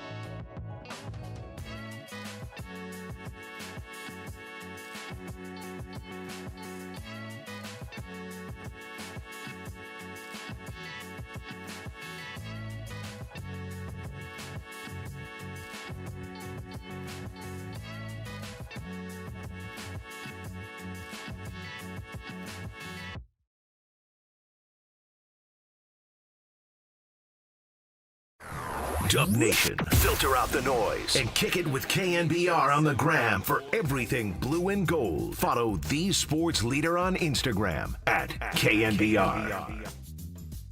Desmond Bain tonight, his ability to drive and finish has been so spectacular. Seen him make threes when he was in Memphis all day. Curry from the Ferry Building drops in a three. They don't know who that guy is. They just left him open. Doesn't matter how far he is away from the basket. It's Stephen Curry. Why's Jacob got to come back all like peaceful and mellow with Ray Charles, getting ready for the holidays, and we're talking about the conflict that went down in the Warriors' 23-point win. It's Papa and Silver. Thanks for hanging out with us. The guy that knows all about these dubs, but just the Bay Area in general, and a nice, well-rounded holiday conversation with the one and only Marcus Thompson of The Athletic. Marcus, happy Festivus. How are you today? Oh, man, I feel like Brock Purdy throwing 5 touchdowns to beat the grandfather. That's a pretty good feeling, then. Good. Yeah, no question. Good, baby. So, as you can imagine, when we did get a little Warriors talk in today, we didn't get into anything on the court. It was all about the bench and what happened with Steve Kerr and Draymond Green. You know this team and these guys very, very well. Kerr and Draymond have gotten into it many times before. Should we believe them when they both say that this is not the kind of thing that's going to linger in what's already been an up and down season through 30 games? Yes, you should believe them because that's what the evidence says. I mean, this on a scale of 1 to 10, this is like a 2, 3. If they could get through Oklahoma City locker room 2016, right? If they could get through, the video leak of the Draymond punch, like this is easy for them. Back in the day, right? PR used to be like outsourcing. They were like, it wasn't like in-house, it was outsourced. So they were like spinsters and crisis managers. If they got this call, they'd be like, I'll give you half off, right? I can handle this easy. Like Raymond Ritter's got this one. This is like one good win and they'll be right back on D. This is the Warriors. This is what they do. Yeah, Draymond's not that guy. We saw the 73-9 year and the 30-mile zone and leaking that was the year after a I hear you. But we're in a different scenario here, especially in light of what we talked about recently with you, and that is going to get Giannis Antetokounmpo. In every other situation, correct me if I'm wrong, Draymond's been the aggressor. Steve told him in the locker room at Oklahoma City, don't shoot the ball. He hadn't made a shot. And Draymond, Lisa Salters could hear him screaming, I'll never shoot again. And he went off. And, obviously the sucker punch on Jordan Poole, all the on-court things that we've seen with our own eyes. Draymond's been the aggressor. We've heard countless stories in private where Draymond's been the aggressor and Steve Kerr has always turned the other cheek. When you look at the video here, Steve Kerr is yelling at Draymond Green. He is going at him, and Draymond's coming back. He is sagging nasty. Then Moses Moody has to step in to kind of separate them. So just what happened? And then we'll assess how they put it behind him. Because Draymond got up and walked away. Otherwise, he may have attacked his head coach in the middle of an NBA game with all the cameras going, although NBC Sports never chose to roll this video curiously during their coverage and never mentioned Draymond wasn't in the game anymore. But what happened here? Was this one of the few times or the only time that Steve Kerr was the aggressor and he went at Draymond Green and Draymond Green chose to move away? Maybe he shouldn't have gone all the way to the locker room, the end of the bench, or he would have gone at his coach. Was Steve the one that started last night's dust-up? From what I've heard, and they've become very good at managing this, that like this came down to essentially Draymond didn't like how he was being talked to. Like, we didn't get a chance to talk to Draymond about it, but like outside of what he said on the podium, he wasn't gonna say nothing, but it was just that like Steve clearly was like upset and went after. It's really hard to tell if there was anything particular that was said. It just felt like Steve yelled, Draymond yelled back, and Draymond walked away because it was getting too heated. As far as like we know what was said to KD that time, right? Like, we haven't gotten that part yet, like what was actually said. But I do believe this was a bit, this was Steve like lighting into his team and lighting into Draymond.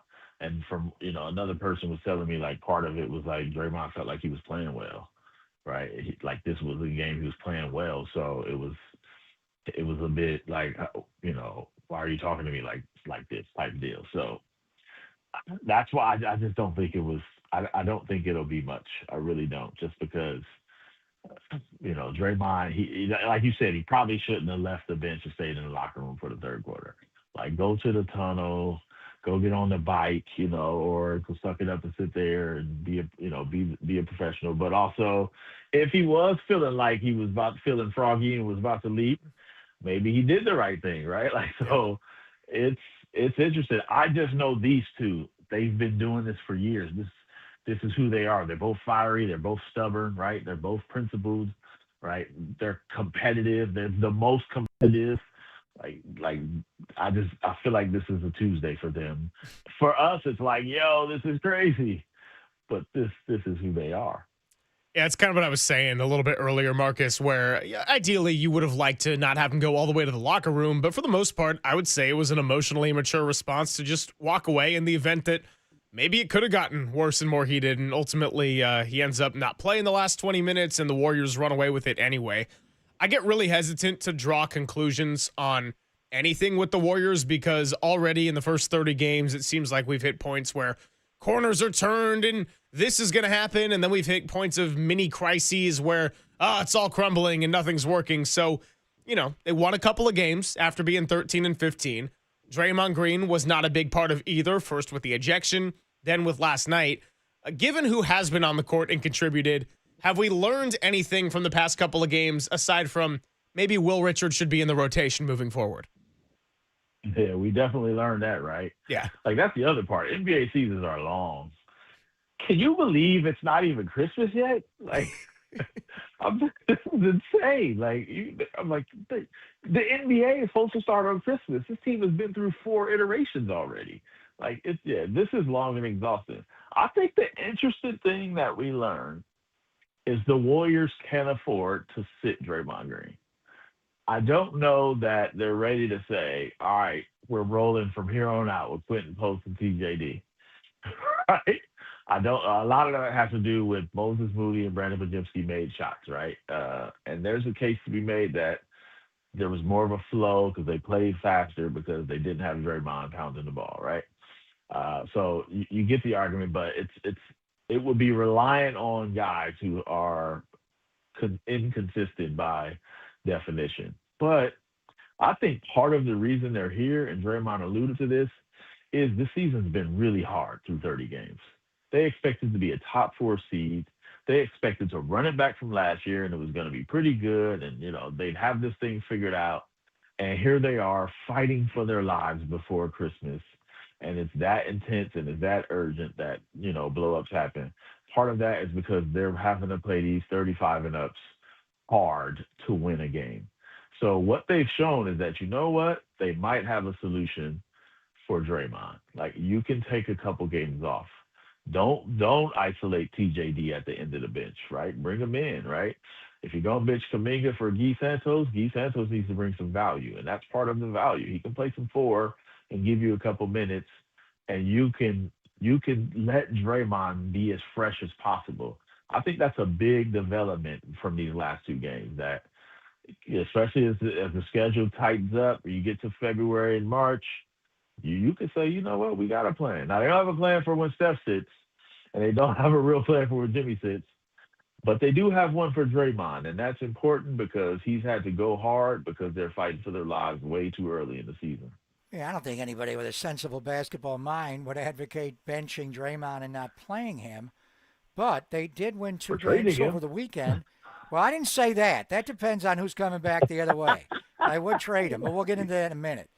But they've outscored their opponents 145-104 in the final 55-10 of the last 2 games. Draymond gets run on Sunday when he gets into it with, or Saturday night when he gets into it with Gillespie. And last night, we know why the coach got mad.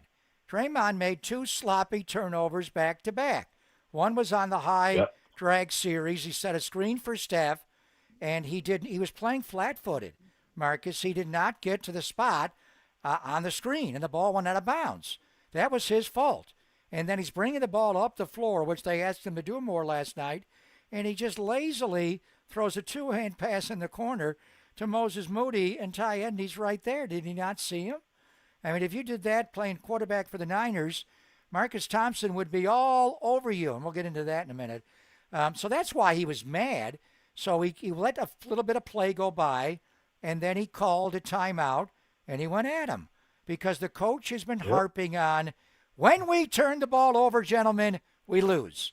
When we don't turn the ball over, gentlemen, we win. It's that simple. It's never that simple, but it's pretty simple on the stat sheet. You wrote a fascinating piece, really broke down how they used to turn the ball over at a much greater rate, and it didn't matter because they were the Warriors. They were going to bomb you and win anyway. But now they can't do that. The nature of the turnovers are, we're not just being the pitch ahead or a Steph behind the back left or Draymond trying to thread it through 3 people. They're taking the ball right off our dribble. We're not athletic enough. We can't protect the ball. So break that down a little bit because it's pretty obvious why Steve snapped last night. When you commit 2 unforced turnovers like that back-to-back, Draymond, he's going to go off on any of you. And he should. He actually probably hasn't gone off enough about it because it's a massive deal. Like, number one, the other team is just ready to pounce. Like, and that's a big deal. Turnovers turn into threes, right? Remember, it used to be turnovers turn into fast break points, but people are, if you get back, they're swing, you're out of rotation, and somebody's getting an open 3 and they're burying it. One stands out where they turned the ball over. I think J.K. threw it while Pods wasn't looking, and Houston picked it up, went the other way. Reed Shepard takes a 1-on-none 3 in transition, and not a single person doubted if it was going in. Like, it was going in. Like, that's what the rest of the NBA is now trained to do. The champion sets the pace. That's Oklahoma City. They turn you over and they're gone the other way. So it hurts them more. Like, the other team is prepared to capitalize. And on the other end, they just don't have the firepower to match it. Like, they're not guaranteed to go match a 3 with a 3, right? Like, that's when you had Clay, you had Steph, like, all right, and, especially when you had KD, you had some firepower to be like, all right, we're still going to outscore you. They just don't have it anymore. They don't have the firepower to be comfortable with it. But to me, the turnovers are a bigger issue, and why Draymond turned it over is a part of the issue. The other team is just pressuring the ball, blatantly with no regard for anything else and saying, I dare you to beat me. And they just don't do it. So they're passing the ball against pressure on the perimeter. And they have to do these risky passes and all that because nobody's saying, if you play me up, I'm going by you, which is like basketball rules, right? You press up on me, I'm going by you. And that's why Pat Spencer has been good for them because Pat Spencer, you press up on him, he's going by you. And they don't have the players to do that. The other teams know it. They know it. So they're banking on the Warriors making the most passes in the league because every pass is a chance to turn it over, and they are seizing it. And they need somebody to say, I'm beating my man. I'm punishing you for playing this aggressively. So they've got to do that. And Draymond, he was actually doing it. That's why he felt well. He was doing it last night. He drove. He was 4 for 5 shooting. He was driving. He needs to do that more to be the example. But they can't just get bullied on the perimeter by guys who are being aggressive. Our time with Marcus Thompson is sponsored by Golden State. When you succeed, we succeed. Visit us today at goldenstatelumber.com.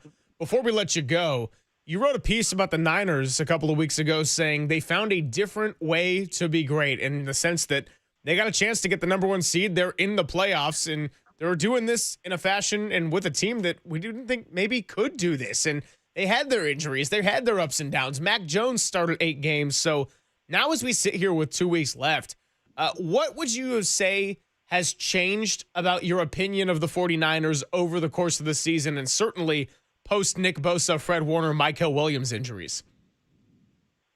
A couple of things. Number one, like Kyle Shanahan is an elite coach in this environment, it feels like.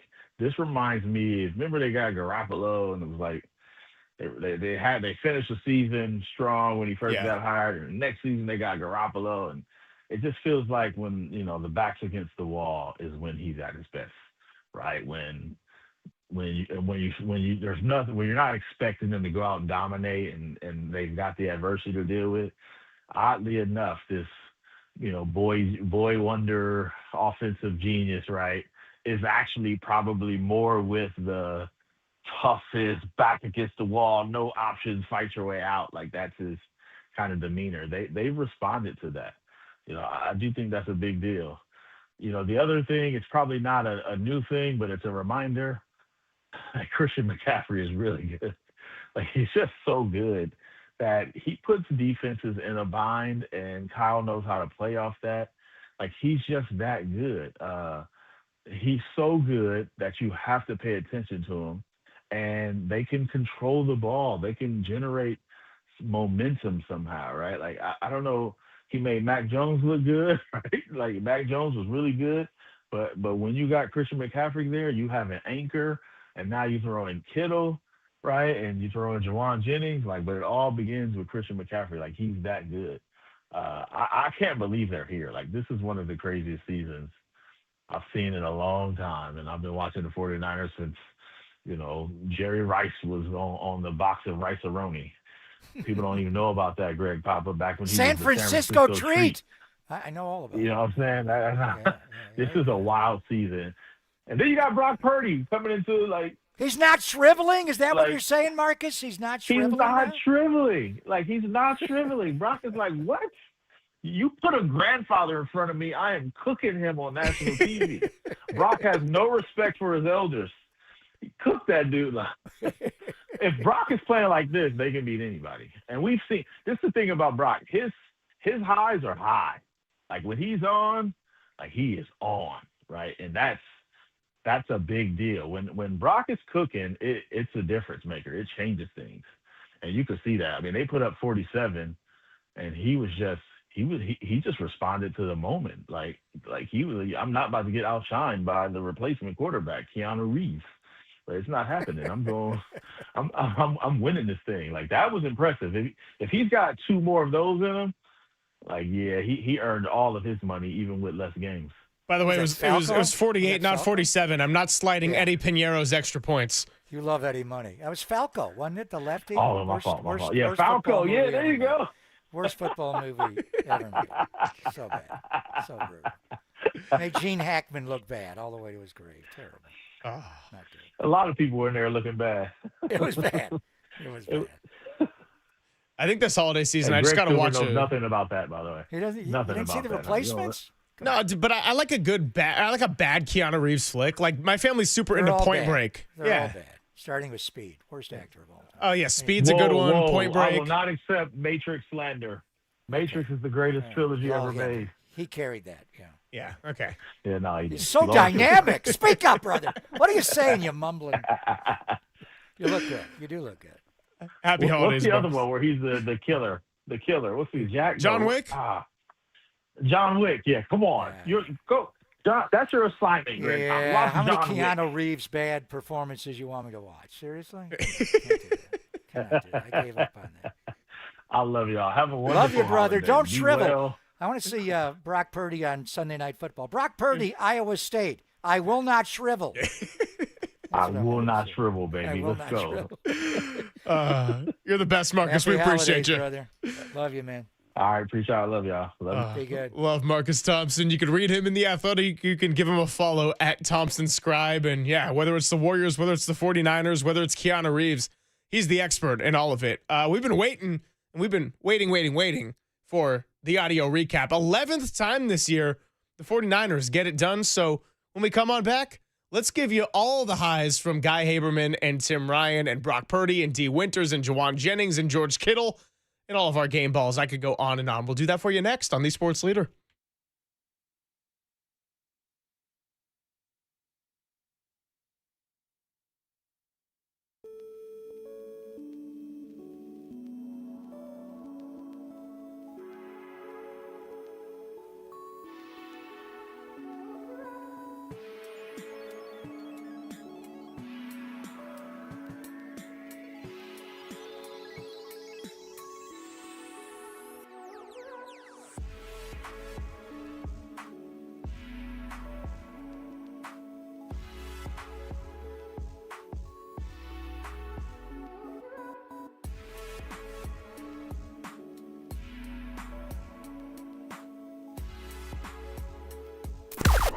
Now, from the O'Donnell Financial Group Sports Desk. Learn more at ODFIGroup.com. O'Donnell Financial Group, because planning is a process, not a product. You know what time it is, Sharks fans? Time for your teal update. The Sharks, well, on a 2-game losing streak, but that's okay. They got the Golden Knights, BGK, tonight in Vegas, 7 o'clock. Sharks looking to get back on the win trail on that track. And then, have a little Christmas break on the back end. Send them home for the holidays the right way against Vegas. Let's get a dub. Go Sharks on the Sports Leader.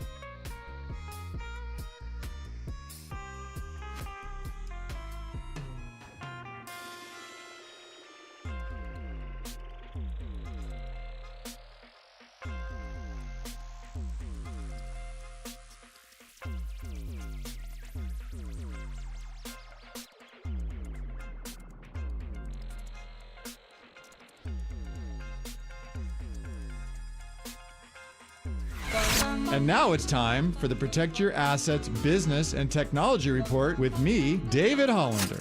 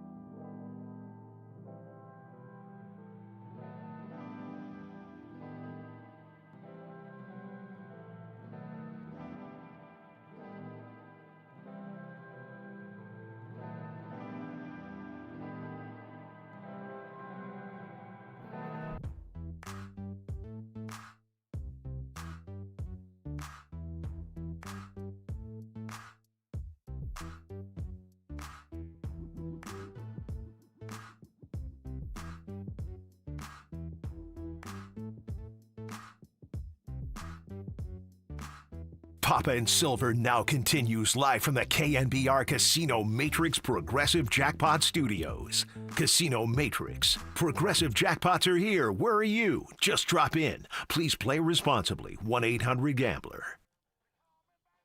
It's that time of the show where we give you our audio recap. I've put together a couple of these before, but usually it's Walter's work of art, and I hope that baby Christian gets to listen to his first audio recap, the midday tradition when the 49ers get the win, and they've done it 11 times now this year. So enjoy this collaborative effort between me and Jacob.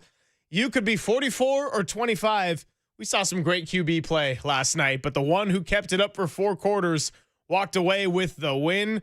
Career-high 5 touchdown passes for Brock Purdy. Regardless, though, stay young, Phillip Rivers. Stay young, Brock Purdy. Your final score, 49ers 48. Indianapolis Colts 27.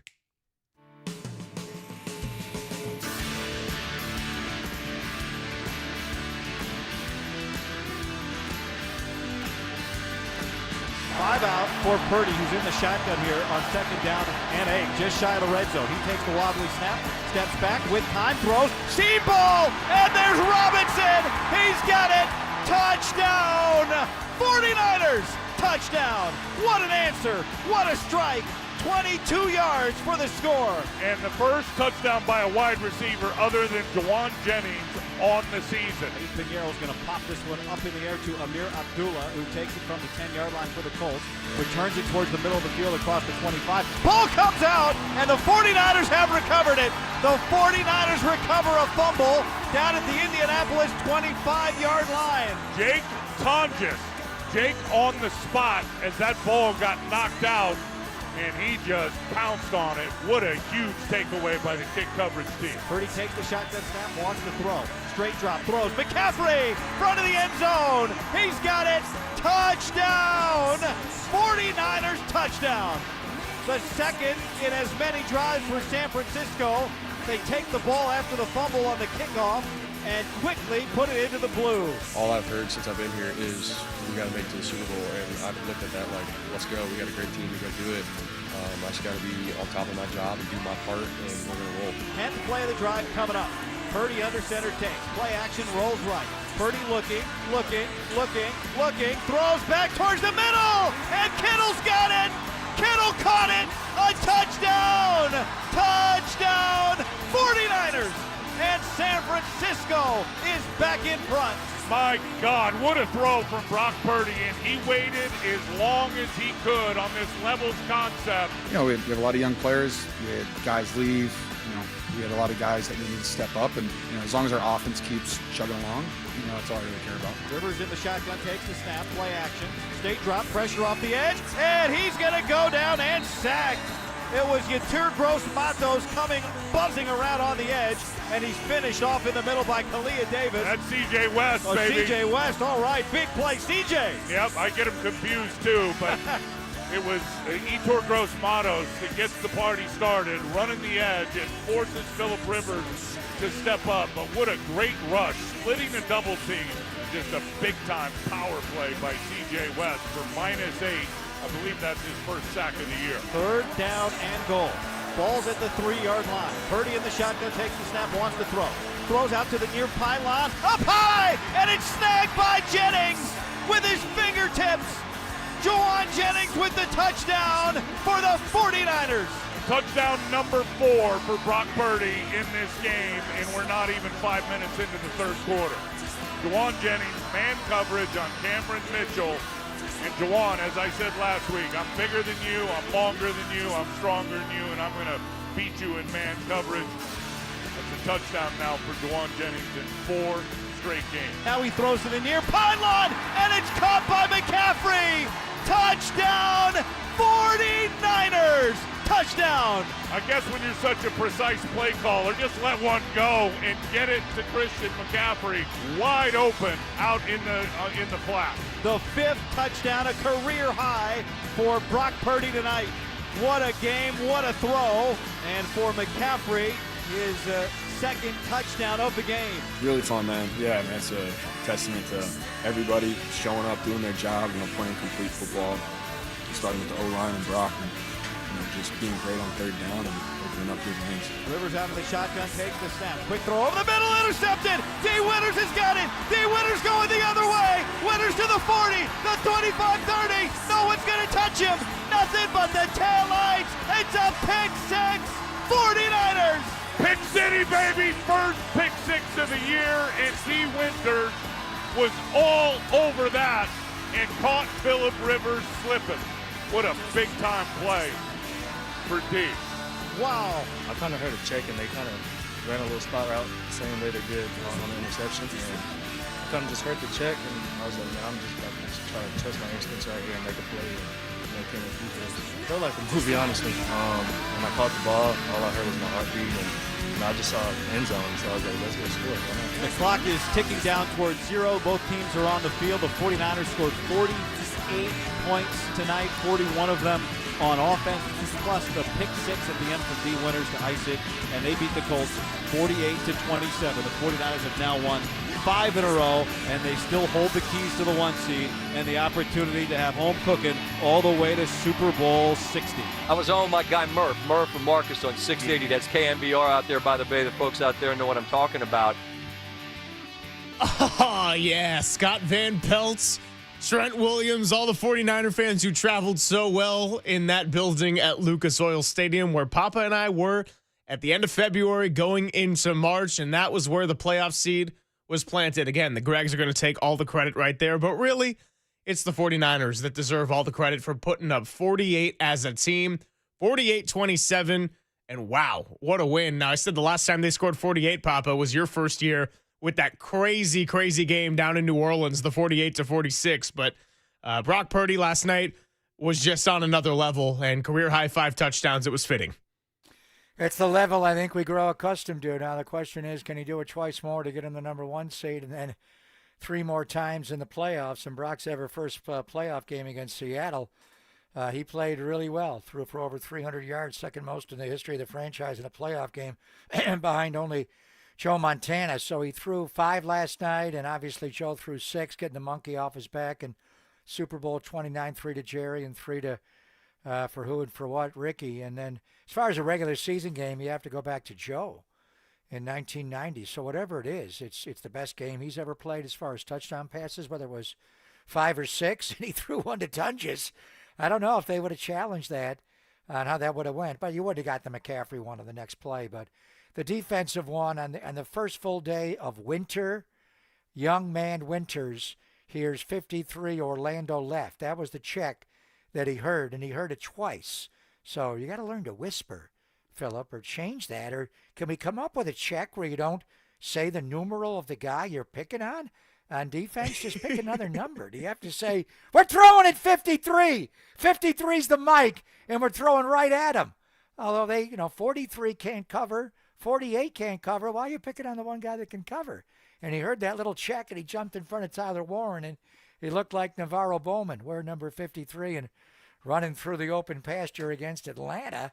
The pick 6 at the stick, or the pick 6 to close the stick, whatever you want to say. And Ted Robinson had a great call on that one. And Mike Tirico had a great call on that one when it was on Monday Night Football. He'll be in with Sunday Night Football. The question now is, are the Niners going to be in Sunday Night Football 2 Sundays in a row. We know they're going to be this Sunday, Yeah. December the 28th after Christmas. I think there's no bigger game.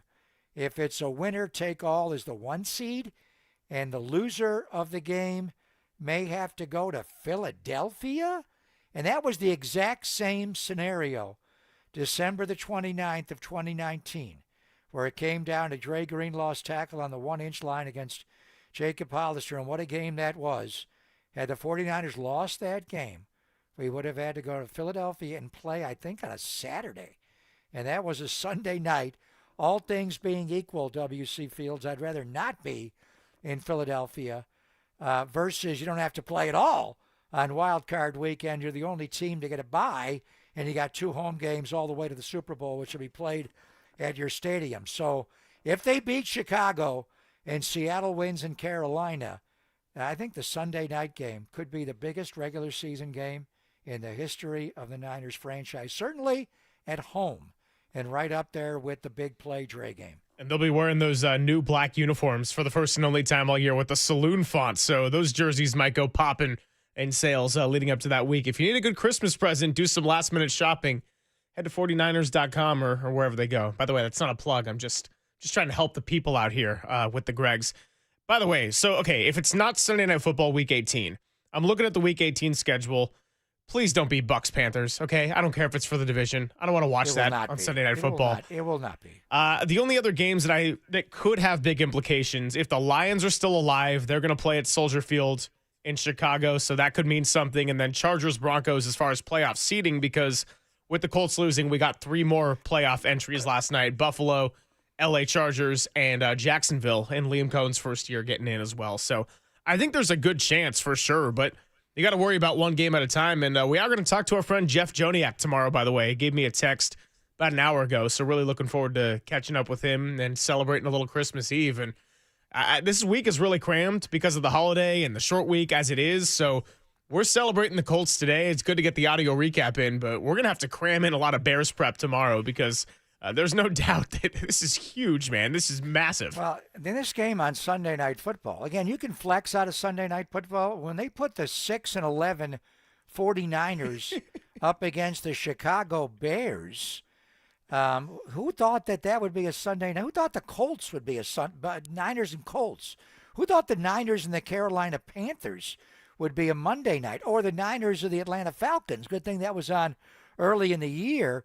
These are 2 of the most improbable teams. The Niners could be the number 1 seed in the NFC. Seattle is right now the number 2 seed in the NFC right now.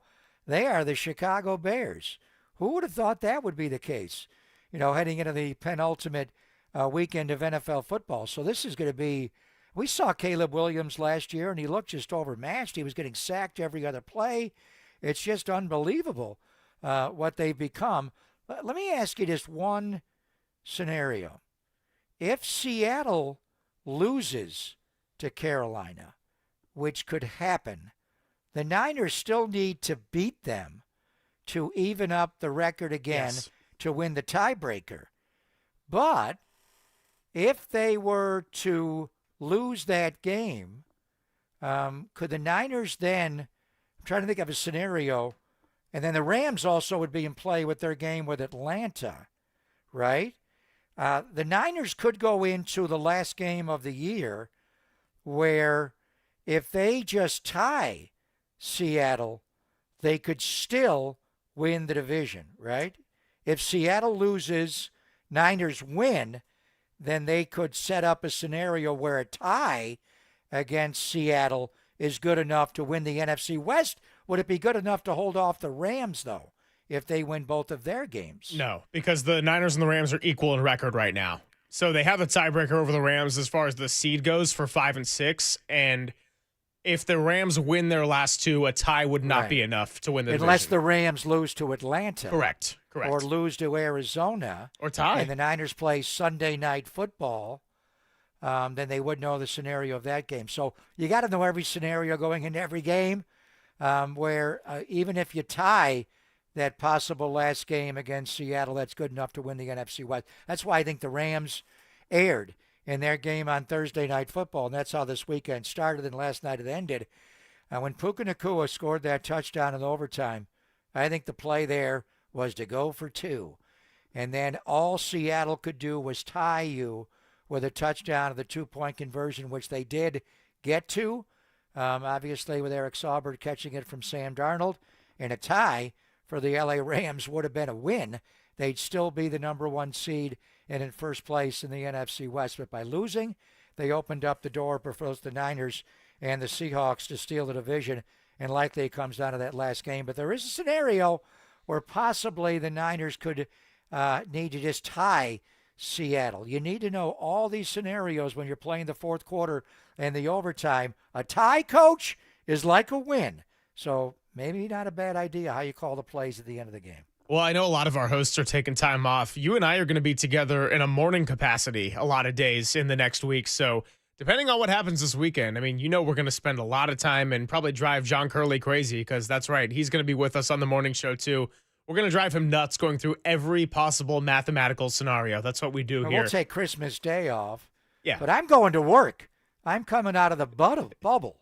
I'm going to be at practice this week. I think we're going to get John Lynch on Friday on our show because we're going 7 to 10. So, usually I take the holiday week off, but I'm not taking any time off. I'm going to be working as hard as ever because I'm back in the Lon Simmons broadcast booth starting on Sunday night. Yeah, it's going to be a big one for many, many reasons, and looking forward to all the shows we got coming up as well.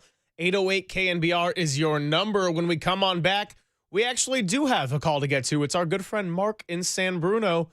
So we'll talk to you coming up in just a bit. It's Papa and Silver on the Sports Leader.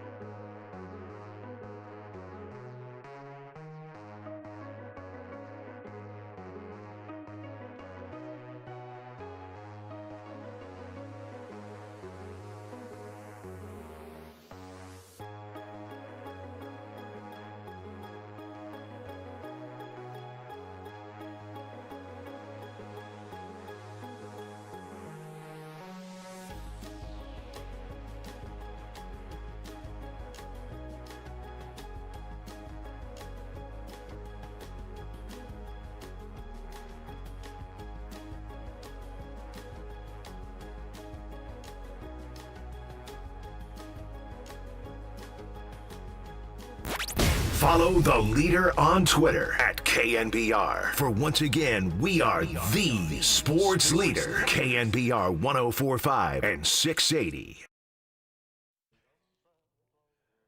About 12 minutes left as we get ready to wrap up the show and hand it over to Dirty Work, Copes, Depop, and Tim Webb back in studio after we had 49ers pregame to get to at 2 o'clock yesterday. 808 KNBR is the number, 415-808-5627. Let's go out to the phone lines and talk to our good friend Mark in San Bruno. Mark, happy holidays, my friend. How are you?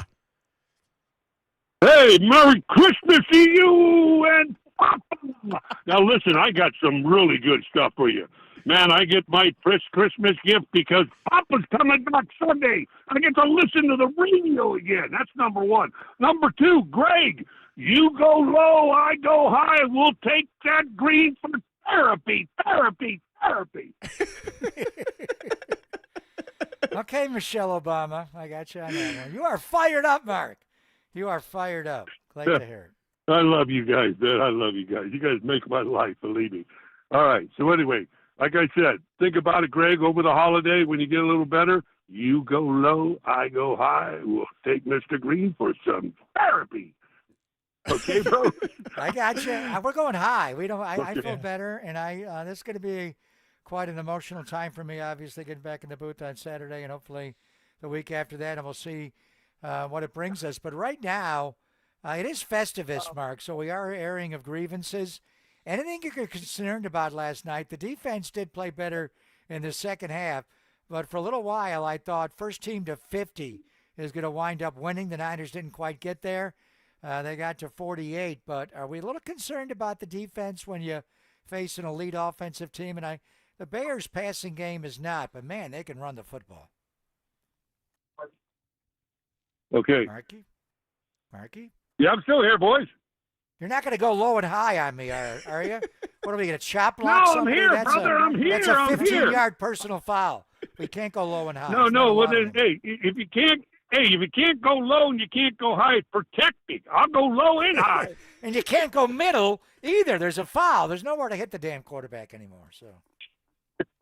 All right. Love you guys. Have a great holiday. Love you, Marky. Love you, Thanks Mark. for picking up our Saturday. He is just his voice comes on and he just makes you feel better. Oh, he's the best. Our first caller ever who I called Mark in San Bruno, one of our absolute favorite dudes. And it was great to meet him out at the Warriors Roundtable. Just a good ball of energy and a good array of light, which, especially at this time of year, it's always a great perspective checker around the holidays. And yeah, so appreciate people like Mark and those who get to listen every single day.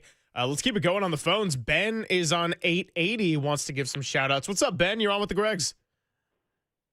Hey, guys. How's it going? Good to be on the show. And I just wanted to call in and say that I am just so excited to be listening to one of the greatest voices in various sports history, maybe even sports history, Mr. Greg Papa. I'm one of those guys who, when I go to games at Levi's, I always have one headphone in listening to Papa and Tim Ryan, and I think it just kind of comes naturally for me as a fellow announcer. I'm a PA announcer, but I just wanted to give my well wishes to Mr. Greg Papa and just say how grateful I am that you're going to be able to be back for the last two games, because we need it, man. I mean, you and Tim Ryan, you guys have the absolute best chemistry, especially, when you're going, touchdown, San Francisco, and Tim Ryan's doing something like, yeah, baby, thank Or the you. foghorn. So, He does. Feels great, yeah. Feels great, baby. Coming from you, what a compliment. I can hear in your voice, Ben. Where are you a public address announcer? So I am the public address announcer for Aptos football for Aptos High School. Yeah. I am also, absolutely. It's a very historic program. I've been doing that for about 5 years. And I do have to say, Greg, my touchdown call is my signature one. It's actually modeled a little bit after you. And I'd just like to let you hear it if you want. Let's hear it. Let's hear it. All right, here we go. Touchdown, Mariners! I like it.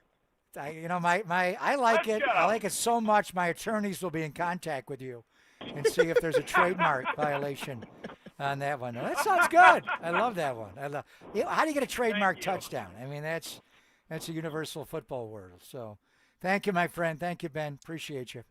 Thanks, Ben. Yeah, man, when he said one of the great voices in history, I kind of thought he was going to say me. You know, I was a little disappointed when he ended up going the direction of Papa. And no, I'm kidding. I'm kidding. Terrible joke to end the show. We appreciate everybody today. We'll get ready to wrap it up when we come on back. It is the Gregs on the Sports Leader.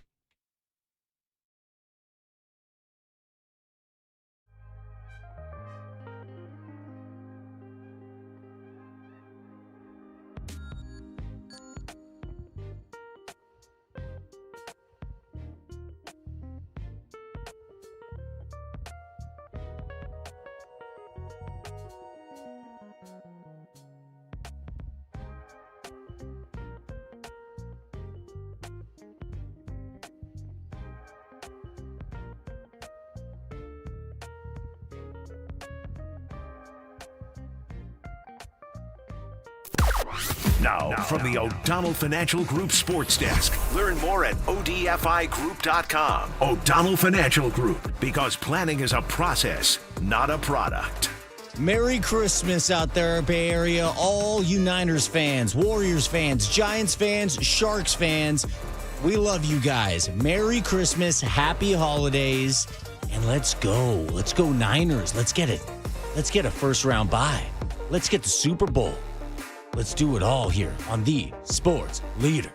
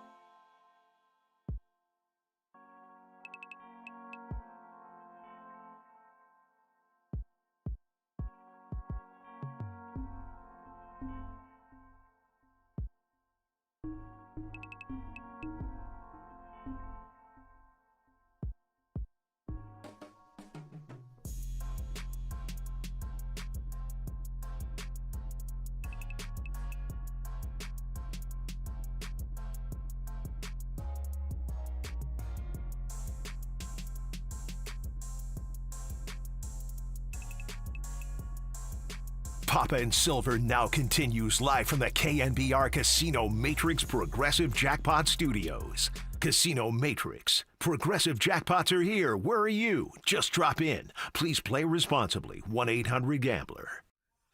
Take us home, Bruce. Great show today. 49ers put up 48. They win it 48-27, and we had no shortage of subjects to talk about. So we'll be back tomorrow. We got a little Christmas Eve show. Papa, enjoy the rest of your Festivus, the holiday for the rest of us. But I will see you at 10 a.m. tomorrow, and we'll start looking ahead to the Chicago Bears because this thing is getting hot, and it's getting hot fast. How many of you think the Niners can win the NFC West out there, outside of the Bay Area? Oh, that's not many. That's not many. That's not many. Derek, raise your hand. Raise your hand. It's not many. Nope. Derek's in the Bay Area. He's still not raising his hand. He's a hater. No, it's okay. He's a Raider and a hater, and I don't know. How many think the Raiders will have the number 1 pick in the draft out there? I think the Raiders are going to win their division. That's many. That's many. We'll see that division coming up next year. And a big thank you to Jacob for everything today. Big thank you to our guests, Matt Barrows, Tracy Sandler, and Marcus Thompson. And we'll reconvene for another 4 hours when I see you tomorrow. It's time for Dirty Work. You're listening to KNBR and KNBR FM San Francisco, the sports leader, a Cumulus media station. Copes, Depop, and Tim Webb will take it away as Dirty Work starts now.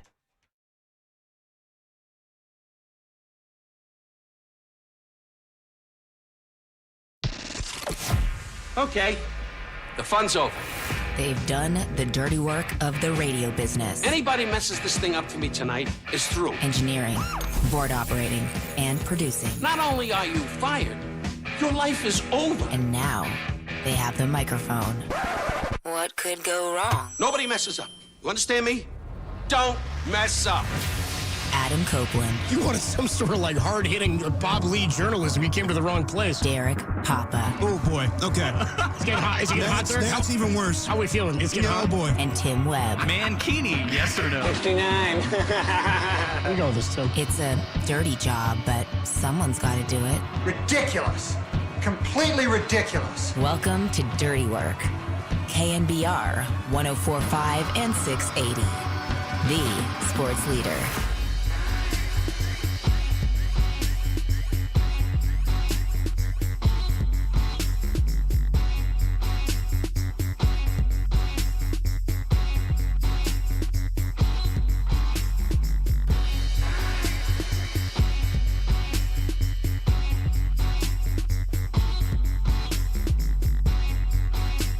It's Dirty Work on a Tuesday afternoon. Adam Copeland, Depop, Tim Webson as Jake gets his ass out of the chair.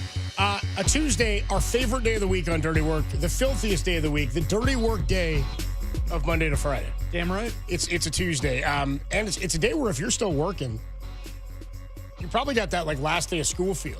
You know what I mean? Where you're like, damn, dude, I saw like when I was walking in where our studio is right next to the movie theater, and I was coming in, I saw the movie theater outside out front. It's normally pretty quiet because I get in here around noon, 12:30 or whatever. Yeah. It's normally quiet on a weekday. It's rampant with kids right now. What are they trying to see? Everybody, well, I just mean everybody out of school for the holiday. That's my point. Is like people are starting to take this week as the holiday week, of course. Well, what's like the big Thursday. Christmas movie right now? Oh, I don't know. I know on Christmas, Marty Supreme's coming out. I'm going to see that. Avatar came out this weekend. That's right. Avatar's the big holiday movie. Marty Supreme comes out Christmas Day. Timothy Chalamet. I'm going to see that. About the ping pong player. Is that based on a true story? Yeah, it's based on a real guy who was like kind of like a street criminal slash like I don't think he was a con man, but I think he was like a. But they're not using his real name. He was a hustler. They're not using his real name for the movie. I think his name is in the movie. I think his actual name is being used in the movie as the character. I think is it fake? For legal purposes, I think they're going the. Oh, maybe not. Okay. Yeah, like Jonah Hill played somebody that wasn't whoever the name of the GM was back in the day. Oh, you're talking about when he played instead of Paul De Podesta, who didn't want his name tied to the movie. That's right. Which is something that, if he as a person is like, I don't want you to I mean, he doesn't look anything like Jonah Hill either. Like, It's nothing like that. So they made up a name, Peter Brand. Yeah, something like the that, character. Yeah. So maybe they've changed the name to protect the innocent or the guilty for this matter. All right. But I saw they put him on a Wheaties box. Timothy Chalamet as the character. Yeah, they put him on a Wheaties box. Wheaties is still in circulation? Yeah.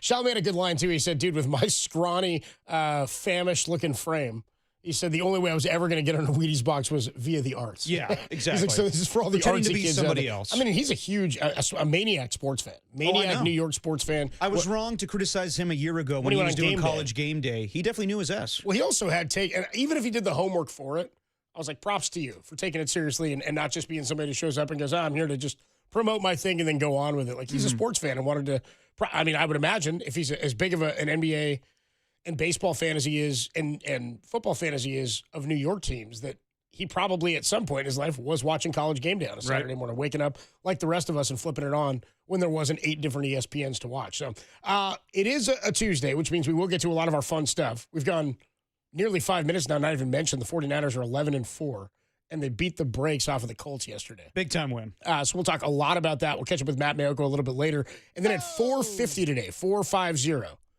set your timers, set your clocks, put it in your calendar. It's the Dirty Work Annual Anniversary Classic, a wrap-up. It's our final show together of 2025. So we're going to do our wrap-up as we hit our 1-year show anniversary. We've been renewed for season 2. Sounds like it. Coming your way, or first week of January, you'll get that. So the Annual Anniversary Classic, a walk down memory lane, some of the best moments and memories that we have from our first year and our only year doing Dirty Work to this point. We've pulled some good audio and some of the fun things that have happened over the last year. So we'll run to some of that. Plus, we've got an extended Tim's Tuesday Takes and Trivia with some specific Dirty Work trivia today. Ooh, okay. How about that? Where we're going to compete against each other. This I know compared to geography. And right. And the listeners can play or along. anything I didn't pay attention to in school. The listeners in the filth can play along with us at 808 KMBR, but we'll do some show trivia and trivia about each other, I think is how Tim's going to play it. I'm down to do some of that. Plus, we'll tell you later about the grab bag. We'll get into all that as we pour over a Tuesday in our final Dirty Work full-strength show of 2025, because you're here tomorrow. I am here tomorrow. I'm doing a show. Are you here Christmas too? No Christmas for me. Oh, wow. Even though Christmas isn't your thing, even though you don't celebrate. Because I'm Jewish? Well, it's part of the tribe, yeah. Yeah. Well, if we could come it's not like you and Greg Silver would be here, you know what I mean? Well, doesn't sound like there's any programming, but you best believe if there was some live shows, Mike Kohler would make me and Greg Silver do it. Oh, yeah, dude, totally. Kind of like how I expect you guys to work for free on Juneteenth. Yeah. It's kind of, I sort of think you guys should work That's kind of how it Christmas, goes, man. The SNL sketch was accurate back in the day. Christmas time for the Jews. Yeah, exactly, dude. I used to come in, our guy Steve Fishman used to work here. Fish, the great Fish. Yeah. The author of the line, Big D, Dallas. Yeah. Who, by the way, that sports update he was doing, he cut that sports update during a Giants, or I think it was a college football show. Or no, I think it was a Giants morning show is what happened. Okay. The Giants pregame, and he was doing a sports update, and he did D, Dallas. It was a 3-minute sports update. It was way too long. Yeah. And it was all about college football. And he spent 2 minutes talking Alabama. You know what I mean? So anyway, we'll do our annual anniversary classic a little bit later. You're going to work tomorrow, and then me and Carlos Ramirez, we're supposed to do a 2-hour show, and now it's a 4-hour show. Okay, so what about next week? You in next week too? I'll be here on Monday with Carlos reacting to the 49ers and Bears, but that's about it. Okay, so Derek will be here. Tim and I are taking some time off. So touchdown, Bama. I'll be gone. Yeah, there you go. He was watching it live. He goes, and they're into the end zone. Touchdown, Bama. Touchdown, Bama. Who doesn't love live look-ins from Steve Fishman? Dude, it's incredible. Anyway, the reason I brought him up was he was part of the tribe, and I used to volunteer to work sometimes on Christmas in the afternoon because it would get you out of work on New Year's Eve or New Year's Day.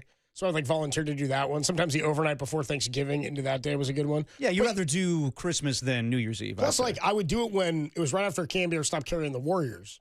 And then we'd still cut Warriors sound, though. So the Warriors were playing on Christmas a lot with KD mid-afternoon. So I'd go in, fish, and I would order Chinese food. Cut the Warriors and then play Madden on my on my I never PlayStation. done the Chinese food thing on Christmas. It's a good deal. I'm sure it is. It's a great deal. But never actually, even though I'm part of the tribe, I've never actually ordered Chinese food on Christmas. One time on Christmas Eve, I was in I was in Oakland by Grand Lake Theater. And I was I went to sushi with my dad and my mama Susie. And ran into and met Mike Dirnt from Green Day. Bassist of Green Day was there having dinner with his woman. Yeah, just happened to be there. Okay. Busy sushi restaurant night before Night before Christmas, on Christmas Eve. Nice. It was the night before Christmas, and all through the sushi restaurant was Mike Dirnt. There you go. Yeah, eating his unagi or whatever he was getting after. You know what I mean? His Toro. Who doesn't love to get down with some sushi on Christmas Eve? I'm a sushi man, dude. Yeah. I can eat sushi 8 days a week. I love sushi. By the way, Merry Festivus to you and Tim. Dude, Merry Festivus to both of you guys. Are we airing grievances? Should we? Between the three of us? Yeah, should we air grievances? I got a lot of problems with you people. Tim, you got grievances. I know Tim's got grievances. Tim's got gripes and grievances. Probably. Got grievances today. Yeah. Can it be part of the takes? Yeah, it can be part of Tim's takes. All right. Do you have a grievance you'd like to air here on the opening of Festivus? Found out that I don't have as much vacation time as I thought I did. Yeah, I watched Derek in real time look at his vacation time, and I showed him how to check the date in the portal that we have at work to be like, okay, so if you want to take vacation on March 15th of next year, you can click that date on the calendar, and it will tell you what your accrued vacation allotment is as of that date. Derek was not happy to see the number that came up. Stop crying and fight your father. He just kind of stared blankly at the screen, and I talked to him, and then at one point he looked down and he said, I'm sorry, what are you saying? I was trying to break down how it worked for you. It's a pretty good gripe, pretty good grievance. Yeah, I would say so. Just getting screwed every which way here at Cumulus, and just counting down the days. Just counting down the days. Counting down the days. Wow, there's not as many days in that vacation calendar as you thought. So I'm going to stack a few of those up. Airing of the grievances. I don't know that I have one right now. I'll think of one. Don't worry, I'll come up with one. You had one about the salad dressing. I didn't complain about the salad dressing at all. I complained about the choice of pie. about the free pizza that we got that was delivered. No, pizza's fine. I do love, what is it, pepperoni sausage mushroom? I was pissed because it was a Sounds like a grievance. I opened up a box. Yeah, this is my gripe, my grievance here. I'd like to air this out. I opened up the box of pizza. 3 of them were given to us or delivered to us today. Very nice. Yeah. And I opened up the box and it was pepperoni and mushroom, which I think we've talked about this. Mushroom is you are not a mushroom guy. I'm not even not a mushroom guy. Like I'm anti-mushroom. Yeah. Okay. Like I was put on this earth. Loathe entirely. I was put on this earth to do 2 things: chew bubblegum and I hate mushrooms, and I'm all out of bubblegum. You know what I mean? That's 2 odd things to be put it's on too this odd. earth for. It's not simultaneous. That's why I'm out of gum. 2 contrasting tastes. So now I'm back to hating the mushrooms. I'll take all the mushrams I can. And every time you tell people this, yuck. people go, "Oh, dude, you just haven't had them right." And I know the text line's going to come out. No. I'm 36 years old. I've lived enough. I've tried it. I'm not a picky eater. You know what you like and you don't tried like. mushrooms. It's a texture thing. Dude, I can't believe people will do like the portobello burger. Oh, God. It's literally fungus. Sounds disgusting. It's not that bad. No, I say literally fungus is a man who gets after some blue cheese. You know what I mean? I like a stinky cheese, too. You see, too. Veiny bacteria growth in my cheese, no problem. Easy, Mushroom, dude. a delicacy, Mushroom, gross. no. Something foraged, no chance. You see, Copes, you need to advance your palate. No, stop. Was that something you said to me? Like, since we're doing a 1-year anniversary classic, I believe that phrase has been thrown at me a couple times. I think I've accused you of having a simple palate. Yeah, it sounds like a grievance. Yeah. Right into it, Fies. I think I accused you many times of having a simple palate. I make many meals. There's not many things about you that bother me, though. I'm just fascinated with you. You know what I mean? Yeah, it sounds like it. Yeah, I think the audience is. But I'm just like, I don't have any grievances for you per se. No, I mean, now Tim picked the pizza. Tim is the culprit behind the. And I checked with Derek. You weren't here, so we had to make a call. Oh, you checked with Derek. What he said to me was, I just guessed. Check with Derek. I was like, you could have hit me. You're like, you weren't here. Well, you do have 2 other options. Yeah, we were on a time constraint, too. There's pepperoni, and then there's, what else is there? It was like chicken and garlic or something? Yeah, it's like a sausage and garlic on white pie. It's a free pizza the last day you're working. I will say, the Caesar salad... It is a light grievance. The Caesar salad not having Caesar dressing is kind of like having cereal without milk. Yeah, dude. They sent us a whole Caesar salad, no dressing. Dude. You know what? Is it a Caesar salad if there's no dressing? No, it's a bunch of Parmesan cheese and croutons. Yeah, you lose the Caesar part. Exactly. Yeah, exactly. It's not a sandwich if there's no bread on either side, or if it's wrapped up in some way. You know what I mean? Got to have something. All right, so those are our grievances. There you go. We've aired them out. I like that. On Tuesday, December 23rd, a couple of days before Christmas, our final full-strength show at Dirty Work of 2025, and the annual anniversary classic is coming your way at 4:50. Plus, you want to stay tuned at 5:50 at the end of the show. We have a very special major announcement that I think would pique the interest of the filth. So 4:50, the annual anniversary classic, 5:50 to wrap up the show, and 2025, a very special announcement here on Dirty Work. All right, we'll take a quick break. When we come on back, the Niners beat the brakes off of the Indianapolis Colts. They go, 48-27? Yeah. They put up 41 points on offense. They went touchdown to start the game. Tip your cap to the Colts, who decided they needed to start fast and play with a lead, and they did. it just didn't last long. Brock Purdy, the game of his career last night. I would say I appreciated the 49ers scoring as many touchdowns that they did last night, so Guy Haberman get out of his system. Yeah. Guy Haberman got his allotment. That'll be the last you ever hear of Guy. Yes. You won't be hearing those touchdowns. Back to the sidelines for you. You won't be hearing that touchdown 49ers anymore, unless I decide to take that one too. Adam Copeland, D-Pop, Tim Webb with you. It's Dirty Work on a Tuesday. The annual anniversary classic is coming up at 4:50, and the Niners are 11-4. Is Derek bought in yet? We'll talk about it next on the Sports Leader.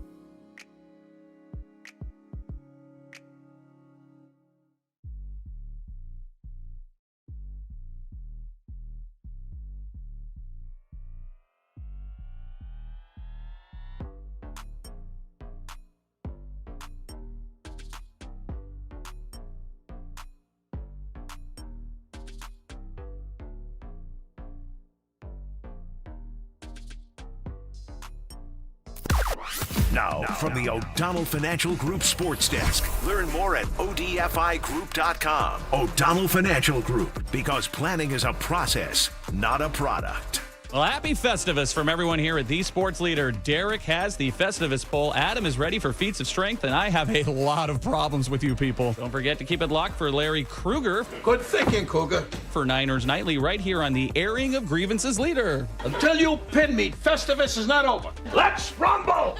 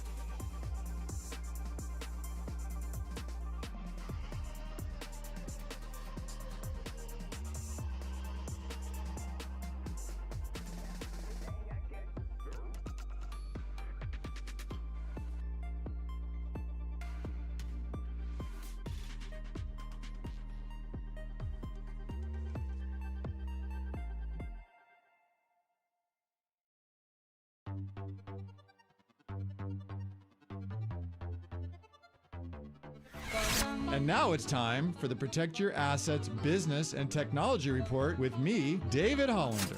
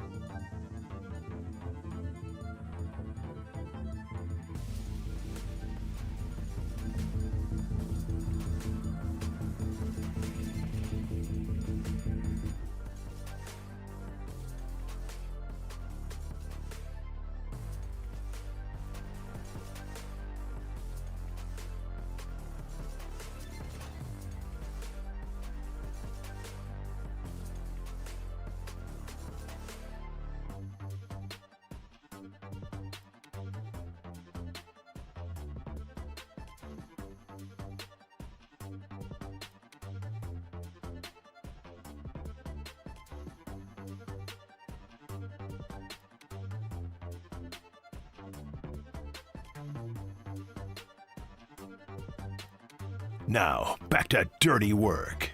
Adam Copeland and Derek Papa on KNBR 104.5 and 680 AM.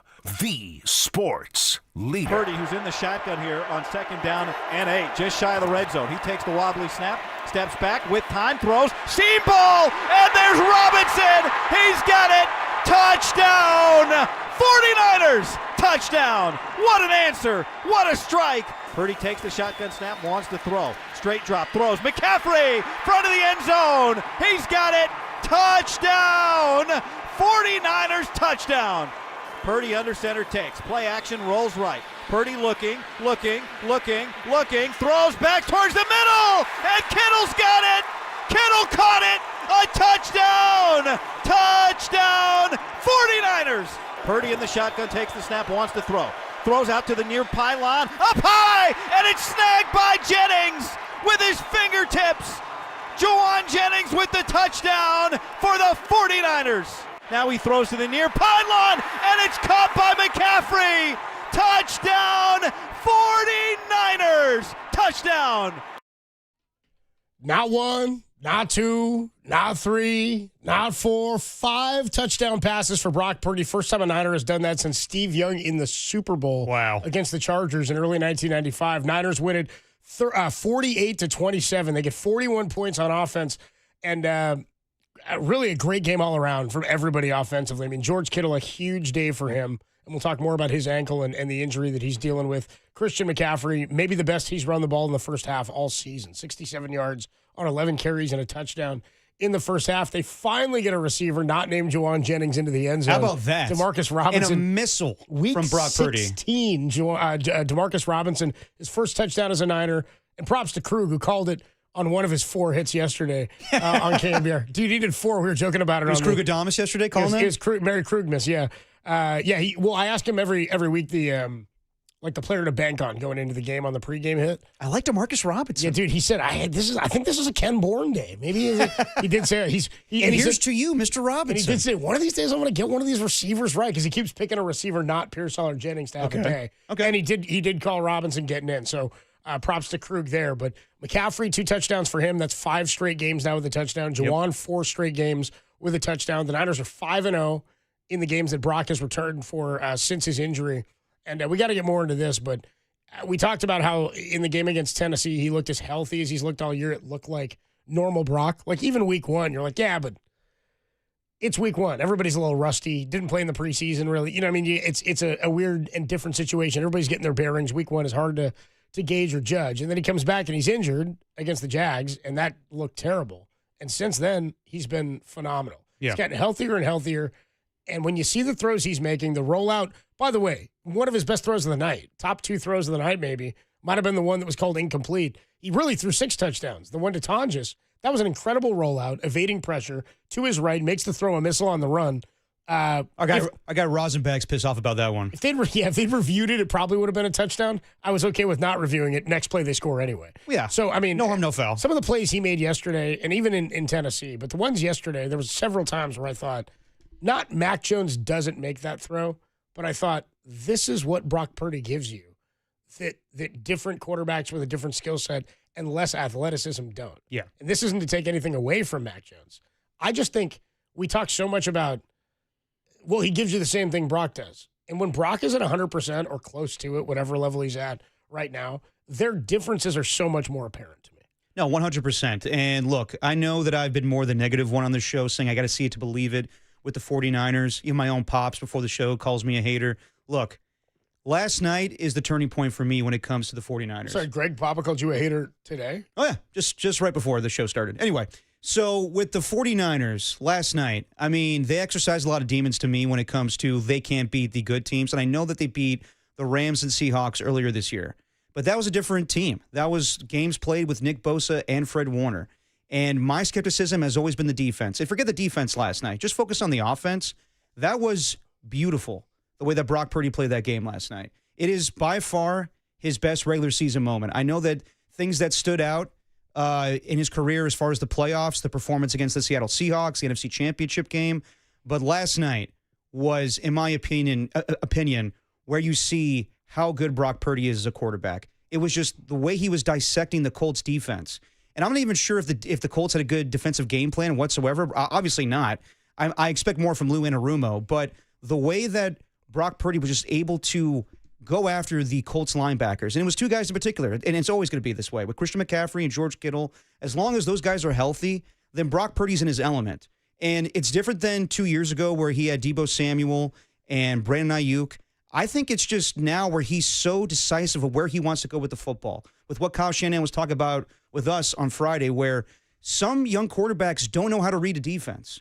And Phillip Rivers does. You saw it last night. But now Brock Purdy does. He is playing, in my opinion, next to Matthew Stafford, the best football at quarterback in the NFC. Brock Purdy had an amazing game last night. I don't think there's any denying that at this point, man. No. I think it's a great take because you're shining a light on that, but I don't think there's any denying. It's a good take in that, you know, Matt Stafford is probably the MVP, and deservedly so. Yeah, absolutely. Brock has been hurt for a lot of this year. And when he was back, he wasn't playing at 100% and still put up, by the way, 40 points in that game against Arizona. They haven't lost. He did have a rough game against Carolina where he didn't look like himself, was throwing behind receivers, and we were kind of like, uh-oh, is it getting wonky here? Is he not as healthy as he needs to be? And then the way the schedule has played out for him, time-wise, rest-wise, with a long week, and then they also got the bye week in there, he's as healthy as he's been all year. And I think you're absolutely right. I mean, Caleb Williams looked really, really good the other night at the end of that game. But again, we haven't seen it enough to think this is who this guy is regularly. We haven't seen it in the postseason. But what we've seen with Brock is this is what Brock looked like in 2023 and in 2022. Yeah. And to your point about reading defenses, I think it's twofold here. I think it's reading defenses. I think it's also the obvious understanding that an intelligent quarterback has of this sophisticated offense in a fourth year of it. Right? Like, we know that Brock is a football maniac, that he cares about this. His processing is what made him a draft selection for the 49ers, his ability to get rid of the ball, and his accuracy. It's not just about the arm strength, because he doesn't have the strongest arm, but his strengths on the field come in his quick delivery, his ability to read defenses, his ability to make plays on the fly, and that only comes with like a second nature feel for the offense, right? We used to talk with Tom a lot about Jonathan Kuminga, and I imagine these conversations came not just from him viewing it, but talking to Steve Kerr about how the game at 20 years old and 21 years old just wasn't coming naturally to him. Right. And that doesn't seem to be an unreasonable thing to think because he's so young and learning the game, and he was so early in his basketball career just as a person versus having to learn it at the highest level. I think the same can be said about a quarterback who maybe has a grasp of an offense. That's why when you change O-coordinators, it's such a big deal. Yeah, absolutely. When a quarterback is a new O-coordinator or a quarterback is trying to learn a new offense on a new team for the second or third year, it's why going to similar systems is often beneficial for terminology purposes or system understanding purposes in terms of how the offense breaks down on different levels or attacks a defense.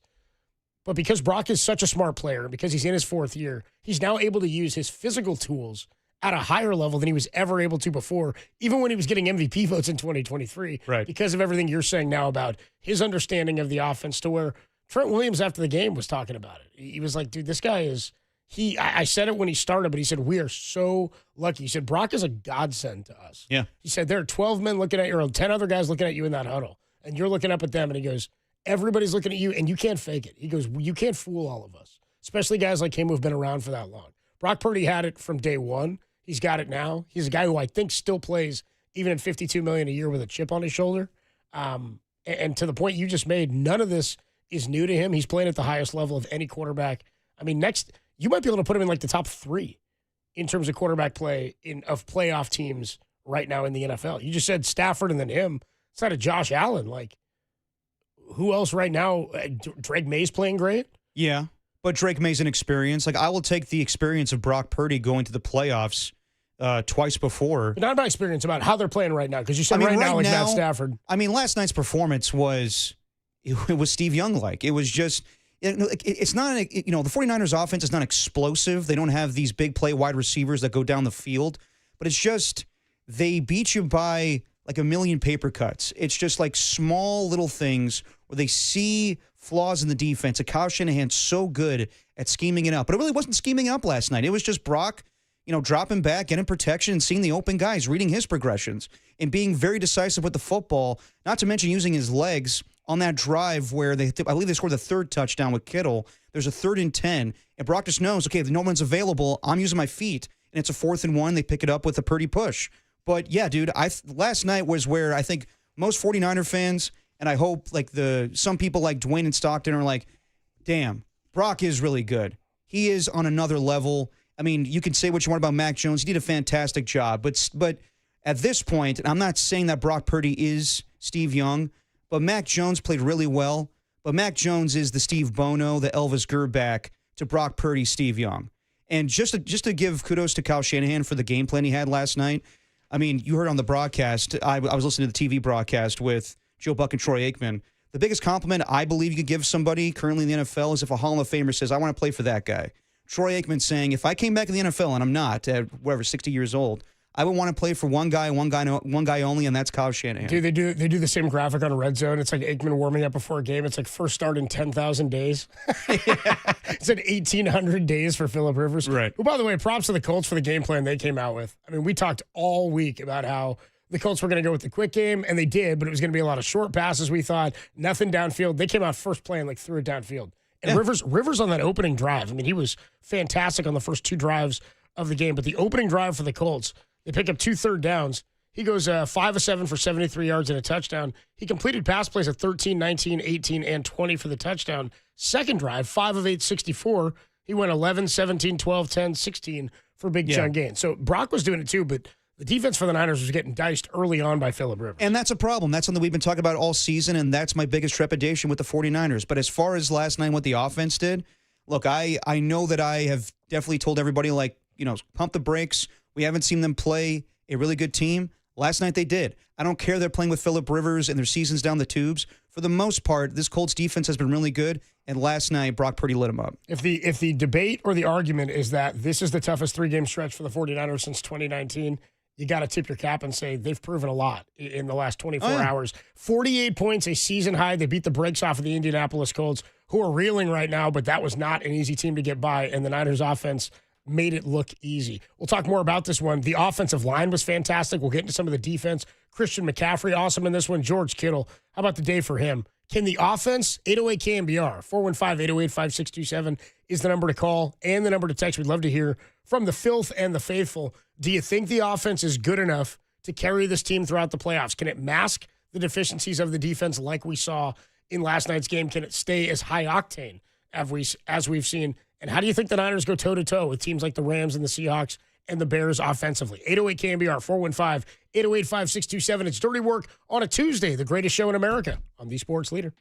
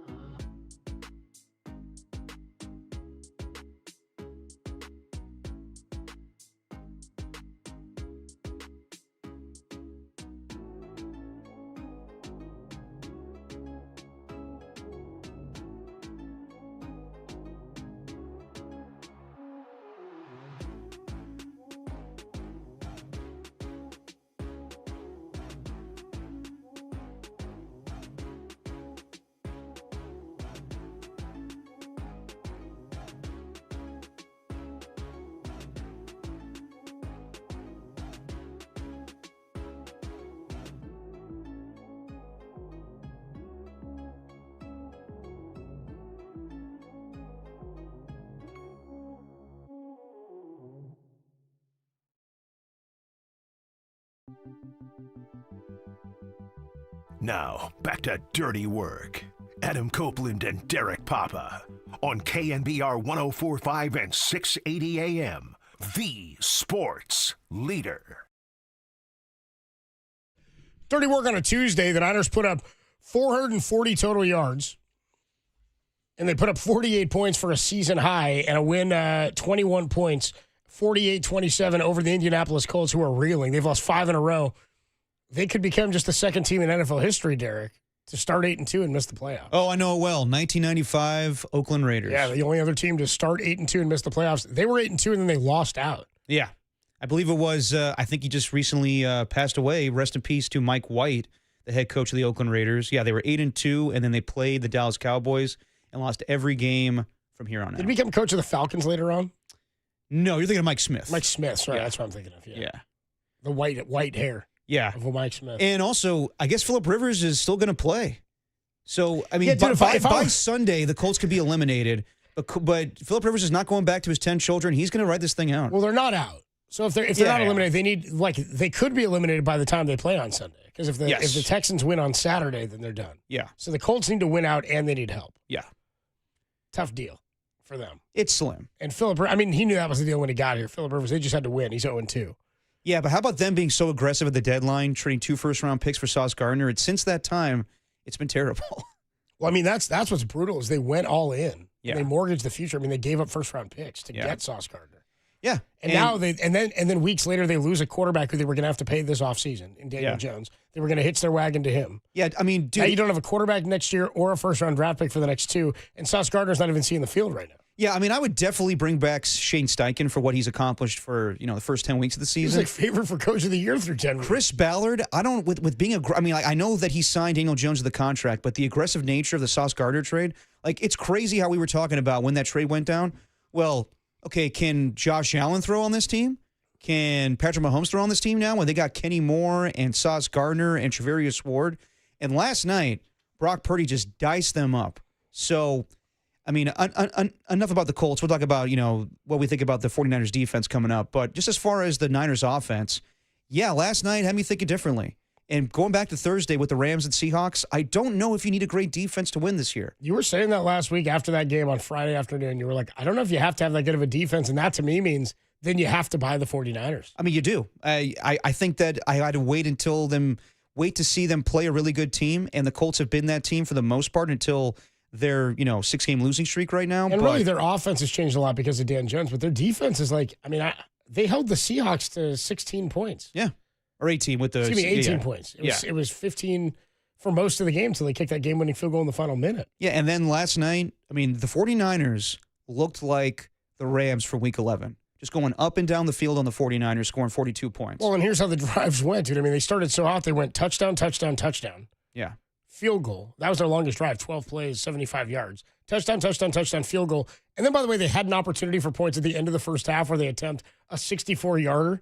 Eddie Piñeiro's career, 2 plays, 14 yards. Tells you where the special teams got. I was talking to my buddy, and I was like, if it clears the crossbar, is that not good? Because it doinked. It doinked off of the crossbar. If he had one more but it yard, didn't go over. It was a 63-yarder. I thought it was good for a second. I was like, ooh, I don't know about that. Yeah, that was pretty incredible. Yeah. Now, if it hits the bar that holds up the crossbar, right? If it hits the bar on the back part that's connected to the crossbar, that's good. Right. So if it goes through and it hits that back part, but it didn't, it hit the crossbar and came off. I mean, it was a perfect thing of Kyle Shanahan trying to lap them by trying to get, an extra 3 before the half to go up 27-17 and then score another touchdown because they had just come out of halftime. They had just kicked a field goal to make it 24-17. No, man. I mean, the Niners were lethal last night. So, yeah, last night was the first time where I was like, damn. Then they go touchdown, field goal, touchdown out of the halftime break. So they go 7 of their first 8 are touchdown drives. Then Brock throws an interception. And a couple of plays later, they return one for a touchdown. So yeah, I mean that one, the one that Cam Bynum caught, that's just off somebody's hand. So no harm, no foul there. That's not a indictment on Brock there. Even the fumble that was recovered by was it Luke Farrell that caught that one? The one where Brock gets hit and the ball pops into the air. And Farrell I thought that was like, ooh, this may be where the turning point is. Honestly, when the game started and Brock threw kind of a duck to George Kittle and he came down with it, I was like, ooh, I don't know what type of game Brock's going to have tonight. And then he was just locked on, precision. That is the best I've seen Brock Purdy play, honestly. I know that we're going to we're going to say that playoff performances outweigh regular season, but that was the most locked in I've ever seen Brock Purdy play. Yeah, This is the best he's played. I think it's better than what I've seen him play in 2023. And I know that offense was humming. I don't know if they scored 48 points that entire season. And I know that they had better playmakers at Deebo Samuel and Brandon Ayuk, but those guys, you saw it during the Super Bowl, those guys cannot get off man coverage. You have better receivers right now. This goes back to what I was saying at the beginning of the year, where I know that they don't have the names, but it's better pure wide receiver talent as far as who they have as their complementary receivers. I know Brandon Ayuk at one point in time was very talented, but I like their chances right now. And no one can stop Christian McCaffrey. As far as linebackers and one-on-one coverage, no one can stop him. So my thing is, like, we'll see what happens with Juwan Jennings this offseason. I don't think the 49ers should ever pay another wide receiver $30 million a year. I don't think because you could just score. You could score 48 points with McCaffrey and George Kittle. By the way, that is their offense. Five different guys catching touchdowns, right? Yeah. Yep. So it's McCaffrey, it's Kittle, it's Jennings, it's Robinson. Yeah. Who am I missing? It was McCaffrey twice last That night. was McCaffrey twice. So 4 different guys, 5 touchdowns. That's right. McCaffrey caught 2 of them for 5 straight games with a score. Yeah, I'm with you in that, the offense has looked incredible. It's going to have to be how they find victory in the playoffs. Don Nelson couldn't do it, scoring 140 a night, not playing D. The Niners are playing defense. And again, they're not giving up tons of points. That is a better Colts offense than some of the previous offenses the Niners have seen. Well, here's the problem. They bottled up Jonathan Taylor, and that's something I They think did. you get. That's something I think the defense has to hang their hat on. No, I mean, I asked Tim Ryan about that last week. Like, do you think that the Colts, running game is a little more complicated than what they've seen in the Falcons and Panthers? He goes, no, I don't really think much about that, D. And I was like, all right. And yeah, the 49ers, give them credit. They are a good run defense. I think Robert Saleh definitely knows how to plug the holes until Tatum Bethune, you go here, D. Winters, you go there, Alfred Collins, CJ West, plug up the holes here. As far as the pass defense, they have a good secondary, but they have zero pass rush. But you know what? It may not matter right now because you look around the entire NFL. Do the Buffalo Bills have a really good defense? No. They have pass rushers. They got Joey Bosa and A.J. Epineza, so they have guys that can get to the quarterback. But as far as like a good defense, no, I would say the Buffalo Bills don't have a good defense. No, but the 2 best offenses that you're comparing the Niners to in the NFC do have good defenses, Seattle and the Rams. Well, okay, I'll say this. The Rams have a good pass rush with Jared Verse and Byron Young. But secondary, not very good. I would not rely on that defense. Not good. Even the Seahawks. The Seahawks have been a really good defense for the most part this season. But you saw a really good offense without Devontae Adams go up and down the field against them to put up 37 points. It took a 2-point conversion to beat them. It wasn't the Seattle defense shutting down the Rams. So there's been examples of in years past where not very good defenses have won the Super Bowl. Just a couple years ago, the 2022 Chiefs were not a top 10 defense. The 2021 LA Rams were not a top 10 defense. Now, those teams won with pass rush. It was situational. It was opportunistic defenses. That's why they got Von Miller, right? Exactly. Yeah. The Chicago Bears, their defense is good as far as taking away the ball. But when it comes to like shutting down an opposing offense, I think the 49ers could put some points up. So last night was the first time where I thought to myself, yeah, maybe the 49ers actually do get the 1 seed. And maybe they are Super Bowl contenders. 21, you thought that last night? I did think that if they get the 1 seed, how could you not say that the Super Bowl contenders? 21 consecutive drives the Niners have gone without a punt, which is pretty incredible. Back-to-back games they've gone without a punt. They haven't punted since November, and we're 2 days from Christmas, which is alarming for the 49ers. Let's go out to Joe in Manteca. What's up, Joe? You're on the Sports Leader. How you feeling about the Niner offense? What up, man? I'm feeling pretty good, man. All things considered, I've always had the belief that the standings, the rankings, none of that matters until the end of the season when all the games are played. And I remember last year after the Thursday night game, things were real bleak, and you guys said, "Hey, we know what they are. They are what they are." Well, right now we know what they are. They're 11-4, and the offense is humming. It's going fantastic, man. And I really think these next 2 games are playoff games. These are the teams they're going to see. And as long as everyone stays healthy, man, they're good. You know what I mean? As long as everyone stays healthy, they get Ricky Pearsall back. He's going to be a difference maker in those games. We saw him be a difference maker in the first Seattle game in the beginning of the year. And I'm real positive about it right now, man. It's going to be good. Appreciate the call, Joe. Thanks so much. I mean, yeah, everybody's vibing, feeling high right now. 5 wins away from being Super Bowl champions, and if they continue to win, they can set themselves up to do something nobody's ever done: host the playoffs through your home field, and then get the number one at your own stadium. Now the Buccaneers won it, but they weren't the. They were one on the seed. road, yeah. They were on the road, and the Rams were on the road after the wild card round. Yeah, right. So the Niners could do something nobody's done before, and if they continue to handle business, they won't have to leave Santa Clara again. That'd be huge. That'd be absolutely huge. That'd be incredible. I mean, like right now, I'll say this: they played by far the best out of all the NFC teams this week at Week 16. There were some great games, some great offensive performances. They come back by the Seahawks. They come back by the Bears. But I think the 49ers, I don't know if they're the best team in the NFC right now, but it's on the table. They played like it last night. And I think that we'll see if the defense can catch up. I highly doubt that, but they have the offense right now that could take them to the Super Bowl. Yeah, they have the offense right now as long as they have George Kittle. And we'll talk about Kittle next. We got to hear from him. He doesn't seem too concerned about his ankle injury. He did say after the game he doesn't believe it's a high ankle, and that's the immediate concern. Plus, we have an update on George Kittle. Oh, we do? When we come back, there's a health update on Kittle and his ankle. We'll get that to you in just a few minutes. 808-KMBR, 415-808-5627 is the number to call. Cheers, jeers, and beers. We want your calls and your thoughts on the Niner victory yesterday. How confident are you in the Niners getting the 1 seed now? And Kyle addressed the playoffs for the first time with his team this season. We'll let you hear that and the update on George Kittle. 808-KMBR, 415-808-5627. How confident are you, 49er fans, that the Niners can now take down the number 1 seed after what you saw last night? That's the number to call. Dirty Work rolls on a Tuesday on the Sports Leader.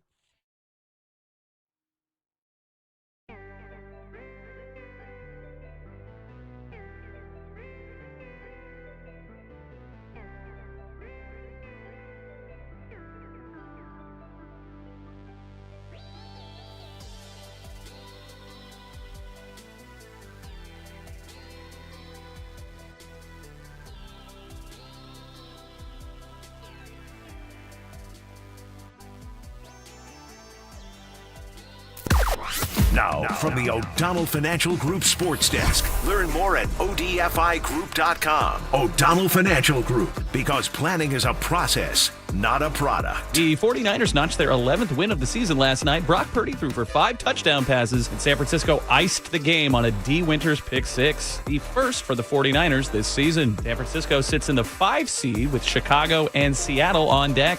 For everything 49ers, keep it locked right here to the ho leader.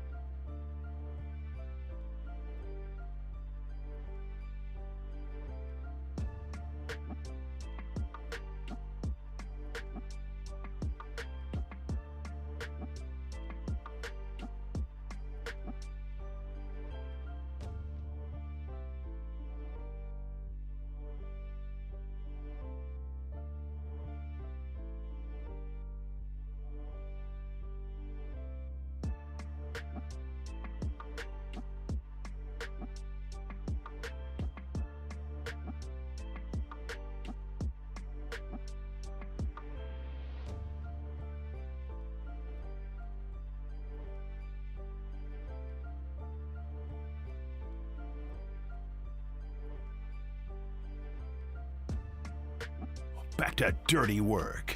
Adam Copeland and Derek Papa on KNBR 104.5 and 680 AM. The Sports Leader.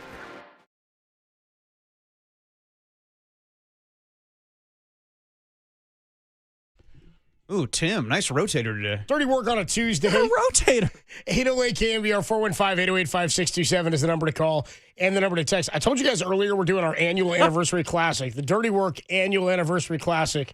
We do it every year. It's coming your way. I said at 4:50. It's actually 4:30. 4:30 today, the annual anniversary classic. Yeah, we had a unscheduled appearance from Mr. KNBR popping in. Yes, Mr. KNBR, as part of our Dirty Work annual anniversary classic, a look back at the fun we had in 2025 with some of our favorite moments, some fun audio that we pulled, and we'll walk through memory lane. Plus, you still got a Tim's Tuesday Takes Dirty Work trivia style today, don't you know? On we'll see if I know that. In our annual anniversary I'm classic. not making it to regular trivia tonight. There you go. Plus 550, a very special Dirty Work announcement. Can't wait for that, too. Yeah. No trivia tonight, No, Tim? Tim said he's not doing trivia tonight. No, I've got different plans. I'm going to go see the greatest Christmas movie ever made tonight in theaters. There you go. I'm going to go see Die Hard. Nice. There you Well go. done, Tim. Well done. I'm going to watch that Hans Booby. tomorrow. Yeah. Hans Booby. I can be your white knight, Hans. I can be your white knight. What's his name again? Hans Booby. Yeah, what's his name, Tim? I'm your white knight. The greatest movie character of all time. That's Ellis. Ellis, dude. Ellis. Ellis, you Schmuck. freaking idiot. I love Ellis. He's pouring that Coca-Cola, dude. He just wants to get that Coke in there. That sucked. Oh, dude, he's like doing blow all over the all over the office, man. The holiday party.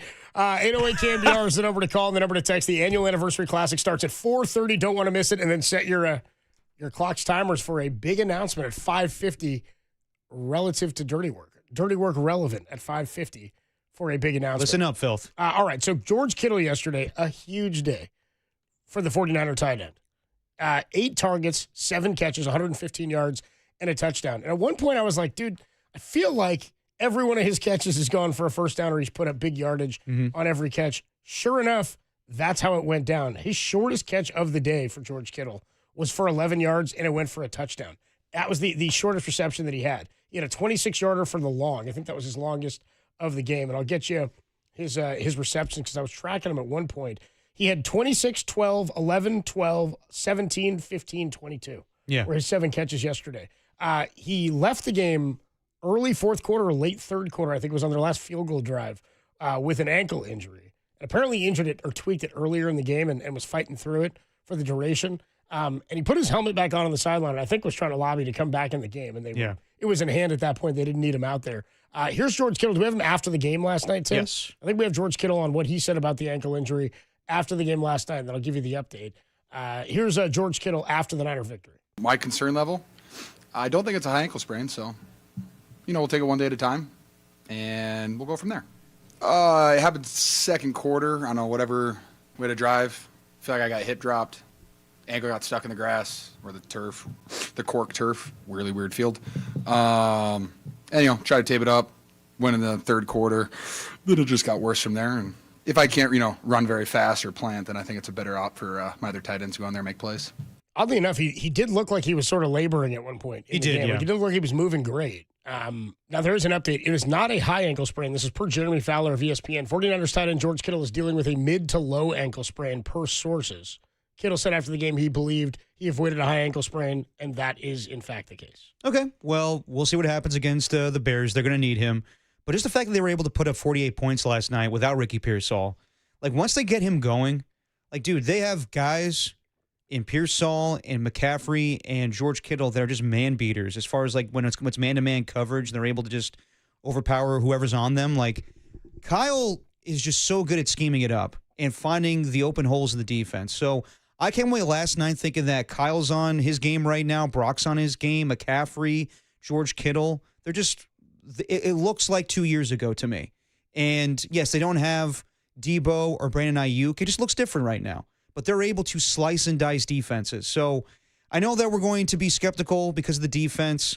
I say right now, from what I saw, if you could put up 40 against the Bears, you could put up 40 against the Seahawks, that's that more impressive. Now, I don't know if it's going to be that offensive output, but I come away last night thinking that why can't it be the 49ers? I know that they don't have Nick Bosa, they don't have Fred Warner, and that's the thing I've been harping on for the majority of the season.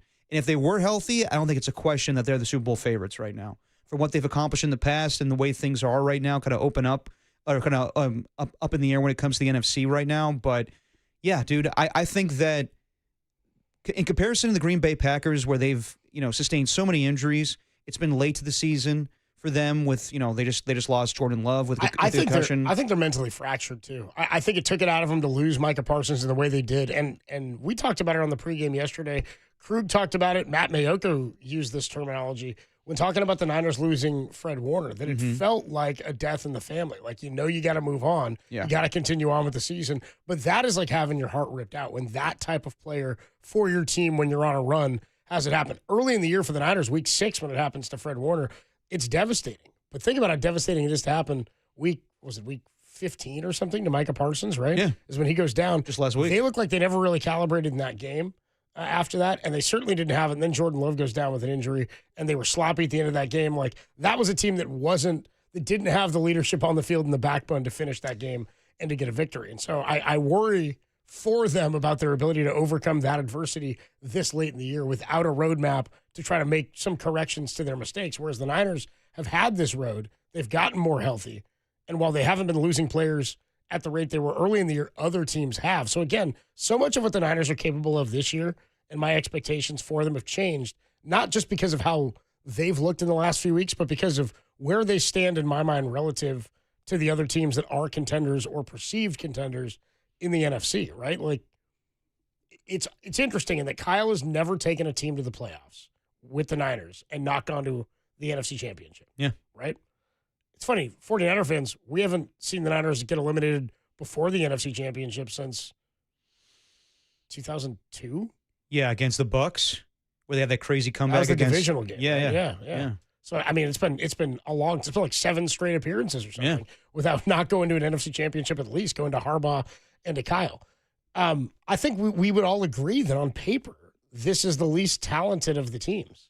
Now, 2021, they had to change things up, but Debo was your wide back. The offense was electric. The defense was certainly better that year than it is right now. But I think they have as good a shot as any year that we've seen them because there's not some Goliath, Thanos-type big bad character in the NFC or in the AFC. No, there Every isn't. team you look at as a contender has flaws. The Niners are above the Rams now. The Niners are in front of the Rams. They're the 5 seed right now, right? Like, show me the team. If the playoff teams stay as they are in the NFC right now, the Niners will have beaten all but 2 of them. And the only reason they didn't is because they didn't play the Eagles or the Green Bay Packers. Yeah, I mean, there's not one team that terrifies me at all. And now we've seen what the Niners are at their best offensively. I'll take my chances with Brock Purdy and Kyle Shanahan and Robert Saleh. Well, you shouldn't be terrified by the Philadelphia Eagles. But amongst the bunch, as far as like NFC contenders, they're the defending champions. They probably have the best defense if you want to go Seahawks or them. But their offense, I don't care that they beat the Commanders on Saturday. I still don't know if they're right. And as far as the other teams, like I still got to see the Bears. We'll definitely know how they rank against the 49ers this Sunday on NBC. But as far as the NFC West opponents, we've seen it this year. And I think that, yes, the Rams are more balanced. The Seahawks are more balanced when it comes to offense and defense. But really, I can see the 49ers putting up points against both defenses. And all that matters is who has the last possession. So last night, nothing changed for me for the defense. Can they make plays here or there? Yes. It was a good strip sack by C.J. West. Are you saying the defense doesn't worry you as much now because of how good the offense is? With what I saw last night and the way that Brock Purdy took command of that game, no. But I'm sure there'll be games where they're going to give up a ton of points in the postseason. It's just a matter of, can the defense make a play here or there? Can Bryce Huff get to the quarterback? Can D. Winters, like last night, get a pick six looking like Navarro Bowman back at the pick of the sticks, 10 years ago? Can they make plays? Can Robert Saleh scheme it up where the defense gets an opportunistic defense? You're not going to shut anybody out. This defense is not capable of that. But they have some playmakers. See, who's my guy, the nickel cornerback that Upton Stout? Upton Stout played great last night. He's been playing very well for the majority of the season. Yeah, like he's playing in ways that like it's not going to fill up the stat sheet, but like if you watched him every game, you'd feel like this guy deserves some defensive rookie of the year nod. Like he's not a guy who's going to win it because he doesn't have the numbers to do it. Right. But he's had a lot on his shoulders and he's thrived even in moments where he's struggled or not succeeded, he's bounced back and responded and answered well. No, I would say he's played the best as far as the defensive rookies. Yeah, I mean, and of course, Michael Williams got hurt earlier this year. Alfred Collins is coming to his own. He had the strip sack last night, and then, of course, he had the great play against the Rams earlier this year. CJ West got his first sack yesterday, too. Yeah, exactly. So, yeah, I mean, the rookies are coming into their own, and this is going to make them that much better to go into the postseason and have these opportunities. But I'm not saying that the defense is going to flip a switch and they'll be, something we saw back at 2019 or 2021. But they definitely have the offense. This offense, in my opinion, is either on par or better than what we saw in 2023. Yeah. So I looked, by the way, you said you didn't think they scored 48 in 2023. They didn't. 45 was their season high. They did that against Arizona, and they moved to 11-3 in that game. This one, they go to 11-4. Right. So we had Kyle Shanahan on Friday. Yeah. And I asked him, because we talked about the game on Thursday between the Rams and the Seahawks, and I was wondering how much attention he paid to it. And I kind of knew his answer to this question, but I just wondered in general, like when you've locked up a playoff seed, and they had going into yesterday's game, based on the Sunday night loss. When we talked to Kyle, they had not yet. But I said, you guys know now you control your own destiny to the 1 seed. I said, do you ever say anything about that? Like, at what point does that become relevant? And it's kind of like, well, the guys know what we're playing for. Mm-hmm. But it is interesting because, like, JT Snow told us at one point, like, Jeff Kent didn't really know what was going on. He knew kind of like what the standings were, and they'd put it on the out-of-town scoreboard, but didn't really care about what was happening in terms of each division race and how close things were and trends that were happening. So I wonder, like, for a coach who's so entrenched in what his team's doing, how much attention you're paying to that, because it is relevant to you as long as you continue to succeed. That's the most important thing. Kyle, for the first time, and he told us on Friday, not really important. He said, if we're going into that last game playing for the 1 seed, I'll probably say something. But he did after the game yesterday, for the first time, address the postseason with the 49ers, who are now 11-4, 2 games from the end of the season. We know they're playing beyond Week 18, and we know that in Week 18, if they beat the Bears, a win there will mean that they're the number 1 seed in the NFC playoff picture. Here's Kyle Shanahan in the locker room talking about, is this in the locker room talking to the media? This is talking to the media. This is talking to the media, because I saw a quote, or I saw a video from the locker room where he did mention the postseason to the team. Here's him talking to the media, saying this was the first time he'd mentioned the playoffs to the roster. Last night was the first time I mentioned anything about that, just because we got in the playoffs last night. I told him all year I don't want to talk about that, and but last night we got in, so I was able to talk about that. And when you're in the playoffs, that then you shift your goals next, and that's trying to make the playoffs the best situation we can possibly do. So we'd love to try to play a home game with Levi's, and we knew the only way to do that was to win tonight versus the Colts, and we got that done, and now we got luck to do that versus Chicago. It was a nice slow play by Kyle Shanahan the entire season not to do that to his team. Like, I remember years ago, 25 years ago, when it was a big thing with the Baltimore Ravens, where Brian Billick was like, you guys have not earned the right to say the P word, playoffs. You guys cannot say it. We're not going to speak it until we clinch a playoff spot. It's not going to be uttered in this locker room. And I go back to this offseason, I keep bringing it up, or training camp really, where Kyle Shanahan was asked about playoffs for this team with SiriusXM Radio, and he was like, I'm not thinking about that. This is a different year. He was going to use this terminology, but it was a competitive rebuild. It was a salary dump year.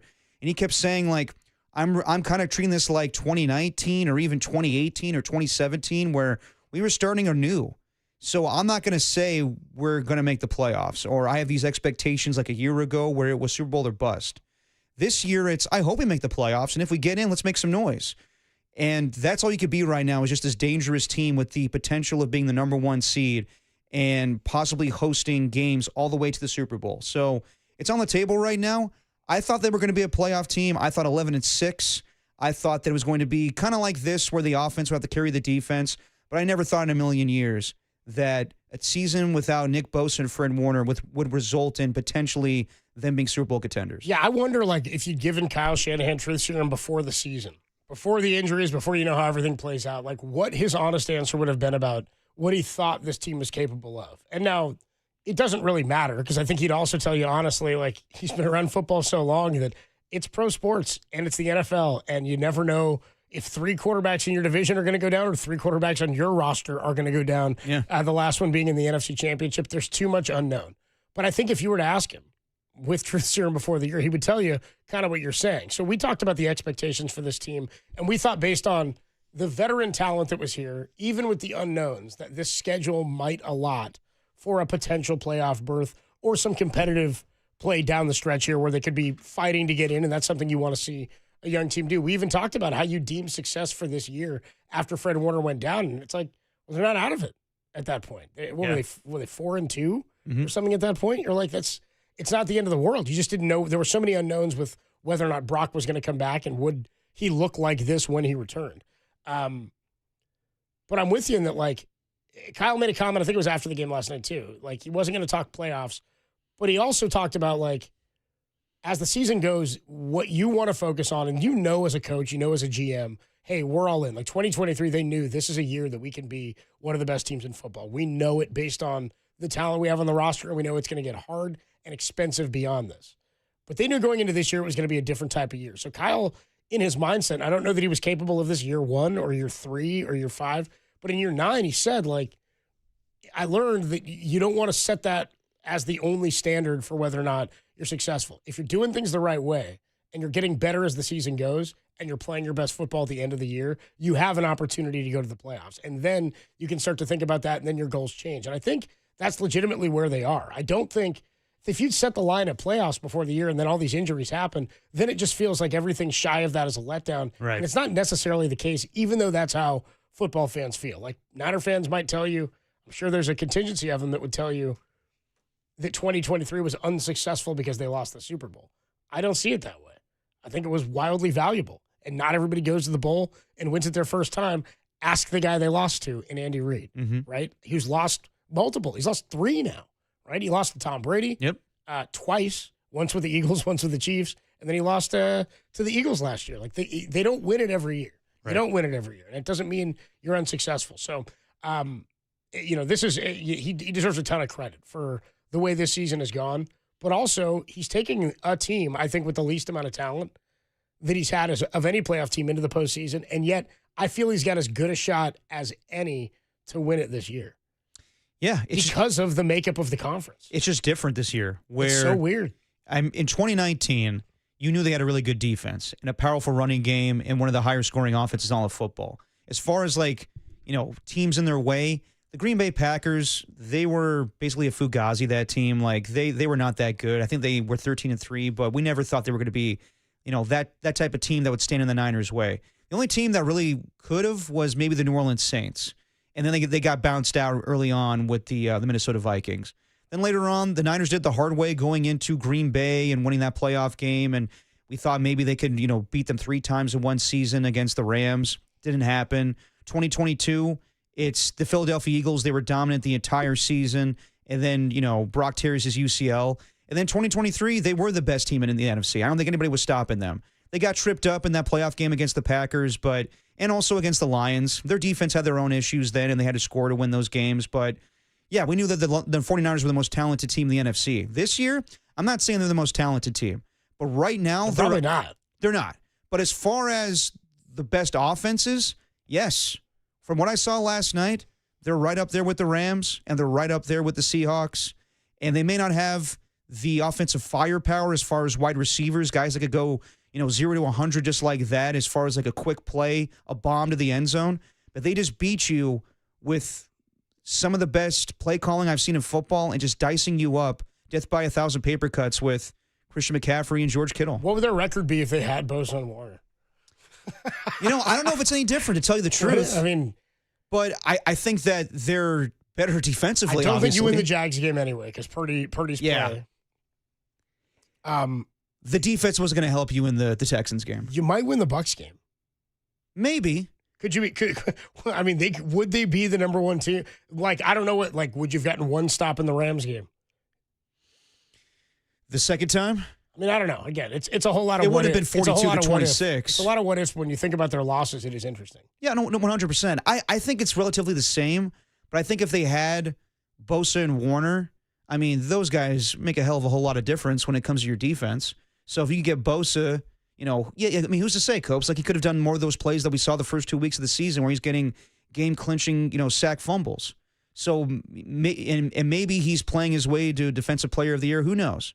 But, yeah, there's no doubt in my mind that they would be the team to beat right now if those guys stayed healthy. But as far as wins and losses, the crazy thing is I've seen this defense play poor for the majority of the season, But I think the record still stays the same. 808 KMBR 415-808-5627, the number to call and the number to text. Matt Mayocko joins us at 3:50 at 4:30, our annual anniversary classic here on Dirty Work. We do it every year. A little look back at the fun we had in 2025. Also, a very big announcement coming your way relevant to Dirty Work at 5:50 this evening. So make sure you're here for that. 808 KMBR is the number to call and to text. We're just talking about the defense. Does Phillip Rivers' performance last night mean trouble for the Niners defense in the last 2 weeks? We'll talk about that next. Dirty Work rolls on. More of your calls and texts next on the Sports Leader.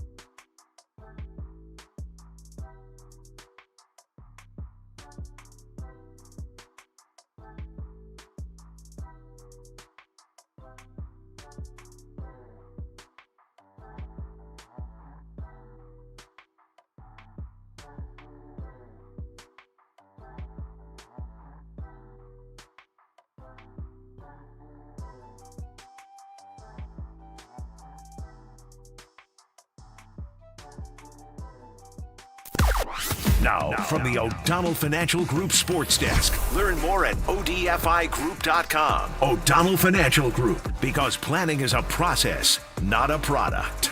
George Kittle led the 49ers with 7 catches, 115 yards, and a touchdown last night, but suffered an ankle injury and did not return after leaving in the second half. Kittle says he does not believe it to be a high ankle, but we are waiting word. For all the latest, keep it locked right here to the Sports Leader.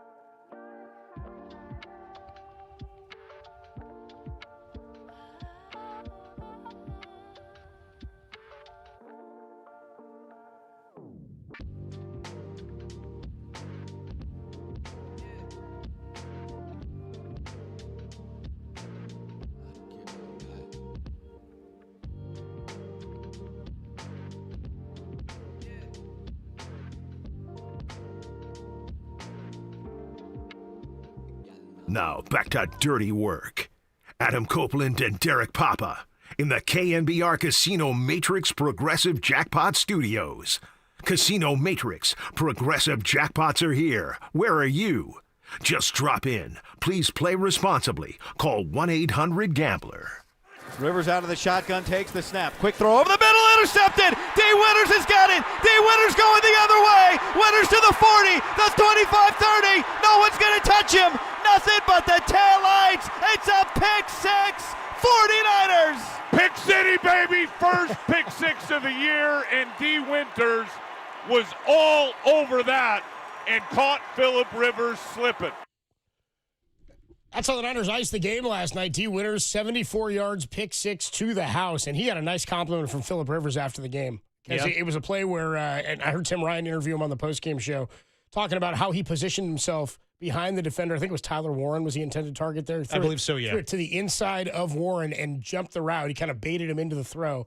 And Phillip Rivers, a guy who you're not going to trick easily with something like that, he made him pay for it and takes it to the house. For the Niners, up to 47 at that point. The extra point made it 48. So 41 points from the offense. The defense defense and special teams. Dude, who'd have thought? I mean, that's one of maybe the most unexpected part of this year is how good special teams has been. Yeah. And I know it's been night and day. I know it's relative in our heads as Niner fans to how it's been for so long, but really, it's been a game changer for weeks on end now for the Niners. And it's an element that nobody can really account for when you're talking about how good of a team they are. I mean, they had a chance to even try that 64-yarder at the end of the first half because of a Sky Moore return. Right. And then two plays that only went for 14 yards. And he's been great, too, lately. Set him up to do that. Sky Moore has been fantastic for the Niners. New life here and one of the underrated pickups of the season, I think, for Kyle Shanahan's 11-4 squad. So the defense, it's not going to change. They are who they are at this point. Yeah. By the time we get to the playoffs, you're going to see better teams. But the Niners' success is not going to be predicated on that. It's going to be predicated on how much the offense can do and how much they can continue. And I said this to you, their identity is that they're a buttoned-up team. Mm-hmm. How much they can continue to, every time they do force a turnover, like they've forced very few this year. But if we go back and we look at how many points they've scored off of turnovers, I would wager it's like over 80% of the time do they get points off the turnover. Because they haven't done it a lot, but they've made the opposition pay every time it's happened, be it on special teams or on defense. So 14 points yesterday off of turnovers.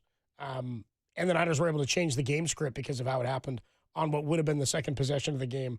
For Indianapolis, it was their second possession on the kickoff. So, the defense gives me pause, but because the offense is humming the way it is, and we just saw it against the defense that's pretty damn good in the Colts and a well-run defense by Lou Amaruno, I'm as confident as I've been all year in this team based on the makeup of the rest of the conference. Did you ever think you would get to that point where you thought that? No, because even when they were playing well, and I was with you in that, like, you can only play the games on your schedule. Exactly. But it's also fair, and the NFL believes it fair, considering it is a tiebreak at some point, the strength of victory and the strength of schedule right. and all that. I think it's fair to say there's context to their victories. I also thought they're better than some of the context in which we're giving it to the teams they're playing, right? Like, just because they're beating a bad Browns team handily doesn't mean they wouldn't have competed with a team better than the Browns at the same level. Well, it was weird because with the defensive injuries, I was like, this is not sustainable. I don't know how they're going to hold up like this. And at the same time, I give a ton of credit to Kyle Shanahan. I've always thought that Brock Purdy is a really good quarterback. And Christian McCaffrey, you've heard me say on these airwaves that I think at times he plays like the best running back in football. There's more talented, pure running backs. But as far as him being a Swiss Army knife, like I call him, he's one of the best. He is by far the best pass-catching running back in football. Jahmyr Gibbs is able to catch a screen pass and go 80 yards. But if you want Christian McCaffrey to go one-on-one against a linebacker in the end zone, he's your guy. But, yeah, to me, I know that some Niner fans are going to get pissed off if I say this, but to me it was kind of like the 2016 Raiders, where really good offense, defense was putrid. And I don't know how they were going to turn it on. They had Khalil Mack, he was Defensive Player of the Year, but they were going to have to outscore every single opponent they were going to face. And I had my doubts against the Pittsburgh Steelers. I had my doubts against the New England Patriots. And sure enough, Derek Carr breaks his leg and he's done for the season. So we never got to see that happen. But I was skeptical. I didn't think they were going to be Super Bowl, or bust that year. And with the Niners, I give them the benefit of the doubt because of what they accomplished in the past and what Kyle Shanahan's done as a head coach. But, from what I saw with the defense, you can't tell me that they were going to find a way to be Super Bowl contenders. Now, if they play like that, like they did last night, then I have faith because this offense is humming right now. But, yes, the defense, it is bad. Like, yes, they can plug the run. They can stop Jonathan Taylor. I don't think it's bad. It's just not it doesn't have a true identity, and it doesn't do tons of what you need defenses to do, but they are keeping points for the most part off the board. It's bad in the sense that they can't stop anybody when it comes to a pass rush. And when a quarterback is able, like Phillip Rivers, who's not the most mobile quarterback, but is able to stand in the pocket. I mean, the Seahawks only got to him once. I know, but not be able to get to him. They got to him twice. They got to him more times than the Seahawks did, which is odd. It is, but he let him up last night. Phillip Rivers looked great, and that goes back to what we asked Kyle on Friday, where Phillip is able to see a defense a lot better than younger quarterbacks right now. Like, it's crazy to me. There's a lot of talented QBs out there right now, but they're not able to look at a defense the same way that Tom Brady did back in the day or Peyton Manning or Phillip Rivers. It's just different.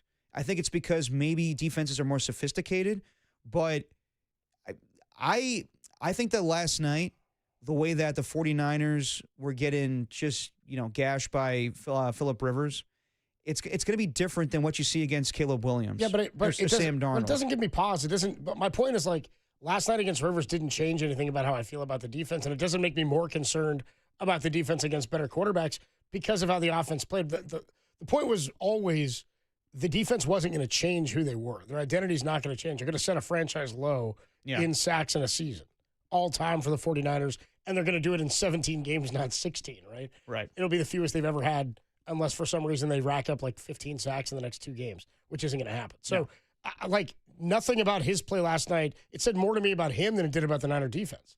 It said more to me about, wow, he can still sling it. They had a good game plan than it did about the Niner D because the offense continued to score. If the Niners are to find success, it was never for me predicated on defense. It was, can you get a couple of stops a game?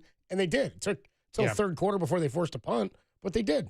And they held up for the most part pretty good. So, after early on, once they got off the scripted plays, Indianapolis was playing from behind. They had a tough time getting back in it. So. Yeah, and you saw Robert Saleh last night. Like, Phillip Rivers was able to just go up and down the field in the first half, and they dialed it up with more blitzes. But they didn't blitz in the third quarter. I know. And from what I saw last night, I think that it's just the experience of Phillip Rivers. It's a guy that knows how to look at a defense and look at the open holes and find his way up and down the field.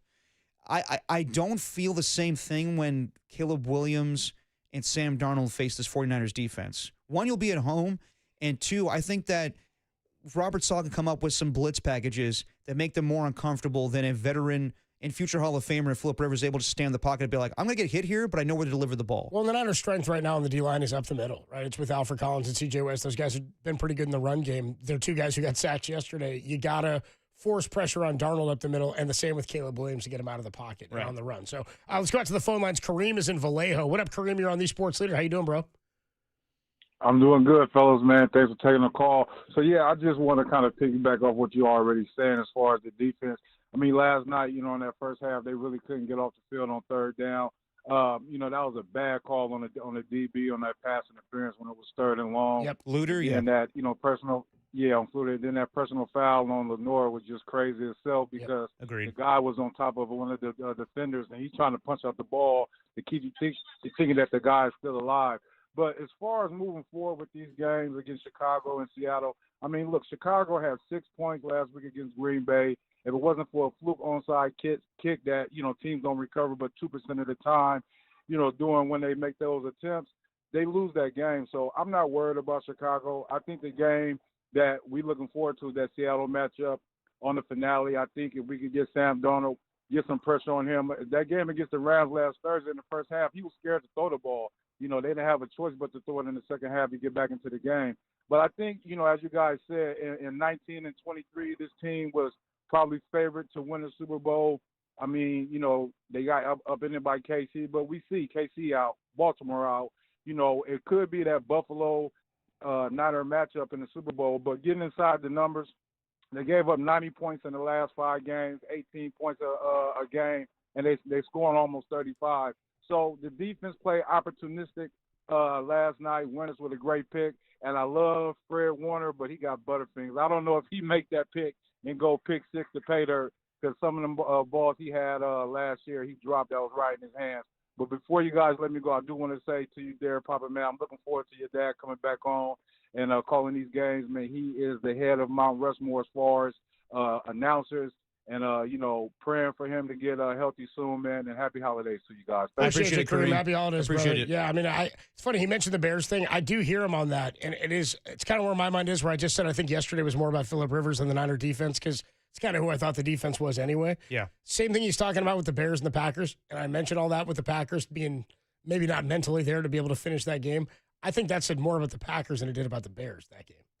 A little bit. It's funny. I was talking to Greg Silver about it. It's reminiscent of the 2014 NFC Championship game, where it's the same thing, an onside kick, and then a deep touchdown to lose the game for the Packers. But to me, from what you saw last night with their ability to shut down Jonathan Taylor, that's the key for the 49ers in the next 2 weeks. I was talking about their complex running schemes of the Bears and Seahawks. If you can shut down the Bears and Seahawks running game and make Caleb Williams one-dimensional along with Sam Darnold, then you're in good shape, because it's not the same deal. Phillip Rivers is able to drop back 40 times a game and sling it. I don't know if Caleb Williams and I don't know if Sam Darnold are able to do that. Yeah, the Niners have been on defense. They've had trouble, but in every other phase of the game, they've been sharp. I mean, they do not get penalized. Nope. Which is incredible. The pre-snap penalties this year are way down. Krug was talking about it last night on the postgame. Yeah. How much more buttoned up they are in terms of, if you're not going to be an elite early in the year, an elite offense or an elite defense, what can you do to keep yourselves in games? They don't shoot themselves in the foot. They don't. They don't play from behind often at all. They trailed yesterday for the first time since week 10 against the Rams and immediately took the lead right back, right? It was 7-0, then it was 7-7, then it was 14-7, and they never really looked back. So 14-14, that was as close as it was beyond the final score of the game. So second least penalized team in the NFL. There you go. And in the last, 4 games? I'm looking at their penalties here. They had 2 last night. They had 6 last week. That's 8, 9, 10, 11, 12. They have 13 penalties in the last 5 games. There was only 2 last night? 2. And those were questionable, in my opinion. Yeah. The Luter play, that's not pass interference. It was only 2 for 36. And then the Diamador Lenore, unsportsmanlike. he's just trying to get the ball out at the end. Yeah, that was ridiculous. I thought they were both tough calls. I thought the PI call was ticky-tack. Yeah. Adam Copeland, T-Pop, Tim Webb with you. Edgar, New Jersey, Harrison, and Half Moon Bay will get to your calls. When we come on back, the annual anniversary classic on Dirty Work starts in about an hour. We'll look back at some of our favorite moments, celebrate the year that was here on Dirty Work in our final 2025 show at full strength. But when we come on back, why was it ever even a question for Mac over Brock Purdy after what we saw last night? Dwayne, I want to hear from you. We'll talk more about this next. 808-KMBR is the number to call and to text. Matt Mayocko at 3:50, the Dirty Work annual anniversary classic at 4:30, only here on the Sports Leader.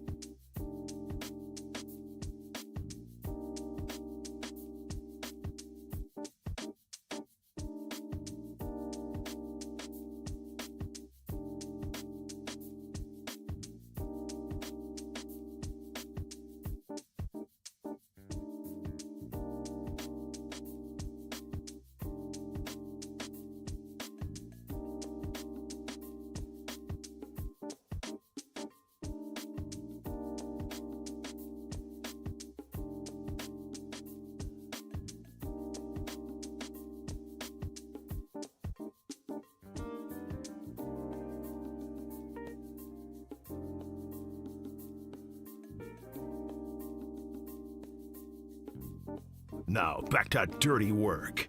Adam Copeland and Derek Papa in the KNBR Casino Matrix Progressive Jackpot Studios. Casino Matrix Progressive Jackpots are here. Where are you? Just drop in. Please play responsibly. Call 1-800-GAMBLER. It's our favorite day of the week on Dirty Work Tuesday, the dirtiest work day of the week. We love the Filth who have been with us all year long, too. So we're going to do our annual anniversary classic in about an hour, celebrate the year that was on Dirty Work, and then we'll be back with you full strength. I think it's January the 5th? Yeah. I mean, I'll still be doing Niners in the meantime. We have a big game on Sunday, Niners and the Bears, Sunday Night Football, and on Tim's birthday. Oh, nice. Sunday Night Football for Tim's birthday. And on his birthday. And for Tim's birthday, he's going to be gifted a 3-hour postgame show from Greg Papa. Yeah. Dude, so he said at the end of the show, he said, you were a hater on the Niners? Because they caught me off guard with Greg Silver saying, this guy who paid raise your hand. This guy who paid his mortgage with that Raider salary all those years? Well, okay. He said, raise your hand if you think if the 49ers are not winning the NFC West. And they're like, Derek, what do you think? And I'm like, nope. Just, joking around like I'm getting my stuff ready for the show. And he's like, oh, well, Derek's a hater. Raise your hand if you think the Raiders are getting the first overall pick. I was like, not a bad line, but I don't really care about that. Yeah. Okay, so let me ask you. Do you think the Niners are going to win the West?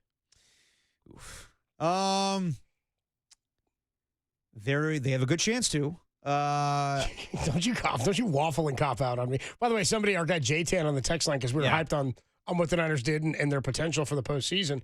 And he said, come on, guys, don't be homers. Stay neutral like last week. And I go, oh, dude, now Derek. Oh, now you Derek want shows, me. Derek shows a little bit of love. Now you want me to be a hater. Derek shows a little love, and now he's a homer. I mean, there is nothing to be mad about today, honestly. Like, I understand they gave up 27 points, but how could you not come away impressed with the way they played last night? It was incredible.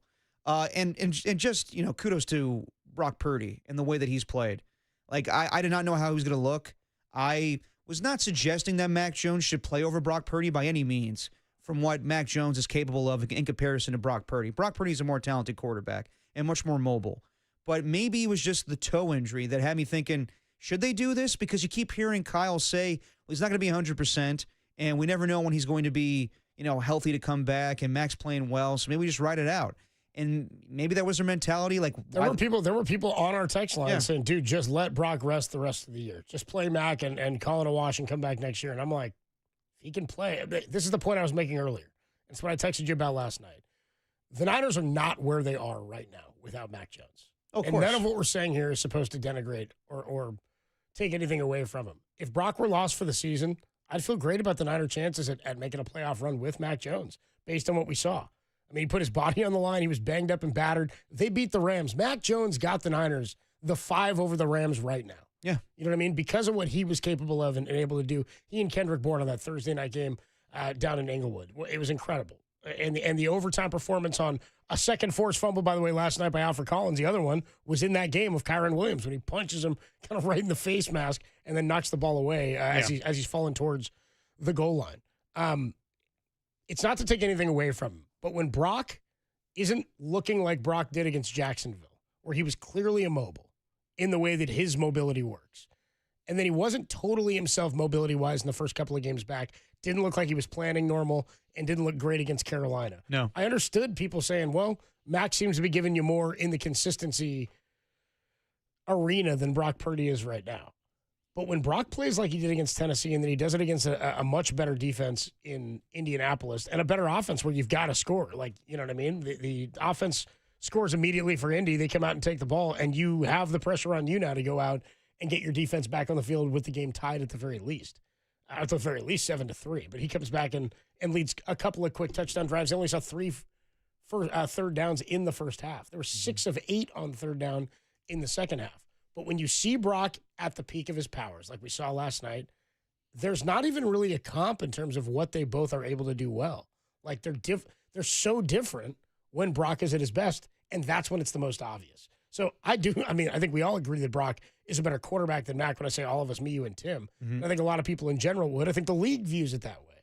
I also think that this is an offense that is very good for quarterbacks when you understand what the offense's goal is. Absolutely. And I think that's why we saw Sam Darnold thrive. I think it's why we saw the best of Jimmy Garoppolo that we'll ever see in this offense. Not to mention Nick Mullins, C.J. Beathard at times. Yeah, we use that sometimes to say, well, maybe he's not that good. He's a product of the system. And I say, I think otherwise. You're seeing a guy perform at an elite level in the system. And we saw a guy who's a backup quarterback perennially in Jimmy Garoppolo take a team to a Super Bowl in the system and another NFC Championship game in the system, and he wasn't operating it at the level that Kyle needed somebody to do. Right. And even then, it was good enough to be a Final Four team. Yeah. So I think it says more about what Kyle's able to get out of quarterbacks and what he's able to get out of the offense. But you plug a guy in for 4 years, which is the longest Kyle's had anybody next to Jimmy in this offense, with the processing ability that Brock has, there's not really a comp. And I anticipate Mac Jones is going to have a good long career. I think he's going to end up with some situation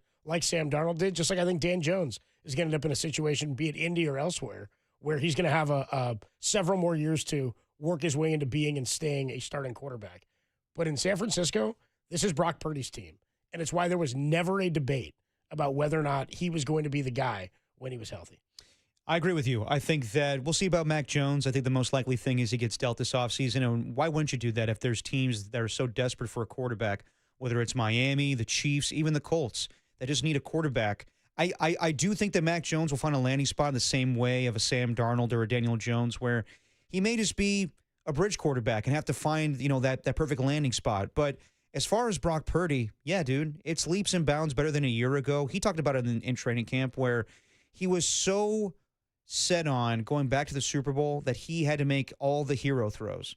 That, that game against the Rams a year ago on Thursday Night Football where he throws the ball to the end zone because they're down 12-6, touchdown wins you the game. He throws an interception. Happened multiple times a year ago. And it wasn't just him. He was missing players. But Debo wasn't great. Brandon Ayuk obviously got hurt.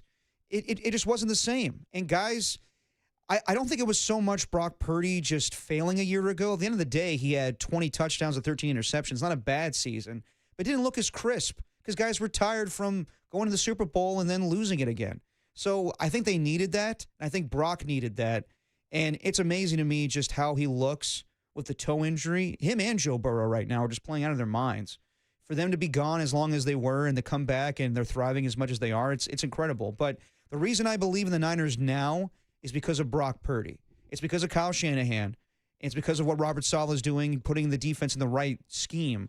But it is Brock Purdy and his experience going to the playoffs. Even I like it more than Jalen Hurts. I know Jalen Hurts was an MVP a year ago, but he is not seeing the field as well as Brock Purdy right now. 808 KMBR is the number to call. Let's go out to the phone lines. Edgar in New Jersey. He's been waiting a while. What's up, Edgar? You're on the Sports Leader. What's up, fellas? What's going on? How we doing, What's Edgar? up? Hey, man, another one in the bag. Here we go. So, Yeah. Hey, Monday night, we always win on Monday night, man. We've been on Monday night for a long time. Yep. This is pretty good. We back on top. Okay. I was worried about the Bears and the Seahawks after yesterday. Forget about it. Forget That was about it. special teams and offense. That's it. The defense, we don't even talk about the defense. We're rolling with what we got. This one is going. This is really special. I told a few weeks ago when we spoke, Shanahan coach of the year. They want to give it to him. He gonna take it. He is the coach of the year. No matter what anybody say right now, he is the coach of the year. This team is Super Bowl bound. Wow, look at that. 5 touchdowns. He would have threw probably 7, man. If he. Oh my goodness gracious, this is good stuff. This is good stuff. We're rolling. And Phillips Rivers, man, the first play of the game, I seen his kids on the tally. I thought, oh, man, it's going to be one of them 10 kids. It's going to be a bad day for us. Nah, we was good. We was good. They let him get his little shine, his touchdown. Then it was over. That's it. Yeah. Grandpa out there throwing the ball. Hey, Edgar. I like this one, fellas. Yeah, me too, man. Hey, happy holidays to you, Edgar, man. We appreciate your calls always, Happy man. holidays, fellas. Yes. We'll call you next week. Much love, when brother. we win again. Let's go. Oh, yeah. All right. Thanks, Talk Edgar. to you soon, Edgar. I love Edgar, man. Calls from Jersey all the time. He's just so hyped on the games always. Oh, and yeah. I like how he cuts himself Hey off. now. I saw Phil Kinda Rivers. like that. I saw Phil Rivers out there. I was like, oh, man. He might have thrown 7 touchdowns last night. Oh, man. He just cuts himself off to react to his own thought, which is what cracks me up about Edgar. Harrison's been waiting a while. He's in Half Moon Bay. Harrison, what's up, man? You're on the Sports Leader. Hey, what's up, guys? What's up, Harrison? Huge 30-word fan. Looking forward to season 2, big time. Hell yeah. Much Appreciate love, it, man. The Niners offense was electric yesterday. Just want to get you guys' opinion about the Jake Tonges catch.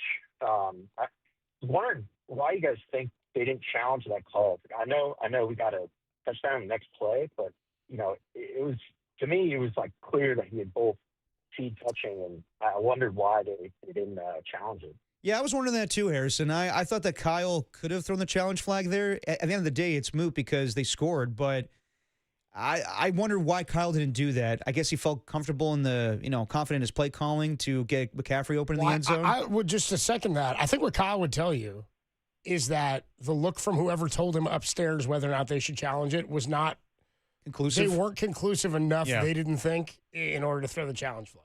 So because Kyle would say he's got an opinion on it from where he's standing. Right. But really that decision kind of comes from should I go or should I not go? And they might tell him it looks good, go, or it's iffy, and then he makes the call on it. So they give him the information. My guess is they didn't get a good enough look at it or whatever angle they had for him to feel confident enough in challenging. And they were moving it so well at that point. I think he kind of just said, screw it. Let's go for it again. Yeah.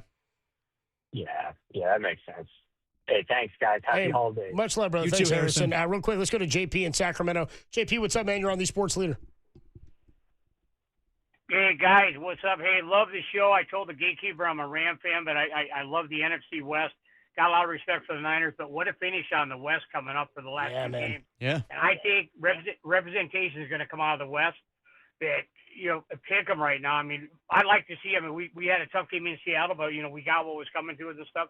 I like our chances on the road, but I think it's going to come down to you in Seattle for that last game of the season, unless the Bears knock you guys off next week, Yeah. How do you what do you think is going to happen? I think the Niners are going to get the win. I think Seattle's going to get the win, and I think it's going to be for the division and the 1 seed. I don't know. Chicago, you got to watch it. I tell you, guys are going against two very good defenses, and you can't sleep on Chicago. If they can, run the football, which they got a good running game, they got a hell of an offensive line. If they can keep you guys off the field and score some points, that's a coin flip, I think. And I wouldn't sleep on Carolina if I'm Seattle. You don't know who's going to show up. They beat us, and we didn't play that bad of a football game, but it depends who shows up. So I'm hoping Carolina knocks Seattle off. But we'll see what happens. But we're not going to know till the end of the season. But I tell you what, anybody out of the West, Niners and Rams especially, can represent the NFC. Seattle, they're kind of up and down, but I got more faith in the Niners than I do Seattle. I appreciate the call, JP. Thanks so much, man. Yeah, go ahead. Did I used to do hits with that guy? Was that taken Vegas or JP or JR? JP. Hey, it's JR. Hey, it's JP in Sacramento. Yeah, get out there and make some money. Yeah, very special presentation. We used to call special it. presentation. We do have a 499. We do have a special show, a part of the show coming up. Our annual anniversary classic at 4:30. We do it every year here on Dirty Work. A look back at the year that was and a lot of fun that we had. And we'll play some of the great sound and play some fun bits. We'll do the grab bag. We've got a Tim's Dirty Work Tuesday takes and trivia with some Dirty Work themed trivia at the end of it for you guys to play along with. But first, we got to catch up with our guy, Matt Mayocko, our 49ers insider from NBC Sports Bay Area. The Niners are 11-4. They had a season high, 48 points. Brock Purdy, a career high, 5 touchdown passes. How far does Matt think this team can go? We'll do it next, only here on The Sports Leader.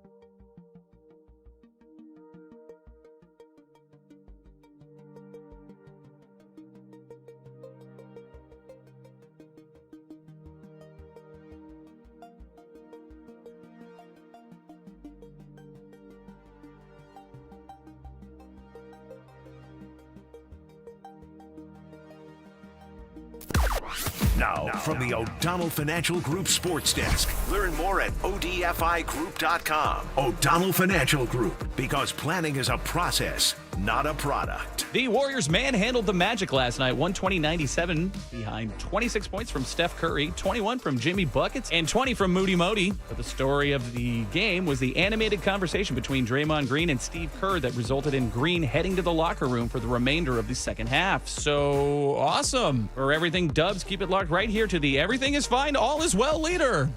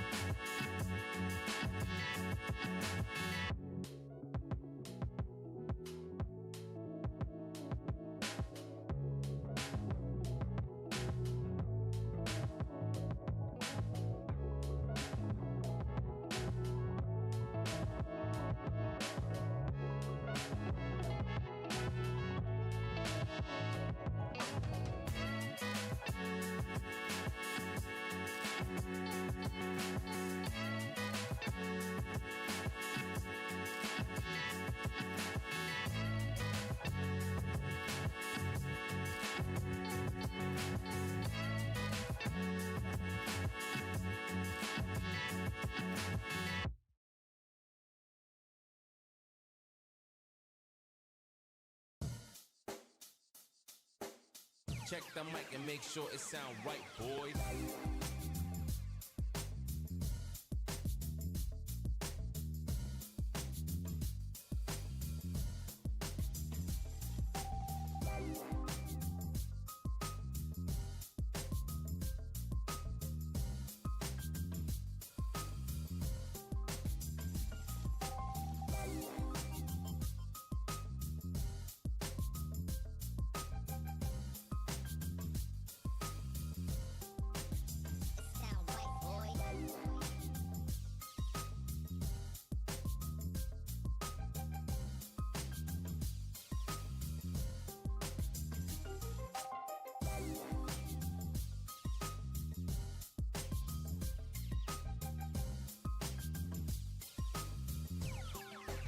It sound right, boys.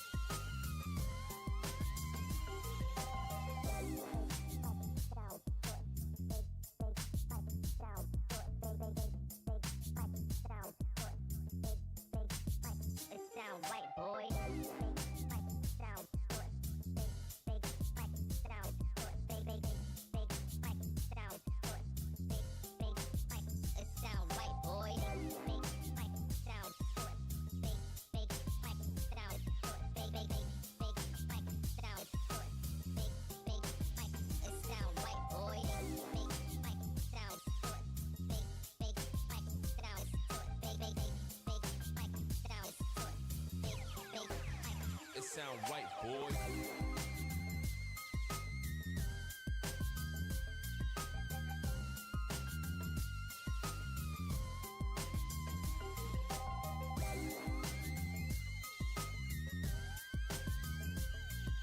Now, back to Dirty Work. Adam Copeland and Derek Papa on KNBR 104.5 and 680 AM, the sports leader. Matt, we're ready for you. Dirty Work on a Tuesday. Adam Copeland, Derek Papa, Tim Webb with you. What's that from, Tim? Yeah, what is that from? That's Phil Hartman in the Matt Foley motivational speaker. Our guy I knew about Brock first has been asking for about 3 months for that. There we go. Matt Mayocko. Matt, we're ready for you. Matt Mayocko, our 49ers insider. NBC Sports Bay Area joins us on the UMA guest line. What's up, Matt? How you doing, man? Yeah, that was phenomenal. That's the living room scene, right? Yes, where, that's correct. Was it Christina Applegate? Was Christina she in there? Applegate, David Spade. Yeah. Oh man, that's fantastic poll. Thank you for that. Yeah, do you I think that's going to be my new ringtone on my phone. We just blew your mind there, man. Do you have a favorite SNL bit from back in the day? Oh, geez. Well, that has to rank up there. Yeah. I mean, anytime that you can, emerge from living in a van down by the river to become a motivational speaker. I mean, that doesn't get any better than that. That's a rags to riches story. It's a true life turnaround. It's a true career change, and only life gets better after that. Life gets better after 5 touchdown passes too, right? I mean, heck of a performance last night for Brock. And what I was saying to Derek, I texted him during the game, and I said, the Niners aren't where they are without Mac Jones. But my take on it was when Brock is at the level he was at last night, I think this has a lot to do with health. But when he's operating at his peak powers, the difference in what he's capable of and what Mac is able to do is much more obvious when Brock's performing like that. I agree. You know, you almost feel bad saying it because Mac Jones did everything the 49ers could have hoped that he would do, and showed that he can be, under the right circumstances, a starting quarterback in the NFL. But, the things that came out of that game against Carolina, especially the first half, those were the things that it was kind of shocking because, when he threw those 3 picks in the first half of that game, just the things that made Brock Purdy who he's been with the 49ers, they just weren't apparent at that time. Is the anticipation, the decision-making, or I should say the decisiveness and the accuracy. And in kind of carving apart the Colts last night, it was all those things working. Those in-breaking routes where he clearly recognizes the defense without any hesitation, puts the ball right where it needs to be. Knowing where, looking off the defender. That first touchdown pass to Demarcus Robinson was a clinic, and just knowing Kyle Shanahan and he tosses around compliments like manhole covers, for him to say that Purdy threw, or played a near perfect game, tells you that basically everything that he wanted Purdy to see. It's basically the kind of game where when he goes back and has the clicker in his hand and determines, where the ball should have gone, Brock Purdy was making those decisions in real time. And so, he seemed to be playing at a very high level with, let's face it, a group of wide receivers, who don't create a whole lot of separation. There's not a whole lot of speed on the outside. I mean, they have guys that can play. I mean, Juwan Jennings is a really good player.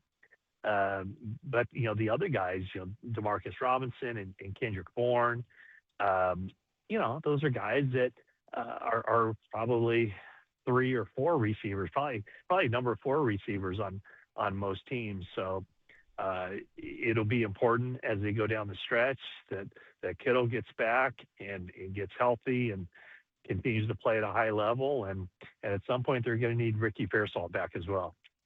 I mean, Matt, I know they don't have Deebo Samuel, they don't have Brandon Ayuk, but I think this offense right now, with the way they're playing, looks just as good as it was in 2023. So do you think Brock is just playing better than a year ago, or do you think McCaffrey coming back from injury and Kittle coming back has made the difference for this offense? Well, I think McCaffrey, having him back really opens things up.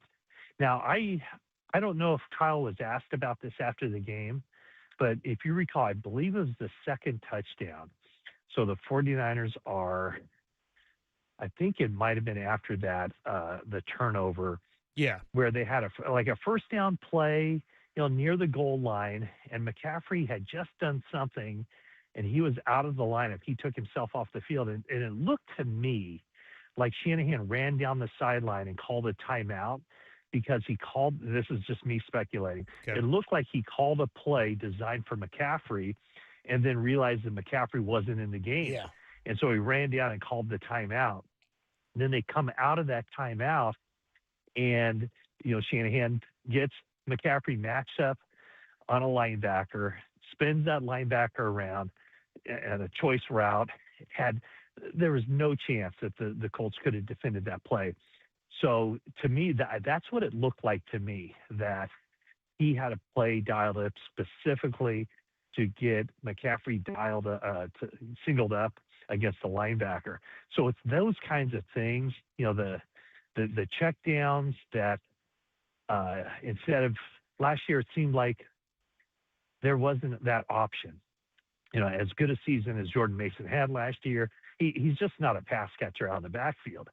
And McCaffrey, with his route running, with his hands, he just enables the quarterback, on a second or third option, instead of throwing the ball away or trying to make a play out of nothing, and sometimes, making the wrong decision.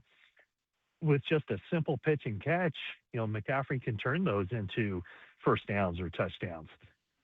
Talking to Matt Mayocko, our 49ers insider from NBC Sports Bay Area. Nice enough to join us here on the UMA guest line. In terms of what they've done in the run game, I mean, one of the developments, I think, in the last 4 to 5 weeks since Brock's return has been the offensive line play. I mean, how good has the line play been? I mean, Brock's been pretty clean and upright for the most part. They've protected well. They opened a lot of holes yesterday. McCaffrey was great in the first half, but just your thoughts and evaluation on another element of the team that I wasn't expecting to pop up as one of the strengths in the last few weeks. Yeah, I do think that the offensive line had its best game. He was sacked, but Purdy was sacked once, that strip sack, but that wasn't the offensive line. That was a tight end and pass protection getting beat. I thought the offensive line was about as good as it possibly could be, both in the run game, opening up those lanes, and for the first time really getting that run game going, but also in the pass protection aspect of it. So, yeah, I think the offensive line, I think maybe just kind of like the whole offense, seems to be kind of catching its stride right now. And, kind of go back what we were talking about a little earlier, it is a different kind of offense. I know it goes against, Shanahan's principle, or he loves quick strike offenses. He had it obviously with the Falcons. The offense of 2023 seemed to be a lot more explosive. The offense doesn't have the team speed that it's had in the past, but you replace, maybe McCaffrey and Kittle have lost his step. How could they not? They've played a lot of football, and generally when you play a lot of football, you don't speed up. At some point you slow down a little bit, but like a pitcher who loses his 99-mile-an-hour fastball, you learn other ways of getting people out. And I kind of feel like that's the way it's been with this team right now, is that they're finding other ways. It's those third down conversions. It's getting into the end zone. They just have a lot of guys who know how to play football and, are very smart and know how to get the job done. And I think it's really with all areas of the offense, including the offensive line, knowing, how to block it up and how to give, their guys the angles and the openings to get through and pass protect and everything else. So, right now that offense is in a pretty good spot heading into the final 2 games of the season. Talking about Mayocko on the Uma guest line, as far as the defense, I thought it kind of looked relatively the same. They, got to the quarterback a couple times last night, Phillip Rivers, and had the pick 6, but we know the old line is defense wins championships. But just watching the league, watching the Thursday night game with the Seahawks and Rams, how high scoring that was, even the Bears coming back, even though that was pretty low scoring. I mean, even the Buffalo Bills are kind of like the 49ers, where they have to outscore most of their opponents because their defense is not as good as in years past. I know it's a different game when we get to the postseason, but do you think you need a great defense in order to win in the NFL for this particular season? Because the way it looks right now, there's a lot of mediocre defenses. Yeah, I don't think you need a great defense, but you need timely stops. You need takeaways. You need a defense that gives you what you need, at that particular time. And the game last night was a situation where, to me, it was pretty clear what the 49ers game plan was. It was don't allow Jonathan Taylor to beat you and basically dare Phillip Rivers to throw the ball down the field. Well, in the first half, that certainly worked in the favor of the Colts. They took what the 49ers allowed them. They kind of, in a way, even though the Colts were very successful in what they did in the first half offensively, I kind of felt like their offensive game plan played into the hands of the 49ers a little bit. They did, I think, what the 49ers wanted them to do, which was to go away a little bit from the running game and try to push the ball down the field. And that was very successful for the Colts in the first half. But then in the second half, I think it was kind of interesting. I almost felt like a lot of times you hear, that a team's offense or a team's running game wears down the defense in the second half. I almost felt like the 49ers defense wore down the Colts in the second half. And in the second half, when they were able to kind of regroup, the 49ers defense played very well and did exactly what they needed to do, which was, when the 49ers were on the field defensively, the Colts scored 10 points, but the 49ers defense also scored 7 points with the pick 6. So it wasn't, it wasn't perfect from start to finish, far from it, in fact. But I thought ultimately, when I watched it again today, it wasn't as alarming as it felt at the time. Like, how is this 44-year-old quarterback who can't throw a spiral, how's he making plays down the field? And some of it was, scheme and great play call against a particular defense. Sometimes it was good coverage, but the Colts just making a better play on the other end. And then in the second half, I think the pendulum clearly swung toward the 49ers. Matt Mayocko with us here a few more minutes on the Uma guest line. So I was saying to Derek that, it's interesting. Kyle Shanahan has never been to the playoffs with the Niners and not gone to the NFC Championship game. They've never had an exit before the championship game. And so this team going, I said, what's interesting is if I were to look at the other teams and think about how I felt about the other teams that went to the playoffs with Kyle, I would think based on the way the season's gone and the makeup of this team, that on paper, maybe this is the weakest of those teams. That said, when I look at the makeup of the rest of the NFC, it feels like because there's no big bad, there's no Patrick Mahomes looming and no Lamar Jackson, even none of that. It does feel like they have as good a shot as any to make a run. He mentioned in the postgame yesterday. Go ahead, Matt. No, I totally agree with you. I mean, there is no, this is if you look at on paper, this is probably the least of the 49ers playoff teams here in the 5 years that they've been to the playoffs, 5 of 7 now for Shanahan's teams and 4 of 5 seasons. But also, there isn't a team that you go, oh man, you got to avoid that team. Yeah. You got to, if you can avoid them in the first or second round, or hopefully, maybe somebody on the other side of the bracket will knock off that team because that team's going to be difficult to beat. I don't see that. I mean, I think the Rams are a really good team, but it's not like they're perfect. They lost to the Panthers. Players have already beaten them. The Seahawks won a game last Thursday when the Rams thoroughly dominated that game, but the Seahawks kind of found a way to stick around, and the Rams found a way to give it up. So stranger things have happened.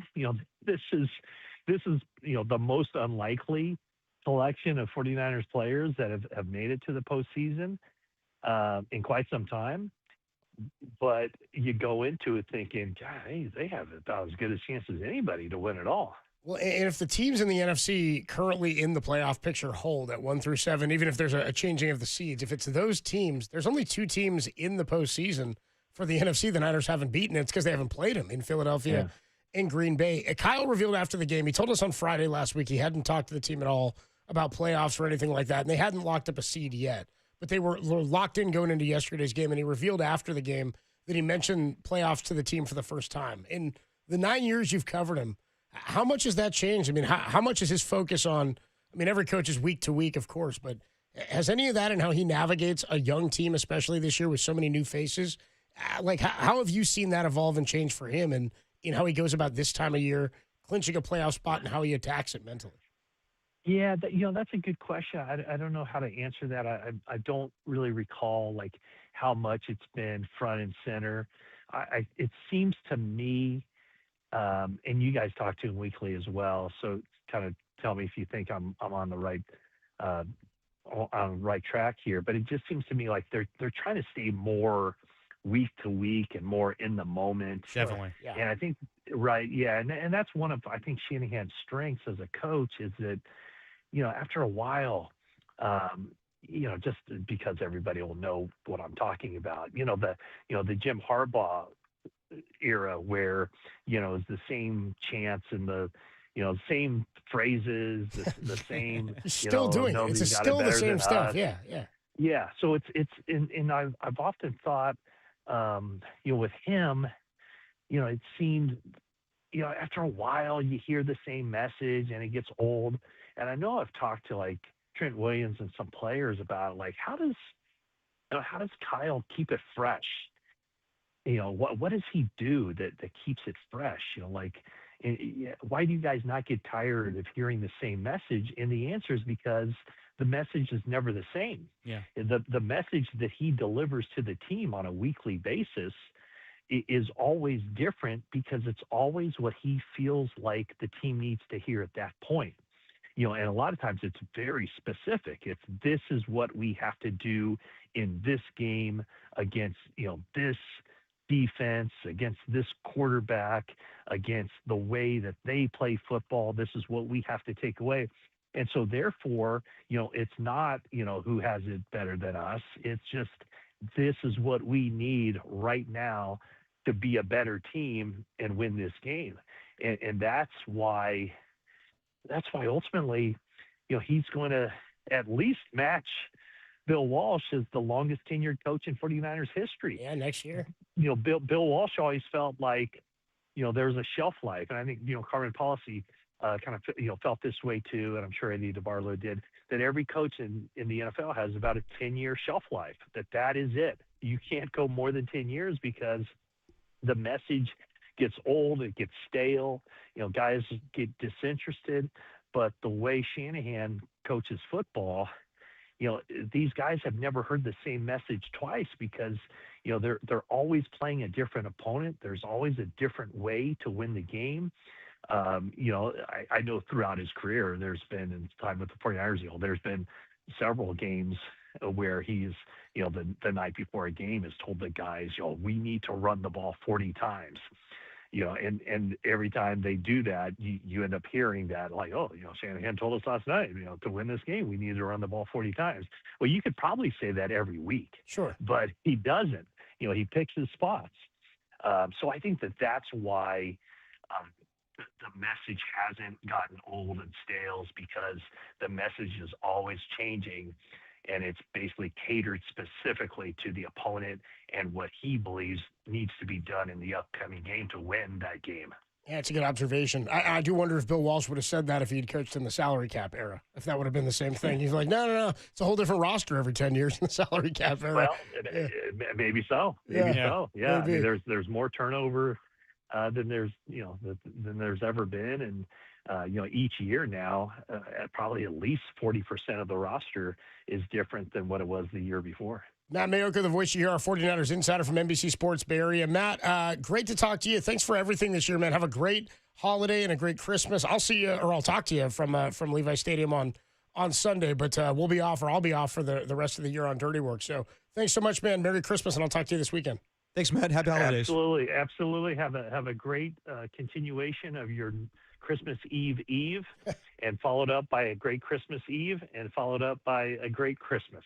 Good deal, Matt. Thank We'll you, talk Matt. to you soon, man. Merry Christmas. The great Matt Mayocko, our 49ers insider from NBC Sports Bay Area. All right, we got a lot to get to here as it's 4:16. We got to talk briefly about what happened in Week 16 across the NFL. Okay. And then at 4:30, at the bottom of the hour, we kick off the annual Anniversary Classic. We do it every year here on Dirty Work. I'll look back at the year that was in Dirty Work. A lot of fun we had, and we'll laugh at it. We'll talk to some of the filth. We got a Tim's Tuesday Takes. We got a grab bag. We got a great final hour and a half coming your way on Dirty Work. Plus, at 5:50, stay tuned for a very special announcement coming your way on Dirty Work. The annual Anniversary Classic at 4:30. But next, a little bit more on Week 16. How's the rest of the NFL shaping up?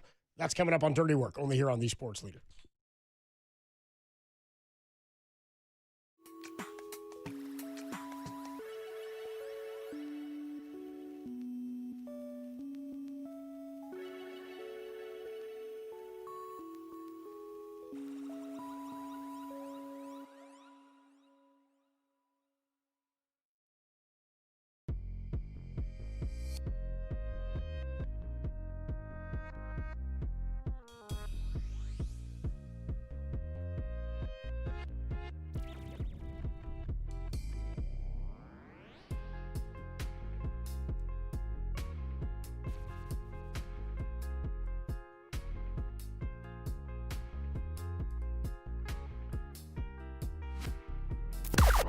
Now, from the O'Donnell Financial Group Sports Desk. Learn more at ODFIGroup.com. O'Donnell Financial Group, because planning is a process, not a product. Well, happy Festivus from everyone here at The Sports Leader. Derek has the Festivus poll. Adam is ready for feats of strength, and I have a lot of problems with you people. Don't forget to keep it locked for Larry Kruger. Good thinking, Cougar. For Niners Nightly right here on the Airing of Grievances Leader. Until you pin me, Festivus is not over. Let's rumble!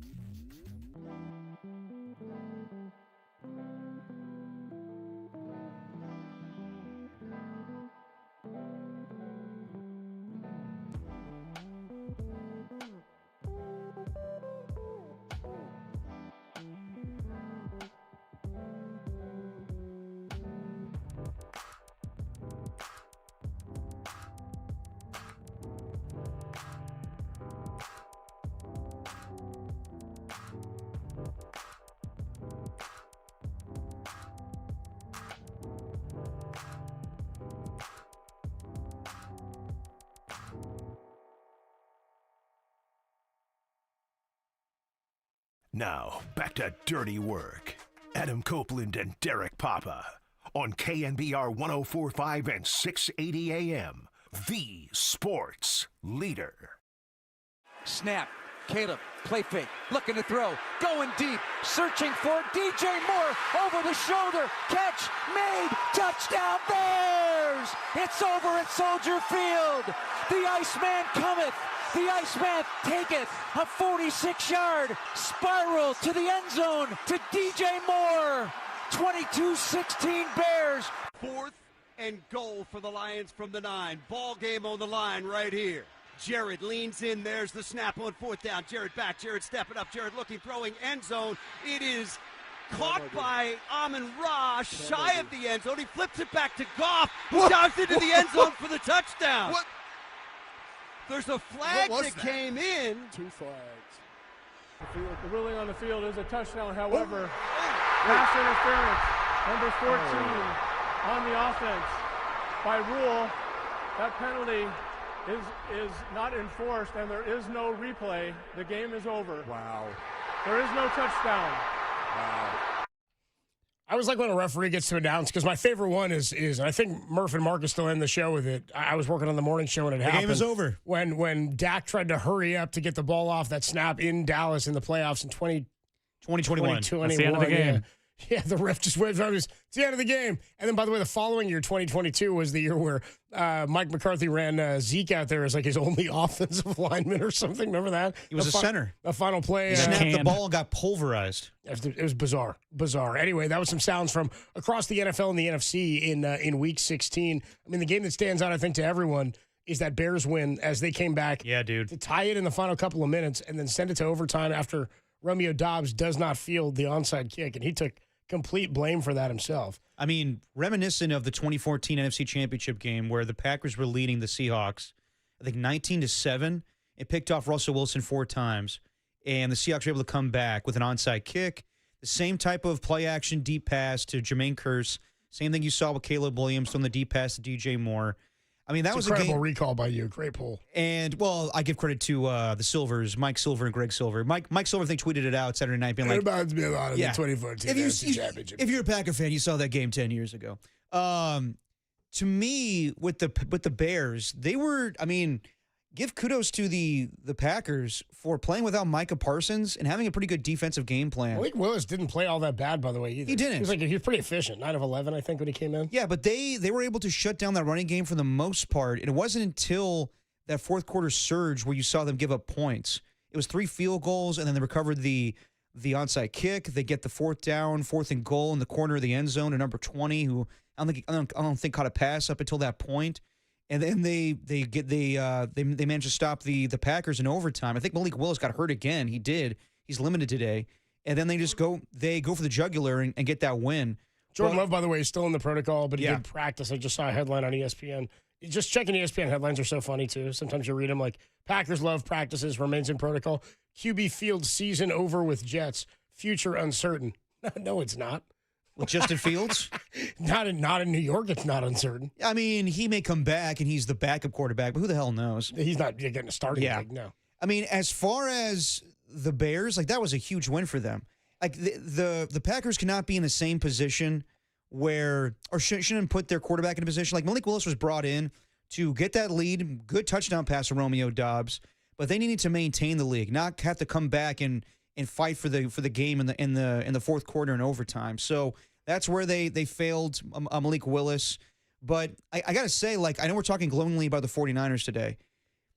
The Bears and Seahawks are riding high, too, with their momentum, with their comeback victories. They feel as good as the Niners do today. They felt as good on Friday and on Sunday as the Niners do today. I mean, it was a decisive victory by the 49ers last night, but the ability of the Bears and Seahawks to come back in those fourth quarters and find a way to win with some epic, just ability to stay resilient. And it's back-to-back weeks for Seattle, feeling like they did it 2 different ways. Yes. They didn't do it by putting up big points, and then they did it by putting up big points and getting 2-point conversion. Exactly. And, overtime touchdown passes, so... Special teams and whatnot. You asked me earlier, do you think the 49ers are getting the 1 seed? And I'm going to give them a ton of credit for what they did last night, but I can't say with 100% certainty that I think the 49ers are going to win these last two games just because the Bears and Seahawks looked really good offensively as well. Nobody can say with 100% certainty. But to that end, here's a better question then, because it's about the Niners can only be the 1 seed if they win the next two. That's to your point. Yes.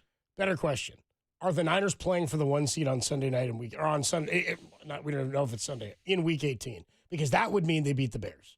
So really, it's about this Bears game. I would say the most likely thing is they beat the Bears, because I think at the end of the day, it's going to be tough to go on the road for the Chicago Bears. And if the 49ers defense is able to shut them down with the running game, and yes, Caleb Williams is elusive. He's mobile. Can he get out of sacks? Probably. But can they get him rattled a little bit? Yeah, I think that can happen. With the Seahawks, it's been a whole season, it feels like, since they last played. It really has. It's week 1. Totally different team. Can Clint Kubiak, or is it Clay? It's Clay Kubiak. Wait, Clay Kubiak is the Niners OC. Clint Kubiak is the OC of Seattle. Can Clint Kubiak come up with something totally different than what the 49ers saw week 1 and just totally they look different than find what the Niners flaws saw in the week defense without Fred Warner and Nick Bosa? I mean, if Sam Darnold's able to just dink and dunk his way down the field or throw deep to Jackson Smith-Njigba, then it's going to be tough. Well, here's the other thing, too. If the Niners beat the Bears, they'll be 12-4, and then if they lose to Seattle, they'll be 12-5. The Niners likely, well, they're not going to fall to the 7 because they can't fall behind the Packers at this point. Right. They can have the same number of losses at 5 or at, I guess they could end up, if they lost the next two, they'd be 11-6. But if they split the next two, the worst the Niners will fall to is 6. Okay, so they can be 1, 5, or 6 if they split. If they split the next two, the worst they can be is 6. If the Rams win the next two and the Niners split, Niners will be 6, Rams will be 5. All right. And Seattle would be the 1. Well, like I said, I think the most likely of the next 2 wins is probably Chicago. I think Seattle, just a division opponent, and even though they're going to be, on the road against the 49ers at Levi's, I think they see the Niners defense is going to see an entirely different Seahawks. What's interesting, too, is if the Niners end up, let's say the Niners lose to the Bears. Let's say the Niners beat the Bears and they lose to Seattle, so they'd be 12-5. Yeah. Let's say the Bears split the next two as well. So let's say they lose the Niners, then they win Week 18. The Bears lose their next 2? No, they split as well. Okay, they split. But they lose to the Niners. They would be the 2 seed, They would right? still be the 2. Yeah. And the Niners, if they were to do what we just talked about, would end up being the 6. The Niners would then go to Chicago wild card weekend. And then most likely the Rams or Seahawks would be the 1 seed. And then the Seattle, that would be Seattle winning out. That would mean Seattle was the 1. Winning out, okay. And the Rams would then... I don't think if the Rams went out, they jump the Niners, but that's Yeah. as far as they can go. It's they need help from Seattle and the Niners to be. It's a lot to ask of the Carolina Panthers to have 2 great, back-to-back, 2 good wins. I wouldn't be surprised if they beat the Seahawks this weekend. I'd be a little bit surprised if they beat Seattle this weekend. I just wouldn't, because they're so they play up for the big games, and then when they play the Saints or any of the other crappy Division game, teams, yeah, I'm with you. They faltered late, but anyway, that's where we stand right now. The Niners are in the 5 seed. All right, it's our final hour and a half, our final show together of 2025. It's been great hanging with all the filth and everybody every day here on Dirty Work. Greatest show in America, certainly the most original show and unique show on the Sports Leader. And that's why when we come on back, we're going to do, for the first time ever, we do it every year, the annual anniversary classic, a look back at 2025. It's Classico 1. A look back at 2025, some of our favorite moments, and we got some great bits coming your way as we wrap up Season 1 and get ready for Season 2. The annual anniversary classic on Dirty Work starts next on the Sports Leader.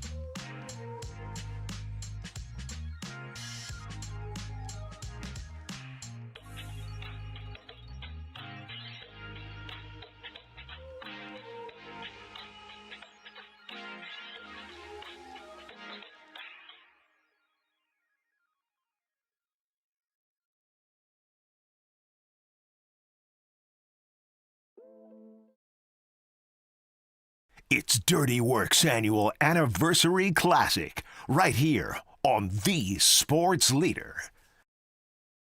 Dirty Work on a Tuesday afternoon. Adam Copeland, Depop, Tim Webb. Happy holidays to everybody out there. It's our final show in 2025. It is. It's so weird to hear that song at 4:36. Yeah, well, I figure it's probably appropriate for the annual anniversary classic. I think so. Which we do every year, of course, here on Dirty Work. And being that nobody has told us otherwise, I assume we'll be back in January to start season 2. I believe that's how it goes in the TV industry. I feel like if we radio industry too. Don't you think if we got let go, it would be like what's his name, Tim, in Office Space? The dude with the Coke bottle glasses. Milton Wadhams. Milton Wadhams. I feel like we'd get let go and they wouldn't tell us. They'd forget. We fixed the glitch. They'd forget to tell us we got let go. We just keep. Oh yeah, up. that's the thing where he finds out. I think he gets pissed and he's like, "I'm gonna put this place to the ground." Dude, he does. Yes. Yeah, he burns it to the ground. So we figured we'd do something like one of my favorite things as a listener at KMBR for years, and then getting to be a part of it was magical to me. Was the Murph and Mackies, and obviously Paulie Mack not here anymore, so that is no more. But it was one of my favorite things, and I don't want to do that. That was special to them. That was unique to them. But I love the idea of doing a whole award show. And yeah. Well, we may have something like that coming next year for some filthies in the summertime. We can talk about that already a little bit later. I thought it would be a good sort of, I think, a gift to us, because why wouldn't we want to pat ourselves on the back? And what we do more than anything on the show is laugh about nonsense, is get into ridiculous things, ridiculous topics. Nothing blows up the phone lines more than talking about food or movies or anything that's not sports related. And while I know there are people who will chime in on the YouTube chat or on the text line and say, it's a sports show, you're not talking X, Y, and Z, one of the most frequent compliments I hear about the show is they love that it's not just all sports heavy. It's a sports-based show with pop culture elements. I mean, we like to entertain. You and I are layered people when it comes to comedy and pop culture. Oh, I mean, I think all three of us. I think that we all appreciate comedy. Yeah.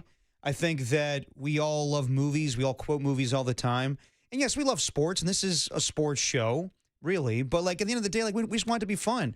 Honestly, if you complain about that, then you must have complained about Tom. Because Tom's show was just the same, in my opinion. Tom's show was better and lasted for 28 years, and it's a legacy show here at the Sports Leader. But we want to kind of have that same energy, kind of have that same fun where it's a mix of pop culture, sports, and just fooling around. I don't think we have to define it anymore. I mean, that's kind of what the show has become. And so much of it, I'd say like 90% of it, is the listeners and the filth embracing being a unique listener group of a show like this. Because I think that's the most fun we have, is coming up with stupid crap that like everybody, not everybody, but that we latch on to with each other and that we notice other people in the audience latch on to. Yeah, absolutely. So much of when we started the show, and even when I was named PD and moving into that role and then back into doing this just with you, was like reconnecting with the audience, right? Was that there was so long, and especially in COVID, that the audience got disconnected from the host here at the Sports Leader. Now, the video stream has changed that. The chat line on YouTube has changed that, because you guys can interact with each other and us, and we get in real time reaction to what's happening. But so much of the fun we have is tied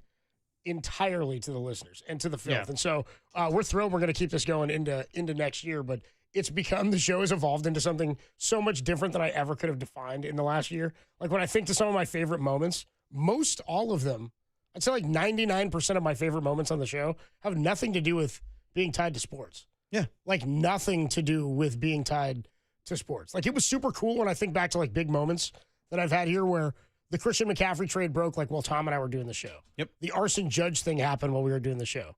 Oh, man. But the funniest and most ridiculous moments. Roger Gleason breaking the news. Like I think about Raph and the KMBR Weather Center. You know what I mean? Oh, yeah. I think about Dirty Work's All of our favorite bits. Dirty Work's favorite little sister. One sports one I think about that I think is our coolest interview we've had as a partnership. Steve Young bringing Jerry Rice and Tim Brown on That was at a great the same day. time. That was great. That was pretty magical. But then you go to some of the other stuff, like the story of like the time Tim and I stayed together at that hotel in San Jose, and we talked about it for a week, and then we got That was a there. big laugh. Well, they only had one bed. We posted the photos of the pull-out bed. Yeah. Tim slept on the cot. Tim slept on the cot, dude. Yeah, on the pull-out bed. But all the stuff Age that we before talent, evidently. I mean, dude, learning things about Derek. Dude, learning things about Derek has become a way to pass the time here on Derek. Yeah, and we need to clear this up for the audience, because I don't think they quite understand the one part of this bit. It's not malicious at all. It's fascinating. And we don't do this to make fun of Derek for his idiosyncrasies. It's just it's like finding out new things about your best friend every single day. It's an incredible experience. What it's unique is that you started on the air after not being on the air. You know what I mean? You just had you weren't like being part-time or like filling in so people got to know you a bit. So everything we learn about you is like in real time and for the audience as well. So I think it's great to find out that you have a treadmill in your apartment. Yeah, still need to get rid of that. That you then broke. And that you just that's my goal off for 2026 is finally get rid of that. I mean, the fact that you announced that you didn't have a dresser was alarming to all of us. And then even Marcus Thompson going, you just got your drawers out there on a shelf? Yeah. That's what I need, man. It's Marcus Thompson judging me. But dude, that kind of stuff, I mean, dude, the car battery saga with you was hysterical. Yeah, and Steve Young giving me crap about that, too. I mean, that kind of stuff, that's the stuff that I think people remember more than anything, not what was your take on Barry not getting into the Hall of Fame on the veterans ballot. Takes, let's be honest, takes come and go, and takes never really stick with hosts. You could say one thing tomorrow and then change it the next day. What are you, Nick Wright? Well, I mean, it's like that's honestly what it is. That's why I love sports radio, but I also hate it. Because Great way to kick off the classic. No. I hate this S. No, but honestly, I like us to be anti-sports radio because I think people just have opinions sometimes. I think it's fair to say sometimes I don't have an opinion. There's been things in the last calendar year that I have said on this radio station where I'm like, did I really believe that? I'm learning how to be a radio host in real time. So it's just fun to goof around sometimes. The stuff that I remember more on this show in the last year, yes, like it was fun, when big moments happen and react to games. But I liked, I know it was controversial, but like Dave McCaskill, we had him on and we found out he was kind of an a-hole. Dude, I forgot about that. Dave McCaskill, the dude who was known as like the home run robber. Yeah. And he was like robbing home runs in Arizona. We got him on. Some people were very upset. I'd like to think we helped get him banned from baseball for a year. I'd like to think so, I'd like to think we were a part of that because remember he came on. He was going to come on. Then he canceled like last minute, and I was pissed. Yeah. And I ripped him on the air. And then... Called him a little bitch, if I remember. And then still came on. And then he still came on, dude. And then we just kind of made him feel dumb for doing what he did. And he admitted that they took his tickets away for that night against the Giants. As they should have. And then they got rid of his tickets for the year. So, dude, a lot of fun memories. We'll keep remembering them. I'm sure Tim has a bunch that we'll get into. My personal favorite was when you asked me how many black friends do I have. Oh, yeah, dude. Honestly, that may be my favorite show we've done so far. How about the one man versus the one gorilla versus 100 men? We got like 2.5 weeks out of that. We got a lot of mileage out of that one. Yeah, dude. And I'm still on the side of the gorilla. Dude, I saw a video of a gorilla the other day. There's like this place in... Oh, where they pull, yeah. No, it's like a gorilla sitting in like a glass cage, and there's another guy who like works there, and he's this big like buff like bodybuilder looking dude. Yeah, and they pull a rope through a hole, right? No, it's not that. They're each holding like the gorilla has one in his encampment, and they're holding a like a watermelon. Yeah. And they're both just trying to smash it open like with force on each side, hands on each side. Okay, is that real? Well, so the guy's trying to do it, and then the gorilla watches him do it, and the gorilla picks it up and just smash the guy like can't really do it. Yeah. And the gorilla just does it, and I was like, oh. Yeah, maybe more than 100 men. See, that's what I'm saying. But I don't know, man. If you get to his eyes, tear you apart. If you get to his eyes, if you're lucky enough. We got a lot of mileage out of that. You know how strong a gorilla is? Somebody just said on the YouTube chat the shower bit. The shower about bit. how we were doing reviews of each other's apartments and we were talking about the size of my shower. Oh, I assume that was the shower bit. Yes. How many Smurfs I could fit in my shower? Yep. Copes' apartment and how many Smurfs get in the shower. I was actually thinking when we went to dinner last week, I considered asking you guys before we went to OJ's if you would come to my apartment first. And I thought it'd be funny if we got a photo of all of us in the shower. Okay. Because I was like looking at it and I was like, we can totally all fit in here. Plus like 40 Smurfs. Clothes on, right? Yeah, well, whatever. All right. To each their own. Well, the commando thing even last week. Yeah, you want to go commando. How about the day we asked everybody to give us a passive-aggressive or backhanded compliments? Those were good. That was a good day, too. Somebody says here, don't forget Derek once lived in a garden shed for a year. No, that's excessive. No, Greg called you shed boy. No, that goes before the show even started. That happened when I was helping out John Lund and my pops, just giving them information as far as like NFL free agency. My dad was so concerned during COVID that he wanted me to sleep in the shed. So that's what, and it wasn't like a garden shed. It was a nice shed with a bed and heater in there. Was there plumbing? There was no plumbing. So every morning it's like 7 a.m. I'm like, I need to use the bathroom. But no, it was a fine shed. It was fine. So we've had a lot of bits, and we've got plenty more to come. We've actually been creating some new ones and some new stuff that we'll unveil when we get into season 2. Because we got to keep it fresh, right? We got to keep it moving into the future. We don't want the show to get stale. So we'll throw a bunch more crap at the wall, and I'm sure some of it will fail miserably, and some of it will move forward. One thing that has not gone well all year is our relationship with Mr. KNBR. Okay. We've got many characters on the show. We've got, as I mentioned, Raph from the KNBR Weather Center. Has it gone well, you said? I don't know. Whenever Mr. KNBR comes to do a bit, it's miserable. Oh, maybe for you. Well, dude, because you guys plan bits without me. No, I just come prepared. This is like when Michael Che had Colin read jokes about himself on Saturday, and he didn't know it was coming. By the way, all time. Great bits. This past Saturday. Yeah, pretty funny. Oh, my God. Pretty funny in the SNL. Scarlett Johansson. Yeah, dude, that was pretty insane. Oh, my gravy train. Then he has him like talking in Ebonics, dude. Yeah. Yeah. All right. Well, the annual anniversary classic is underway, and we'll get to some of the great stuff that's happened over the last year and some of the stuff that people have even mentioned on the YouTube chat. Some of our great calls and callers. We'll go back to some of those recordings, plus Tim's Takes is coming up. But we've had a lot of characters on the show. Dirty Work's favorite little sister, Jordo. Yep. We've had, of course, Raph in the KNBR Weather Center, Austin Scott in the at the Vibe Desk, the KNBR Vibe Desk. And then there's, of course, Mr. KNBR. Oh, Who periodically shows up to give us a top 10 list. He joins us here in the open of the annual anniversary classic, the first ever guest in the classic, Mr. KNBR, friend of the program. What's up, dude? How we doing? Hello, Great. mister. Great. How are you doing, guys? Merry Christmas and congrats on the end of the first season. Yeah, dude, thank you very much, man. We're looking forward to it to season 2. Yeah. You got big holiday plans? Hanging out with the family. Nice. Probably tour a couple ballparks. Try some food out at the different ballparks. I'm listening to some stadium jams. I'm going to get together some of my top 5 lists for the year to come for season 2. I gotcha. Mr. KNBR did give us a top 5 stadium jams list at one point. So you're doing tours of baseball stadiums in December and January? Yeah, AA baseball stadiums. Oh, Yep. gotcha. Okay. Well, he gave us his top 10 stadium jams, and they weren't like, it's just like with songs you might hear at a stadium or arena. Yeah. No, it was like Stadium Rock. It wasn't like We Will Rock You, but it Enter wasn't Sandman. But it wasn't like Sweet Caroline. It was like No, which no. ties to a team and is a stadium jam. Yeah. Yeah. Well, Sweet Caroline's a little overrated. My point was it was a crock of S, that list. No, I would say Come on. it predates Dirty Work. There used to be the KNBR off-air podcast, Right. and Mr. KNBR had a great top 10 list. Was it top 10 or top 5 back It then? was top 10 back then. We had more time back then. I had Yes, to we shrink did. it down a little bit. At top 10 with like 47 alternates.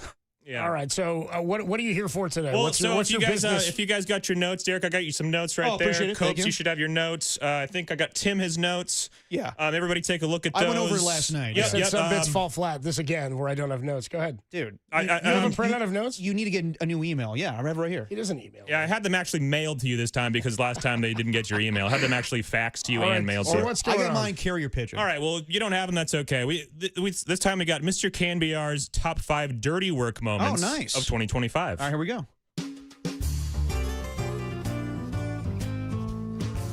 Mr. KNBR's top 5 moments of 2025. It's a new He'll open. make you laugh and he'll make you cry.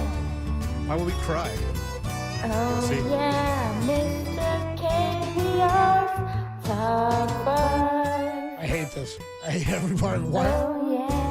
Why is there a new? She did is you on get- key. That's Dirty Work's favorite little sister. Thank Jordan. you so much to Dirty Jordo for that, lending her beautiful pipes on that All one. right, let's get into your favorite 5 moments of Dirty Work So in these are the 2025. I scoured hours and hours, hundreds of hours of footage, scoured the Dirty Work archives. These are my favorite moments from your guys' show over the last year. Let's go with number 5. Tim, go ahead. Yep, go Stadium ahead. Eats is the list. Yes. Stadium Eats. Are these foods specific No. to any ballpark, or are you just listing food that people have? Copes. Well, Copes, if you would have read your notes, it says right here. right here it says on the headline, top 10 stadium eats, not stadium specific. It says right here in the notes. Makes sense? At some point, he's just gonna say pizza. That's my point of these lists. They're not any. Do you not like pizza? Hold on. Great moment. Hold on. Your first moment on the top 5 list of 2025 was one of your moments as doing the list. Well, it makes sense to me. Makes sense to me. I mean, I scoured hours and hours, like I said, of footage, Is this Dirty Work just gonna footage. be clips of? Is this a clip show of his bits? No. This is the greatest moments from the year of the Dirty Work show. But I would say that I think that is one of the best moments I of Dirty don't Work think this that year. was top 500 moments. Tim, would you agree that I that's thought one it of the better moments? I mean, it really changed my life that day. I would say so. I thought it was pretty good. You were asking for clarification on my top 5 list theme, and I gave you some It's clarification kind on of it. embarrassing you didn't have your script. I mean, Go to number 4. Yeah, go to number 4. Go to number 4. You might like this better. No. All right, Tim, what do you got for us on trivia? all right, I got a couple of trivia questions for you guys. All right, how many Die Hard movies have there been? Hang on. Die Hard 1, Die Hard 2, Die Hard with a Vengeance, Live Free or Die Hard, and then they did the one with his kid, with the son. I think there's 5. I'm going to say 5 as well. I think there's 5 Die Hard movies. Ooh, you guys are on fire right now. Feed me, dude. This is right up my alley. Great. Great moment. That was last Tuesday. That was last week. Was that the only trivia we got right all year? That was last Tuesday. I'm sure you guys got tons of trivia right, but that was one of your best trivia. You got that right off the bat. You knew the top. You knew the five movies right off the bat. Great job. And that meant something to you. Were you listening? Oh, I love that moment. Yeah, benchmark moment on the show. And looking from the notes here, that happened all the way back on December 16th. December 16th, 2025. Still in the year of 2025. That's true. All right, here we go. Let's go number 3, Tim. Go ahead. I think it's going to be tough for Indy if they're down 2 or 3 scores early to try to get back in this because they just don't have the high-power quarterback to do it in the way that they're going to operate the offense. Yeah, the wild card factor that I fear in this game for Indy is Cam Bynum. Great moment. I mean, Krug was on the money. Cam Bynum did get an interception last night. Fantastic moment. Yeah. That was yesterday's free game.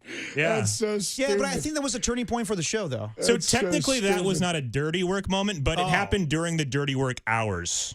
That was during the pregame show, I think, from yesterday. We're willing to accept it. AJ Cruz says Mr. Cambier is pissing me off. Yeah, me too. Are we going to see or hear possibly some diamond notes? Is that part of the top 5 list? Well, we'll have to find out, Derek. All right. We still got 2 left. All right, get to it. We got a lot to get to. Hey, what's up, guys? What's up, Harrison? Just want to get you guys' opinion. The call from today. Tonya's catch. Why you guys think they didn't challenge that call? Yeah, I was wondering that too, Harrison. I think what Kyle would tell you is that the look from whoever told him upstairs whether or not they should challenge it was not conclusive. They weren't conclusive enough. Yeah. They didn't think in order to throw the challenge for it. Yeah. Wow. Yeah, that makes sense. Hey, thanks, guys. Happy holidays. Much love, brother. You Thanks, too, Harrison. Now, was that you had a question? You guys answered it perfectly. Was that recent? Yeah, that was I believe from today. Okay. That was Harrison from Half Moon Bay earlier today. Tacky said, dude, if Mr. Cambier includes a moment from today, he's my hero. That's so stupid. And again, these are the top 5 dirty work moments of 2025. All right, let's get to what's your number 1 dirty work Number 1, moment? baby. Hit it, Tim. You got big holiday plans? Hanging out with the family. Nice. Probably tour a couple ballparks. Try some food out at the different ballparks. I'm listening to some stadium jams. I'm gonna get together some of my top 5 lists for the year to come for season 2. I got you. Oh man, another classic moment from Dirty Work. All time. Love that. Oh, dude, that's the stupidest thing. And that one took place on December 23rd, I believe, 2025. 23rd, yeah. And that is Mr. Cambier's top 5 moments That's of my dirty favorite work moment, too. in 2025. Thanks, guys. That's going to do it for the top 5 list, but the annual anniversary classic. Oh, hold on, Copes.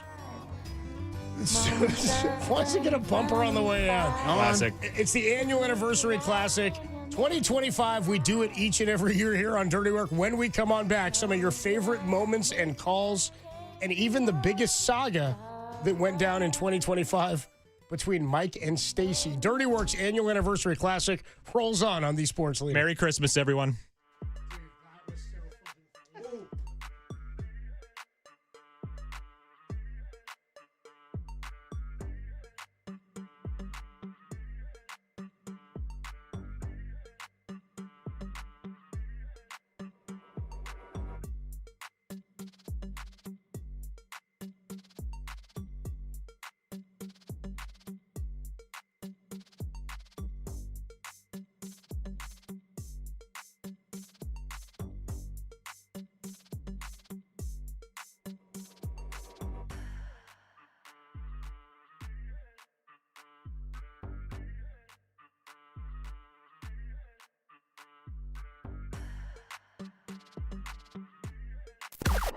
Now, from the O'Donnell Financial Group Sports Desk. Learn more at ODFIGroup.com. O'Donnell Financial Group, because planning is a process, not a product.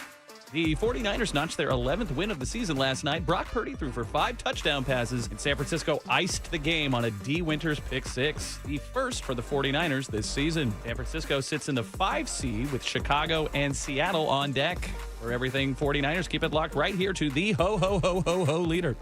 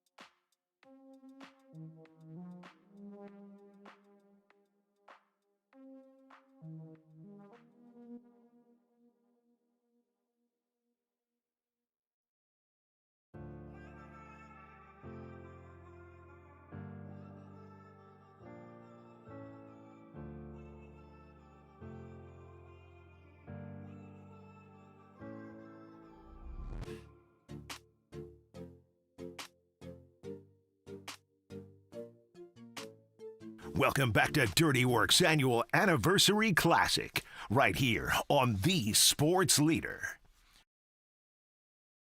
The Dirty Work annual anniversary classic rolls on a Tuesday. A little bit of ska for you on a Tuesday on our final show of the year. Sounds good, dude. It's rainy. It's dark.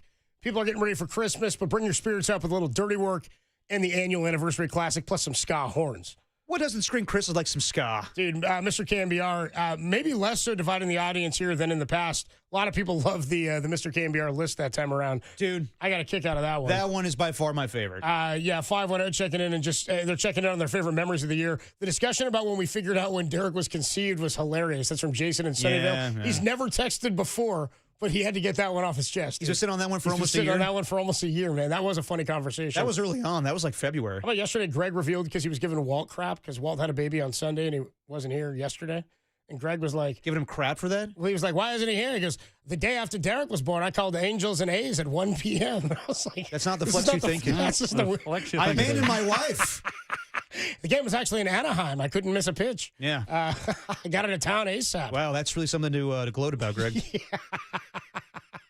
415 says, also, hell yeah, Tim's Ska Fridays have been my jam. Thanks for playing Madness. A lot of people loving Mr. Cambiar. All right, let's get into, we got a bunch more to do here in the final hour of the annual anniversary classic. So some of our favorite moments, as I pointed out, the callers and the calls and the natural interactions that we get on the show. These are the things that make me the most excited. So why don't we go through some of our favorite calls of the year? We had one that made the list just last week.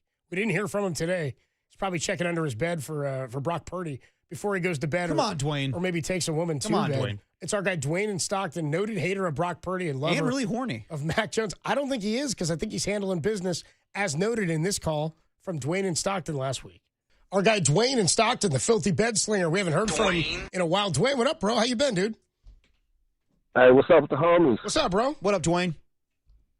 Hey, I got some trim last night, so I feel good. Whoa, hell yeah. That's my guy. Hell yeah, Dwayne. I bet it was on a comfortable bed, too. Yeah. Hey, I know my way around a mattress, brother. Holy crap. It's a hell of a line. Check this out, man. Hey, this dude, Brock Purdy, really irritates my soul. This dude is starting to chat my ass, man. Hey, and it's the way he's been treating the brothers, man. First Jacoby, then Shador, then Cam. But I tell you what, don't trip, because Caleb Williams and the Bears about to put a beat down on them Niners when they play them. You know what I'm saying? And Jalen Hurts is probably going to be the one to end this fugazi 49er season, bro. Only thing that's going to solve all this, man, and bring some happiness to the Bay Area is a Lombardi, bro. Yeah. You guys have trucked off your opportunities to get that 6th Lombardi, bro. And that's where, at the bottom line, is Mac Jones, to me, is going to be a better quarterback in the playoffs. I think he'll take you deeper, bro. Brock's going out first round as soon as he plays a good team. He hasn't beaten anybody good. You know, he's running away because he's scared, bro. You got to think he's mobile. He's mobile because he's chicken. So, all right, hold on, Dwayne. Hold on. And that's the last we heard of Dwayne. I forgot that was how the call ended, dude. I just remember how the call started. He loves, being a little aggressive there and, has to say that he got some trim. Good, good for him. I love him saying that Brock's chapping his ass because the reason he's chapping his ass is because he's proving Dwayne wrong every game and every snap that he plays. I do think that call has aged even better. After a week?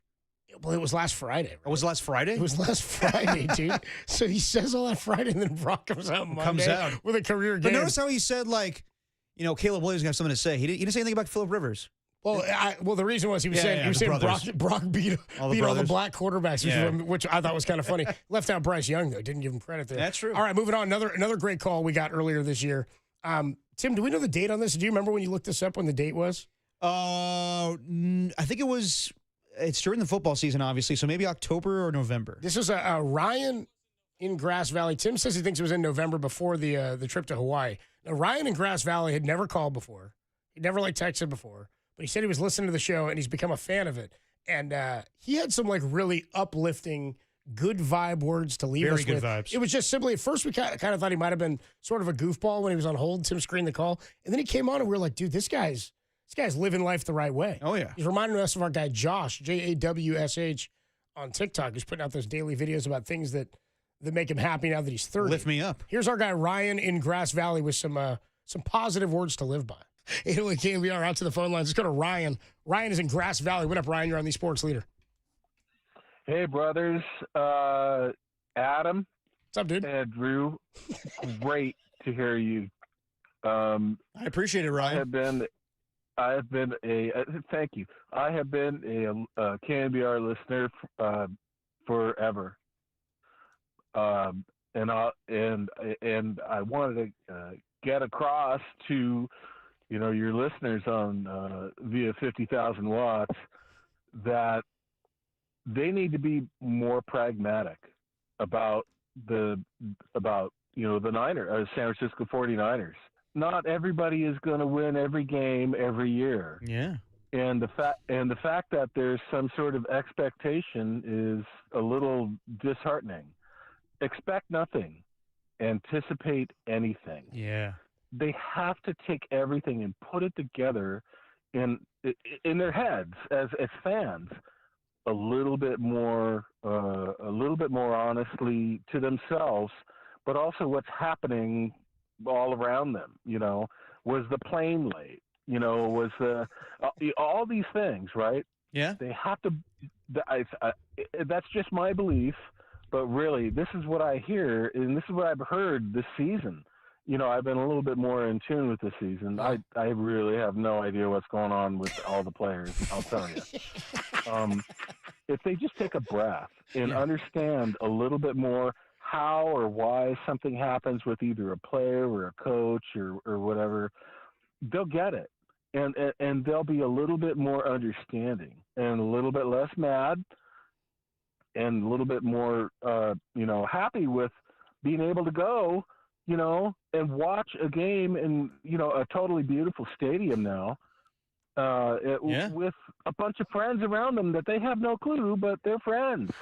Dude, that was a good vibe call, dude. The funniest thing, too, is partway through, and he's like, I've been dialed in more this year, but I don't really know what's going on with the players. But you should pay more attention to what's going on with the players. It was all about the expect nothing, anticipate anything. Exactly. Everything. Like, is the bus late? What's going on with their personal lives?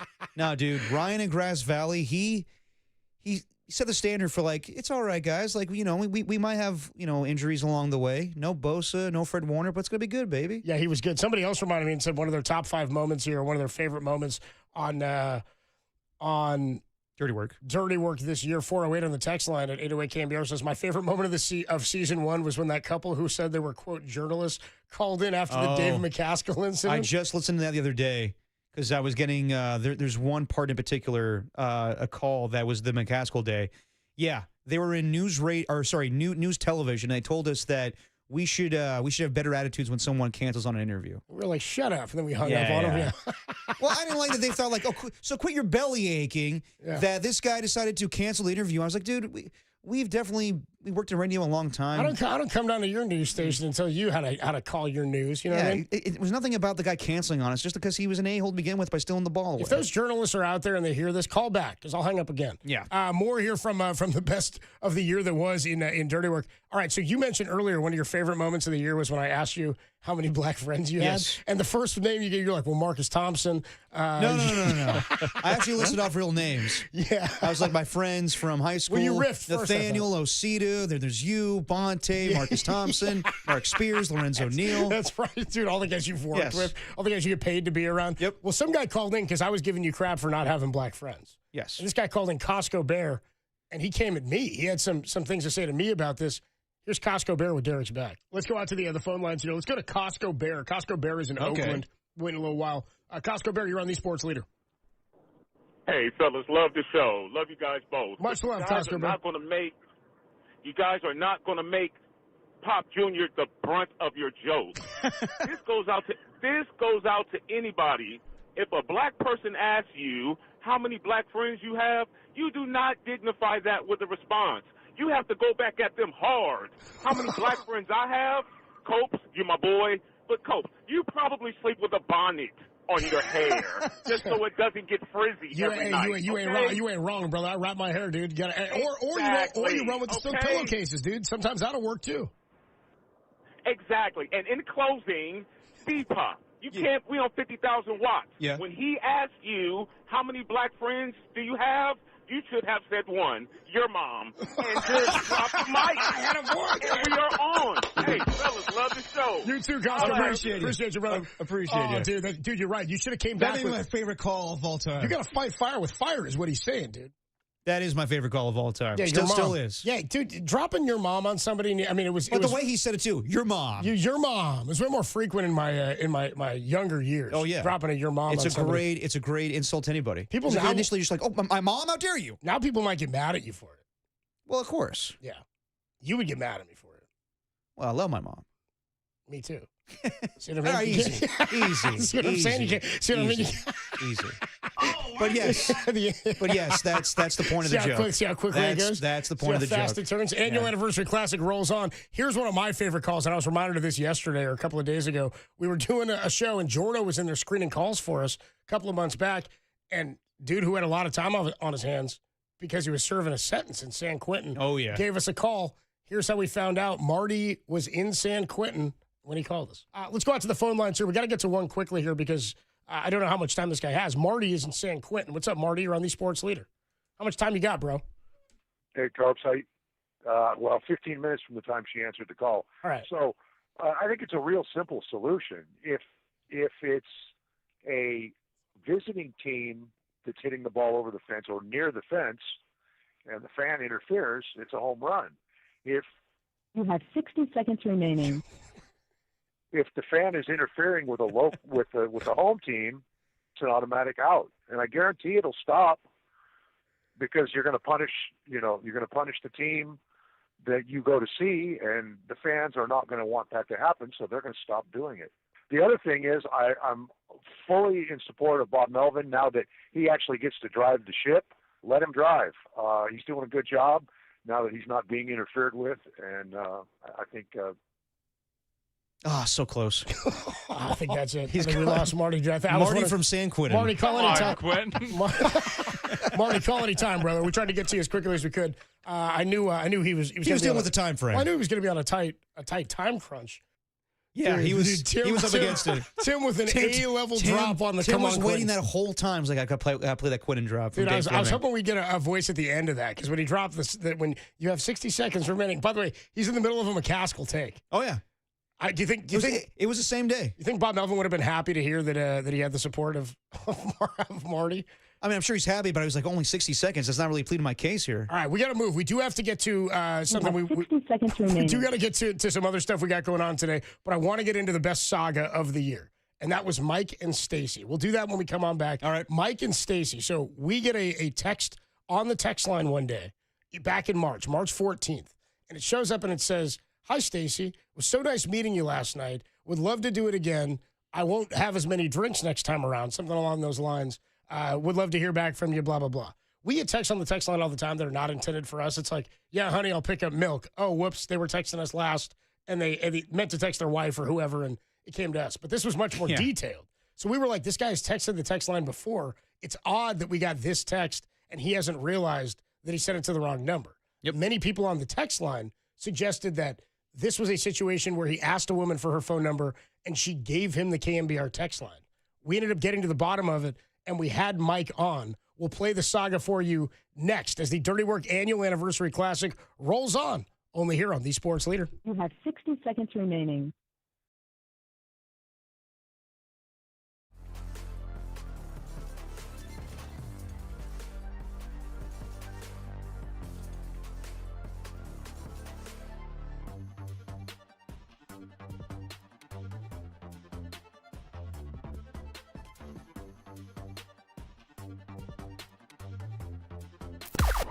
Now, from the O'Donnell Financial Group Sports Desk. Learn more at ODFIGroup.com. O'Donnell Financial Group, because planning is a process, not a product.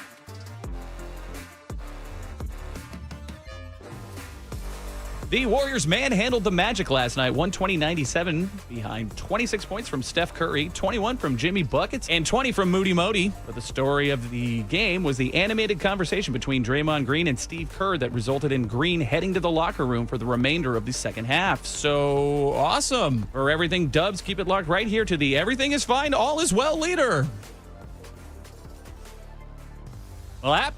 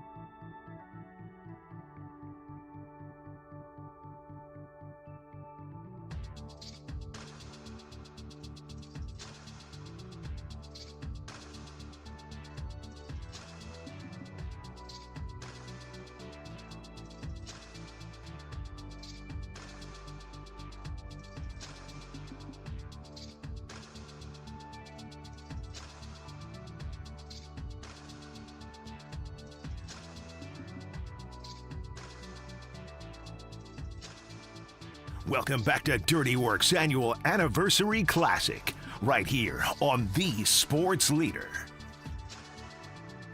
The Dirty Work annual anniversary classic rolls on here on a Tuesday, our final show together of 2025 as season 2 starts the first week of January when we're all back together. Adam Copeland, Depop, Tim Webb with you, looking back at the year that was on Dirty Work. So one of my favorite days, probably my favorite day of the show, because it happened organically and naturally. It was March 14th. It was a Friday. We got a text on the text line. I said this just a minute ago. We get texts all the time that are not meant for KMBR. It's like somebody had been texting us. They texted somebody else in their phone, but they accidentally sent it to us. It happens all the time. Well, we got one that was more in depth. And Tim said to us in the break, hey, guys, I got this text from this guy. And then he ended up reading it on the air, and it said, hey, Stacy, it was nice meeting you last night. Would love to hang out again and do it another time. I'll promise not to get so drunk next time or have too many drinks next time. Sorry about that or whatever. Yep. Let me know what you think or blah, blah, blah. So Tim reads it to us on the air, and we're all like, how could he have previously texted the KMBR text line and not known that he was texting it again this time? So we thought maybe it was meant for his somebody first else. text to KMBR. So we decided we were going to text him back. Yes. So Tim wrote a text back to him. We didn't know his name yet. He was in the 510. And the text back to him said, hey, just to let you know, you texted the KMBR text line. You've been duped. Sorry about that. Hope everything's okay. We've actually talked about your text on the air.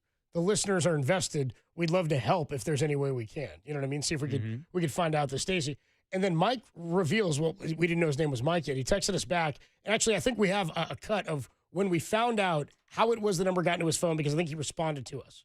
Earlier in the show, we had this texter come in on the 510, and he sent a text to the KMBR text line, the Golden State we have a Lumber follow-up? and Showroom text line. He was asking a girl out on a date. Tim, do you have the text again? This 500 I have the text? text again. He said, "Hey Stacy, it was great meeting you yesterday. Had a fun time with you. Let's do it again sometime next week. I promise I won't drink as much as last night. Let me know what works for you." At which point I responded. We talked about it on the air. We decided because we want to get in contact with this guy, find out what happened, and it's a texter who sent in many texts before. We thought maybe we could get him on the air to discuss what happened. I said, "Hey, honest mistake, but now the audience is rooting for you. We want to know if there's a second date. What's going on?" Took a while for him to get back, but he did get back about 5 minutes ago. And he said, "Oh, man, it's so embarrassing. She gave me this number, and it sounded familiar, but I had one too many drinks to catch it last night. Unsure if there's a second date in the moment." Oh, my God. I'd still love to hear from Stacy. Stacy's side of the. If I Stacy's done responded this to the before. 510, and I said, "Hey, man, if you want to come on the show and talk about it, great. The audience is rooting for you." Okay, so we get in touch with him. And this started I think the text came in initially around 2:30. Yeah. We ended up getting him on the phone at about 5 o'clock that night. So we were still sort of perplexed as to how he got her number. The text line was assuming she gave him this number as a fake. And they were right, which meant that Stacy too had to have been a listener enough to know She's a member of the text line. filth. So we get the guy on. We get him on the phone, and Tim was a little skeptical. I remember Tim was like, I don't know about this guy. He seems maybe like we don't want to get him on. Like he may be a little rough around the edges. And I said, let's get him on. If it doesn't work out, I'll just get out of it. Yeah. Turned out, in my opinion, to be the best 7 minutes of dirty work all year long. Here's the texter who said he wouldn't get too drunk again when he met up with Stacy. Tried to get a second date. We got him on the line. Here's what it said. We're going to go out to the phone line here. Do we know, is he okay having his name said? This is Mike. Mike is in the 510. Mike, what's going on, man? You're on KMBR. How you doing, bro? What's up, Mike? Hey guys, how you doing? I'm doing pretty good. How are you guys doing? We're doing all right. Doing all right. Okay, Mike. So tell us about what happened last night. Did you meet this woman at a bar? How did this go down with Stacy last night? What do you remember? So I knew we were gonna go to the bar, so I went to go get something to eat beforehand. I went to go grab a burger at Habit Burger, and Good spot. And I think it messed up my stomach, but I ignored it. So I met her at a bar in Santa Rosa. Okay. And I was a little nervous, as I said, meeting her for the first time. And I saw her, and she was very lovely. And I had a drink. I ordered her a drink. I ordered another drink around, and, you know, she decided to stop drinking. And, of course, when you drink, you know, you kind of have to use the bathroom often. And so I went to the bathroom, and I kind of had an accident when I was taking a leak, and I got it on. Hold on, Mike. Hold on. Let's back this up a little bit. There's a lot to unpack here. Was this a planned date? Did you interact with this woman before yesterday? Yeah, we exchanged messages through this one dating app. Oh, okay. So it's through a dating app. So you set this up through a dating app. You didn't have her phone number. So you go on the date. You had a little too much to drink. You only had. You're saying this happened only after 2 drinks? Well, I ordered a second round, but she stopped at 2. Yeah. You know, okay. What were you drinking? What were you drinking? I was drinking Jack and Coke. Okay. All right. And I had a few beers, and she was having she was ordering lemon drops. Okay. All right. So you're hanging with her, and does it seem like it's going well even after maybe you had a little accident on yourself? I thought we were having a good time, and you know, I thought I was gonna have a special night with her, as I listen to the show often, so I thought, you know, as you guys would say, I thought she would yuck my yum or something like that. All right, Mike. Okay, he's coming with material. I thought he was going to say he was going to. I don't know if we use it in that way. That's not how I say it, but yeah. No, Mike, it's all good, dude. It means a lot of different things. Okay, so Mike, you thought it was going well then. So did you guys talk sports? Is she a sports fan? Yeah, she said she talks sports and she listens to radio shows often. Is she a big Derek Papa fan? Is she a KMBR listener, she said then? I believe so, yeah. She said she listens to both stations. Well, yeah, both stations. Yeah, I got you. It's all good. It's all good. And I listen too, so that's I'm familiar with. But I gave her my phone so she can enter her phone number, and I guess she gave me the wrong phone number. Okay, so hold on real quick. When she put the phone number in your phone, did she save it as Stacy? Yeah, that's what I have it under. Yeah. So when you texted it for the first time, you didn't know it was the KMBR text line. Like you've texted many times before. You had some pretty funny riffs on the text line. At my expense. In the past, at Derek's expense. Now, this makes a lot more sense now, she Mike. Input the phone number. I was wondering, that was one of my questions, was who put the number in your phone and how did this happen? So yesterday is the first time you ever met her in person. You'd interacted on a dating app, and then you got her phone number. So at what point, was it right before she left or you left that you asked for her phone number or she put it in your phone? Yeah, it was right before we were calling her tonight, and she called an Uber, and as I walked her to her car, I asked her for her phone number, and she said sure, and I gave her my phone, and that's what she entered. Yeah. Okay. Okay. So, but Mike, did she happen to notice the accident on your pants? Yeah. Did she comment? She did comment. She said, "Oh wow," and that's all I got. She was impressed. Yeah. Huh? Okay. She was impressed. Okay. So here's the question: did you feel a real connection, Mike? Well, I wanted to feel a connection, yeah. Yeah, okay, I got you. I got you. Here's my next question. Have you opened up the dating app today, and are you still matched with her on the dating app? Like, can you still message her there? That's my next plan. That's what I was planning on doing. But, okay, so you guys texted me before she did, so here we are. In his defense, I definitely responded fast. Yeah, we did have some time today, so we had to get connected. Hey, so, it's all good, Mike. You're getting lucky with us today on the radio. Mike, I would say this: like, if she gave you the number that was not real at the end of the date, she's probably not down to hang another time. So, if you're going to go back and message her on the app, I would let her know that you're aware that the number she gave you was the KMBR text line, and that we're waiting to hear from Stacy. Maybe she works there. No, she doesn't work there. No, she doesn't work there. No, did she give you our text line and phone line number? You should also know that you have the full backing and support of not only Dirty Work, but the entire Dirty Work audience. We're on your side on this one. Well, not me yet, Mike. I haven't decided. I want to hear Stacey. Yeah, I'm still undecided because, Mike, I have looked at your previous text messages, and I have to know, what's your beef with my clothing? Come on, Derek. Come on. Come on, what? Well, mix in a few pastels, huh? Yeah, it's kind of plain. You need some All color. right, Mike. You know what? Says the guy that peed in his pants. Okay, hold on. I'm not turning on Mike. Peeing your pants is cool. Consider me Miles Davis. At times. Yeah. 54. Yeah. Okay, All all right, right, fair Mike. enough, All right. fair Okay. enough. Okay. Was Stacy of about the same age you are? She was 42. Oh, okay, my man. Yeah, look at you. Look at you, huh?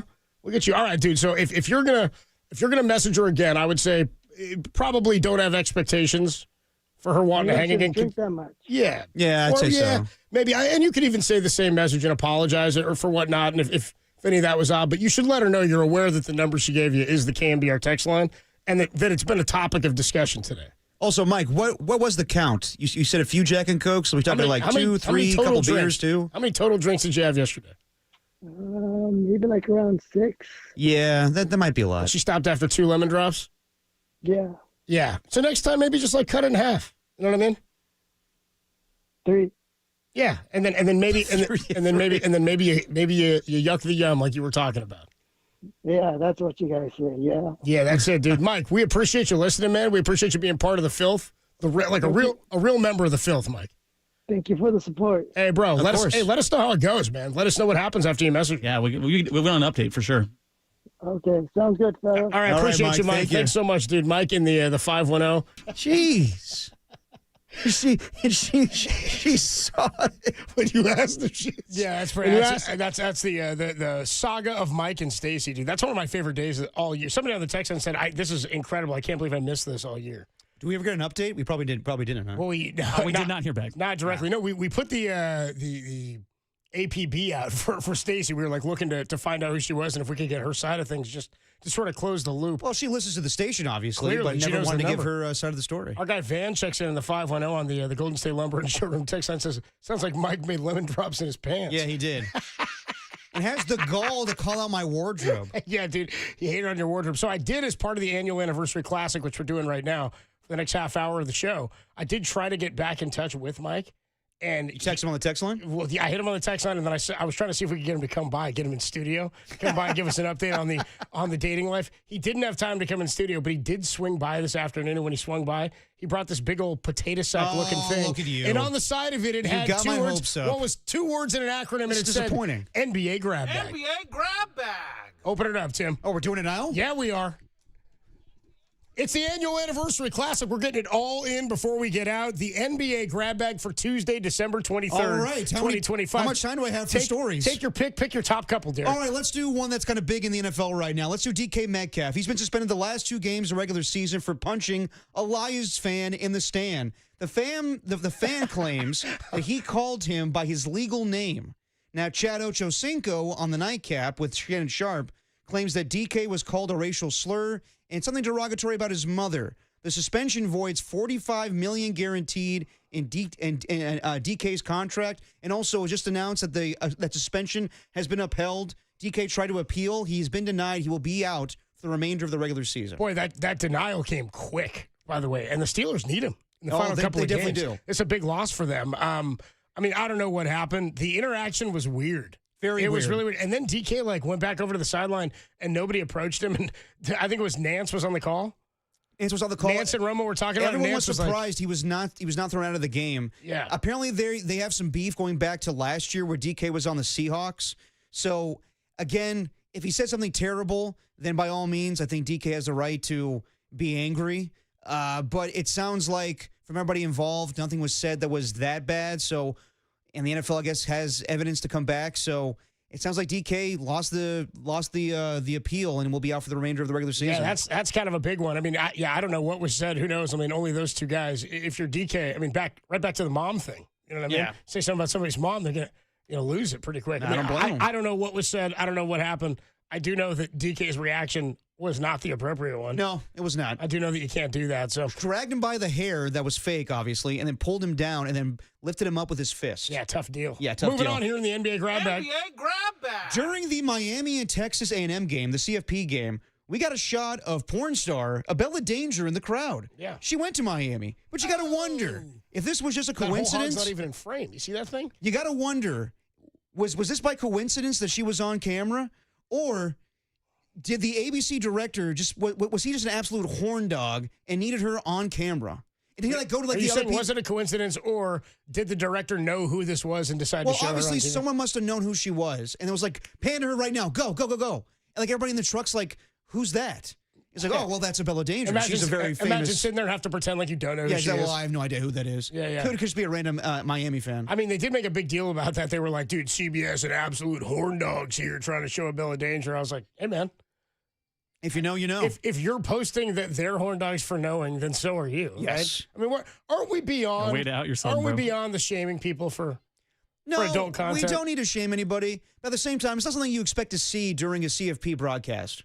Where it's like, whoa, okay, I know her. Well, it's not like that time earlier this year. Another great moment on the show this year where we were talking about, we were like, dude, remember there's that OnlyFans star who made more money than Jason Tatum this year. Tim, big fan. And Tim was like, oh, yeah, Sophie Rain. That was going to be in the trivia later. Dude. Sorry, I didn't know that. I didn't know it was going to come up. Go. Sorry about that, Tim. Sorry, man. All right, moving on here in the NBA grab bag. Trayvon Diggs finally revealed why he suffered why he's been suffering concussion symptoms that plagued him throughout the season because of a fallen TV. He tried installing a TV on the ceiling of his bedroom, and it fell on his head. Now, I ask you guys, have you ever installed a TV or mounted a TV in your room? No. Yes. No. Okay, I have, and it's a pain in the ass, but I got it done. I never thought, though, to mount a TV on a ceiling. I never want to sit back in my bed and watch a TV on top of my ceiling like that. Especially in earthquake country. Yeah, exactly. Right? Well, also like not in Dallas, but yeah, I hear you. Well, especially like it gets in the way of the mirrors too. Well, thank you. That's what I mean? What I was about to say. Like I was going to ask you, Copes. Like you seem like a freak that you have mirrors on your ceiling. You got that weird. You seem freaky. Bathtub that's full of Smurfs. You probably have mirrors on your ceiling. The shower's full of Smurfs. There's a second tub. There's a separate tub, is what I was saying. Yeah, I got you. That also has a shower head in that too. No, no mirrors on my ceiling. But I'm renting. You know what I mean? Like when I buy, I got you. That's something you do when you buy. And that is your NBA grab bag for Tuesday, December 23rd, 2025. We weren't going to get out of the annual anniversary classic without a grab bag, just like we won't get out with a special edition of Tim's Tuesday Takes and Trivia featuring some dirty work trivia. Derek and I'll go head to head. One less question. For some dirty work trivia, one less question there. After I already got that Sophie Rain, I got one in the bag. The annual anniversary classic rolls on. Larry Krueger at 6 o'clock. But before we sign off, a very special announcement coming up on Dirty Work at the end of the show. It's the annual anniversary classic, and it's only here on The Sports Leader. Hi, I'm Freaky.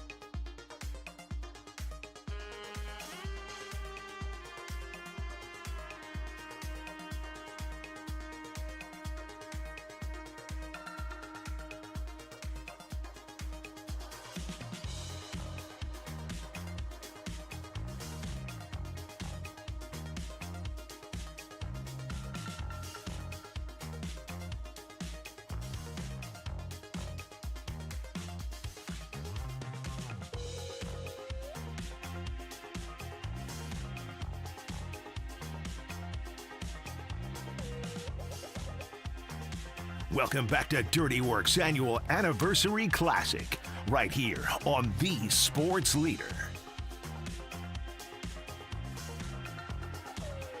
Dirty Work's annual Anniversary Classic rolls on, our final show together of 2025. Derek will be back tomorrow with Carlos Ramirez. Tim and I off until Sunday, and on Tim's birthday. He's got to work. Nice. Niners in the Happy Bears. early birthday, Tim. Sunday Night Football. It Tim, is your birthday. It is your birthday on It is Sunday. your birthday. That was a funny moment from this year when Kyle was told it was his birthday by Wasn't Derek. that funny?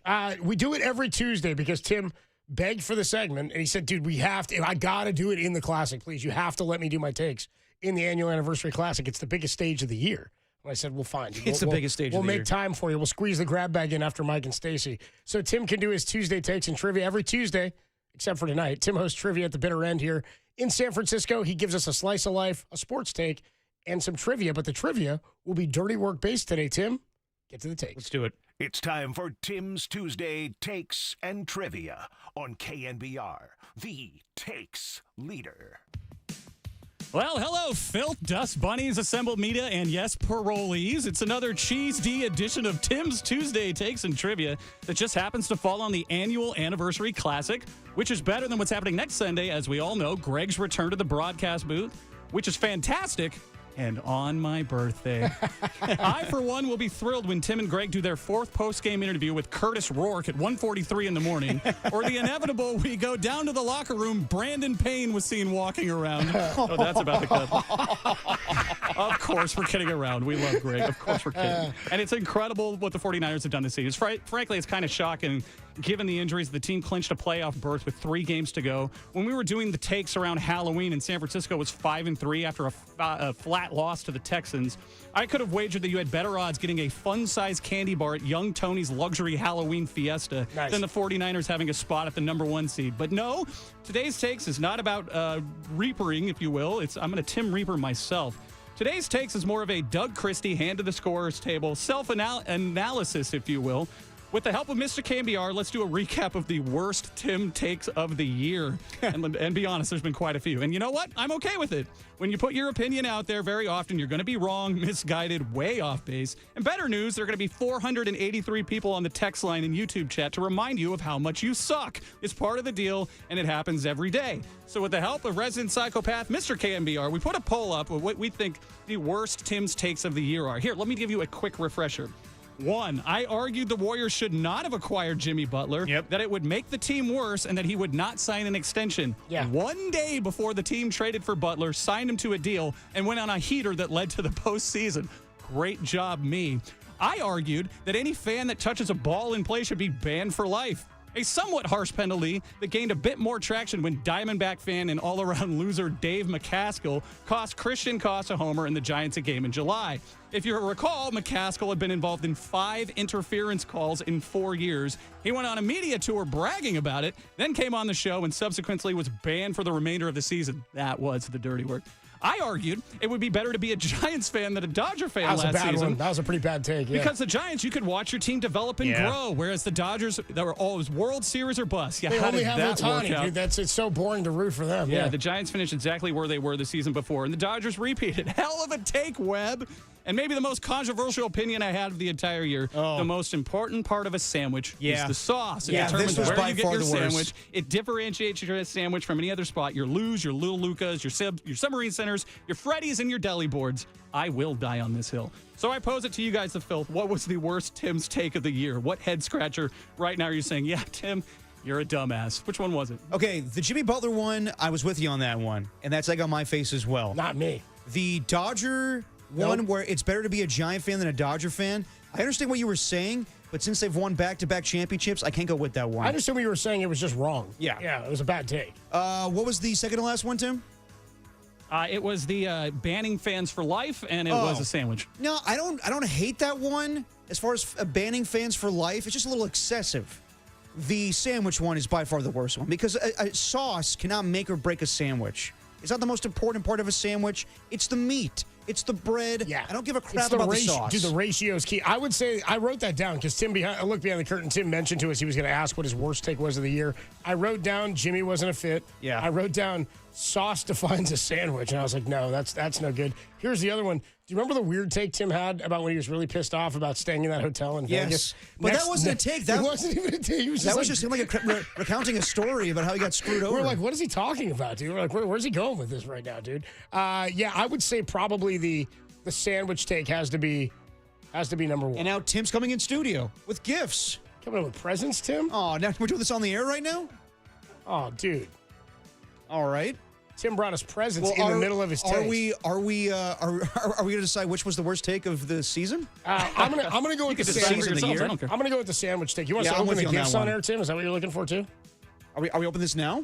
We'll get there. Okay, how about a slice of life? Okay, Let's say the sandwich was the worst take because easily the most. Yeah, 415 says a poo sandwich will be great with sauce. It's still a poo sandwich, dude. Yeah, exactly. Well said. I'll die on that hill. He said poo. By the way, 56% believe it's the sausage or it's the sandwich. Yeah, take. That's okay. I think that one's going away right now. Okay, well, if my sports take was all about hate, and thank you for all the hate, I truly do feel stupid, guys. Thank you.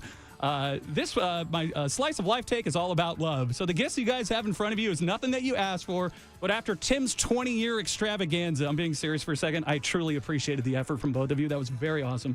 As evident by me getting so hammered at our House of Prime Rib excursion, I don't remember the actual prime rib. You don't remember where the door was, and you don't remember the prime rib because you didn't eat it. You kept trying to take my plate. Yeah, that was embarrassing. So go ahead and open up. You can open up on the air. Go ahead. All right, what do we get, dude? What did Tim get us here? All right, let's see here. Dude, Tim Webb, a 6 Sharks hat. Nice. Oh, nice, dude. Well done, a Sharks lid. Well, that was supposed to be a DVD, so theater of the mind here. But I know it's a Buffalo Bills story book. It was supposed to be the complete history of the Buffalo Bills DVD, but they sent me the wrong thing. No, it's all good. This is pretty good here. Wow, it's a children's book. Tim also got me. I believe how many pages are here? There's about 12. It's an extensive history. So you got a history of the Buffalo Bills. My father's gonna love this. That's well done, dude. Yeah, you re-gift that. Is this Tyrod Taylor on the cover? The most important quarterback you ever had. Yeah, I know, seriously. The history of the Buffalo Bills. History of Buffalo Bills, but Tyrod Taylor on the cover. What year does it? By the way, when does come out? By the way, Derek, it's clearly purchased from an old library. Seriously. I love that, dude. It's like you ordered it somewhere. I got it off eBay, and it was supposed to be the DVD, and I guess they didn't have it anymore, so they just sent me that. No, this is from the Forestville Central School Library in Forestville, New York. You'll cherish it forever. Yeah, I know. I appreciate that, Tim. Thank you so much. Yeah, and Tim, you gave me the Sharks hat, and you also gave me these they're hot pads, just in case you drop any hot water on yourself. So you think this is going to keep me from burning myself? Yeah, I don't want you to scald your stomach. Yeah. Son of a bitch, Tim. Oh, very cool, Tim. Very cool. Tim got me a Run the Jewels sweatshirt. Dude, you have to wear the Run the Jewels shirt under the Run the Jewels sweatshirt. Yeah, because everybody hates that shirt. Because I wear it all the time. But no. And this is like the newer album. Thank you, Tim. This is awesome. So very nice. There is an actual take in here. A few things. Have you ever bought clothing for another man? It's kind of like weird. It's hard to do, yeah. You just did. Well, that's the thing. I'm not going to ask Derek, hey, dude, what's your size?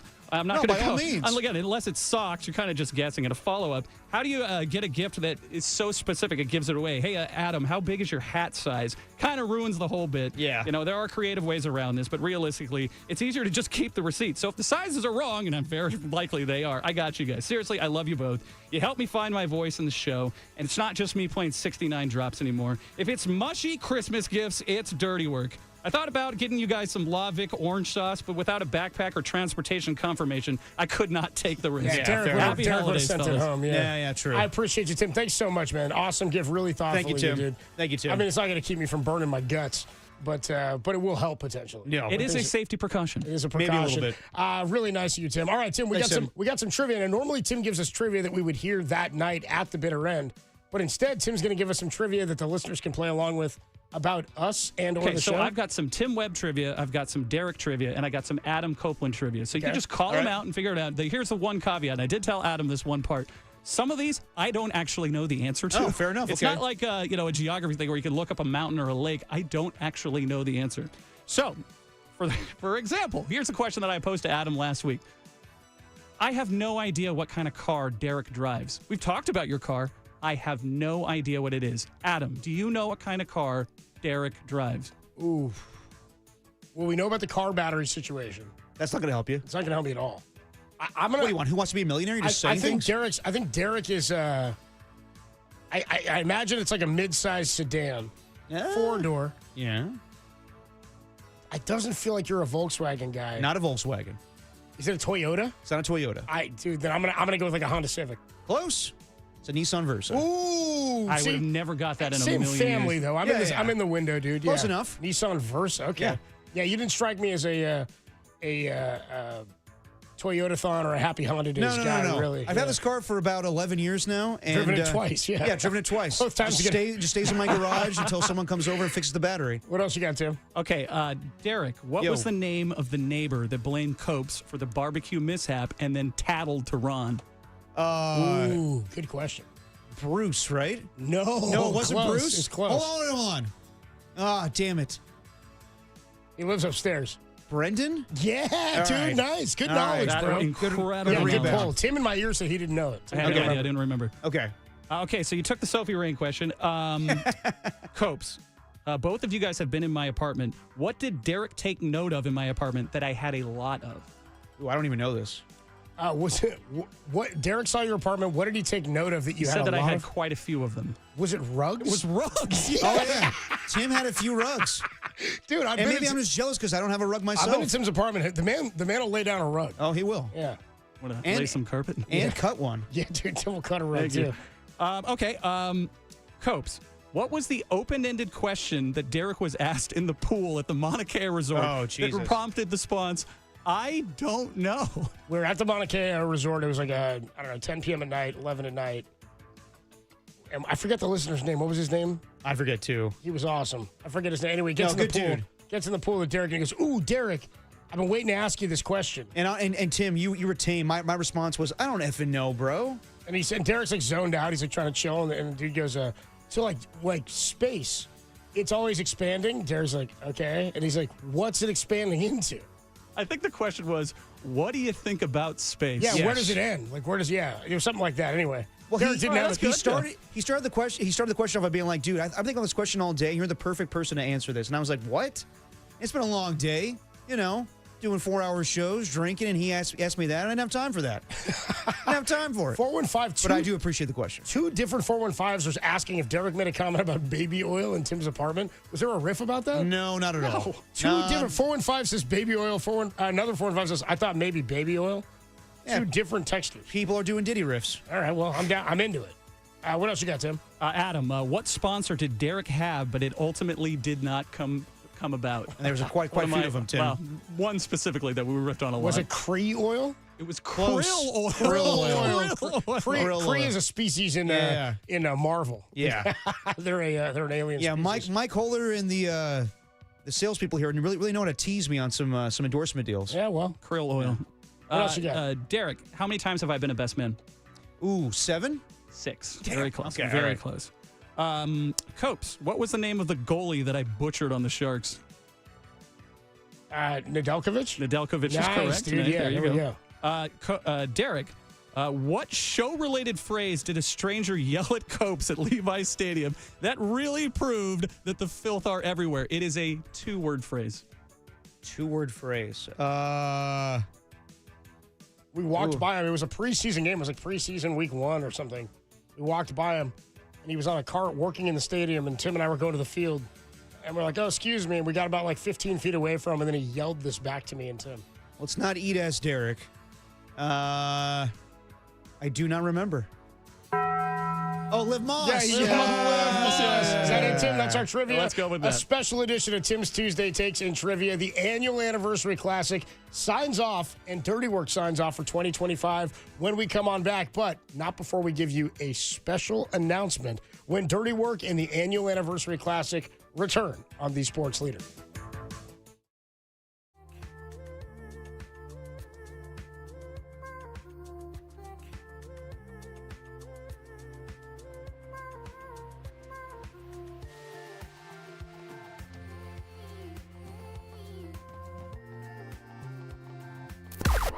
Now, from the O'Donnell Financial Group Sports Desk. Learn more at ODFIGroup.com. O'Donnell Financial Group, because planning is a process, not a product. The 49ers notched their 11th win of the season last night. Brock Purdy threw for 5 touchdown passes, and San Francisco iced the game on a D. Winters pick 6, the first for the 49ers this season. San Francisco sits in the 5 seed with Chicago and Seattle on deck.